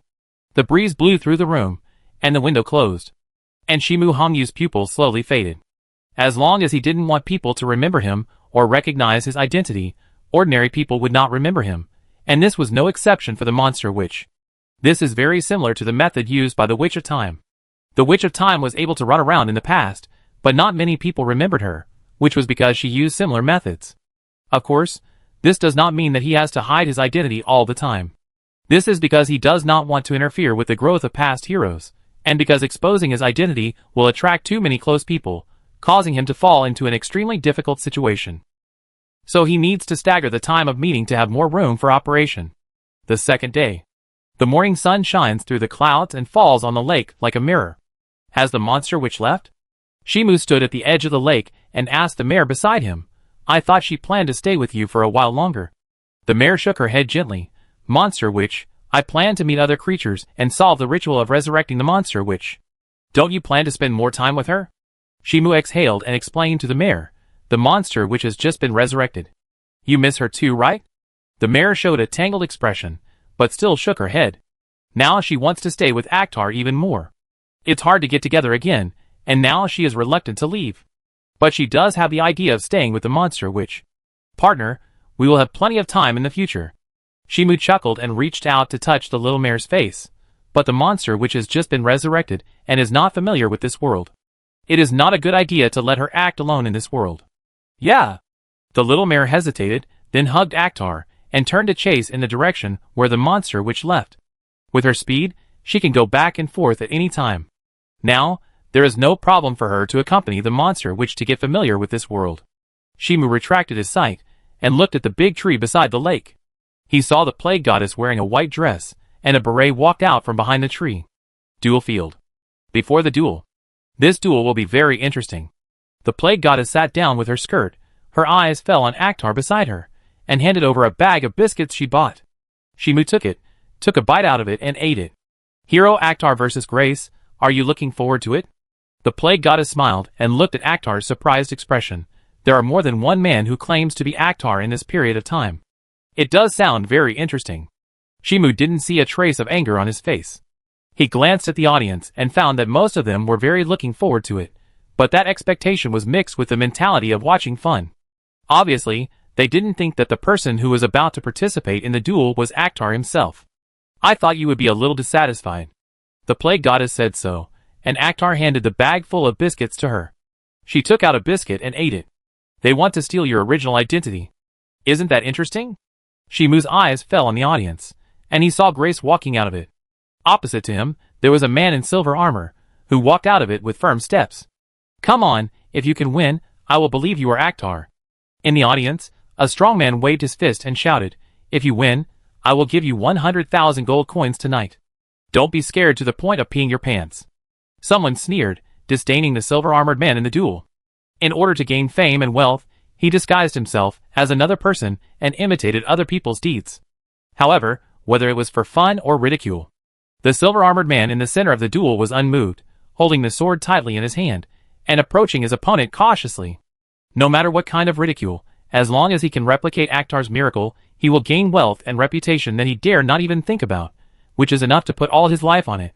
As for what would happen to Akhtar originally, that has nothing to do with him. After all, that is something that will happen in the future. No one knows where Akhtar is now. Stupid guy. Grace commented, and his muscles began to swell. He didn't know who the guy on the other side was, but the guy with timidity in his eyes could not be concealed. In any case, he didn't look like someone who could defeat him. You know whether it's stupid or not.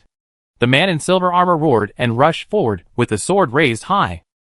Then Grace held the sword with one hand, and grabbed the head of the man in silver armor with the other hand, and suddenly squeezed it hard. The helmet deformed instantly, the body of the man in silver armor softened, blood flowed from his face, and the body fell directly to the ground. The battle ended in an instant. In the future prophecy, Grace did have a defeat, but it didn't mean that he would lose now. There are not so many men in this world who can ignore the difference in physical hardware and kill him. At least the man in front of him can't be one. Why can't you recognize the reality? Grace said doubtfully. His strength is well known. He is obviously very weak, but still wants to participate. This is essentially no different from sending himself to death, but there are guys with unclear minds who challenge him. This made him very confused. This was like an amateur boxer challenging the world champion. Everyone knew that he could not win, but this amateur boxer still dared to challenge. The winner is Grace. The host came out and announced to all the audience present, and then the audience was disappointed and expected. But this is just the appetizer. There is a hero who killed monsters and destroyed the dust cult by himself. His name is also Akhtar. He looked at Grace, who was shaking the blood on his hand, and said, I heard that Grace has fought with him. Yes, we have fought. Grace admitted frankly, he cut my cheek with a dagger. He pointed to the body on the ground. He is definitely stronger than this guy. The duel arena owner smiled and announced to all the audience, 3 days later, the man who destroyed the Twilight Cult branch and killed monsters alone will challenge Grace, and let everyone identify whether he is Akhtar. Shimu raised his hand and rubbed his temple. It's really fun. If the pretender wins? The plague goddess raised her hand and gently gathered the hair beside her ear. What are you going to do? Then give him the power of the ash flame. Shimu said jokingly, this will definitely be very interesting. The plague goddess widened her eyes. Do you want to scare the gods to death? If the person who appeared as Akhtar suddenly gained the power of the ash flame, it would scare the gods who were watching the show to death. I wonder if Akhtar has descended into the past. Sky City. Akhtar appeared in Lionheart City? Yasaki frowned. She obviously didn't believe the rumor, but her body stood up honestly. She said to Siegfried, who was drinking beside her, Father, I want to go to Lionheart City. What are you going to do? Siegfried asked, and saw his daughter's cold eyes full of murderous intent, and immediately understood his daughter's plan. What a pitiful guy. He touched his chin and guessed what his daughter was going to do. The guy who usurped Akhtar's honor must die. Iris Kingdom. In a closed stone room. Letitia pulled out the sword of light stuck in the stone slab and said to her father beside her, Father, I want to go to Lionheart City. The journey is too far. The white-haired king showed a worried expression. By the time you get to Lionheart City, everything will be over. This world is too big. With the remoteness and weak national strength of the Iris Kingdom, it is impossible for his daughter to get to Lionheart City as soon as possible. Father, I contact the Cult of Death. Letitia explained with a smile. Some of them have memories of Akhtar, and they can send me to Lionheart City as quickly as possible. Contact the Cult of Death? The white-haired king pulled his beard and showed a tangled expression.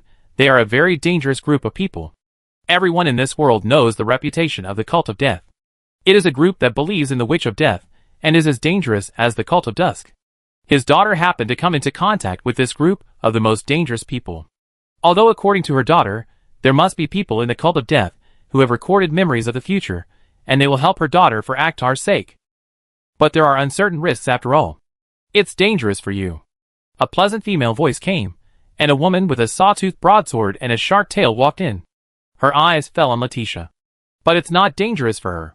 No one wants this woman to die, otherwise it will stimulate Lord Akhtar at the end of time. Miss Kashut, I leave it to you next. Letitia walked forward a few steps, and came to the Shark Lady Kashut. Father, you have to take good care of your sister. Go. The gray-haired king waved his hand. He had no way to interfere with his daughter now. Everything his daughter said, plus the premonition he had heard not long ago, all made him feel unreal. His daughter was actually the lover of the Lord of Ashes. No, she was a lover. This feeling was like his daughter suddenly said one day that she and a god had become lovers. Anyone would feel incredible. Not to mention that the Lord of Ashes was in existence beyond the gods. Gaotian. In the Temple of Destiny. Hecate, the Witch of Fate, glanced at the present world, watched the trajectory of fate, and then calmly withdrew her sight. The goddess of the future, who was kneeling on the ground not far away, saw this and asked, "Aren't you going to punish the guy who pretended to be your apprentice?" "They will do it themselves." Hecate shook her head calmly, and then activated the time gap, allowing herself and the three goddesses of fate to escape from the current time flow. Now entering the time gap, there is no need to worry about accelerating the arrival of Ragnarok, and she can buy more time for herself. Chapter 248. Noon. The last duel began. It was a battle between elves and orcs. Both sides wielded heavy swords and attacked each other tentatively, looking for a chance to strike a fatal blow. The plague goddess looked at this scene and suddenly turned to Akhtar beside her and asked, "Akhtar, do you like duels? Why do you have this idea?" Shimu withdrew his sight from watching the battle, and then heard the plague goddess' explanation. "In your story, there are always elements of duels. Whether before or after becoming a demon, even fighting with the omniscient god is a duel. The goddess of fate's description of Akhtar's deeds is full of duel elements, starting from the rise of the duel field until the end of the duel with the omniscient god. So it is hard not to wonder whether Akhtar likes duels very much. It doesn't matter if it's not a duel." Shimu chuckled, "I just prefer fighting. Even if it's not a duel, I can accept it." "Prefer fighting?" The plague goddess thought for a while, looking at the man with the power to burn the world, and asked, "Now that you are the strongest, can you still experience the fun of fighting?" Although she herself is not good at fighting, she also knows the conditions for achieving a battle, which must be based on the opponent's threat. And simply stepping on ants to death cannot constitute the element of fighting. Now, except for the omniscient god and the existence of the Witch of Death, there is no one who can make Akhtar meet the conditions for fighting. "Aren't there a lot of people trying to defeat me?" Shimu looked at the battle in the duel field. Now we can still look forward to what they can do. The atmosphere suddenly fell silent. The plague goddess took out a biscuit from the bag on her lap and handed it to Akhtar, showing a gentle smile. "Before that, you can try other things, such as food." Shimu looked at the biscuit that was near her mouth, and then opened her mouth consciously. But the plague goddess was stunned when she saw this scene. She didn't expect Akhtar to react like this, and thought Akhtar would take the biscuit from her. But since things have come to this, she can only choose to feed him. "It's better for you not to run around for a while." Shimu bit the biscuit. His eyes fell on the battle in the center of the duel field, and said, as if inadvertently, "Otherwise you may encounter danger." The plague goddess stared deeply at Akhtar, who was in a natural state, and then looked down at her fingers, giving up the issue of feeding. She followed Akhtar's topic and asked, "Why am I in danger?" "That's a long story." Shimu swallowed the biscuit, and then opened his mouth to the plague goddess. An obvious hint. The plague goddess hesitated and chose to feed the biscuit to Akhtar. This man is the Lord of Ashes. If he is upset, the whole world will be in danger, so it doesn't matter if he feeds the biscuit. Whether it is witches or demons, they all hate gods very much. Shimu explained while eating the biscuit, "And you are a god hated by many witches and demons, who made me often bring down plagues." The plague goddess didn't seem surprised, and her smile was unexpectedly calm. "This will inevitably hurt many people, and it's normal to want to kill me." It was not surprising that she was hated by witches and demons, and wanted to be killed. It was more like she felt it was natural when she knew that she was the first dead god, as a god who brought plague. To a certain extent, she represented the severity of the gods, and let all living beings know that the power of God should not be offended, so killing her was also a provocation to the gods. "The person who wanted to kill you this time is still a witch," Shimu said with a playful smile. "If nothing unexpected happens, you will become the first dead god again." The plague goddess smiled helplessly. "Who wants to kill me? There are very few beings in this world who can kill gods, because gods themselves have no concept of death, so there is no way to be killed. At most, they can only be sealed. Unless the Witch of Death is hostile to the gods, or the Lord of Ashes at the end of time wants to burn the world. Otherwise, in theory, she is not in danger of death." Shimu did not explain, but glanced at the plague goddess. There was no communication at the verbal level, and a subtle tacit understanding was reached. The plague goddess hesitated, took out a cookie from the bag, and fed it to Akhtar. "It's the Witch of the Clone." Shimu ate it, and began to explain, "She is hiding in the Lionheart City now, looking for an opportunity to kill you." The plague goddess wondered, can she also give gods the concept of death? Shimu did not explain, and the plague goddess fed Akhtar a cookie. "Are these two here for a date, or to watch a duel?" A sturdy man not far away looked at the interaction between the two, and showed a speechless expression. This was a bloody duel. Wouldn't it be better to feed in another place? But I have to admit that being fed by such a beautiful woman is indeed a very enviable thing. Of course she can't give the concept of death. Shimu explained the reason, but she can achieve indirect death. The plague goddess nodded slightly, took out a biscuit, and fed it to Akhtar's mouth, and signaled Akhtar to continue with her eyes. The ability of the clone, which is not only to create clones. Shimu's eyes fell on the pretty face of the plague goddess. She can also make others into clones. As long as she eats others, she can take over everything of the owner. The plague goddess nodded slightly and fed Akhtar another biscuit. Shimu continued, if she takes your identity as her clone, she will use your ability to start the plague and infect countless people into her clones. The first major plot in the DLC is the plague, which requires players to gradually discover the real culprit behind the scenes. In the process, they will meet many demons and witches, including the sick witch. After locking the plague goddess through the sick witch's ability, kill the plague goddess once. However, this time the plague goddess does not have to die, but just falls into a weak state. After thanking the player, she will return to Galteon to recuperate. And if the player has enough patience to wait, when the game develops to the middle stage, he can also choose the plague goddess as a partner. The era of countless disease-free people begins. By occupying other people's bodies, you can have other people's power. It is really a terrifying ability. The plague goddess commented. There are many unsolvable abilities in this world. If they can be gathered in one person, it is basically equivalent to an invincible existence. However, Shimu shook his head. It's not necessarily scary. The plague goddess blinked her eyes when she heard this, took out a biscuit from the bag and stuffed it into Akhtar's mouth, and then heard Akhtar's explanation. The clone ability does not have the ability to control too much free will. After gathering too much consciousness, it will be dominated by the collective will. Shimu explained calmly, if you occupy the body of an omnipotent strongman, the omnipotent strongman will immediately take the lead in turn, and you have to choose to give up occupying the body of the omnipotent strongman. The ability of the clone seems very strong at first glance, but when it is actually applied, it will be found that it is not worth mentioning in front of stronger mechanism monsters. But in the early stage of the game, it is indeed qualified to be a boss role. If the clone grows to omnipotence, can the above shortcomings be ignored? The plague goddess asked, stuffing a biscuit into Akhtar's mouth. The omnipotent strongman is resistant to all influences. Shimu shook his head. Unless it uses absolutely irresistible violence, it is only possible if the omnipotent strongman does not commit suicide. Then it seems that she has no way to become an omnipotent strongman quickly. The plague goddess breathed a sigh of relief and continued to stuff a cookie into Akhtar's mouth. After Shimu ate it, he said useful information. The monster which can integrate the abilities of all her creations to reach the height of indirect omnipotence, and the clone which can do similar things, as long as she abandons the dominance of individual will and turns it into a group will. It is also amazing to be able to reach omnipotence indirectly. The plague goddess commented, since it can reach the level of indirect omnipotence, it will sooner or later reach true omnipotence. In this world, people who reach the height of omnipotence usually develop their own single ability to the extent of generalizing. This process not only needs to consider their own talent limitations, but also their own ability limitations. Some people's abilities are suitable for generalizing, but some people's abilities are not suitable for generalizing. For example, the ability of the god of war seems to be very unsolvable, but it is always stuck at the last step. The reason is nothing more than that the world cannot regard it as an enemy or a friend, which leads to the inability to become an omnipotent strongman.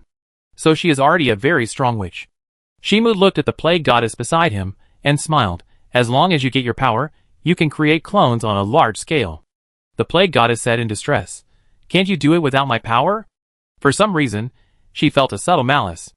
It was understandable that she was killed by the death before the time went back, but now that the time went back, she was chased and killed. It felt like she was targeted by fate. Of course, I don't need to rely on your power. Remember the Witch of Death? Shimu looked at the plague goddess's distressed expression and explained, the plague can also be brought down by relying on the Witch of Death's power. Is the Witch of Death your subordinate? The plague goddess had a bad premonition, and then saw Akhtar waving his hand, and said nonchalantly, the Witch of Death has never been my subordinate. I thought she was your subordinate. The plague goddess' voice revealed disappointment. If the Witch of Death was Akhtar's subordinate, then she would not need to worry about the Witch of Death's safety, and she could naturally return to Galteon with confidence to prevent herself from being captured, thus opening the prelude to the disaster. But if she is not Akhtar's subordinate, the situation will be completely different. As a member of the past heroes, she should be considered my challenger.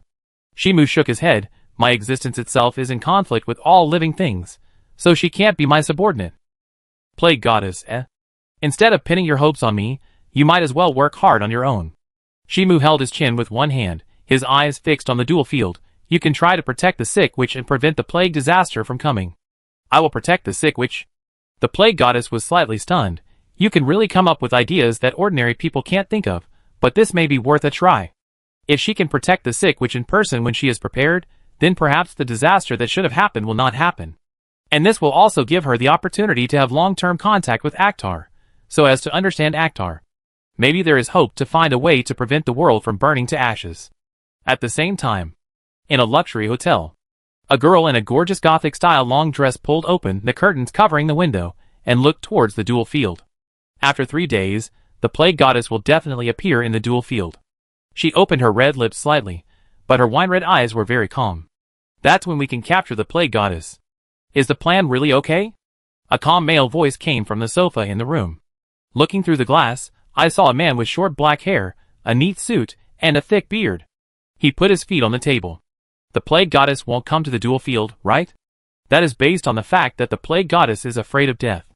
The witch's palm pressed on the glass. But if that woman has a tendency to self-destructive personality, and hides the idea that only her own death can atone for her sins, then she will not be afraid of the so-called prophecy, but may continue to stay in Lionheart City. Her voice was firm. The hero Akhtar in the prophecy will come to participate in the duel, which is enough to attract the plague goddess to come. I hope your plan will go smoothly. The man regretted knowing the witch's clone. He originally just wanted to see how the witch captured the plague goddess. Who would have thought that the witch dared to let her clone play Akhtar, thereby attracting the attention of the world and creating an opportunity to capture the plague goddess? Is this something a normal person can do? If this move attracts the Lord of Ashes at the end of time, then all of them may be in danger. The Lord of Ashes won't care about such a small matter.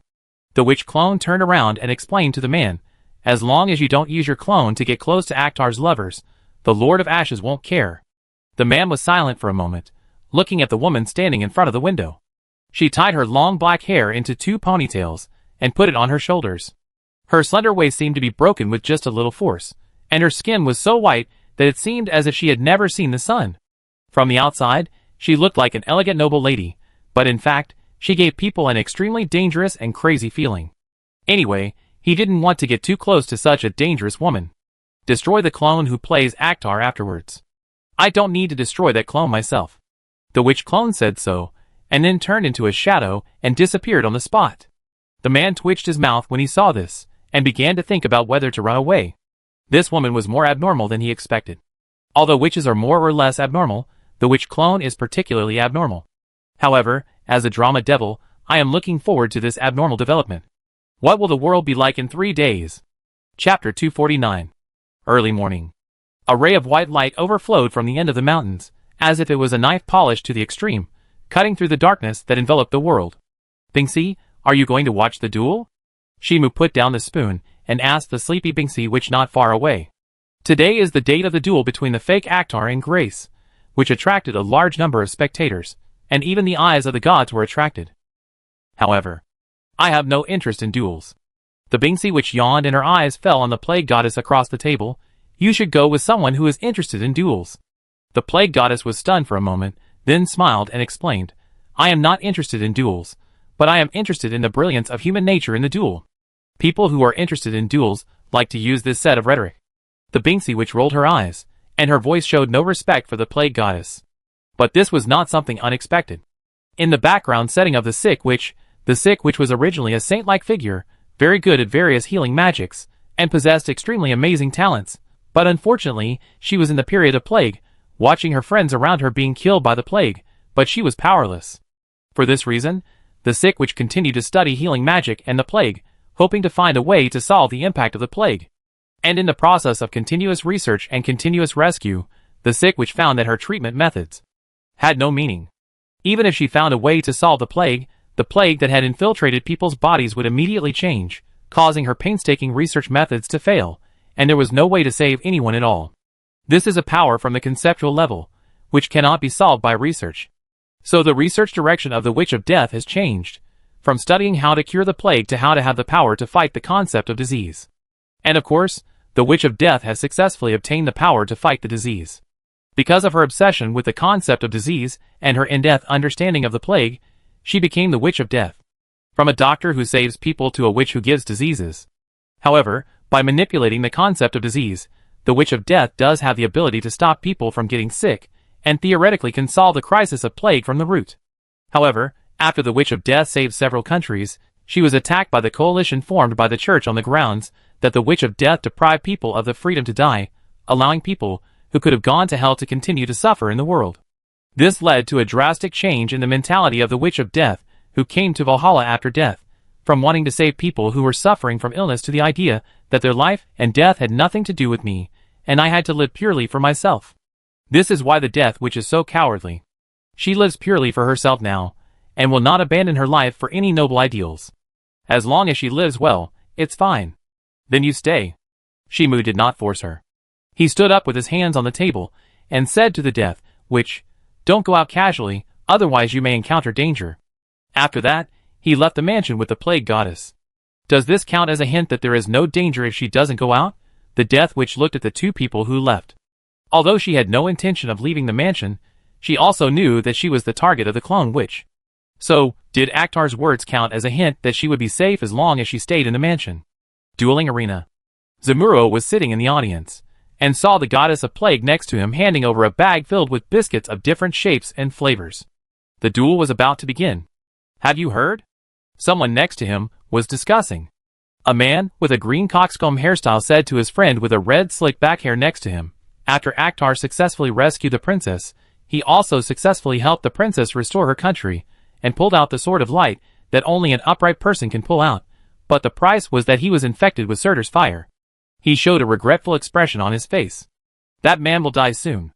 It's just a possibility in the future. The man with the red slick back hair rolled his eyes, and explained to his brother, when the prophecy clearly told, the direction of fate was deviated, and the original tragedy could not happen anyway. The man with the green coxcomb thought for a while, then patted his friend's shoulder and said, "I heard that Princess Letitia appeared in Lionheart City. Come to find your hero?" The man with the red slick back hair showed a curious expression, and saw his brother shook his head. His expression was very subtle. "I heard that Princess Letitia, with a group of people, blocked the door of the guy who called himself Akhtar, and beat the guy who called himself Akhtar to his knees and begged for mercy.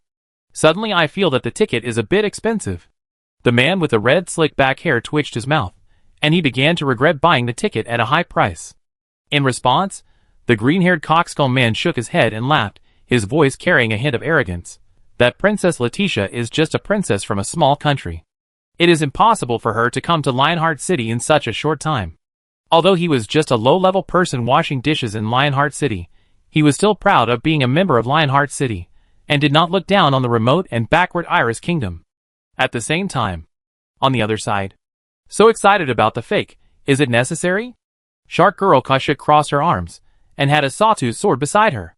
Theoretically, weapons were not allowed in the audience seats, but after she had a calm exchange with the high-level people of the duel arena, weapons can be brought into the duel arena at will. He can hide his whereabouts, and not expose the fake. Letitia said calmly, her emerald eyes reflecting the duel arena. He must not be a simple person, maybe related to the devil or witch. They have been trying to find the person pretending to be Akhtar for 3 days, but they have never found him, even though Shark Girl Kashuk put the sword on the neck of the duel arena owner, frightening him to kneel down and beg for mercy. But they have never asked for any useful information. What's the point of doing this? Shark Girl Kashuk asked, then froze for a moment, raised her hand and pointed to the audience in the distance. "Ms. Letitia, there is a friend you know." Letitia looked in the direction he pointed, and saw Aslaki and Siegfried sitting together, and happened to meet her eyes. The two sides' eyes overlapped, and then they waved and greeted each other. "That girl is Letitia, right?"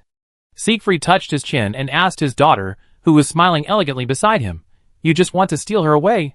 Aslaki, Sorry, I said the wrong thing by mistake." Siegfried smiled heartily, and raised his hand to rub Aslaki's head. "Since we are not married, there is no such thing as stealing someone's girlfriend."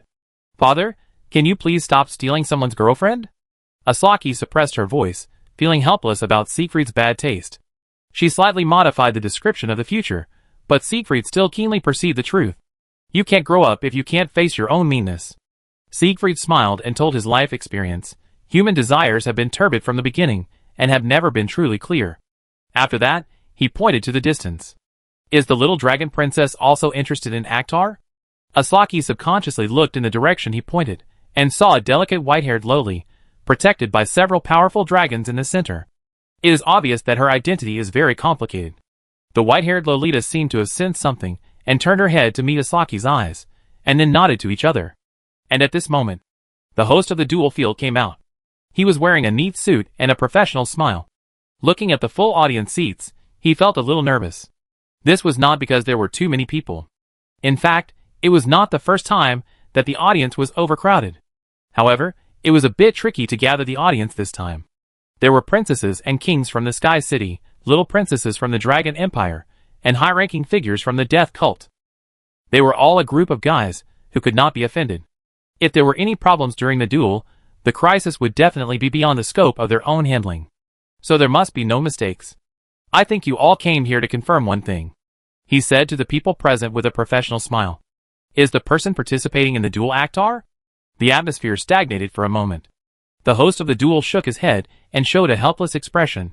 In fact, we don't know, and there is no way to identify it, but the destruction of the branch of the Twilight Cult and the victory over the monster are undoubtedly true. He touched his chest and bowed. So no matter what the truth is, this duel is undoubtedly full of highlights, and will not let everyone go home disappointed. After the words fell, the atmosphere instantly became heated. It doesn't matter whether it is true or not. People who can come here want to watch a fun, and if the quality of this duel is high enough, that is naturally a good thing. The host of the duel field breathed a sigh of relief, then raised his hand and pointed at the entrance of the duelists, and said loudly, "Next, please welcome the heroes who will defeat monsters and dusk believers." After saying that, a corpse wearing silver armor was thrown out, drawing a ditch on the sand of the duel field, and stopped at the feet of the host of the duel field. The atmosphere froze in an instant. It's really a fake. A dwarf Loli came out with a pair of hammers. She glanced at the confused host and said, "Are you ready to accept the price of pretending to be the Lord of Ashes?" Her hammers ignited flames, and her smile became dangerous at this moment. "You will all die here." Now the Dusk Cult has begun to change its beliefs, from the original belief in the fire giant Surtur to the Lord of Ashes Actar. So when it was discovered that someone was trying to pretend to be Actar, it immediately stimulated the Dusk Cult's reaction. That is, anyone who goes to the duel will die. Wait, what does this have to do with us? Some audience members said in panic, looking around at the Dusk Believers who appeared from nowhere. We are just here to watch the show. This is your capital crime. The dwarf Loli said expressionlessly, "Why? Can you watch such a drama that offends the Lord of Ashes?" At this point, she added another sentence. "The Lord of Ashes who exists at the end of time is Actar. Since you dared to come to watch this duel, you definitely have no reason to survive. What connection can this have?" Someone said angrily, "Isn't the Lord of Ashes the fire giant Surtur? If someone pretends to be the fire giant Surtur to participate in the duel, then of course they dare not come to watch, for fear of causing unnecessary trouble." The dwarf Lolita said calmly, "Now the Lord of Ashes has changed." Regarding the issue of the Lord of Ashes changing, the Dusk Cult went to the sealed land to check and found that the fire giant Surtur was no longer the Lord of Ashes, but just a god infected with the flame of ash. Although the fire giant Surtur still had the idea of burning the world, he was not the Lord of Ashes after all. So it is normal for the Dusk Cult to change the object of faith. From the beginning to the end, the real faith of the Dusk Cult was the Lord of Ashes, who represented the Ragnarok, not a specific person.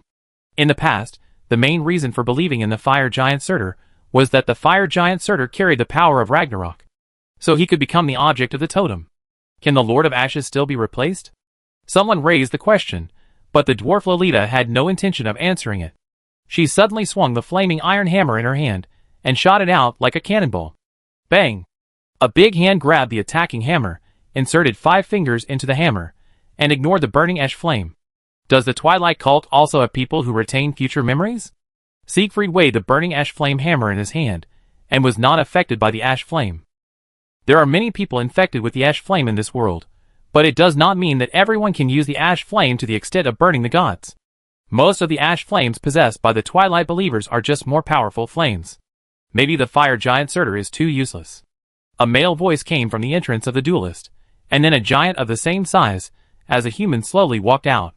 He gave people an extremely strong feeling, like compressing forged steel into small pieces, full of toughness and explosive power. The hero of the past, Hercules, has the ability to affect density. You will all die here, no doubt. Hercules looked at Siegfried coldly and moved his wrist, but you and Princess Asaki can leave alive. This is not like the style of the Twilight Cult. Siegfried's expression became subtle. He didn't expect that the Twilight cult, who were bent on burning the world, would treat them differently. And the reason was because his daughter knew Akhtar. But it seems that someone doesn't intend to let you kill people indiscriminately. He looked up at the sky, and saw a pair of hands covering the sky, as if holding the dual field as a glass ball in the palm of his hand, and a pair of wine-red eyes could be seen through the fingers. Chapter 250. To be more precise, I don't want my chips to be wasted. A pleasant female voice spread throughout the dual field, making everyone present realize that the situation was even more dangerous. If the Dusk Believers still had room for resistance, then there was basically no possibility of resistance against a witch. Everyone was a lamb to be slaughtered. Plague Goddess, do you think they are enough to be used as chips? The moment the words fell, the atmosphere in the dual field became agitated, and people subconsciously looked at each other, as if they wanted to find the Plague Goddess hidden in the dual field. This city is really full of disasters, the white-haired lowly said softly.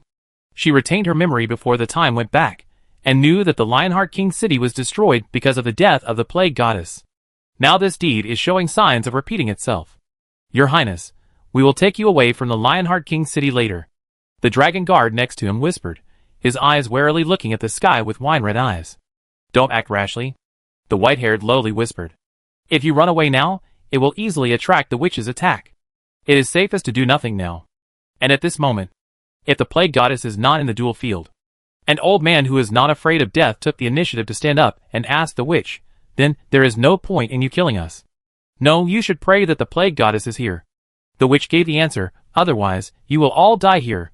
The old man's expression froze after he asked the question, and then he sat down weakly. He realized the cruelty of the witch.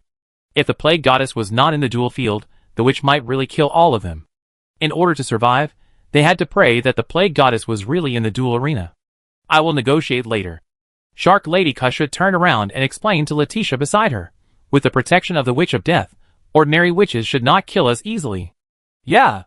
Letitia subconsciously tightened the Sword of Light in her hand, as if she wanted to get some peace of mind from the Sword of Light.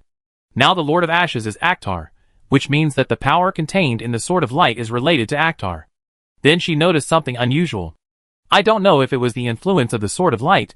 She seemed to see Akhtar sitting in the audience and being fed biscuits by a black-haired girl. It would be bad if I didn't know the situation in advance. The Plague Goddess withdrew her hand, smiled at Akhtar, who was chewing biscuits, and then handed the biscuit bag on her knees to Akhtar beside her. Leave it to me next.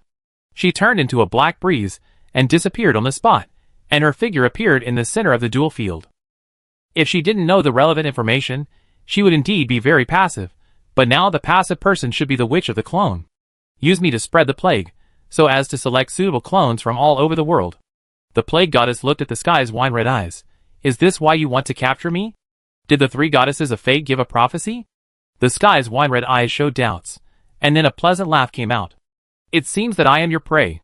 What are you going to do next? The Plague Goddess turned around and looked at the girl who appeared behind her. She was wearing a gorgeous Lolita dress. Her skin was white as if she had never seen the sun, and her smile was charming and dangerous. The original body of the witch clone. No, this is still a clone. Her original body has been hidden for a long time, and has not appeared from beginning to end. Of course, I will try to see what kind of preparations you make. The Witch of Dispersion smiled, and waved her hand. The airflow was fanned into a storm, and swept towards the audience, enough to cause heavy casualties. Turn it over. A steady male voice came from somewhere, and everyone in the audience suddenly disappeared, and the dual field suddenly became quiet. What happened? Letitia's eyes were full of doubts, and she found that both the goddess of plague and the witch disappeared, as if everything before was an illusion. But she reacted quickly, and her eyes were locked on Akhtar, who had stood up and walked out of the dual field.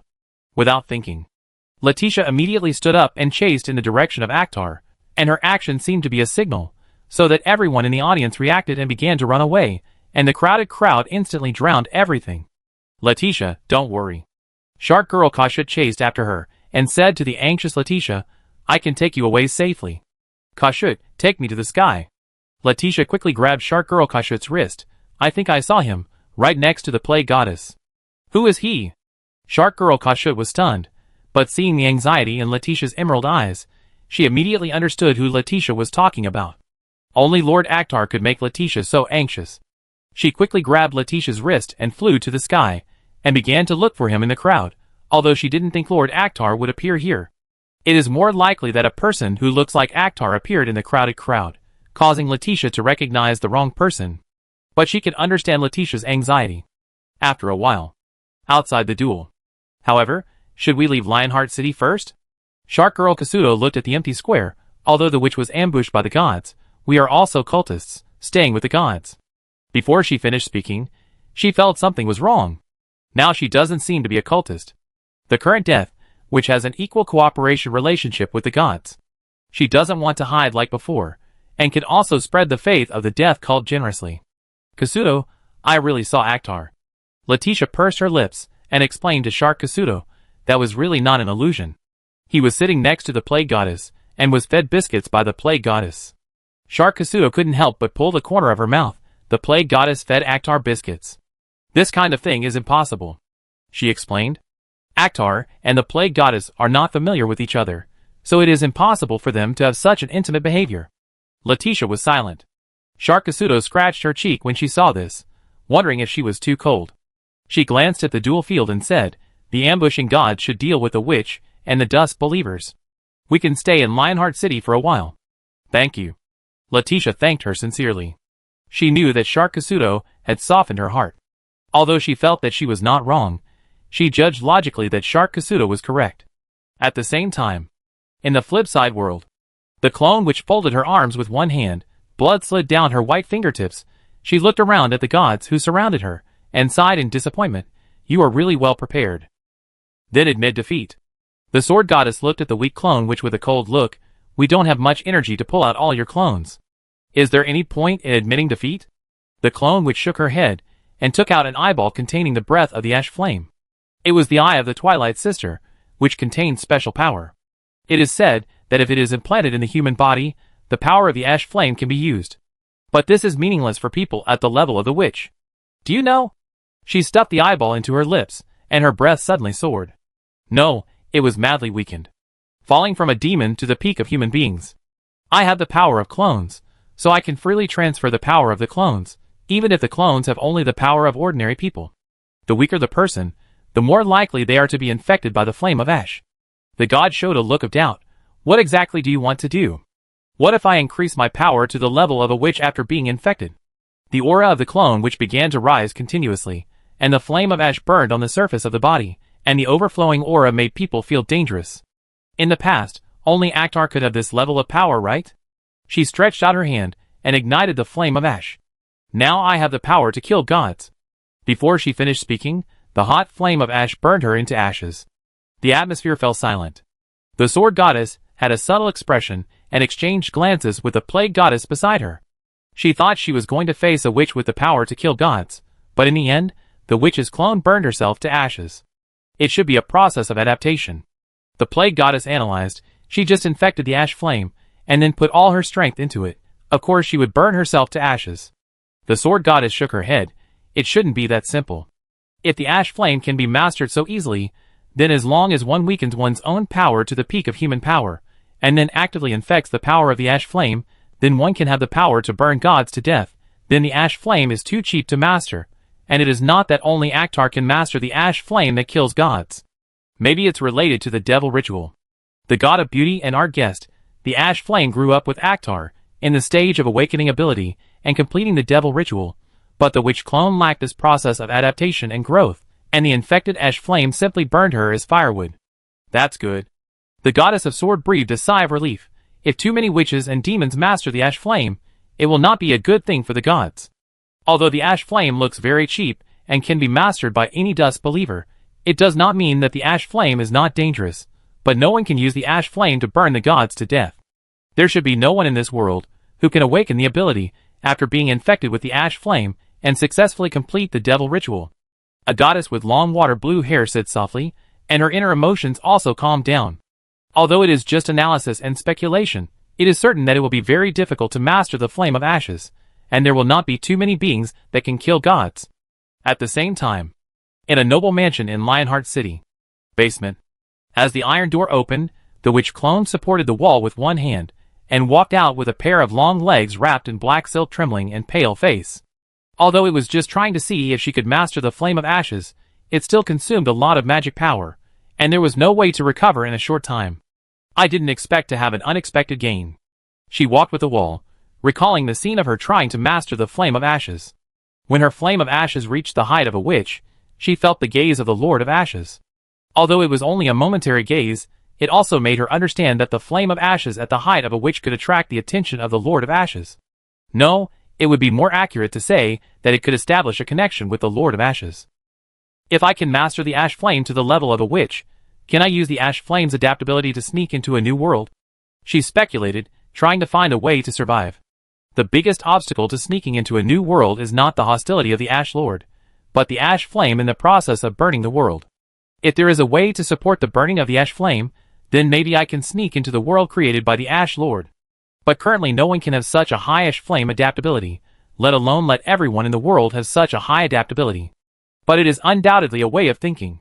As for directly killing the Ash Lord, it is not within the scope of consideration at present, especially after feeling the Ash Lord's gaze for a moment. It feels that killing the Ash Lord is unlikely. The standard of victory has never been to defeat the enemy. Sometimes finding a way to survive is also a victory. Since there is no way to kill the Lord of Ashes, finding a way to coexist with it can also be considered. The second day. The drizzle was hazy.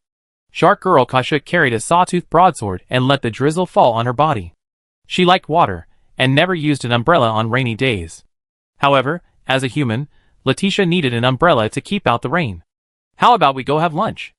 Shark Girl Kashut suggested, and then she saw Letitia standing there in a daze.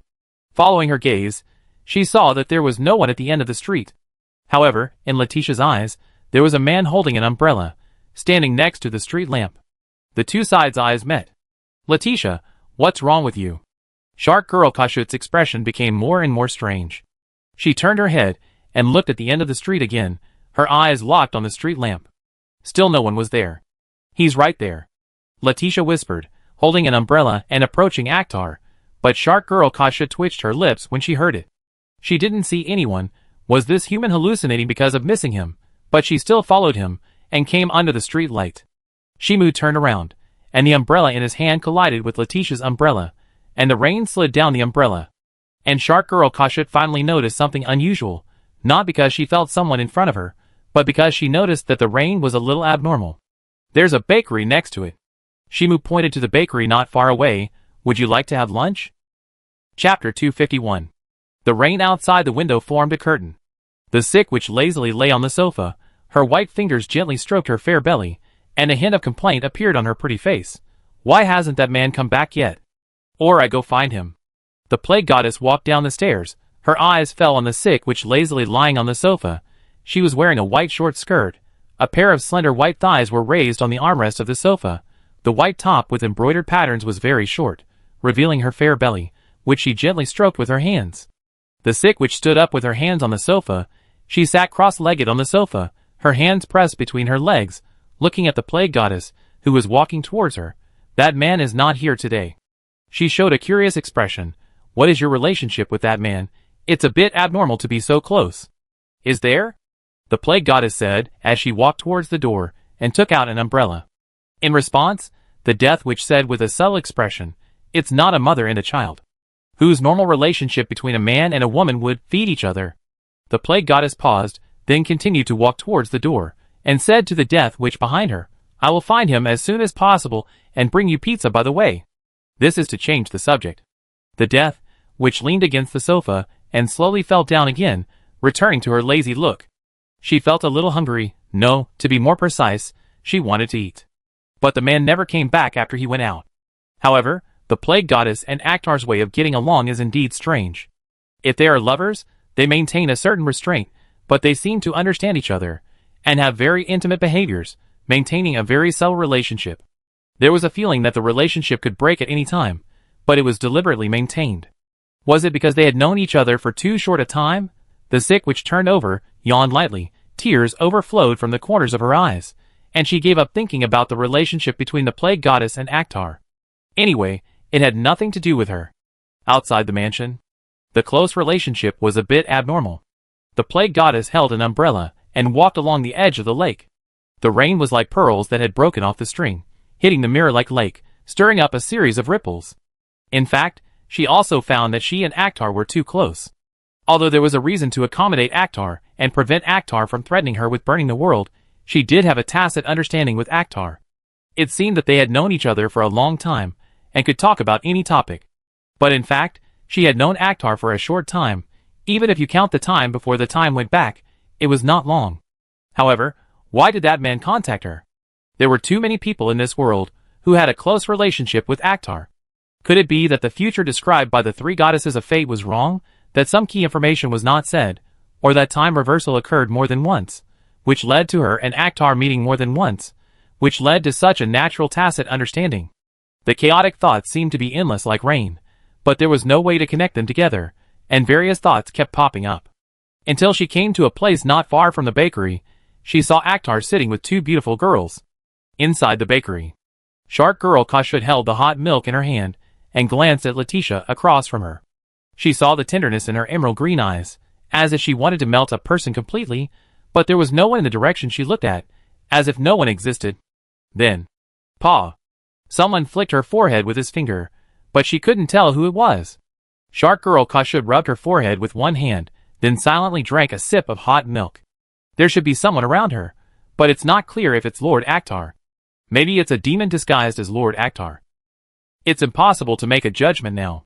Before she makes any radical moves, she doesn't need to take any action. She just needs to prepare to report the intelligence about Lord Akhtar's possible appearance. As for why she didn't report it now, the reason is actually very simple. Assuming that the person around her is Akhtar, there is a reason not to actively reveal her whereabouts. She doesn't need to disrupt Lord Akhtar's plan. I didn't expect you to see me because of the Sword of Light. Shimu glanced at the Sword of Light on Letitia's waist. The sword contained his power. No, to be more precise, it contained the power of the Lord of Ashes. It's just that he is the Lord of Ashes now, so the ownership of the power contained in the Sword of Light belongs to him. However, as long as he is willing to shield the power of the Sword of Light, even if the Sword of Light is connected, Letitia still can't find her through the Sword of Light. Now he just thinks it's appropriate to meet Letitia. If there is no Sword of Light. Letitia gently stroked the Sword of Light and whispered, maybe the direction of destiny will be completely different. It's not appropriate to blame the weapon. Shimu shook his head and explained to Letitia, it doesn't matter even if there is no Sword of Light. I will still become the Lord of Ashes. This is the fate of inferring the result from the ending. Unless he himself gives up becoming the Lord of Ashes, he will definitely become the Lord of Ashes, and this process is almost impossible to reverse. Why did Ragnarok choose you? Letitia whispered. She couldn't understand why Akhtar was chosen to be the Lord of Ashes. Shimu didn't explain, but changed the subject. If it weren't for the Witch of Time, I would have many regrets, which made me reluctant to kill her. Letitia's eyes widened slightly. She had a certain degree of understanding of the Witch of Time. Not only did she retain her memory of the future, but she also won a chance for the world to defeat Ragnarok. Shimu drank a sip of milk and then gave an explanation. After I became the Lord of Ashes, I began to gradually understand the position of the omniscient God, and also understood why he banned time travel. This power would disturb the past, causing the future to be overturned, making it impossible for people who were originally born to be born, and causing tragedies that should not have happened to happen. He explained to the puzzled Letitia. This is very unfair to the people who were supposed to be born and the people who were not supposed to have suffered the tragedy, and time travel can easily lead to errors and omissions in imperfect laws. After he stood at the same height as the omniscient God, he found that the Witch of Time was a very troublesome person. The Witch of Time could constantly subvert the old past through time travel and create the future she wanted. But there was no way to confirm what this future would look like, and whether it would violate the original law. So it was easiest to deal with the Witch of Time directly. Can't we make a law that does not allow time travel? Letitia said so, and then Akhtar shook his head and raised his hand to point to the sky. The God of Omniscience has made relevant laws, but for the Witch of Time, there is still not much binding force. The Shark Girl Kashut's tail curled slightly. She seemed to have heard some very incredible news, but she only heard the content from Letitia, and had no way to understand the essence. Wait. Speaking of which, why could Letitia see Akhtar, excluding the reason that Akhtar was willing? The Shark Girl Kashut's eyes fell on the Sword of Light, hanging on Letitia's waist. She guessed a possibility, but there was no way to verify it. She was very self-aware of herself. She was definitely not a good person, but a very bad guy. She would never show mercy when killing people, and she would not feel any guilt. Even if she destroyed a country, she would not have any conscience condemnation. She did not meet the conditions for holding the Sword of Light at all. Of course, if we only solve the Witch of Time, there is no way to solve the problem fundamentally. Shimu's tone suddenly changed. I will find a way to solve the problem of time laws. He smiled at Letitia. For example, the existing history cannot be changed. Even if we go back to the past, we will only create a new timeline and differentiate different futures. This way, we can avoid the problems caused by the Witch of Time to the greatest extent. This is what the omniscient God said, that the law must be carefully considered and perfected. Otherwise, if we hastily seize the world's dominance and then formulate immature laws, it will cause many problems, resulting in errors and omissions in our own laws. Of course, if we formulate the laws that differentiate different futures, the workload and the demand for the perfection of the laws will increase dramatically. It is impossible for ordinary omnipotent strongmen to differentiate the timeline while maintaining the perfection of the laws. However, after listening to the story, Letitia's focus was not on making world laws, but on Akhtar's plan to make new laws. Akhtar, are you going to create a new world? Regarding what Akhtar said before, she got two very important pieces of information.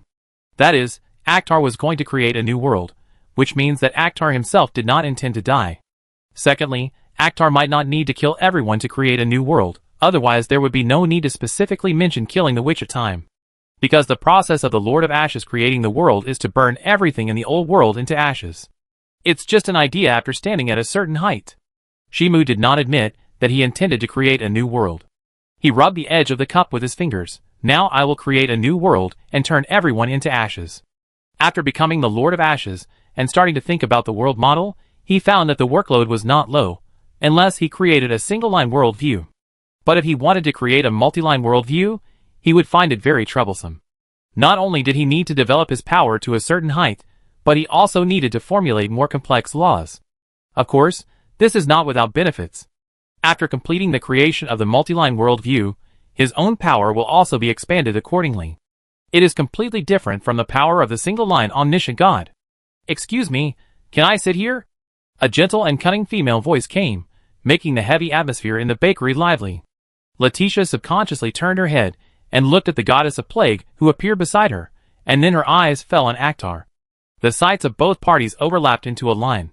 Plague goddess, why are you here? Shimu drank a sip of milk, and saw the plague goddess smiling and holding up a bag full of bread in her hand. Who told you to take so long to buy a piece of bread? I had to come here by myself. Sorry. Shimu apologized without sincerity. The rain trapped me here, and I can't leave. Is it the rain that trapped you, or is it her? The plague goddess smiled sweetly. Her eyes fell on Letitia's delicate face. Shimu did not continue the conversation, but introduced, she is the plague goddess, you can also call her Sierra. The plague goddess put a bag of bread on the table, and then stretched out her slender hand to Letitia. Miss Letitia, this is our first meeting. Actually, I met her at the duel field. Letitia pursed her cherry lips lightly, remained calm, and shook hands with the plague goddess. That's such a coincidence. The plague goddess smiled, then picked up the bread bag on the table, and lifted the bread bags in both hands slightly. Do you want to eat together? We can go back and eat slowly. Letitia did not answer immediately. Her eyes fell on Akhtar, as if asking for advice. Then let's go back together. Shimu looked at the rain outside the window, and returned to the lakeside mansion with the three of them. Shark Girl Kashuk carried the sawtooth broadsword on her shoulder, looking at the two umbrellas one body away in front of her, guessing that Akhtar might be between the two, but she could not see Akhtar's specific existence. This feeling is very strange. There is a person in the cognition, but my senses are telling myself that there is no one there. Why don't you hold an umbrella? A familiar voice suddenly came into my ears, and the drizzle was blocked. Shark Girl Kashut subconsciously turned her head, and vaguely saw a vague figure. He was standing beside her, holding an umbrella to keep out the rain. I prefer to get wet in the rain. This is the shark people's preference. She explained in a low voice, and then saw the blurry figure beside her nodded, and then quickened the pace to catch up with Letitia and the plague goddess. The drizzle fell on her again. Shark Girl Kashut, Actually, it's okay not to get wet in the rain. She doesn't mind Akhtar Lord helping her to block the rain. She's looking forward to it. After a while. The lakeside mansion? The door opened. You're back? The sick witch yawned and came to greet her in doll shoes. Then her expression was slightly stiff, looking at the two extra people outside the door. She first ignored the shark girl, who was wet in the rain. Although she had a certain degree of witch power, it was not worth mentioning to her. She could easily eliminate the small characters. But the weaker blonde girl was worthy of her attention, because the girl kept a very close distance with Akhtar. Unlike the shark girl, who was wet in the rain behind. This is Miss Letitia. The plague goddess handed the bag of bread in her hand to the death, which, explaining, she is a very important person. Important person? The death, which seemed to hear the hidden meaning. If she followed the normal process, she would have understood by directly saying guest or friend, but the plague goddess directly said important person. Chapter 252. Come, and have a cup of tea. The sick witch placed 4 cups of hot tea on the table, and her eyes swept over Akhtar, the plague goddess, Letitia, and the shark lady Kushut in turn. She held the tea tray in her arms. I won't disturb your gathering. I go take a shower first. After saying that, she turned and left, but after taking a few steps, she walked back. Then, under the gaze of everyone, she picked up a cheese bread from the table, and then hurried away without staying for a moment. After getting caught in the rain, it will be more comfortable to take a shower first. Shimu picked up the teacup on the table and smiled at Letitia. Do you want to take a shower first? It doesn't matter. I won't catch a cold because of the rain. Letitia shook her head gently. She has a certain degree of magic power, and will not catch a cold because of the rain, unless she falls into a weak state, and is then drenched by the heavy rain. She won't catch a cold, the plague goddess said with a smile, and everyone had no doubts. As the plague goddess, who controls diseases, she manages all diseases in the world. After saying that Letitia won't catch a cold, it has become an established fact. Is this a favor from the plague goddess? Shimu said as if joking, and then the plague goddess smiled lightly, took out a long piece of bread from the table, and pointed it at Akhtar's cheek like a sword. If you have to talk about favors, you have the favor I give you. When did it happen? Shimu asked while biting off the bread pointing at him, but the plague goddess rolled her eyes when she heard it, took back the bread pointing at Akhtar, and tore it into 2 halves. After handing half of the bread to Akhtar, she said, as the Lord of Ashes, can you not notice the grace you have? Maybe it's because your grace is too insignificant. Shimu said casually, while eating half of the bread. The plague goddess' cheeks bulged slightly, and then she chuckled. Is this why the Lord of Ashes has always kept my grace? She didn't realize that Akhtar had her grace, but they were too close to each other recently, and occasionally had negative distance contact. Well, negative distance means feeding, and fingers accidentally touching lips. This made her realize that Akhtar had her grace. Obviously, the Death Witch's grace was burned clean, but her grace was kept because it was insignificant. It feels quite interesting to think about it. I just forgot to burn the grace you gave me. Shimu looked at the plague goddess smiling. I burn your grace when I have time. Why do you need time? The plague goddess smiled and covered her lips. I didn't expect that Akhtar, who seems to have nothing to do, is so busy at work. Shimu took a bite of the bread. Maybe your grace is not as important as eating bread for me. The plague goddess showed a surprised expression, covered her lips with her slender hand, and said, I didn't expect her grace to be so important. Something is wrong. The shark girl Kushut's tail curled slightly. Although she couldn't see the figure of Lord Akhtar, she could sense that the plague goddess was relaxed and casual. It was obvious that she had a close relationship with Lord Akhtar, otherwise they wouldn't be able to joke with each other. But is this a bit too close? Lord Akhtar, have you been living here recently? She chose to interrupt, but her eyes fell on Letitia, who was sitting elegantly and drinking tea quietly. It was as if she was telling Lord Akhtar not to ignore his girlfriend. Yes. Shimu's attention was diverted, and his eyes fell on the shark girl Kushut, and then on Letitia, in order to avoid the plague and regret. I chose to come to Lionheart City to save the plague goddess. He drank a sip of tea. Remember when we escaped from Lionheart City? Letitia nodded gently and said, it was because the death of the plague goddess caused a huge disaster that forced us to escape from Lionheart City in a hurry. If it weren't for the headgear given by the plague goddess, we would all die in Lionheart City. Shimu said, looking at the plague goddess, so in order to prevent her from being killed again, I intervened a little. The plague goddess smiled and explained to Letitia, if Akhtar hadn't informed me in advance, I would probably have been captured by the witch of the clone and become the original dead god again. Really? Letitia raised her hand and gently gathered the hair by her ear, looking at the smiling plague goddess, showing a gentle smile. It's really great to see that you are safe and sound. After understanding the cause and effect, she understood why Akhtar stayed with the plague goddess. It turned out to be to redeem the regret in his heart. She and Akhtar were able to leave Lionheart City alive thanks to the precious item given by the plague goddess.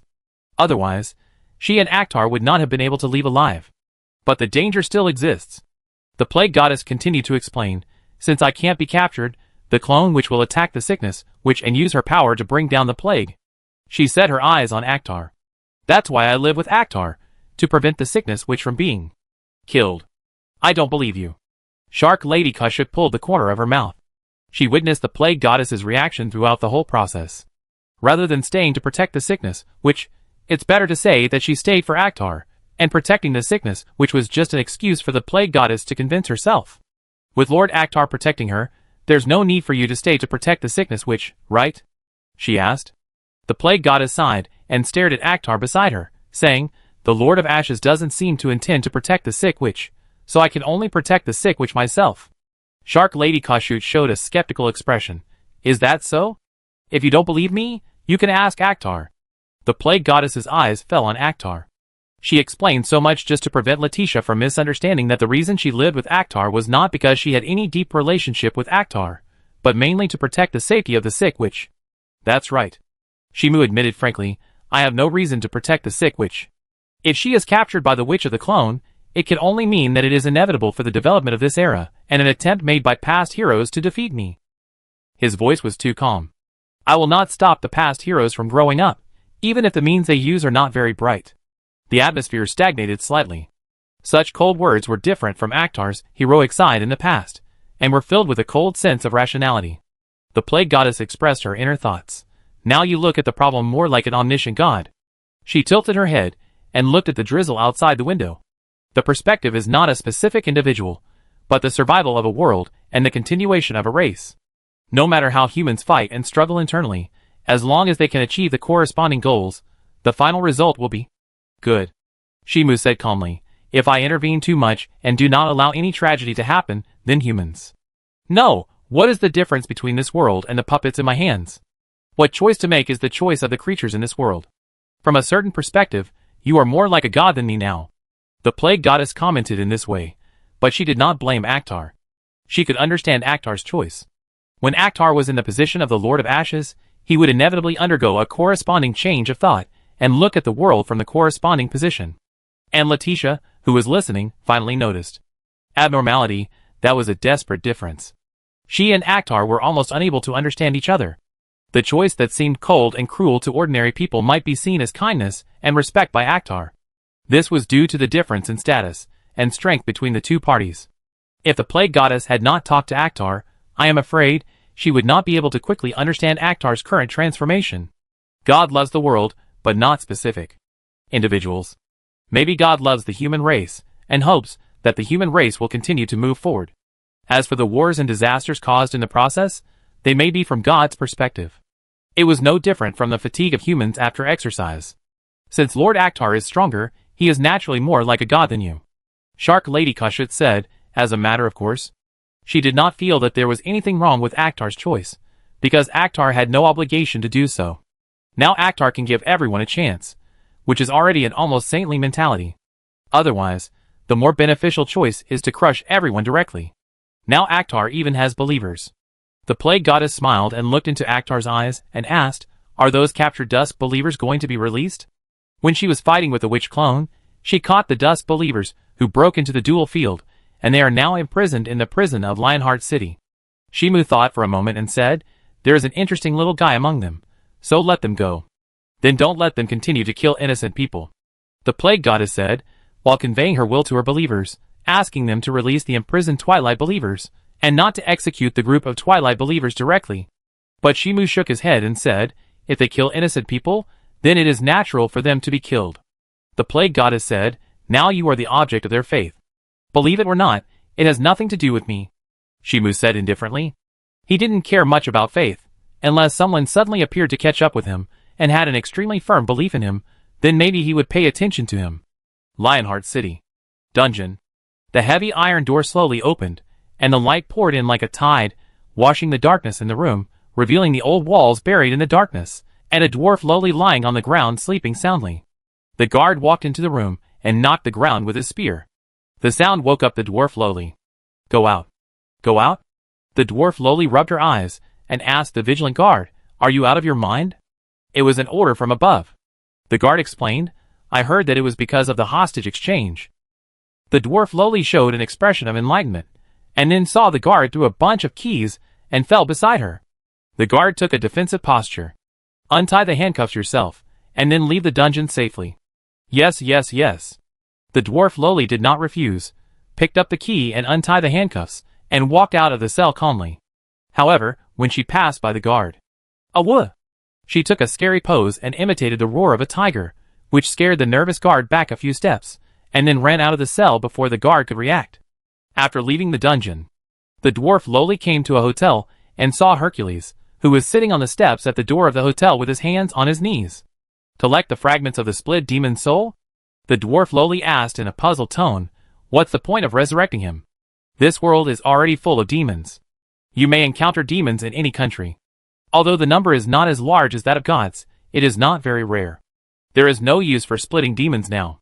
Hercules took out a cigarette from somewhere, rubbed his fingers gently, lit the flame, lit the cigarette in his mouth, and then took a deep puff. With his strong lung capacity, he smoked the whole cigarette at once, and then exhaled a long breath of smoke. The dwarf lowly pinched her nose and stepped back a few steps, frowning as she looked at Hercules, who was spewing out long smoke, waiting for him to tell her the reason. It was the order of the Saint of Twilight. Hercules had a strange expression. "I heard that the segment demon is known as the strongest weapon, and killed the god of omniscience once. We need to revive the segment demon and then—" The dwarf lowly suddenly realized, "then make him into a weapon. I don't know if it is intended to be made into a weapon." Waving his hand, Hercules stood up slowly, but the Saint of Twilight attaches great importance to the resurrection of the segment demon, and it seems that she intends to use him to complete some plan. "Are there any clues?" The dwarf lowly nodded. She was too lazy to think about what the upper level was going to do, as long as she followed the order. Hercules shook his head when he heard this.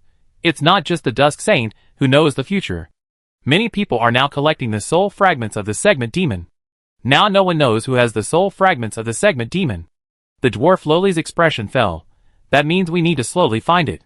Right?" Hercules nodded, then rubbed the dwarf lowly's head, said come on and left. The kingdom of Fenrir. Underground.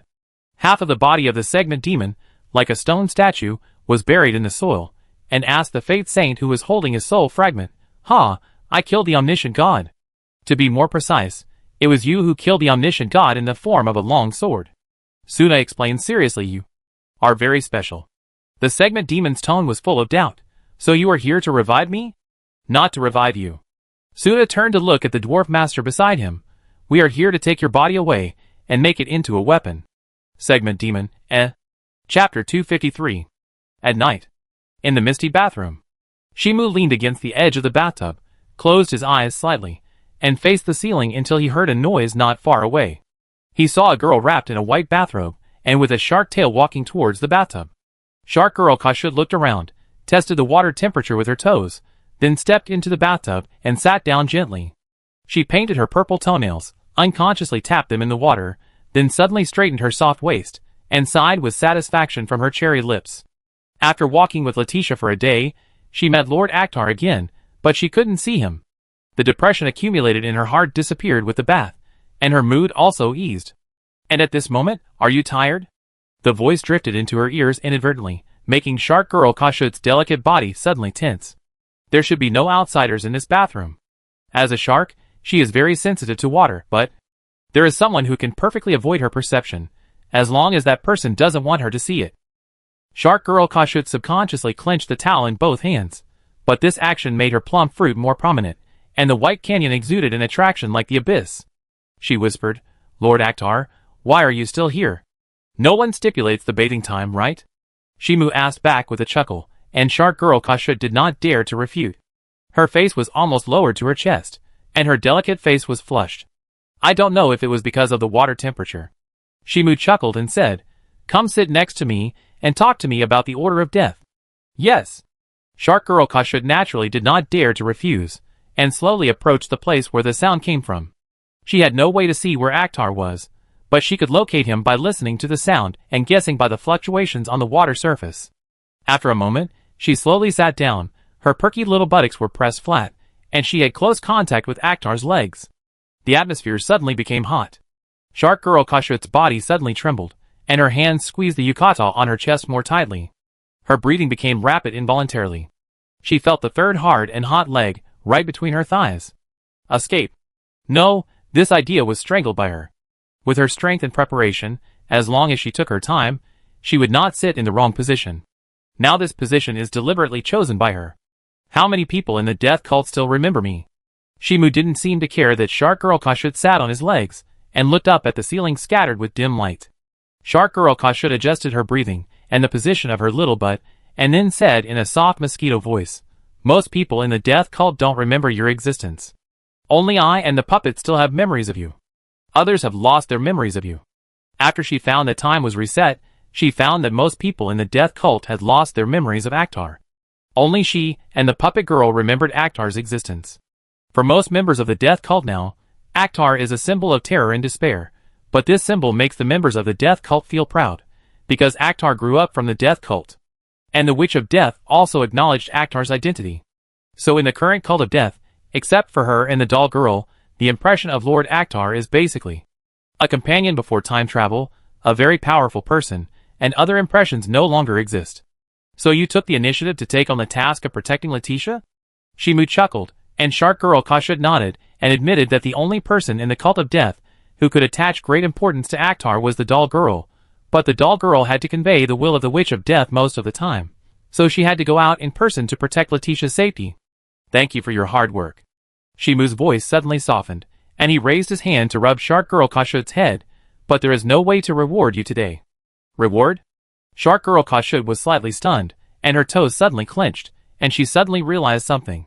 "No, not impossible." Shimu changed the subject and leaned close to Shark Girl Kashut's ear. "Tell me what you want. Reward. What reward do you want?" Shark Girl Kashut's brain was working frantically. She wanted to ask directly if she wanted Akhtar, but thinking that this reward was obtained by protecting Letitia, she was afraid that such an excessive request would not be agreed. After a moment, "Think slowly, don't rush."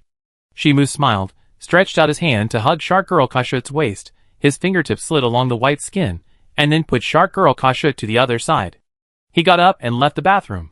For Shark Girl Kashut, who came to his door, he had no reason to refuse, but today was different. The bathroom suddenly became quiet. Shark Girl Kashut gradually recovered, and then let out a cry like a little animal. What did she do to take the initiative to sit on Lord Akhtar, and in this place in the bathroom? How could she have the courage to do such a thing? She pretended that she couldn't tell the specific position and sat on it. I'm afraid Lord Akhtar would not believe it at all, but it seems that Lord Akhtar did not refuse, and said that he would give her reward. Was it the kind of reward she thought of, or another kind of reward? Her consciousness became confused again, and her body temperature continued to rise. She pressed her body against the wall of the bathtub, and slowly sank until she was submerged. Occasionally, a few bubbles appeared, indicating that she was safe and sound. In the past, she sneered at bad women. No, bad men who could fool people with just a few words. If it were her, she would definitely not be like this. If someone deliberately used words to lure her, she would definitely be able to decisively and rationally break away, and even kill the person who was luring her with a sawtooth knife. This is what she has always thought, but now she has become the person she used to sneer at. She was fooled by ambiguous words and lost her soul. Although she felt that Lord Akhtar might be joking, she couldn't help but feel a strong expectation in her heart. Maybe the reward is what she thought. At the same time, the corridor on the second floor. After passing by a door.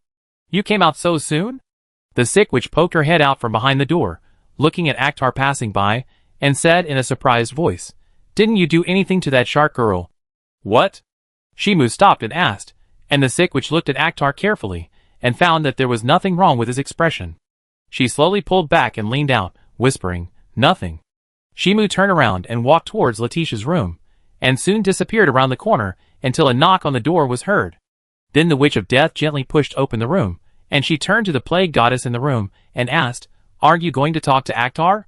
Letitia and Akhtar have experienced life and death and reunited, so let's give them some time to spend together." The plague goddess put down the teacup in her hand and smiled gently at the Witch of Death.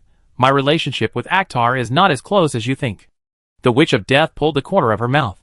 "In other words, you admit that the relationship is close, right?" The plague goddess was silent for a while, and then changed the subject. "The Witch of Clone has been looking for your traces for some time, and has appeared nearby in the past few days. As long as I stick to you all the time." The Witch of Death yawned. Even if the Witch of Clone wants to do it, she has no chance. Now she is in a state of living one day at a time, unlike other witches, who are motivated to find a solution to Ragnarok. She is only good at treating and spreading diseases, and saving the world is not her area of expertise. There are probably quite a few people who have similar ideas. The resurrected witches and demons may not necessarily be trying to overcome Ragnarok. Instead, they may prioritize enjoying their current lives rather than trying to think of ways to defeat Ragnarok. There will definitely be someone more brilliant and talented to come up with a solution. This villa is temporarily lent to me by a friend of mine. Shimu came to the edge of the balcony, and the moonlight just happened to fall on him and Letitia through the gaps in the clouds. The two stood very close, their shoulders leaning against each other. "Is it a boyfriend or a girlfriend?" Letitia asked, her emerald eyes reflecting the man beside her. For the first time, she realized that she was getting along with Akhtar in a relaxed state. In the past, she was either being hunted or facing a huge crisis, and there was no time to chat in a relaxed atmosphere. Shimu thought for a moment and showed a subtle expression. "Although I hope it's a girl, my friend should be." "A boy?"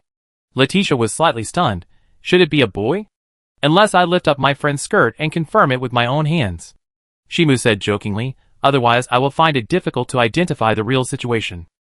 In fact, it is not difficult for him to identify the real situation, but he did not use the power of the Lord of Ashes to spy, which might cause him spiritual harm, so he never took the initiative to spy on Anastasia's gender. "Is it Michael?" Letitia asked subconsciously, and then immediately denied herself. "Michael doesn't wear a skirt. I can recognize Michael's gender." Shimu laughed and stretched out his hand to the moon in the sky. His chest is as gentle and flat as the bright moon, and there is no hiding it all. Letitia smiled and said softly, "If the opponent is Michael, then I may not have any chance of winning." The charm of Michael is not only derived from his own charm, but also includes the attraction of his strong personality. Anyone would feel psychological pressure if they had such a person as a competitor. "Odds of winning?" Shimu tilted his head. "Does it mean that we live together by the sea, raise a pet, and then educate our children to be qualified kings?" Letitia rested her hands on the guardrail, and the gentle evening breeze blew through her golden hair. She chuckled. "I didn't expect you to remember." "It hasn't been too long." Shimu shook his head. For his sense of time, he and Letitia had not communicated for too long. "That's great. I was worried that you stayed at the end of time for too long." Letitia raised her hand to gently gather her hair, her emerald eyes reflecting Akhtar's face. "Now I can't even tell if you are real."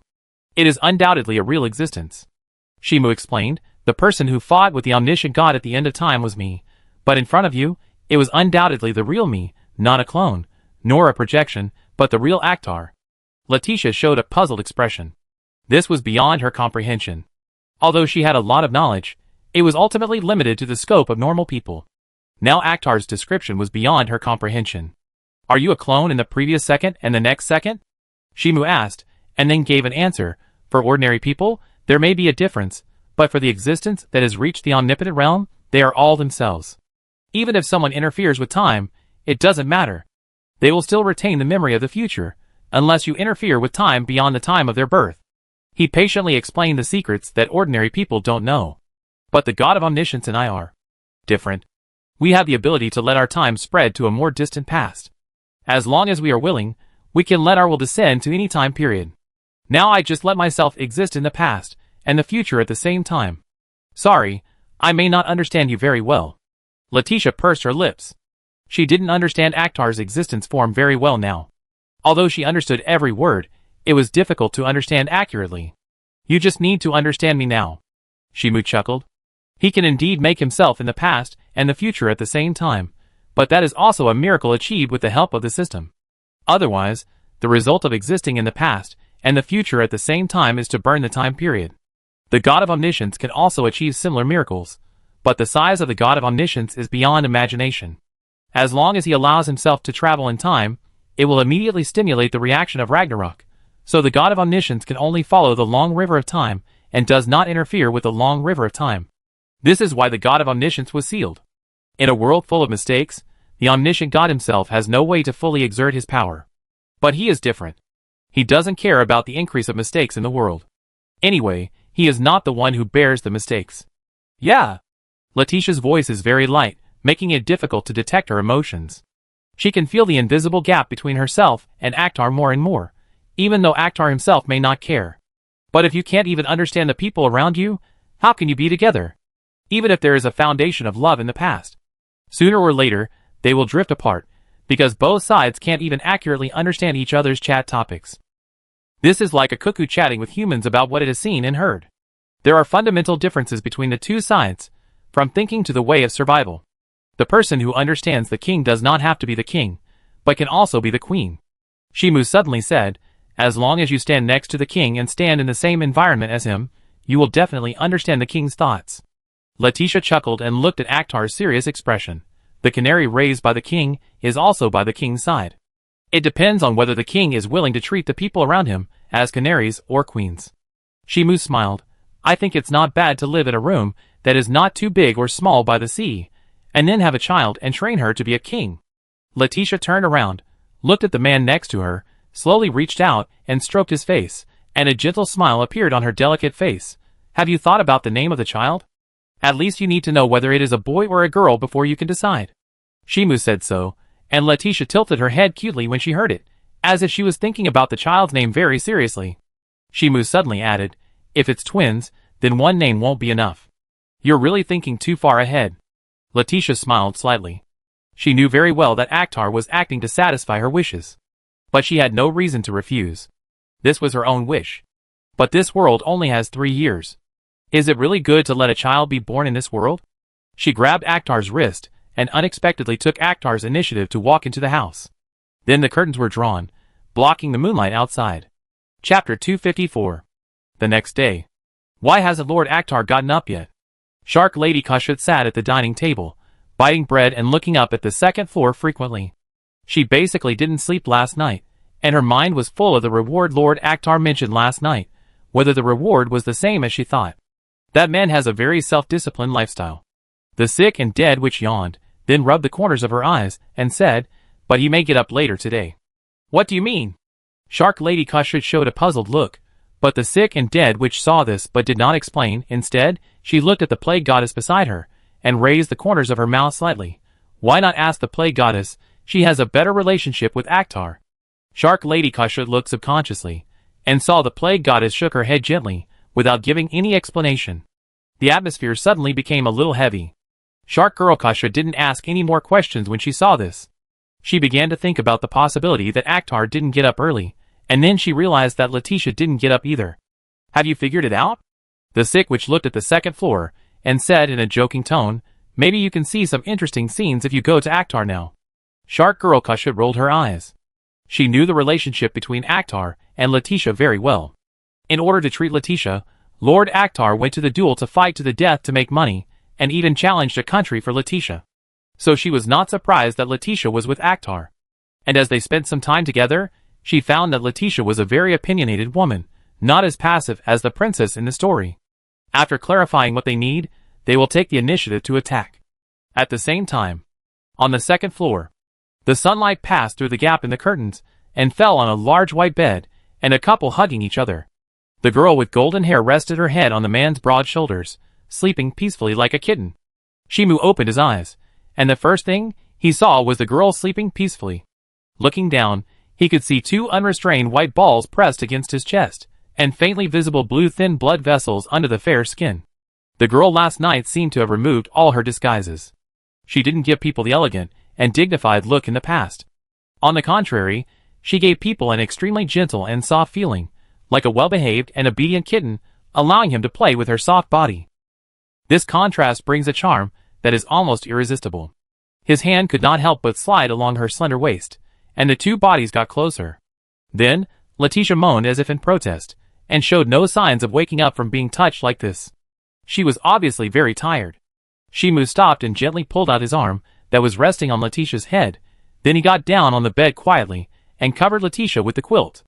However, the girl on the bed suddenly curled up, as if she had noticed the departure of the person next to her, and vaguely showed signs of waking up.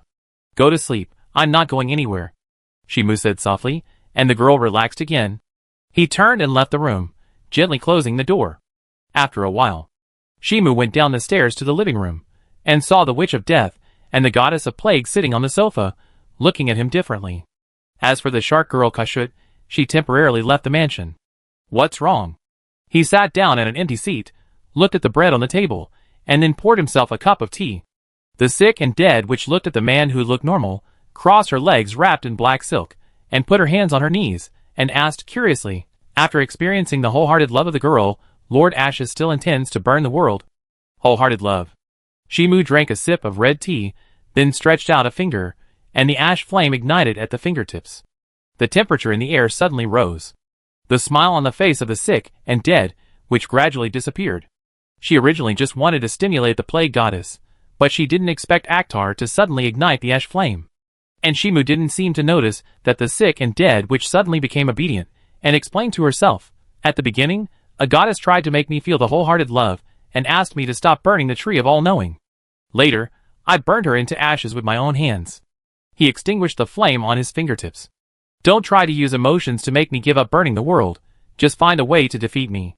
The sick witch remained silent. Whether she could use emotions to make Akhtar give up burning the world was not something she considered. No, she had never thought about defeating Akhtar, and she would let more talented people figure out that kind of thing. The clone which appears more and more frequently. The plague goddess suddenly spoke, her eyes fell on the window. She no longer hides her whereabouts. Shimu looked in the direction of her sight, and saw a girl with twin ponytails, wearing a Lolita dress and holding an umbrella standing outside the window, smiling and looking at them. She sneaked into the villa yesterday. The death witch said softly, if she hadn't found out that the plague goddess lived with me, she might have tried to take the initiative directly. She was not very afraid of the clone witch. If she really encountered an irresistible danger, she would choose to kill herself without hesitation, trigger the blessing left by the omniscient god, and avoid the capture of the clone witch by resurrecting from the dead. But that was also a last resort. No one knew whether her suicide would cause the omniscient god to think that she had no potential, and thus deprive her of the blessing, and lose the ability to resurrect from the dead. The situation sounds quite tricky. Shimu chuckled and looked at the plague goddess. What are you going to do next? I want to take the sick witch to Galteon. The plague goddess expressed her thoughts. This will ensure the safety of the sick witch, and will not disturb your reunion with Letitia. A very correct choice. Shimu clapped his hands lightly, and then his eyes fell on the sick witch. It seems that we have to separate. From a rational point of view, it is undoubtedly the right thing to do to let the sick witch go to Galteon to accept the protection of the gods. However, the sick witch shook her head, and turned her face aside and said, Sorry, I have no plans to go to Galteon. Can you tell me the reason? The plague goddess showed a puzzled expression, and the sick witch twitched her mouth when she heard it, and her eyes could not help but fall on Akhtar. In her opinion, the current situation was that the plague goddess was making a fuss, and was looking for an excuse to leave the world. If she really agreed to go to the sky with the plague goddess, Akhtar would coax the plague goddess with sweet words afterwards, and might turn around and give her a beating. Then, she would be the only one who would be in trouble. So it would be better to make it clear from the beginning that she was unwilling to go to the high heavens. Anyway, as long as the plague goddess stayed in the world, Akhtar would not really let her be captured by the witch clone. It would be better if the plague goddess would lose the reason to stay. How could a witch choose to go to the high heavens? The sick and dead witch said in a matter-of-fact tone, I didn't know that the relationship between gods and witches was so good.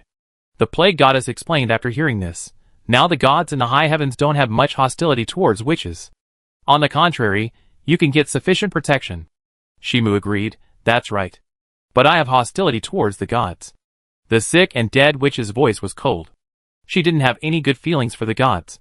The reason why she died was because of the gods. Obviously, she had never taken the initiative to kill anyone. The plague goddess saw this, and said no more. She knew that the sick and dead witch had made a decision, and it was impossible to persuade her easily. I'm going to catch up on my sleep. The sick and dead witch turned into a black wind and disappeared on the spot, floating towards the second floor. She still has prejudices against the gods. Shimu chuckled, causing the plague goddess to roll her eyes. Then she picked up the long bread on the table, poked it at Akhtar's mouth, and stuffed it into Akhtar's mouth. Don't waste your breakfast. The plague goddess' voice contained some helplessness, and she got up and left the living room.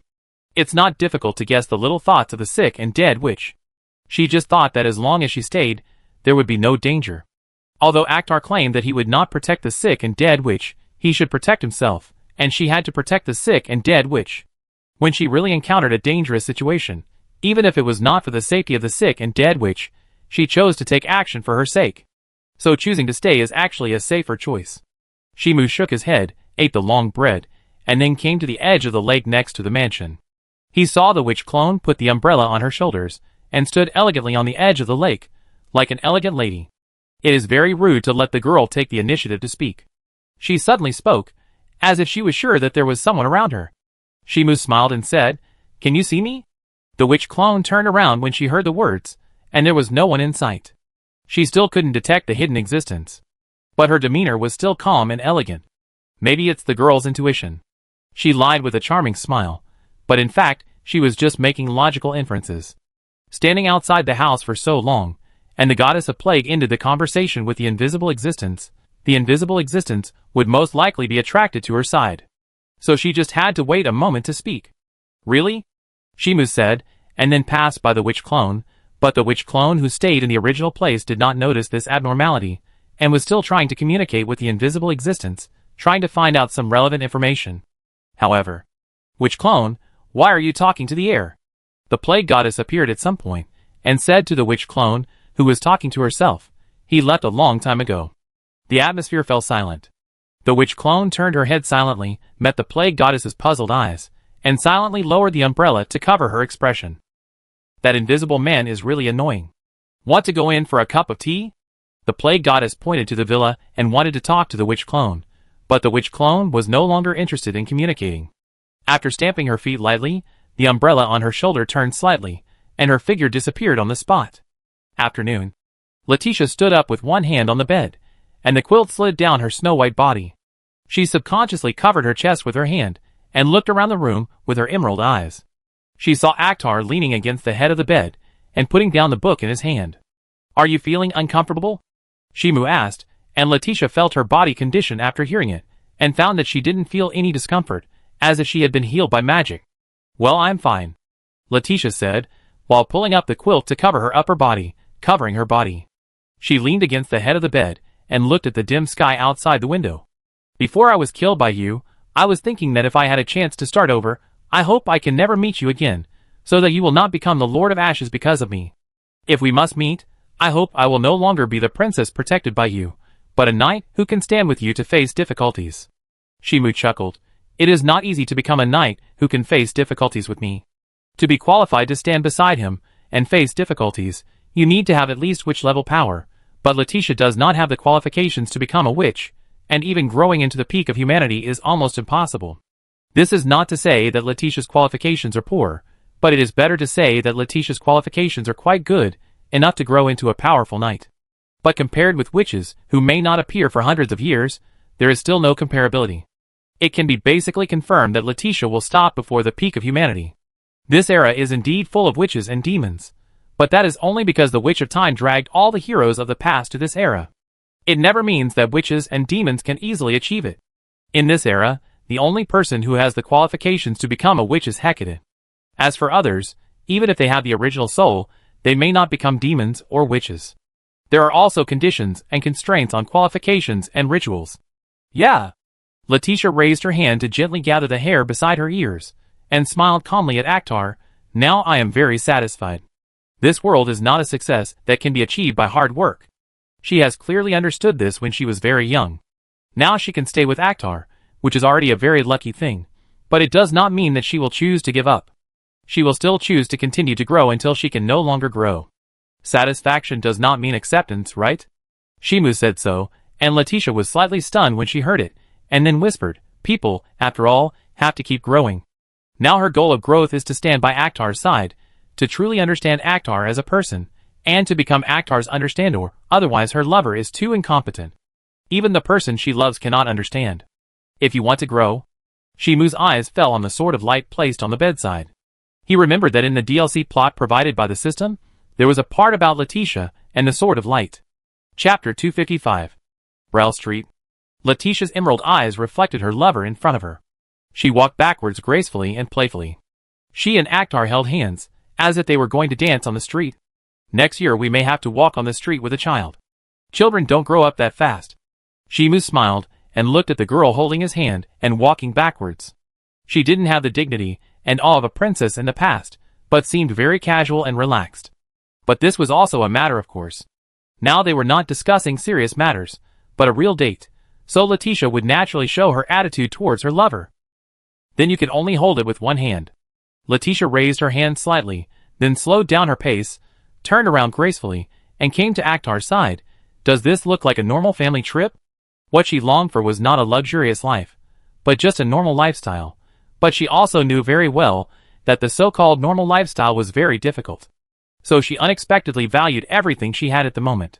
You can say that she has no ambition or that she is too easily satisfied, but at this moment she really thinks so, and wants to live with this man forever. At least consider the matter of children after you have mastered the power. Shimu shook his head and said, as if jokingly, "Are you going to fight with a big belly?" Letitia tried to imagine the future described by Akhtar, and found that the picture was too subtle. She was told by Akhtar that there was a possibility of fate, that is, she was found by the alchemy witch, and then through her own research on the Sword of Light, she had the possibility of gaining power. But the price of doing so is that every time she uses the Sword of Light, she is burning her own life. Of course, that is only a possibility of fate, and it is impossible to happen with Akhtar's intervention. But if Akhtar doesn't care about anything, then in order to cross the Ragnarok, someone will turn his attention to the Sword of Light, and indirectly study the power of the Sword of Light through her, so as to find a way to cross the Ragnarok. And what Akhtar is doing now is nothing more than following the possible fate trajectory. No, to be more precise, it should be the gravity of the fate of Ragnarok. Now Akhtar's will is basically equal to the fate of Ragnarok. If you don't like the trouble, I can give you a favor directly, Shimu said with a smile, but Letitia shook her head when she heard it. If she accepted the favor of the Lord of Ashes, it would definitely lead to the exposure of Akhtar's existence. Now Akhtar himself does not want his existence to be exposed. If she did not have the connection with the Sword of Light, it would be impossible to see Akhtar's existence. Then it is naturally impossible to date like now. I will grow up with the gravity of the fate of Ragnarok.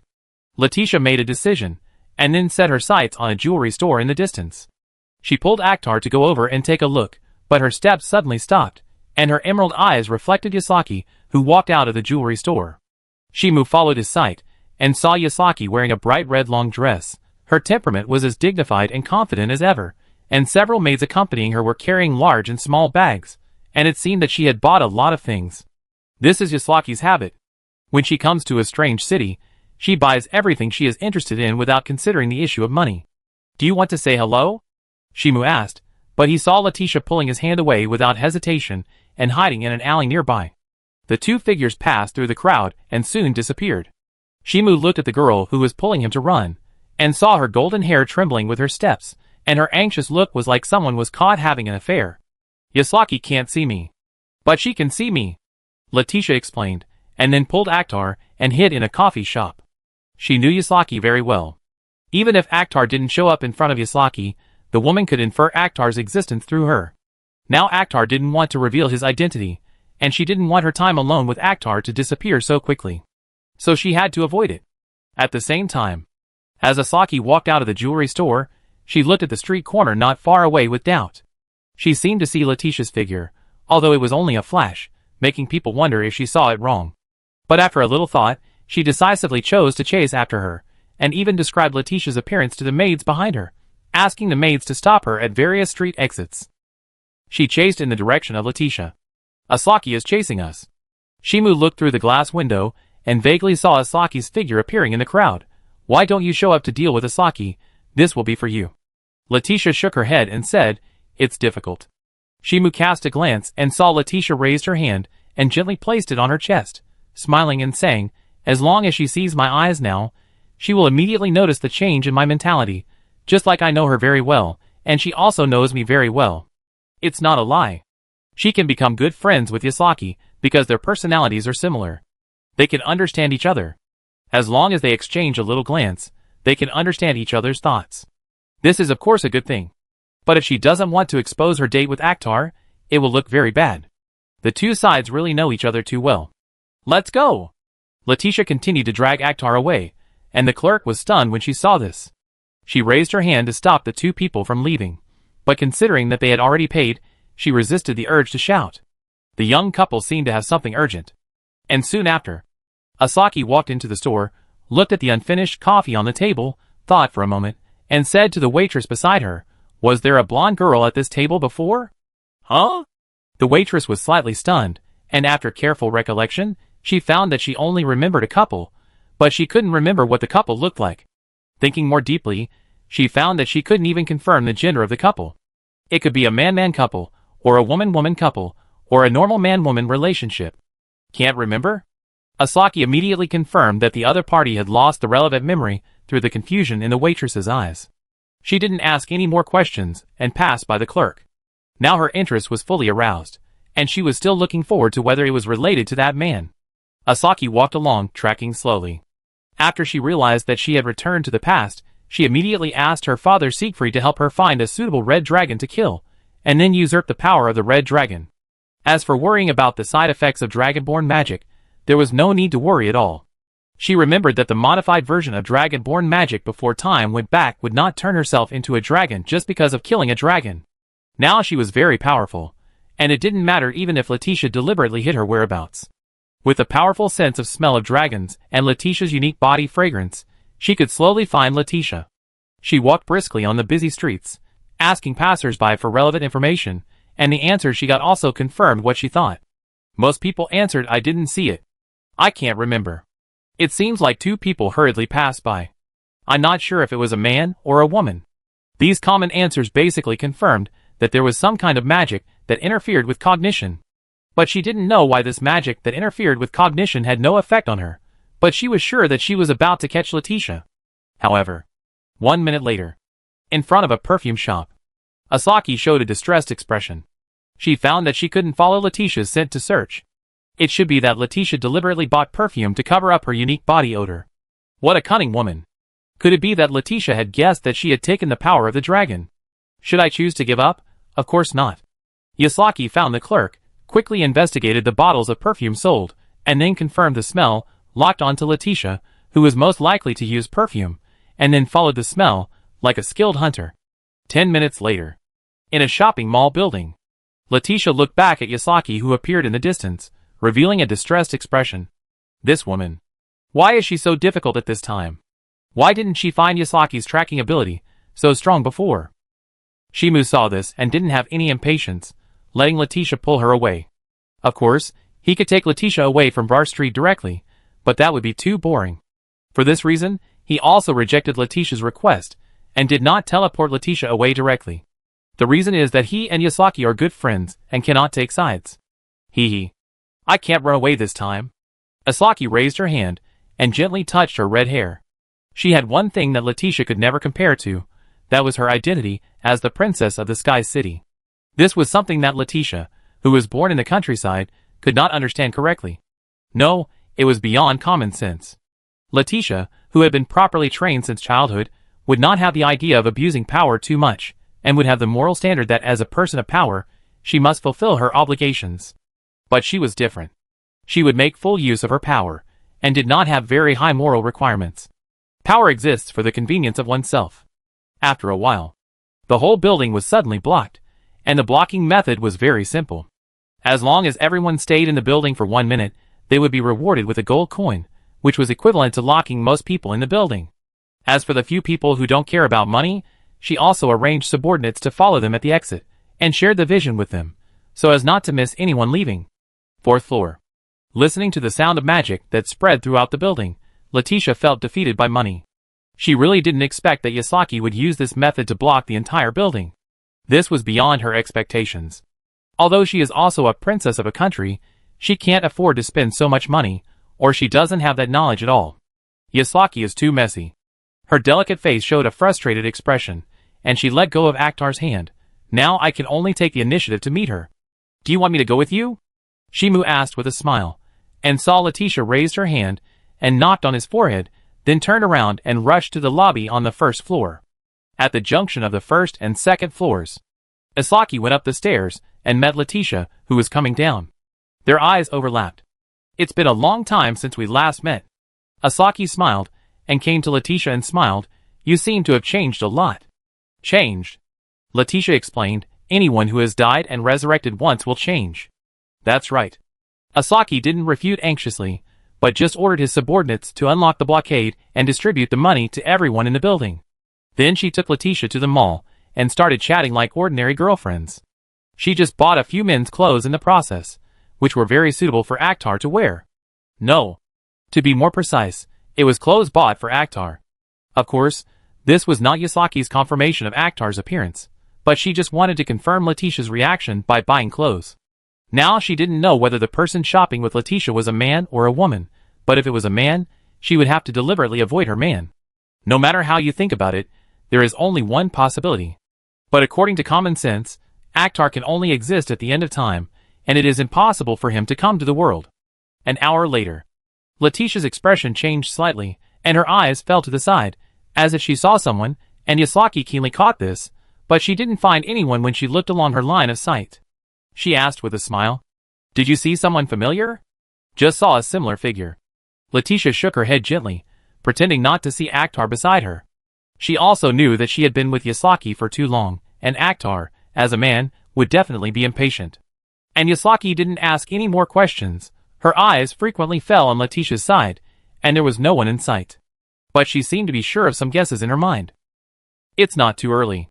She handed the bags of clothes in her hand to Letitia. "These clothes are not suitable for my father to wear," she said with a smile. "If there is a suitable person, let him wear them." After saying that, she turned around and left without any hesitation. And Letitia looked down at the bags of men's clothes in her hand, and then looked at Akhtar beside her. There was only one man around her who was suitable to wear these clothes, and that was Akhtar. There was no other person who needed her to send clothes. Of course, her father was also a candidate, but her father and Akhtar were not the same size, and it was impossible for him to wear such young clothes. At this time, she was too smart, she said softly, and then handed the bag of clothes in her hand to Akhtar. "This is what she bought for you." Chapter 256. The night is deep. The street lights on both sides of the road are on, casting a dim light, reflecting on the sparsely populated road. Letitia held Akhtar's hand and walked towards the lakeside mansion. Her steps were light, indicating her mood at the moment. However, just as she was immersed in the happiness of the moment, a strange figure broke into their sight. It was a man with long white hair and a robe, who was communicating with an invisible existence. It was very close to Letitia's current state. But if there is a difference, it is that Letitia's communication with Akhtar does not give people a sudden feeling. The onlookers will feel that Letitia is talking to someone, but it is unclear what the person talking to looks like. This is the result of Akhtar deepening his sense of presence. The situation is a bit wrong. Letitia subconsciously placed her hand on the sword of light. She felt that the man who was talking to the air was very dangerous. Although the white-haired man had a very gentle and sacred temperament, giving people a sense of compassion, the way he was communicating with the air with a smile on his face gave people a weird feeling. "Please don't worry." The white-haired man stopped talking to the air and turned to Letitia with a gentle smile. "I'm just communicating with my lover, but you can't see her existence." Letitia, Why did she feel like she was being ridiculed? To outsiders, she did seem to be communicating with the air, but Akhtar had magnified his presence and would not give people a sudden feeling. It was just that she couldn't remember Akhtar's existence afterwards. "Yale. No, call me the delusion demon." The delusion demon shook his head gently and smiled at Letitia. "Just like people will directly call Akhtar the Lord of Ashes, my real name has no much meaning.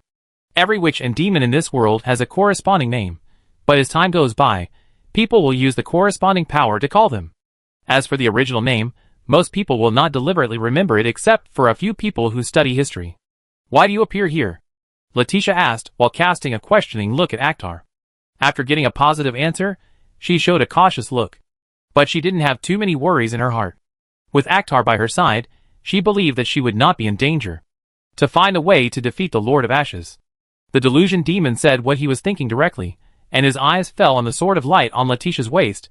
"We need to understand the power of the Lord of Ashes." Letitia pressed her hand on the sword of light slightly. The devil of delusion shook his head and smiled gently. "I am not qualified to hold the sword of light, and the Lord of Ashes at the end of time will not let anyone else hold the sword of light." He said so. "Whether you choose to help us study the power of the Lord of Ashes is entirely up to you." Letitia thought for a moment and said, "You mentioned we, right?" "Yes." The devil of delusion replied, "To be more precise, it is the alchemist who wants to study the sword of light. She seems to find a way to transcend Ragnarok by studying the sword of light. The sword of light only contains part of the Lord of Ashes' power." Letitia said bluntly, "I want to defeat the Lord of Ashes by studying the sword of light." Before he finished speaking, the delusion demon shook his head. He raised his hand and pointed at the sword of light, explaining very seriously, "It's not about defeating the Lord of Ashes, but about finding a way to cross the Ragnarok. The alchemist believes that the Lord of Ashes is the creator of the new world, so the Lord of Ashes' power must have a creative part. As long as we can find this creative power, we can use this creative power to sneak into the world created by the Lord of Ashes.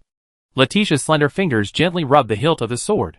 She roughly understood what the delusion demon said. But is this really feasible? If the alchemist witch's idea is correct, the delusion demon explained, then everyone can sneak into the new world, and we don't have to be enemies with the Lord of Ashes. You can also be with the Lord of Ashes in the new world. He turned around and left in the opposite direction. If you are interested, return to the Iris Kingdom. The alchemist will wait for you there for 3 days. After saying that, she disappeared in the dim light. There are many amazing witches and demons in this world, all trying to find a way to cross the Ragnarok, and the theory proposed by the alchemist is currently the most feasible plan, which is more likely than directly killing the Lord of Ashes. Letitia was silent for a while, and asked Akhtar, who was smiling beside her, what the man said. There is a little possibility. Shimu smiled, and the alchemist can really help you gain power. The plan of the alchemist, which is very simple, that is, to find out the creation part of the Lord of Ashes, and then use this creation part to resist the ash flame and create an arc to sneak into a new world. The essence of this plan is to use the power of the Lord of Ashes to sneak into the world created by the Lord of Ashes. For this, the alchemist which needs to understand the power of the Lord of Ashes, and the Sword of Light is the best research object. Of course, if there is an existence that has mastered the ash flame to reach the demon level, it will be a better research material. Is it just a little possible? Letitia was a little disappointed, but she didn't get too entangled. Although the alchemist witch's plan was very tempting to her, if she could keep everyone alive, and didn't have to be an enemy of Akhtar, it would be a best of both worlds plan. Shimu thought for a while, and comforted. The people in this world who think about crossing the Ragnarok are not only the alchemist witch, but there are also many people who have corresponding plans. He looked in the direction where the delusional demon left. That guy is a man who can defeat Ragnarok in a sense, although his methods are a bit extreme. Letitia showed a surprised expression. Does he have the power to threaten you? The delusion demon only has a power close to omnipotence. He can't threaten my power. Shimu shook his head gently. But the way to defeat Ragnarok does not necessarily require the power to defeat Ragnarok. He said as if joking. As long as everyone is killed before Ragnarok arrives, the world burned by Ragnarok will be nothing but an empty shell, which can also be regarded as defeating Ragnarok. Letitia rolled her eyes gently. Who would agree to such a plan? Maybe many people will agree.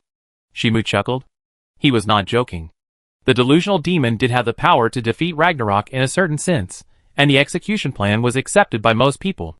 According to the development direction of the DLC plot, if the player agrees with the plan of the delusional demon, he will embark on a path of premature destruction. Is it really meaningful to defeat Ragnarok in this way? Letitia whispered, but Shimu did not refute it after hearing it, but just took Letitia's hand and returned to the lakeside mansion. Even if he really explained the delusional demon's plan to Letitia in detail, he would not be able to get Letitia's approval. So there was no need to explain to Letitia. The next day. Afternoon. The lakeside mansion. In the living room. Is the alchemist witch trustworthy? Asaki frowned and asked Letitia. She has no obligation to ensure that you conduct experiments safely. Letitia raised her hand to gently gather her hair by her ears, and explained to Asaki, currently, I am the only one who can use the Sword of Light, so the alchemist witch will not conduct too many experiments on me. And she won't irritate Akhtar, right? Asaki looked around the living room, then covered the lower half of her face with a folding fan, and suddenly changed the subject. I didn't expect you to find such a suitable place to live. Do you have any friends in Lionheart City? In a big city like Lionheart City, or in a place like the city center, owning a house is obviously not something that ordinary people can do. Not to mention that Letitia is not the only one living in the room. Even the Plague Goddess and the Death Witch live in this mansion. This situation is obviously abnormal. It's the Sword of Light. Letitia explained seriously, I can convey Akhtar's will through the Sword of Light, as if he is by my side. Feel Akhtar's will through the Sword of Light? Yasaki showed a surprised expression. Her eyes fell on the Sword of Light next to the sofa. She knew that the Sword of Light contained Akhtar's power, so it was possible to communicate with Akhtar with the Sword of Light, which could also explain Letitia's behavior and abnormal situation yesterday. But this cannot explain why the Plague Goddess is here. Akhtar's will led me here. Letitia explained softly, he wanted the Plague Goddess to change the fate of death. Asaki sighed softly, then smiled brightly. It's really amiable. I still want to talk to Akhtar about something. Sooner or later, you can also feel Akhtar's will. Letitia crossed her arms with one hand, and turned her head slightly. But that will take some time. Since you said so. Asaki smiled sweetly. Her eyes fell on Letitia, and then she calmly withdrew her eyes. By the way, I brought Zed to the Sky City. If you have time, you can go to the Sky City to see Zed. Letitia showed a curious expression. Does Zed still have memories? In this world, except for a small number of people who can retain future memories with their own strong strength, only those who are considered by the Witch of Time to have a close relationship with Akhtar will retain memories of the future. And Zed has a very close relationship with Akhtar in a sense. Since Asaki can keep his memory, then Zed should also keep his future memory. Of course I remember. Asaki nodded, with a smile on her face. When I found Zed, she was still fighting the giant with the mercenary group. She chuckled. I gave the group of mercenaries a sum of money, which scared them into thinking that I was interested in Zed, and they were unwilling to accept my money anyway. Letitia asked, then how did you take Zed away? Add money. Asaki pursed her lips and smiled. I added money so much that they had no way to refuse, and in the end, they still wanted to become my subordinates. That's really your style. Letitia smiled, and then talked about other things with Asaki, deliberately avoiding talking about Akhtar in the process until it was getting dark. Asaki chose to leave the lakeside villa, and walked alone on the road at night, the evening breeze blowing through her red hair. She felt someone standing beside her, accompanying her all the way until the carriage came to pick her up in the distance. The feeling of someone accompanying her disappeared. The 3-day deadline has arrived. Iris Kingdom. Daughter, you seem to be in a much better mood. The gray-haired king smiled kindly, and looked at Letitia across the table and said, did you encounter anything that went well? Yes.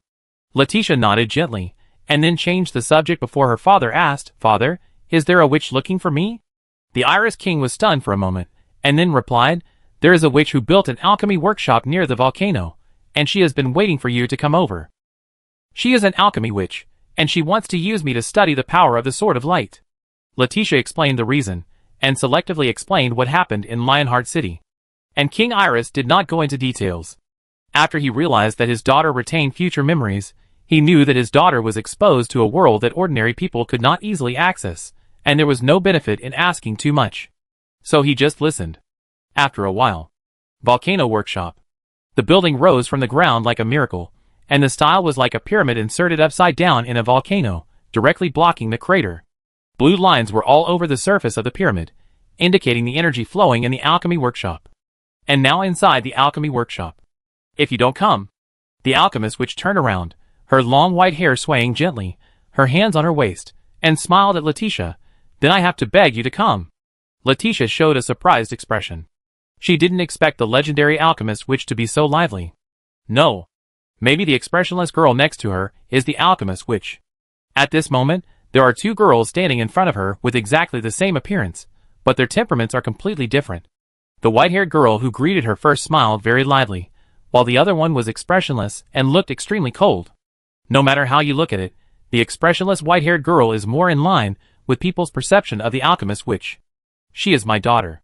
The alchemist witch seemed to have noticed Letitia's thoughts, and pulled the white-haired girl next to her side, rubbed the white-haired girl's cheek, and explained very proudly, she is the existence that inherited all my past memories and powers.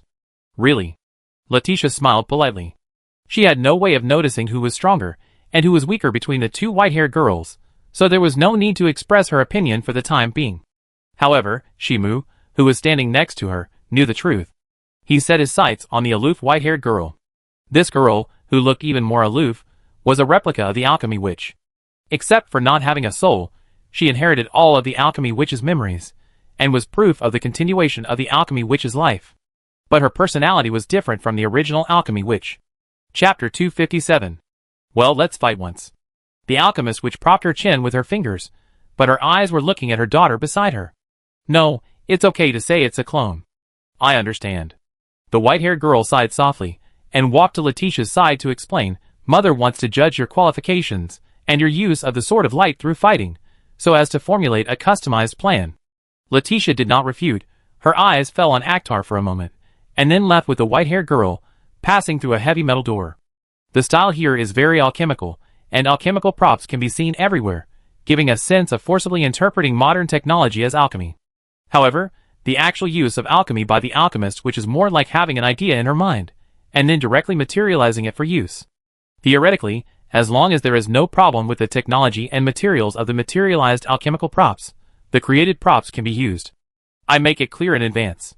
The alchemist witch suddenly turned around, holding her chest with both hands, and said with a vigilant look, "Although I can't see you, you are not allowed to take the opportunity to touch me, otherwise I will detonate the alchemy workshop." As expected of the famous alchemist witch, you can even find my presence. Shimu chuckled, came behind the alchemist witch, and whispered softly in her crystal ear, "Don't worry, I'm more interested in your daughter." The atmosphere suddenly froze. The alchemist witch's eyes widened slightly, and then she suddenly looked in the direction of the voice, and saw a vague figure beside her. This man is probably the Lord of Ashes, but there is no way to figure out what form he exists in. Is he casting a will on the past through the Sword of Light, or is he the clone of the Lord of Ashes? Of course, it is also possible that someone is playing the Lord of Ashes. Am I not more attractive as a mother? The alchemist witch put one hand on her waist, and looked at the blurry figure unhappily. In response, Shimu laughed. Your daughter has experienced more years of precipitation, and this charm is not comparable to you who died early. The alchemist witch's expression froze. Could it be that early death is a deduction for charm? Not long after she became the alchemist witch, she knew that her life was coming to an end, so she hurriedly created a clone, that is, the white-haired girl, hoping that she could be her continuation. At that time, she was less than 200 years old, which was considered a very early death. I would also be hurt if someone said that. The alchemist witch muttered quietly. She also found that the personality of the clone she created was completely different from her past. Not only was her personality cold, but she was also very good at taking care of people. She gave people the illusion that she had become a nanny. Such a development made her deeply realize that the clone was not herself after all. The gentleness hidden under the cold appearance was completely different from the extreme coldness under her lively appearance. The alchemist witch should not be a woman who would be easily hurt. Shimu suddenly praised, which made the alchemist witch stunned. However, she did not feel happy about it. According to the information she collected, in the Battle of Burning Trees, before the time went back, the Lord of Ashes was also frantically killing the gods he saw, and then praising the gods who came to die. So you must not brag too much about the Lord of Ashes. Do you want to go and see Letitia fight? The alchemist chose to change the subject.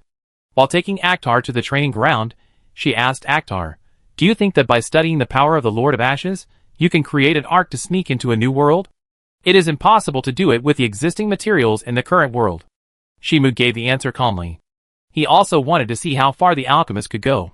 The alchemist raised her slender white hand and clenched it into a fist. That means you must create a material that goes beyond what is known in the current world, right? The most suitable material she can think of at the moment is the Philosopher's Stone. All the elements are equal in proportion to create an ultimate substance that can basically meet the needs of alchemy. But this should not be able to withstand the process of burning the world. If you can do it, Shimu said so, but the alchemy witch smiled when she heard it, put her hands on her hips, and slightly raised her chest. Such a difficult thing is worth looking forward to, isn't it? Shimu did not get discouraged. He and the alchemy witch came to a glass window and looked down. He saw Letitia waving the Sword of Light and fighting with the alchemy puppet. From the perspective of a normal person, she is very good. Not only can she make decisions on the spur of the moment, but she is also very good in mentality and technology. However, is this the only talent? The alchemy witch showed a disappointed expression. She expected Letitia to show amazing talents, but now she only showed talents that are considered good in the human world. For the witch, it is no different from having no talent at all. That's the only way to be challenging, isn't it? Shimu's eyes fell on Letitia, who was fighting in the training ground. He remembered that when he met Letitia in the first round, he thought she was a traditional NPC princess character, but after healing her body, she showed more strength than ordinary players. Although it was only for a period of time. Then I try my best. The alchemy witch raised her hand and rubbed her temple. She had to be careful in the next experiment. She had to experiment under the condition of ensuring Letitia's safety, otherwise it would easily cause unnecessary crisis. Then I leave her to you. Shimu nodded slightly, then turned and walked out of the alchemy workshop. The alchemy witch looked sideways. Don't you want to say goodbye to her? I'll be back in the evening. Shimu waved his hand with his back to her, and then turned into a shadow and disappeared. There are many people he knows in this world. Now that he has dealt with Letitia's affairs, he can take his hands out to deal with other things. After the test is over, the white-haired girl handed over a towel and asked Letitia to wipe the sweat off her cheeks. Then she calmly told Letitia her analysis. At this time, the alchemist witch came over, squatted down in front of Letitia, and then reached out to touch Letitia's belly. Have you considered giving birth to the Lord of Ashes child? Letitia, If you can have a child with the Lord of Ashes, maybe you can have a deeper study of the essence of the Lord of Ashes power. The alchemist which said seriously, this is to save the world. Bang. The white-haired girl had no expression on her face, and hit the alchemist witch's head. What the hell is this woman talking about? If you don't want to, forget it. The alchemist witch rubbed her head, not caring about her daughter's offense. She stood up and smiled at Letitia. The man who followed you has left, maybe. Before she finished speaking, she saw Letitia gently shook her head and smiled at her. There are only 3 years in this world. If you don't hurry up and say goodbye, you may not have a chance in the future. She also knew the current situation. If no one could cross the Ragnarok, then everyone would be burned to ashes, and if someone crossed the Ragnarok, it means that Aktar is likely to die. Either ending is very bad. So in these 3 years, Aktar was asked to say goodbye to familiar people, and she had no reason to stop him. Of course, if there was no Ragnarok, her thoughts would be different, but now she could undoubtedly accept Aktar going to say goodbye to familiar people one by one. And Aktar may not necessarily be going to say goodbye to someone, but may be guiding the trajectory of fate. Yes, you humans are quite good at it. The alchemy witch nodded slightly, not bothering to care about insignificant things. Although this world has basic moral values, for many nobles and royal families, not to mention insignificant things like cheating, there may be things like fathers and sons having affairs. It's like the priest knows that he shouldn't attack the little boy, but in fact, it is extremely common to attack the little boy. Lionheart Castle. The delusional demon walked barefoot on the ground, but his magical feet were not stained with any dust, as if he was an angel walking on earth, until a dwarf fell drunk in front of him and blocked his steps to leave. He squatted down and helped the dwarf up. Are you feeling uncomfortable? No. The dwarf answered, I just feel. Life is very meaningless. No meaning? The delusional demon helped the dwarf to sit on a bench by the roadside, and the dwarf smiled and took a big gulp of wine. I have learned forging technology all my life, and then I found that this world may burn to ashes in just 3 years. He leaned on the chair and looked at the blue sky. I don't have time to realize my dream. The news that the world will burn to ashes in the next 3 years has spread all over the world, and the reason why so many demons and witches have come has also been explained, in order to fight against the crisis of Ragnarok. In the past, witches and demons came to this era in order to find a way to defeat Ragnarok. But no one knows whether there is a chance of winning. And if there is no way to defeat Ragnarok, then the forging technology he has learned in this life will not be able to be used at all. In such a situation, living a life of drunkenness and dreaming is more meaningful. The devil of delusion was silent, looking at the pedestrians on the street, and found that most of them had pessimistic expressions, and the air was full of impetuousness and pessimism. This is inevitable. Do you want to realize your own value? He suddenly asked the dwarf, with a calm look and compassion. You don't care even if you die for it? The dwarf fell silent, looking at the blue sky. Compared to having no room for development of what I have learned, I would rather choose death. The devil of delusion nodded gently, and then stretched out his palm. As long as you hold my hand, you can fulfill your wish, but the price is death. Are you a demon? The dwarf asked, and saw the long-haired white man beside him nod gently. He hesitated, stretched out his hand, and held the other's hand. At this moment, his consciousness became drowsy, and the white-haired man beside him suddenly disappeared, and the pessimistic atmosphere in the air disappeared. All the news about Ragnarok disappeared. The world is still moving forward normally. The dwarf suspected that he had a dream, and then continued to move forward according to the inertia of the identity given by society, until he became a famous dwarf master 100 years later, and died with satisfaction and praise. At the same time, reality. The sky was dim. The delusional demon withdrew his hand, and the dwarf beside him had lost his breath of life, and his body was old and unrecognizable, as if everything in the dream had materialized into reality. What an interesting ability. The god of war put his hands in his pockets, and walked out of the crowd. He looked at the delusion demon with interest and said, Are you killing people or saving people? I am both killing people and saving people. The delusion demon asked, feeling the gods who surrounded him. You surrounded me for a dwarf. Are the gods finally willing to work? It's not enough for us to kill a dwarf. The god of war looked cold. It's just that the goddess of fate has issued a decree that you may cause the world to enter destruction early, so we need to get rid of you. The delusion demon was silent for a while, then turned his head and looked to the side, only to see the plague goddess and the death, which also came out, obviously not intending to give him any chance to escape. he said helplessly. Can you tell me how I will cause the world to enter destruction early? The three goddesses of fate did not say it clearly.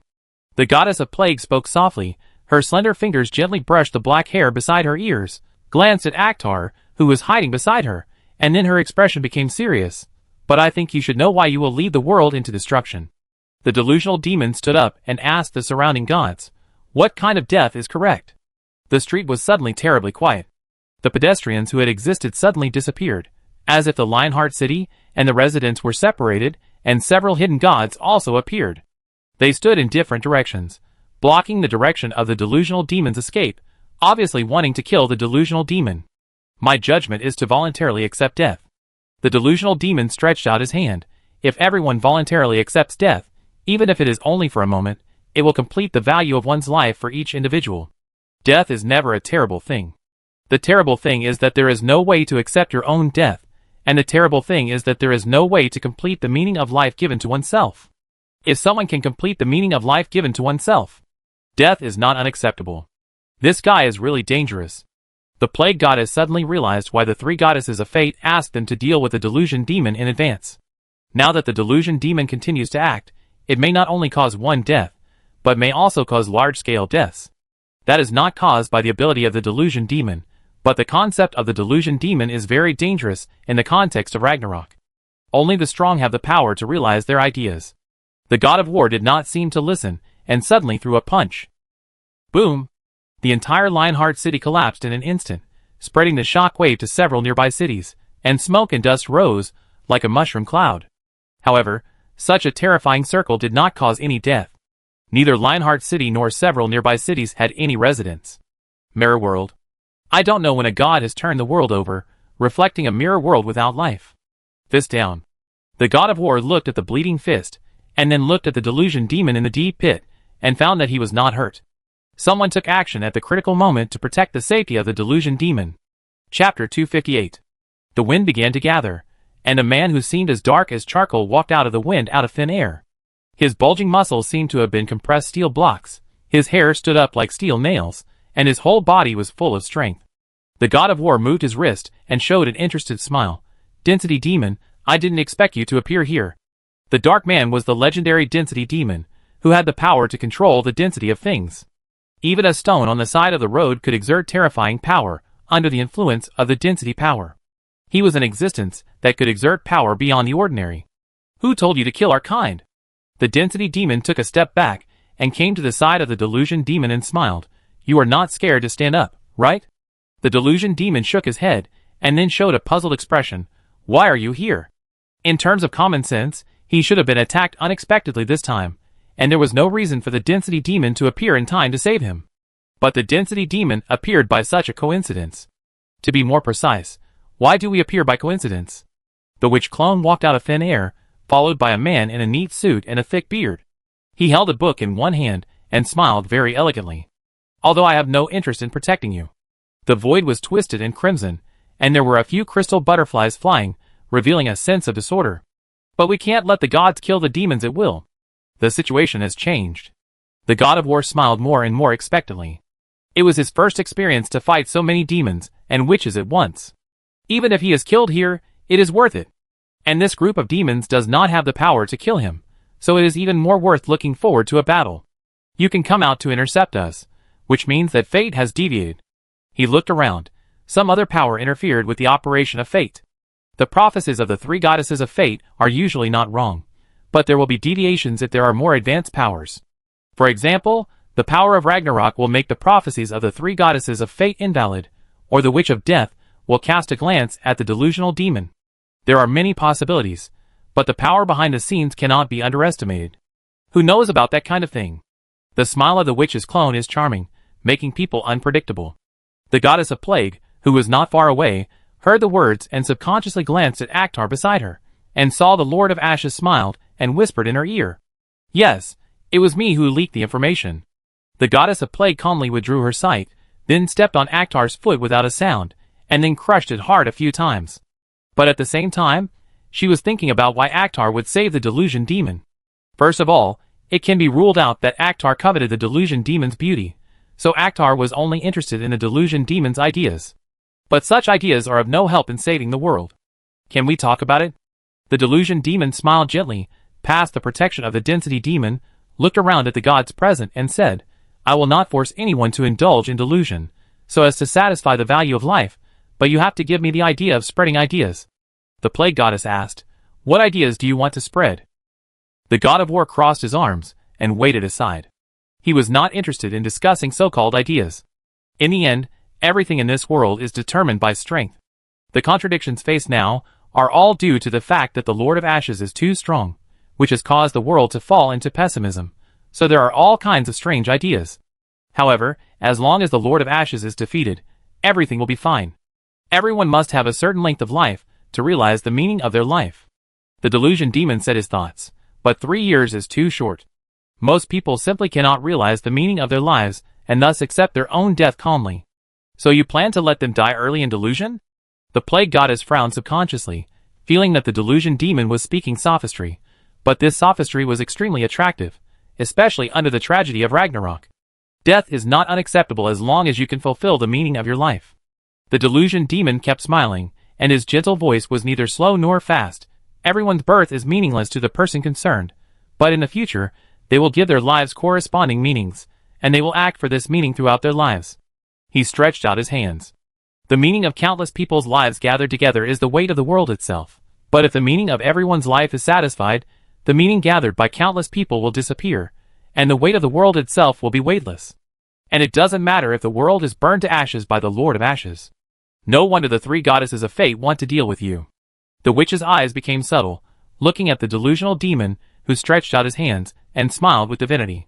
This guy is to some extent disintegrating the collective meaning of the world, allowing everyone to realize the meaning of their own life in delusion. If everyone can realize the meaning of life, then death is not unacceptable. Compared with only being able to live for 3 years in reality, it is indeed a relatively cost-effective thing to satisfy the meaning of life in delusion. But there are people who want to live with their wives and children? The plague goddess raised doubts. The devil of delusion replied, then connect their delusions together, give them the opportunity to touch each other's real life, play the role of a father, and see his daughter grow up and get married, have a happy life, and then accompany his wife on the same day. Die. The plague goddess shook her head. If it is a real opportunity, the wife and daughter may not live according to the father's wishes. But the father still has enough time to think about the meaning of his life. The delusion demon smiled. Sooner or later, he will find the end of his life's meaning. If he can't find it, then he has lived the life he should have lived. The god of war laughed out loud. There are always people in this world who don't want to immerse themselves in delusions. So what are you going to do? The delusion demon replied, I'm talking about helping the weak. Their life meaning has never existed in the option of transcending Ragnarok. I just want them to have a normal life that they should have before Ragnarok comes. He put down his outstretched hands. Fall in love, get married, fulfill your wish to become a painter or musician, and then accept your own death in old age. As for those who don't want to accept it, I will fully respect their choice, because they are all strong people who can face the cold reality, but the people I want to help are never strong people. I want to be a friend of the weak, so that they can have a chance to fulfill their life's meaning. This is what he thought in his heart. Since there is a high probability that there is no way to cross the Ragnarok, what he can do is to give everyone the opportunity to fulfill their life's meaning. And if everyone can fulfill their life's meaning and enter the correct death in delusion, then even if the Lord of Ashes burns the world into ashes, it is just burning the empty shell called the world. Because everyone has satisfied their own life's meaning, the world itself does not need to carry any meaning. I think it's good. The sick which suddenly scratched her cheek, people live for nothing more than the pursuit of self-value realization, or have a strong obsession with someone or something. As long as it can be realized, there is not much difference between reality and delusion. The means to achieve the meaning of life do not have to rely on reality. The plague goddess showed a distressed expression. Seeing this, the delusion demon continued to persuade, I have no ability to stop the strong who want to face the crisis of Ragnarok in reality. I can still use their talents to find a way to cross Ragnarok. I just want to give ordinary people who are worthless to demons and witches a chance to realize their own life value. You are really kind-hearted. The god of war suddenly lost interest in fighting. He understood the essence of the delusion demon. He was a guy close to a saint who wanted to save the world in his own way. Since this world will eventually be burned to ashes by Ragnarok, and countless people will die in pain and despair, it is better to use his own ability to let everyone satisfy their life pursuits in delusion, so that they can enter death with peace of mind. Under this premise, the coming of Ragnarok is nothing more than burning a world with nothing, because everyone has satisfied the meaning of their own lives, and the Lord of Ashes can only burn the empty shell of the world. From a certain perspective, the delusion demon has defeated the Lord of Ashes, because he has exhausted the weight of life given to the world in advance. This is just a way for the incompetent to escape Ragnarok.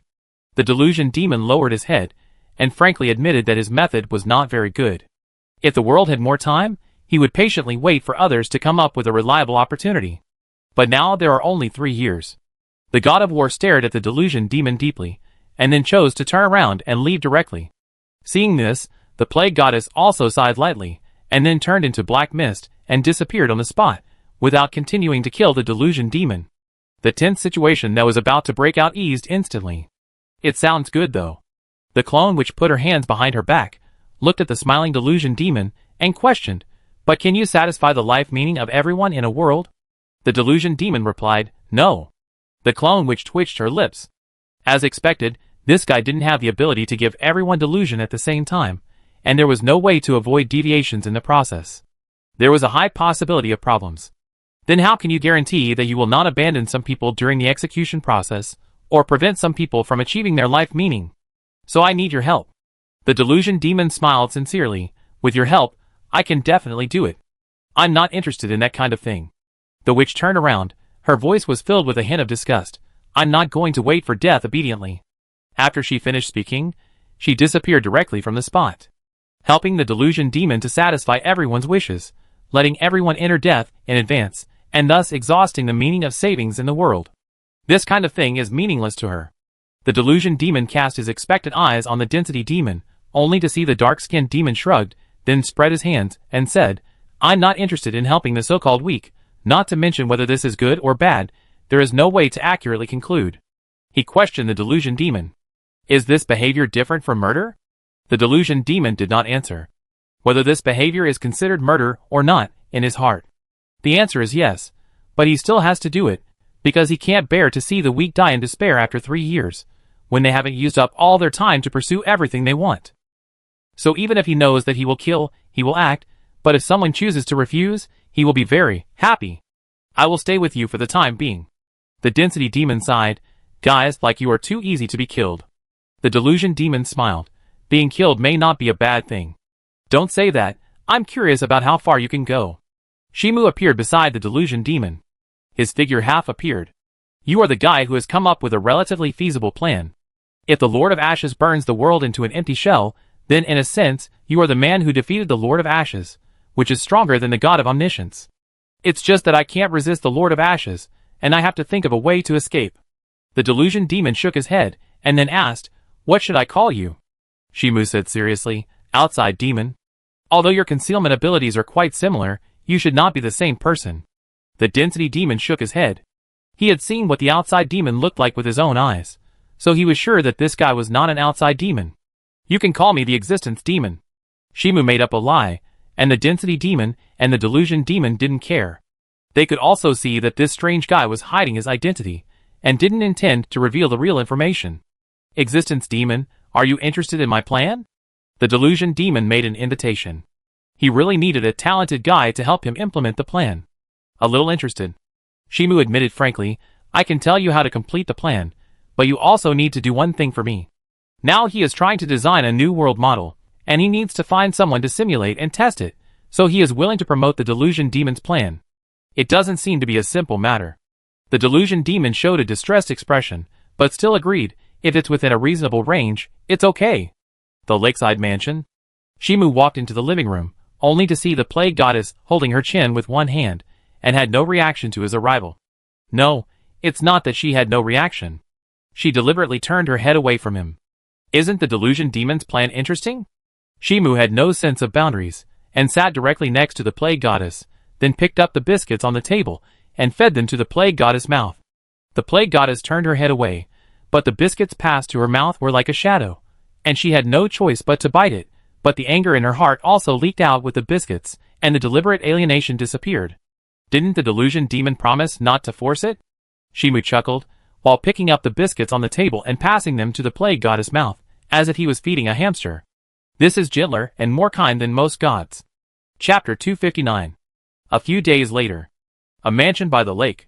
Shark Lady Kasha gently opened the door, looked at the vague figure sitting at the table, then walked over quietly, and then put a cup of warm black tea on the table. Thank you for your hard work, Kasha.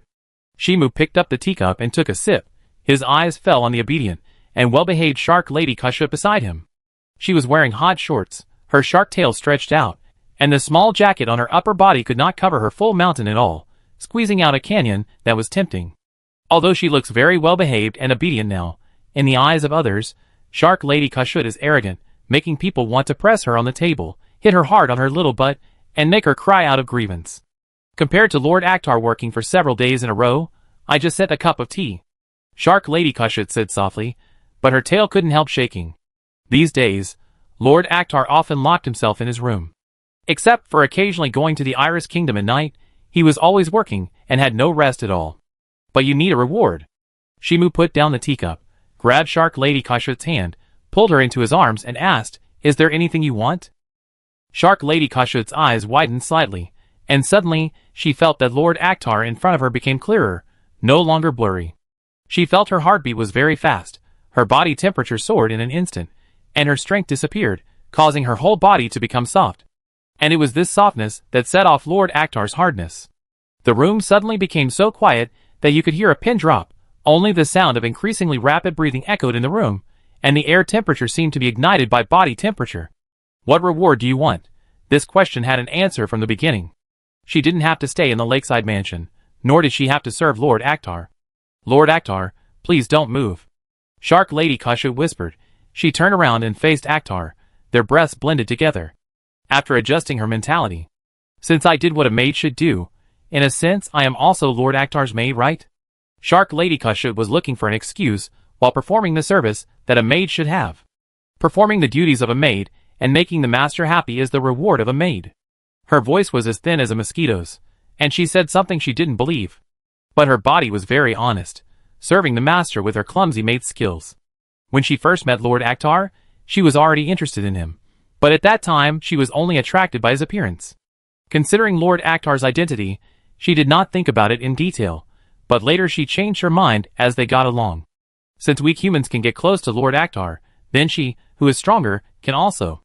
Not long after, the table and chairs began to shake, making a creaking sound under the heavy load. The moonlight was reflected on the window, and the girl with a shark tail could be vaguely seen lying on the table, seemingly enduring some pain. That night, the shark girl Kasha was pressed on the table and severely punished, and she cried out in shame. The next day. Afternoon. Why did you get up so late today? The sick witch lazily lay on the sofa, looking at the Shark Lady Kasha, who was walking down the stairs with a puzzled look. This shark lady usually got up the earliest, and sometimes she would run out in the middle of the night to perform tasks, and then rush back the next day, but she got up so late today. I went on a mission last night. Shark Lady Kasha yawned with a sleepy face, covering her lips. There's nothing I can do about getting up late. Really? The sick witch looked at Shark Lady Kasha, then calmly withdrew her gaze. What's for dinner? I asked Lord Akhtar what he wants to eat later. Shark Lady Kasha said, as she walked out of the mansion. The sick witch didn't care when she heard it.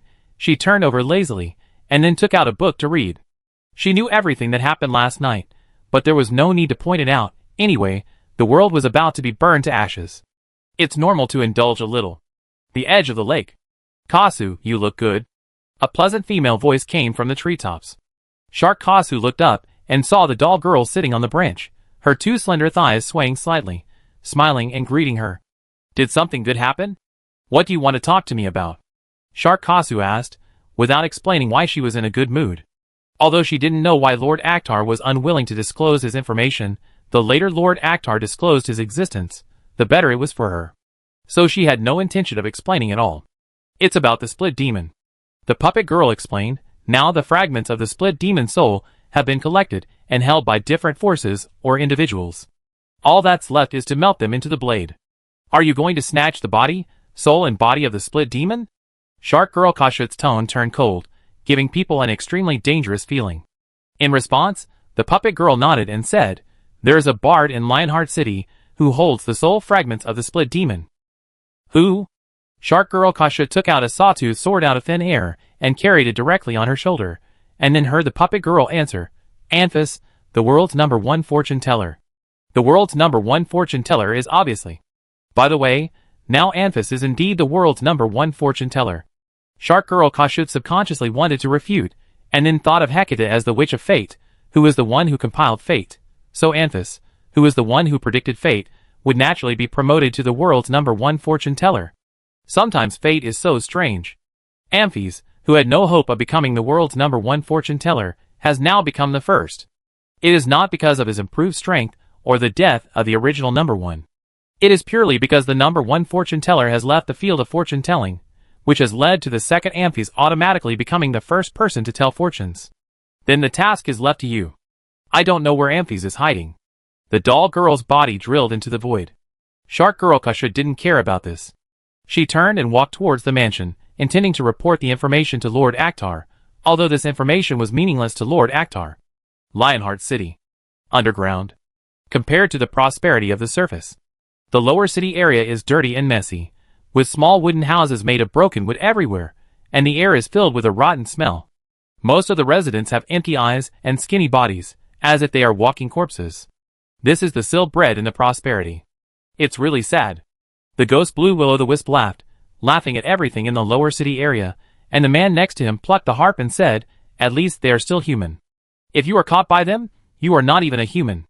The ghost Blue Will-o'-the-Wisp, During this period, he was hunted all over the world, and he wanted to get rid of his bad situation but had no way, and the reason was simply that he would become a weapon to kill the god of all knowledge in the future, and the Lord of Ashes had the strongest weapon. Have these sick guys ever thought that it was the Lord of Ashes himself who was very strong, so he could kill the god of all knowledge? It's not that he is very strong as a weapon. Or let's separate. Anfis said seriously, "You are too troublesome. We will all die if we continue like this." The segment demon said coldly, "Didn't you find my soul? I was just curious about what kind of existence you are." Anfis explained calmly, "Now I am no longer curious." "You wish." The segment demon gritted his teeth, "Leave your..." Before he finished speaking, he quickly fell silent. And Anfis seemed to have noticed something, turned his head, and looked to the side, only to see a shark girl holding a sawtooth broadsword walking over at the end of the sewer. That was a high-ranking figure of the cult of death. There is no need for meaningless fighting. Shark Girl Kashut stretched out her hand. Her tone was terrifyingly cold. "Hand over the soul of the segment demon, and I will let you leave alive." Her cold tone seemed to be able to decide Anfis's life and death at will, giving people a sense of arrogance. But Anfis knew it was the truth. "I don't intend to stop you from taking the soul of the segment demon." He took a few steps back, "but I'm not sure whether the soul of the segment demon is willing." The atmosphere fell silent. The segment demon, which turned into a ghost fire, revealed a human form, staring at the shark girl not far away with murderous eyes. Even if he turned into soul fragments, it was not something that a mere shark girl could deal with.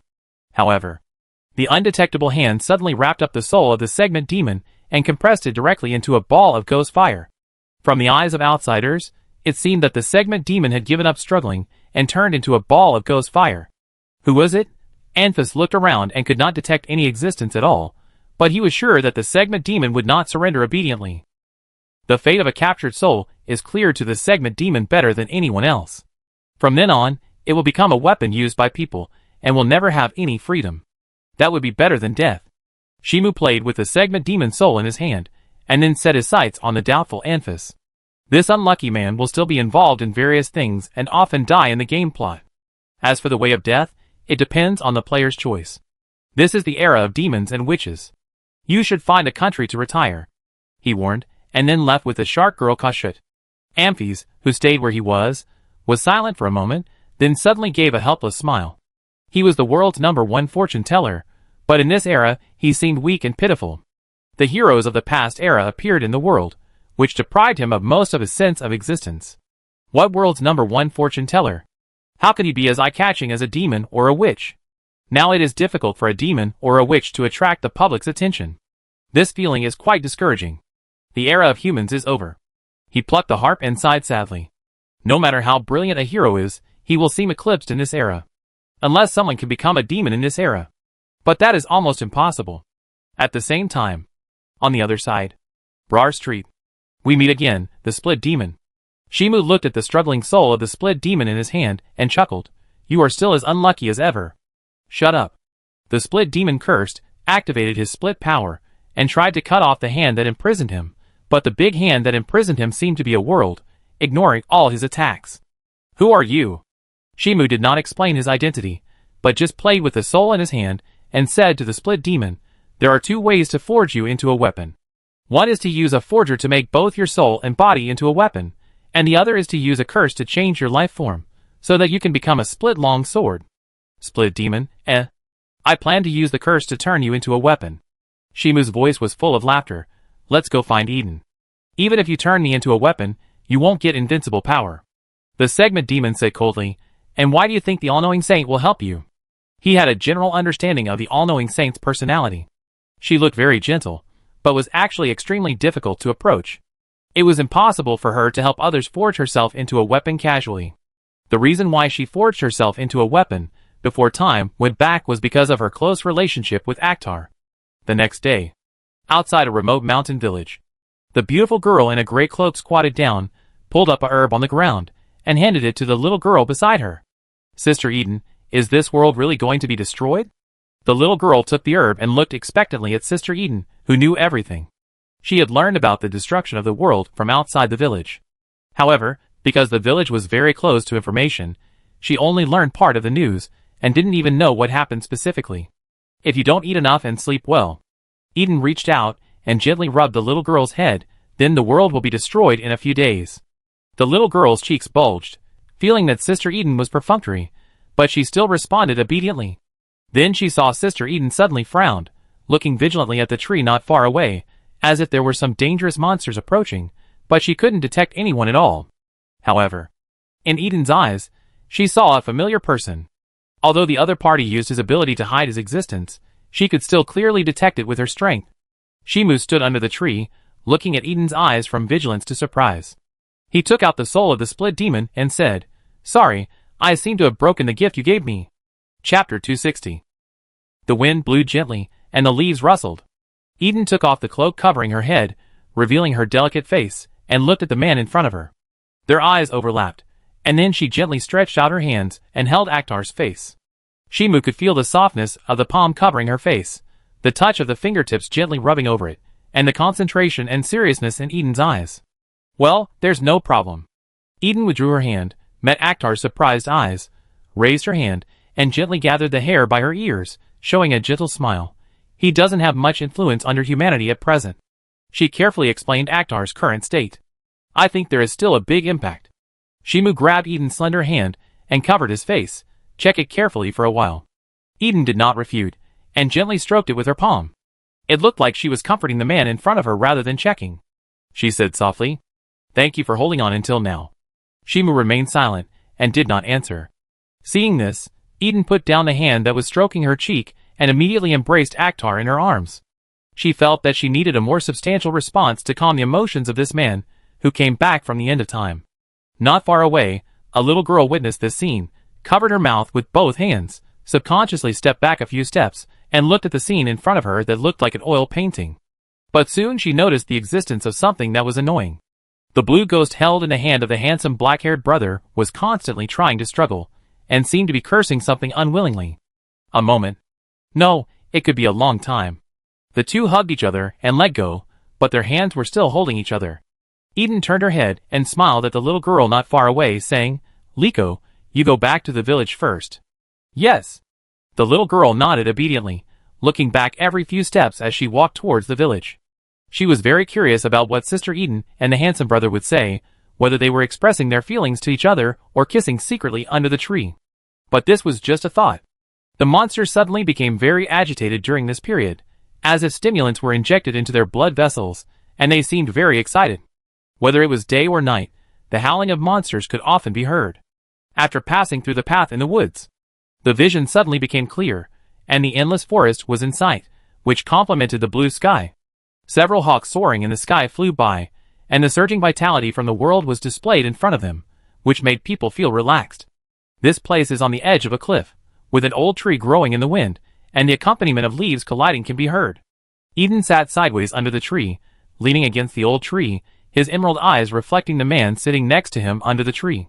He was seen with one hand on his knee, pinching the soul of the split demon into different shapes. I heard that you reached an agreement with the Witch of Time, allowing the Witch of Time to drag all the past heroes to the present and let them try to defeat you. This world has undergone a very huge change. The past heroes turned into meteors and descended to the world in order to overcome the crisis of world destruction. Shimu nodded and admitted, "It is more accurate to say that an agreement was reached with the demons outside the world, but it is not certain whether they can do it." He asserted so.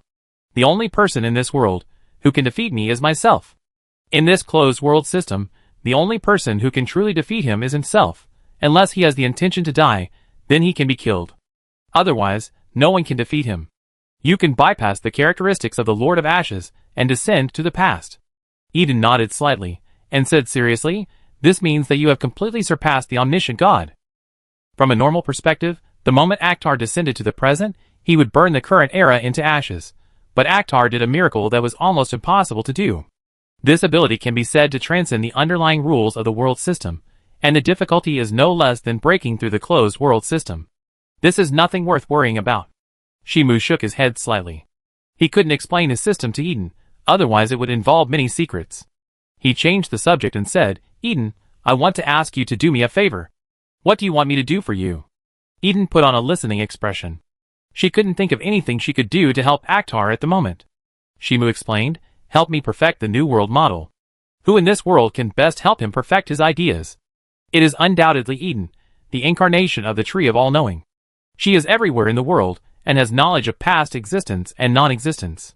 She is the person who knows this world best. So he needs Eden to help him perfect his world model. Otherwise, it is too difficult to verify and guess slowly by himself. Having Eden to help him perfect and suggest is the most effective way at present. Now he has a rough framework, but it will take more than 3 years to perfect it. However, if Eden from the world side comes to help in a certain sense, the situation will be completely different. "What kind of world do you want to create?" Eden asked, and Akhtar looked up at the blue sky, exhaled and said, "Create a more stable world, so that it will not be burned to ashes because of the coming of Ragnarok." He began to explain to Eden, "I want to create a world line with time bifurcation. Even if the Witch of Time interferes with the past, the people in the original world line will not be affected. They will still exist according to their own life trajectory. As for the changed future, there is another timeline, and the two timelines do not interfere with each other." After listening, Eden shook his head gently. As long as time bifurcation occurs, the subsequent time bifurcation will only continue to expand until the world model you created collapses. This world has an upper limit. Although Akhtar's description sounds very good, people who want to change the past will have a brand new future, and people in the original timeline will not be affected. But as long as someone starts time travel, the number of people who travel in time will only increase as the number of timelines increases, and it won't take long for the world to collapse. This worldview is easier to collapse than the worldview designed by the omniscient God. It sounds very distressing. Shimu pinched the soul of the split demon. He didn't care much about Eden's denial. He also noticed that there were obvious loopholes in his theory. This closed world system has an obvious upper limit and cannot expand infinitely. It will collapse after reaching a certain level. And this is the mistake in his worldview design. Unless you can create something out of nothing and support the birth of infinite timelines, otherwise time bifurcation will inevitably collapse to a certain extent. Eden shook his head gently and advised Akhtar, "Our world itself does not support infinite time bifurcation. This world itself is an extremely closed system. Anyone who creates a new order will collapse, and then return to its original state, revolve and change the world, and repeat endlessly. Unless there is a way to inject extra power into the closed world. But the bifurcated timelines all have Ragnarok?" Shimu pinched the split demon's soul and asked Eden, "What if a set of corresponding Ragnarok is designed for each bifurcated timeline, and the intensity increases as time bifurcation continues?" He explained, "As long as the power of Ragnarok is divided into different timelines, it can suppress the increase of time bifurcation." Eden fell into thought. Assuming that Akhtar's idea is to disperse the power of Ragnarok to different timelines, so that each timeline faces Ragnarok equally, it is indeed possible to suppress the bifurcation of time, and it can also turn the burned world into nutrients to support the birth of a new world. If the civilization extinction world is burned in the process, it can provide support for the new world. The essence of this world model design is to add the power of Ragnarok to the world cycle process. And with so many bifurcated timelines, maybe a savior will emerge, with the ability to create something out of nothing. Shimu chuckled, "As long as such a savior appears, all problems will be turned around. In the endless bifurcation of timelines, it means facing the Ragnarok endlessly. As long as there is a person in one timeline who has the ability to create something out of nothing, the Ragnarok crisis can be resolved. The ability to create something out of nothing. Perhaps, it exceeds the limits of our world. Eden explained softly, the birth of ability is related to one's own qualifications. Even if one's inner desire is to create something out of nothing, it cannot be truly born due to the influence of limited qualifications. Her eyes fell on Akhtar. If you can really create something out of nothing, perhaps you can truly reach the level of omnipotence. There are many amazing talents in this world, but the most talented Witch of Death, Witch of Creation, and Akhtar cannot create something out of nothing, which to some extent shows that creating something out of nothing is almost impossible. And facing something that does not exist, even if you use infinite time bifurcation to refresh it, it is impossible to do it. If only my ability was the first perpetual motion machine. Shimu said in distress, but Eden shook his head and explained to him, no matter what ability is developed, it is to satisfy one's own wishes in the end, and it will touch the boundary of creating something out of nothing. There is no need to stick to the form of ability. Any ability born in this world is essentially a wish. From awakening ability to becoming a demon, it is a process of realizing wishes, and finally seizing the dominance of the world is to completely fulfill one's wishes and create the world one wants. But this does not mean that the wish will end here, because creating the world itself is still subject to the limitations of the world system itself. So you have to create something out of nothing to satisfy your wishes. This is a gradual process, no matter what kind of ability Akhtar has, and what form the ability is in. But in the end, you will reach the stage of creating something out of nothing. If you want to reach that stage, you have to perform the third ritual at least. Shimu said casually, and then stated the goal of this trip. Eden, I plan to test the world model first, and use the power of the Lord of Ashes and the Tree of All-Knowing to test this process first. Yes. Eden did not refuse. If you want to verify whether the world model designed by Akhtar is reliable, it is indeed better to try it first. Otherwise, when the world is actually created, you have to keep modifying errors, like the omniscient God. After a while, the delusion demon will drag most people in the world into delusion, so let's use them for testing. Shimu said the plan, with the power of the two of us, it should be enough for a trial run. As the incarnation of the Tree of All-Knowing, Eden not only has access to all places in the world, but also knows all the information in the world. He can artificially create a false world to meet the basis for the trial run. After that, he only needs to cooperate with Eden in the experiment, and discuss a relatively reliable world model with Eden. Otherwise, it would be a waste of time for him to figure it out on his own. Wait. You're already discussing how to create a brand new world. The voice of the segment demon revealed regret. Is it unnecessary to capture me and make me into a weapon now? The two of them talked about a lot of extremely awesome content, from the model of the new world to the end of the wish, and then talked about using infinite bifurcated time to create a savior. Even though he was already so awesome, he still wanted to make him into a knife. It can't be said that he was sick, but it can only be said that he was very sick. He was so awesome, could he be ignored? The ability to split is related to my research on time bifurcation, and you still have a certain degree of research value. Shimu explained casually, and then handed the split demon soul to Eden. In fact, the Witch of the Clone is more valuable for research. Eden pinched the split demon soul and activated her power. At the same time, all over the world, the split demon souls, in the hands of different people, were suddenly affected by a higher level of power, and suddenly disappeared from the spot. The city in the sky. In a closed barrier. The imprisoned split demon soul suddenly disappeared, leaving the guards at the door looking at each other, and they were all very confused. They didn't quite understand why the split demon soul could disappear in such a tight barrier. But they soon reacted and hurried to inform the king that someone had stolen the soul needed for the artifact. And the underground world. The bottom floor. Inside the forging room. The edge of the hot furnace. This is the blade blank of the artifact split long knife. The dwarf master raised the split long knife in his hand, and then looked at the thorn iron cage that imprisoned the soul not far away. Next, just inject the split demon soul into. Before he finished speaking, his expression froze in an instant, and the split demon soul imprisoned in the thorn iron cage had disappeared. No, the blade blank in his hand also disappeared. The dwarf master turned his head suddenly, staring at his palm in amazement, and saw a precious meteorite appeared in his hand, and the blade blank he had just made had disappeared. How would he explain to the Church of Destiny next? The blade blank ran away by itself?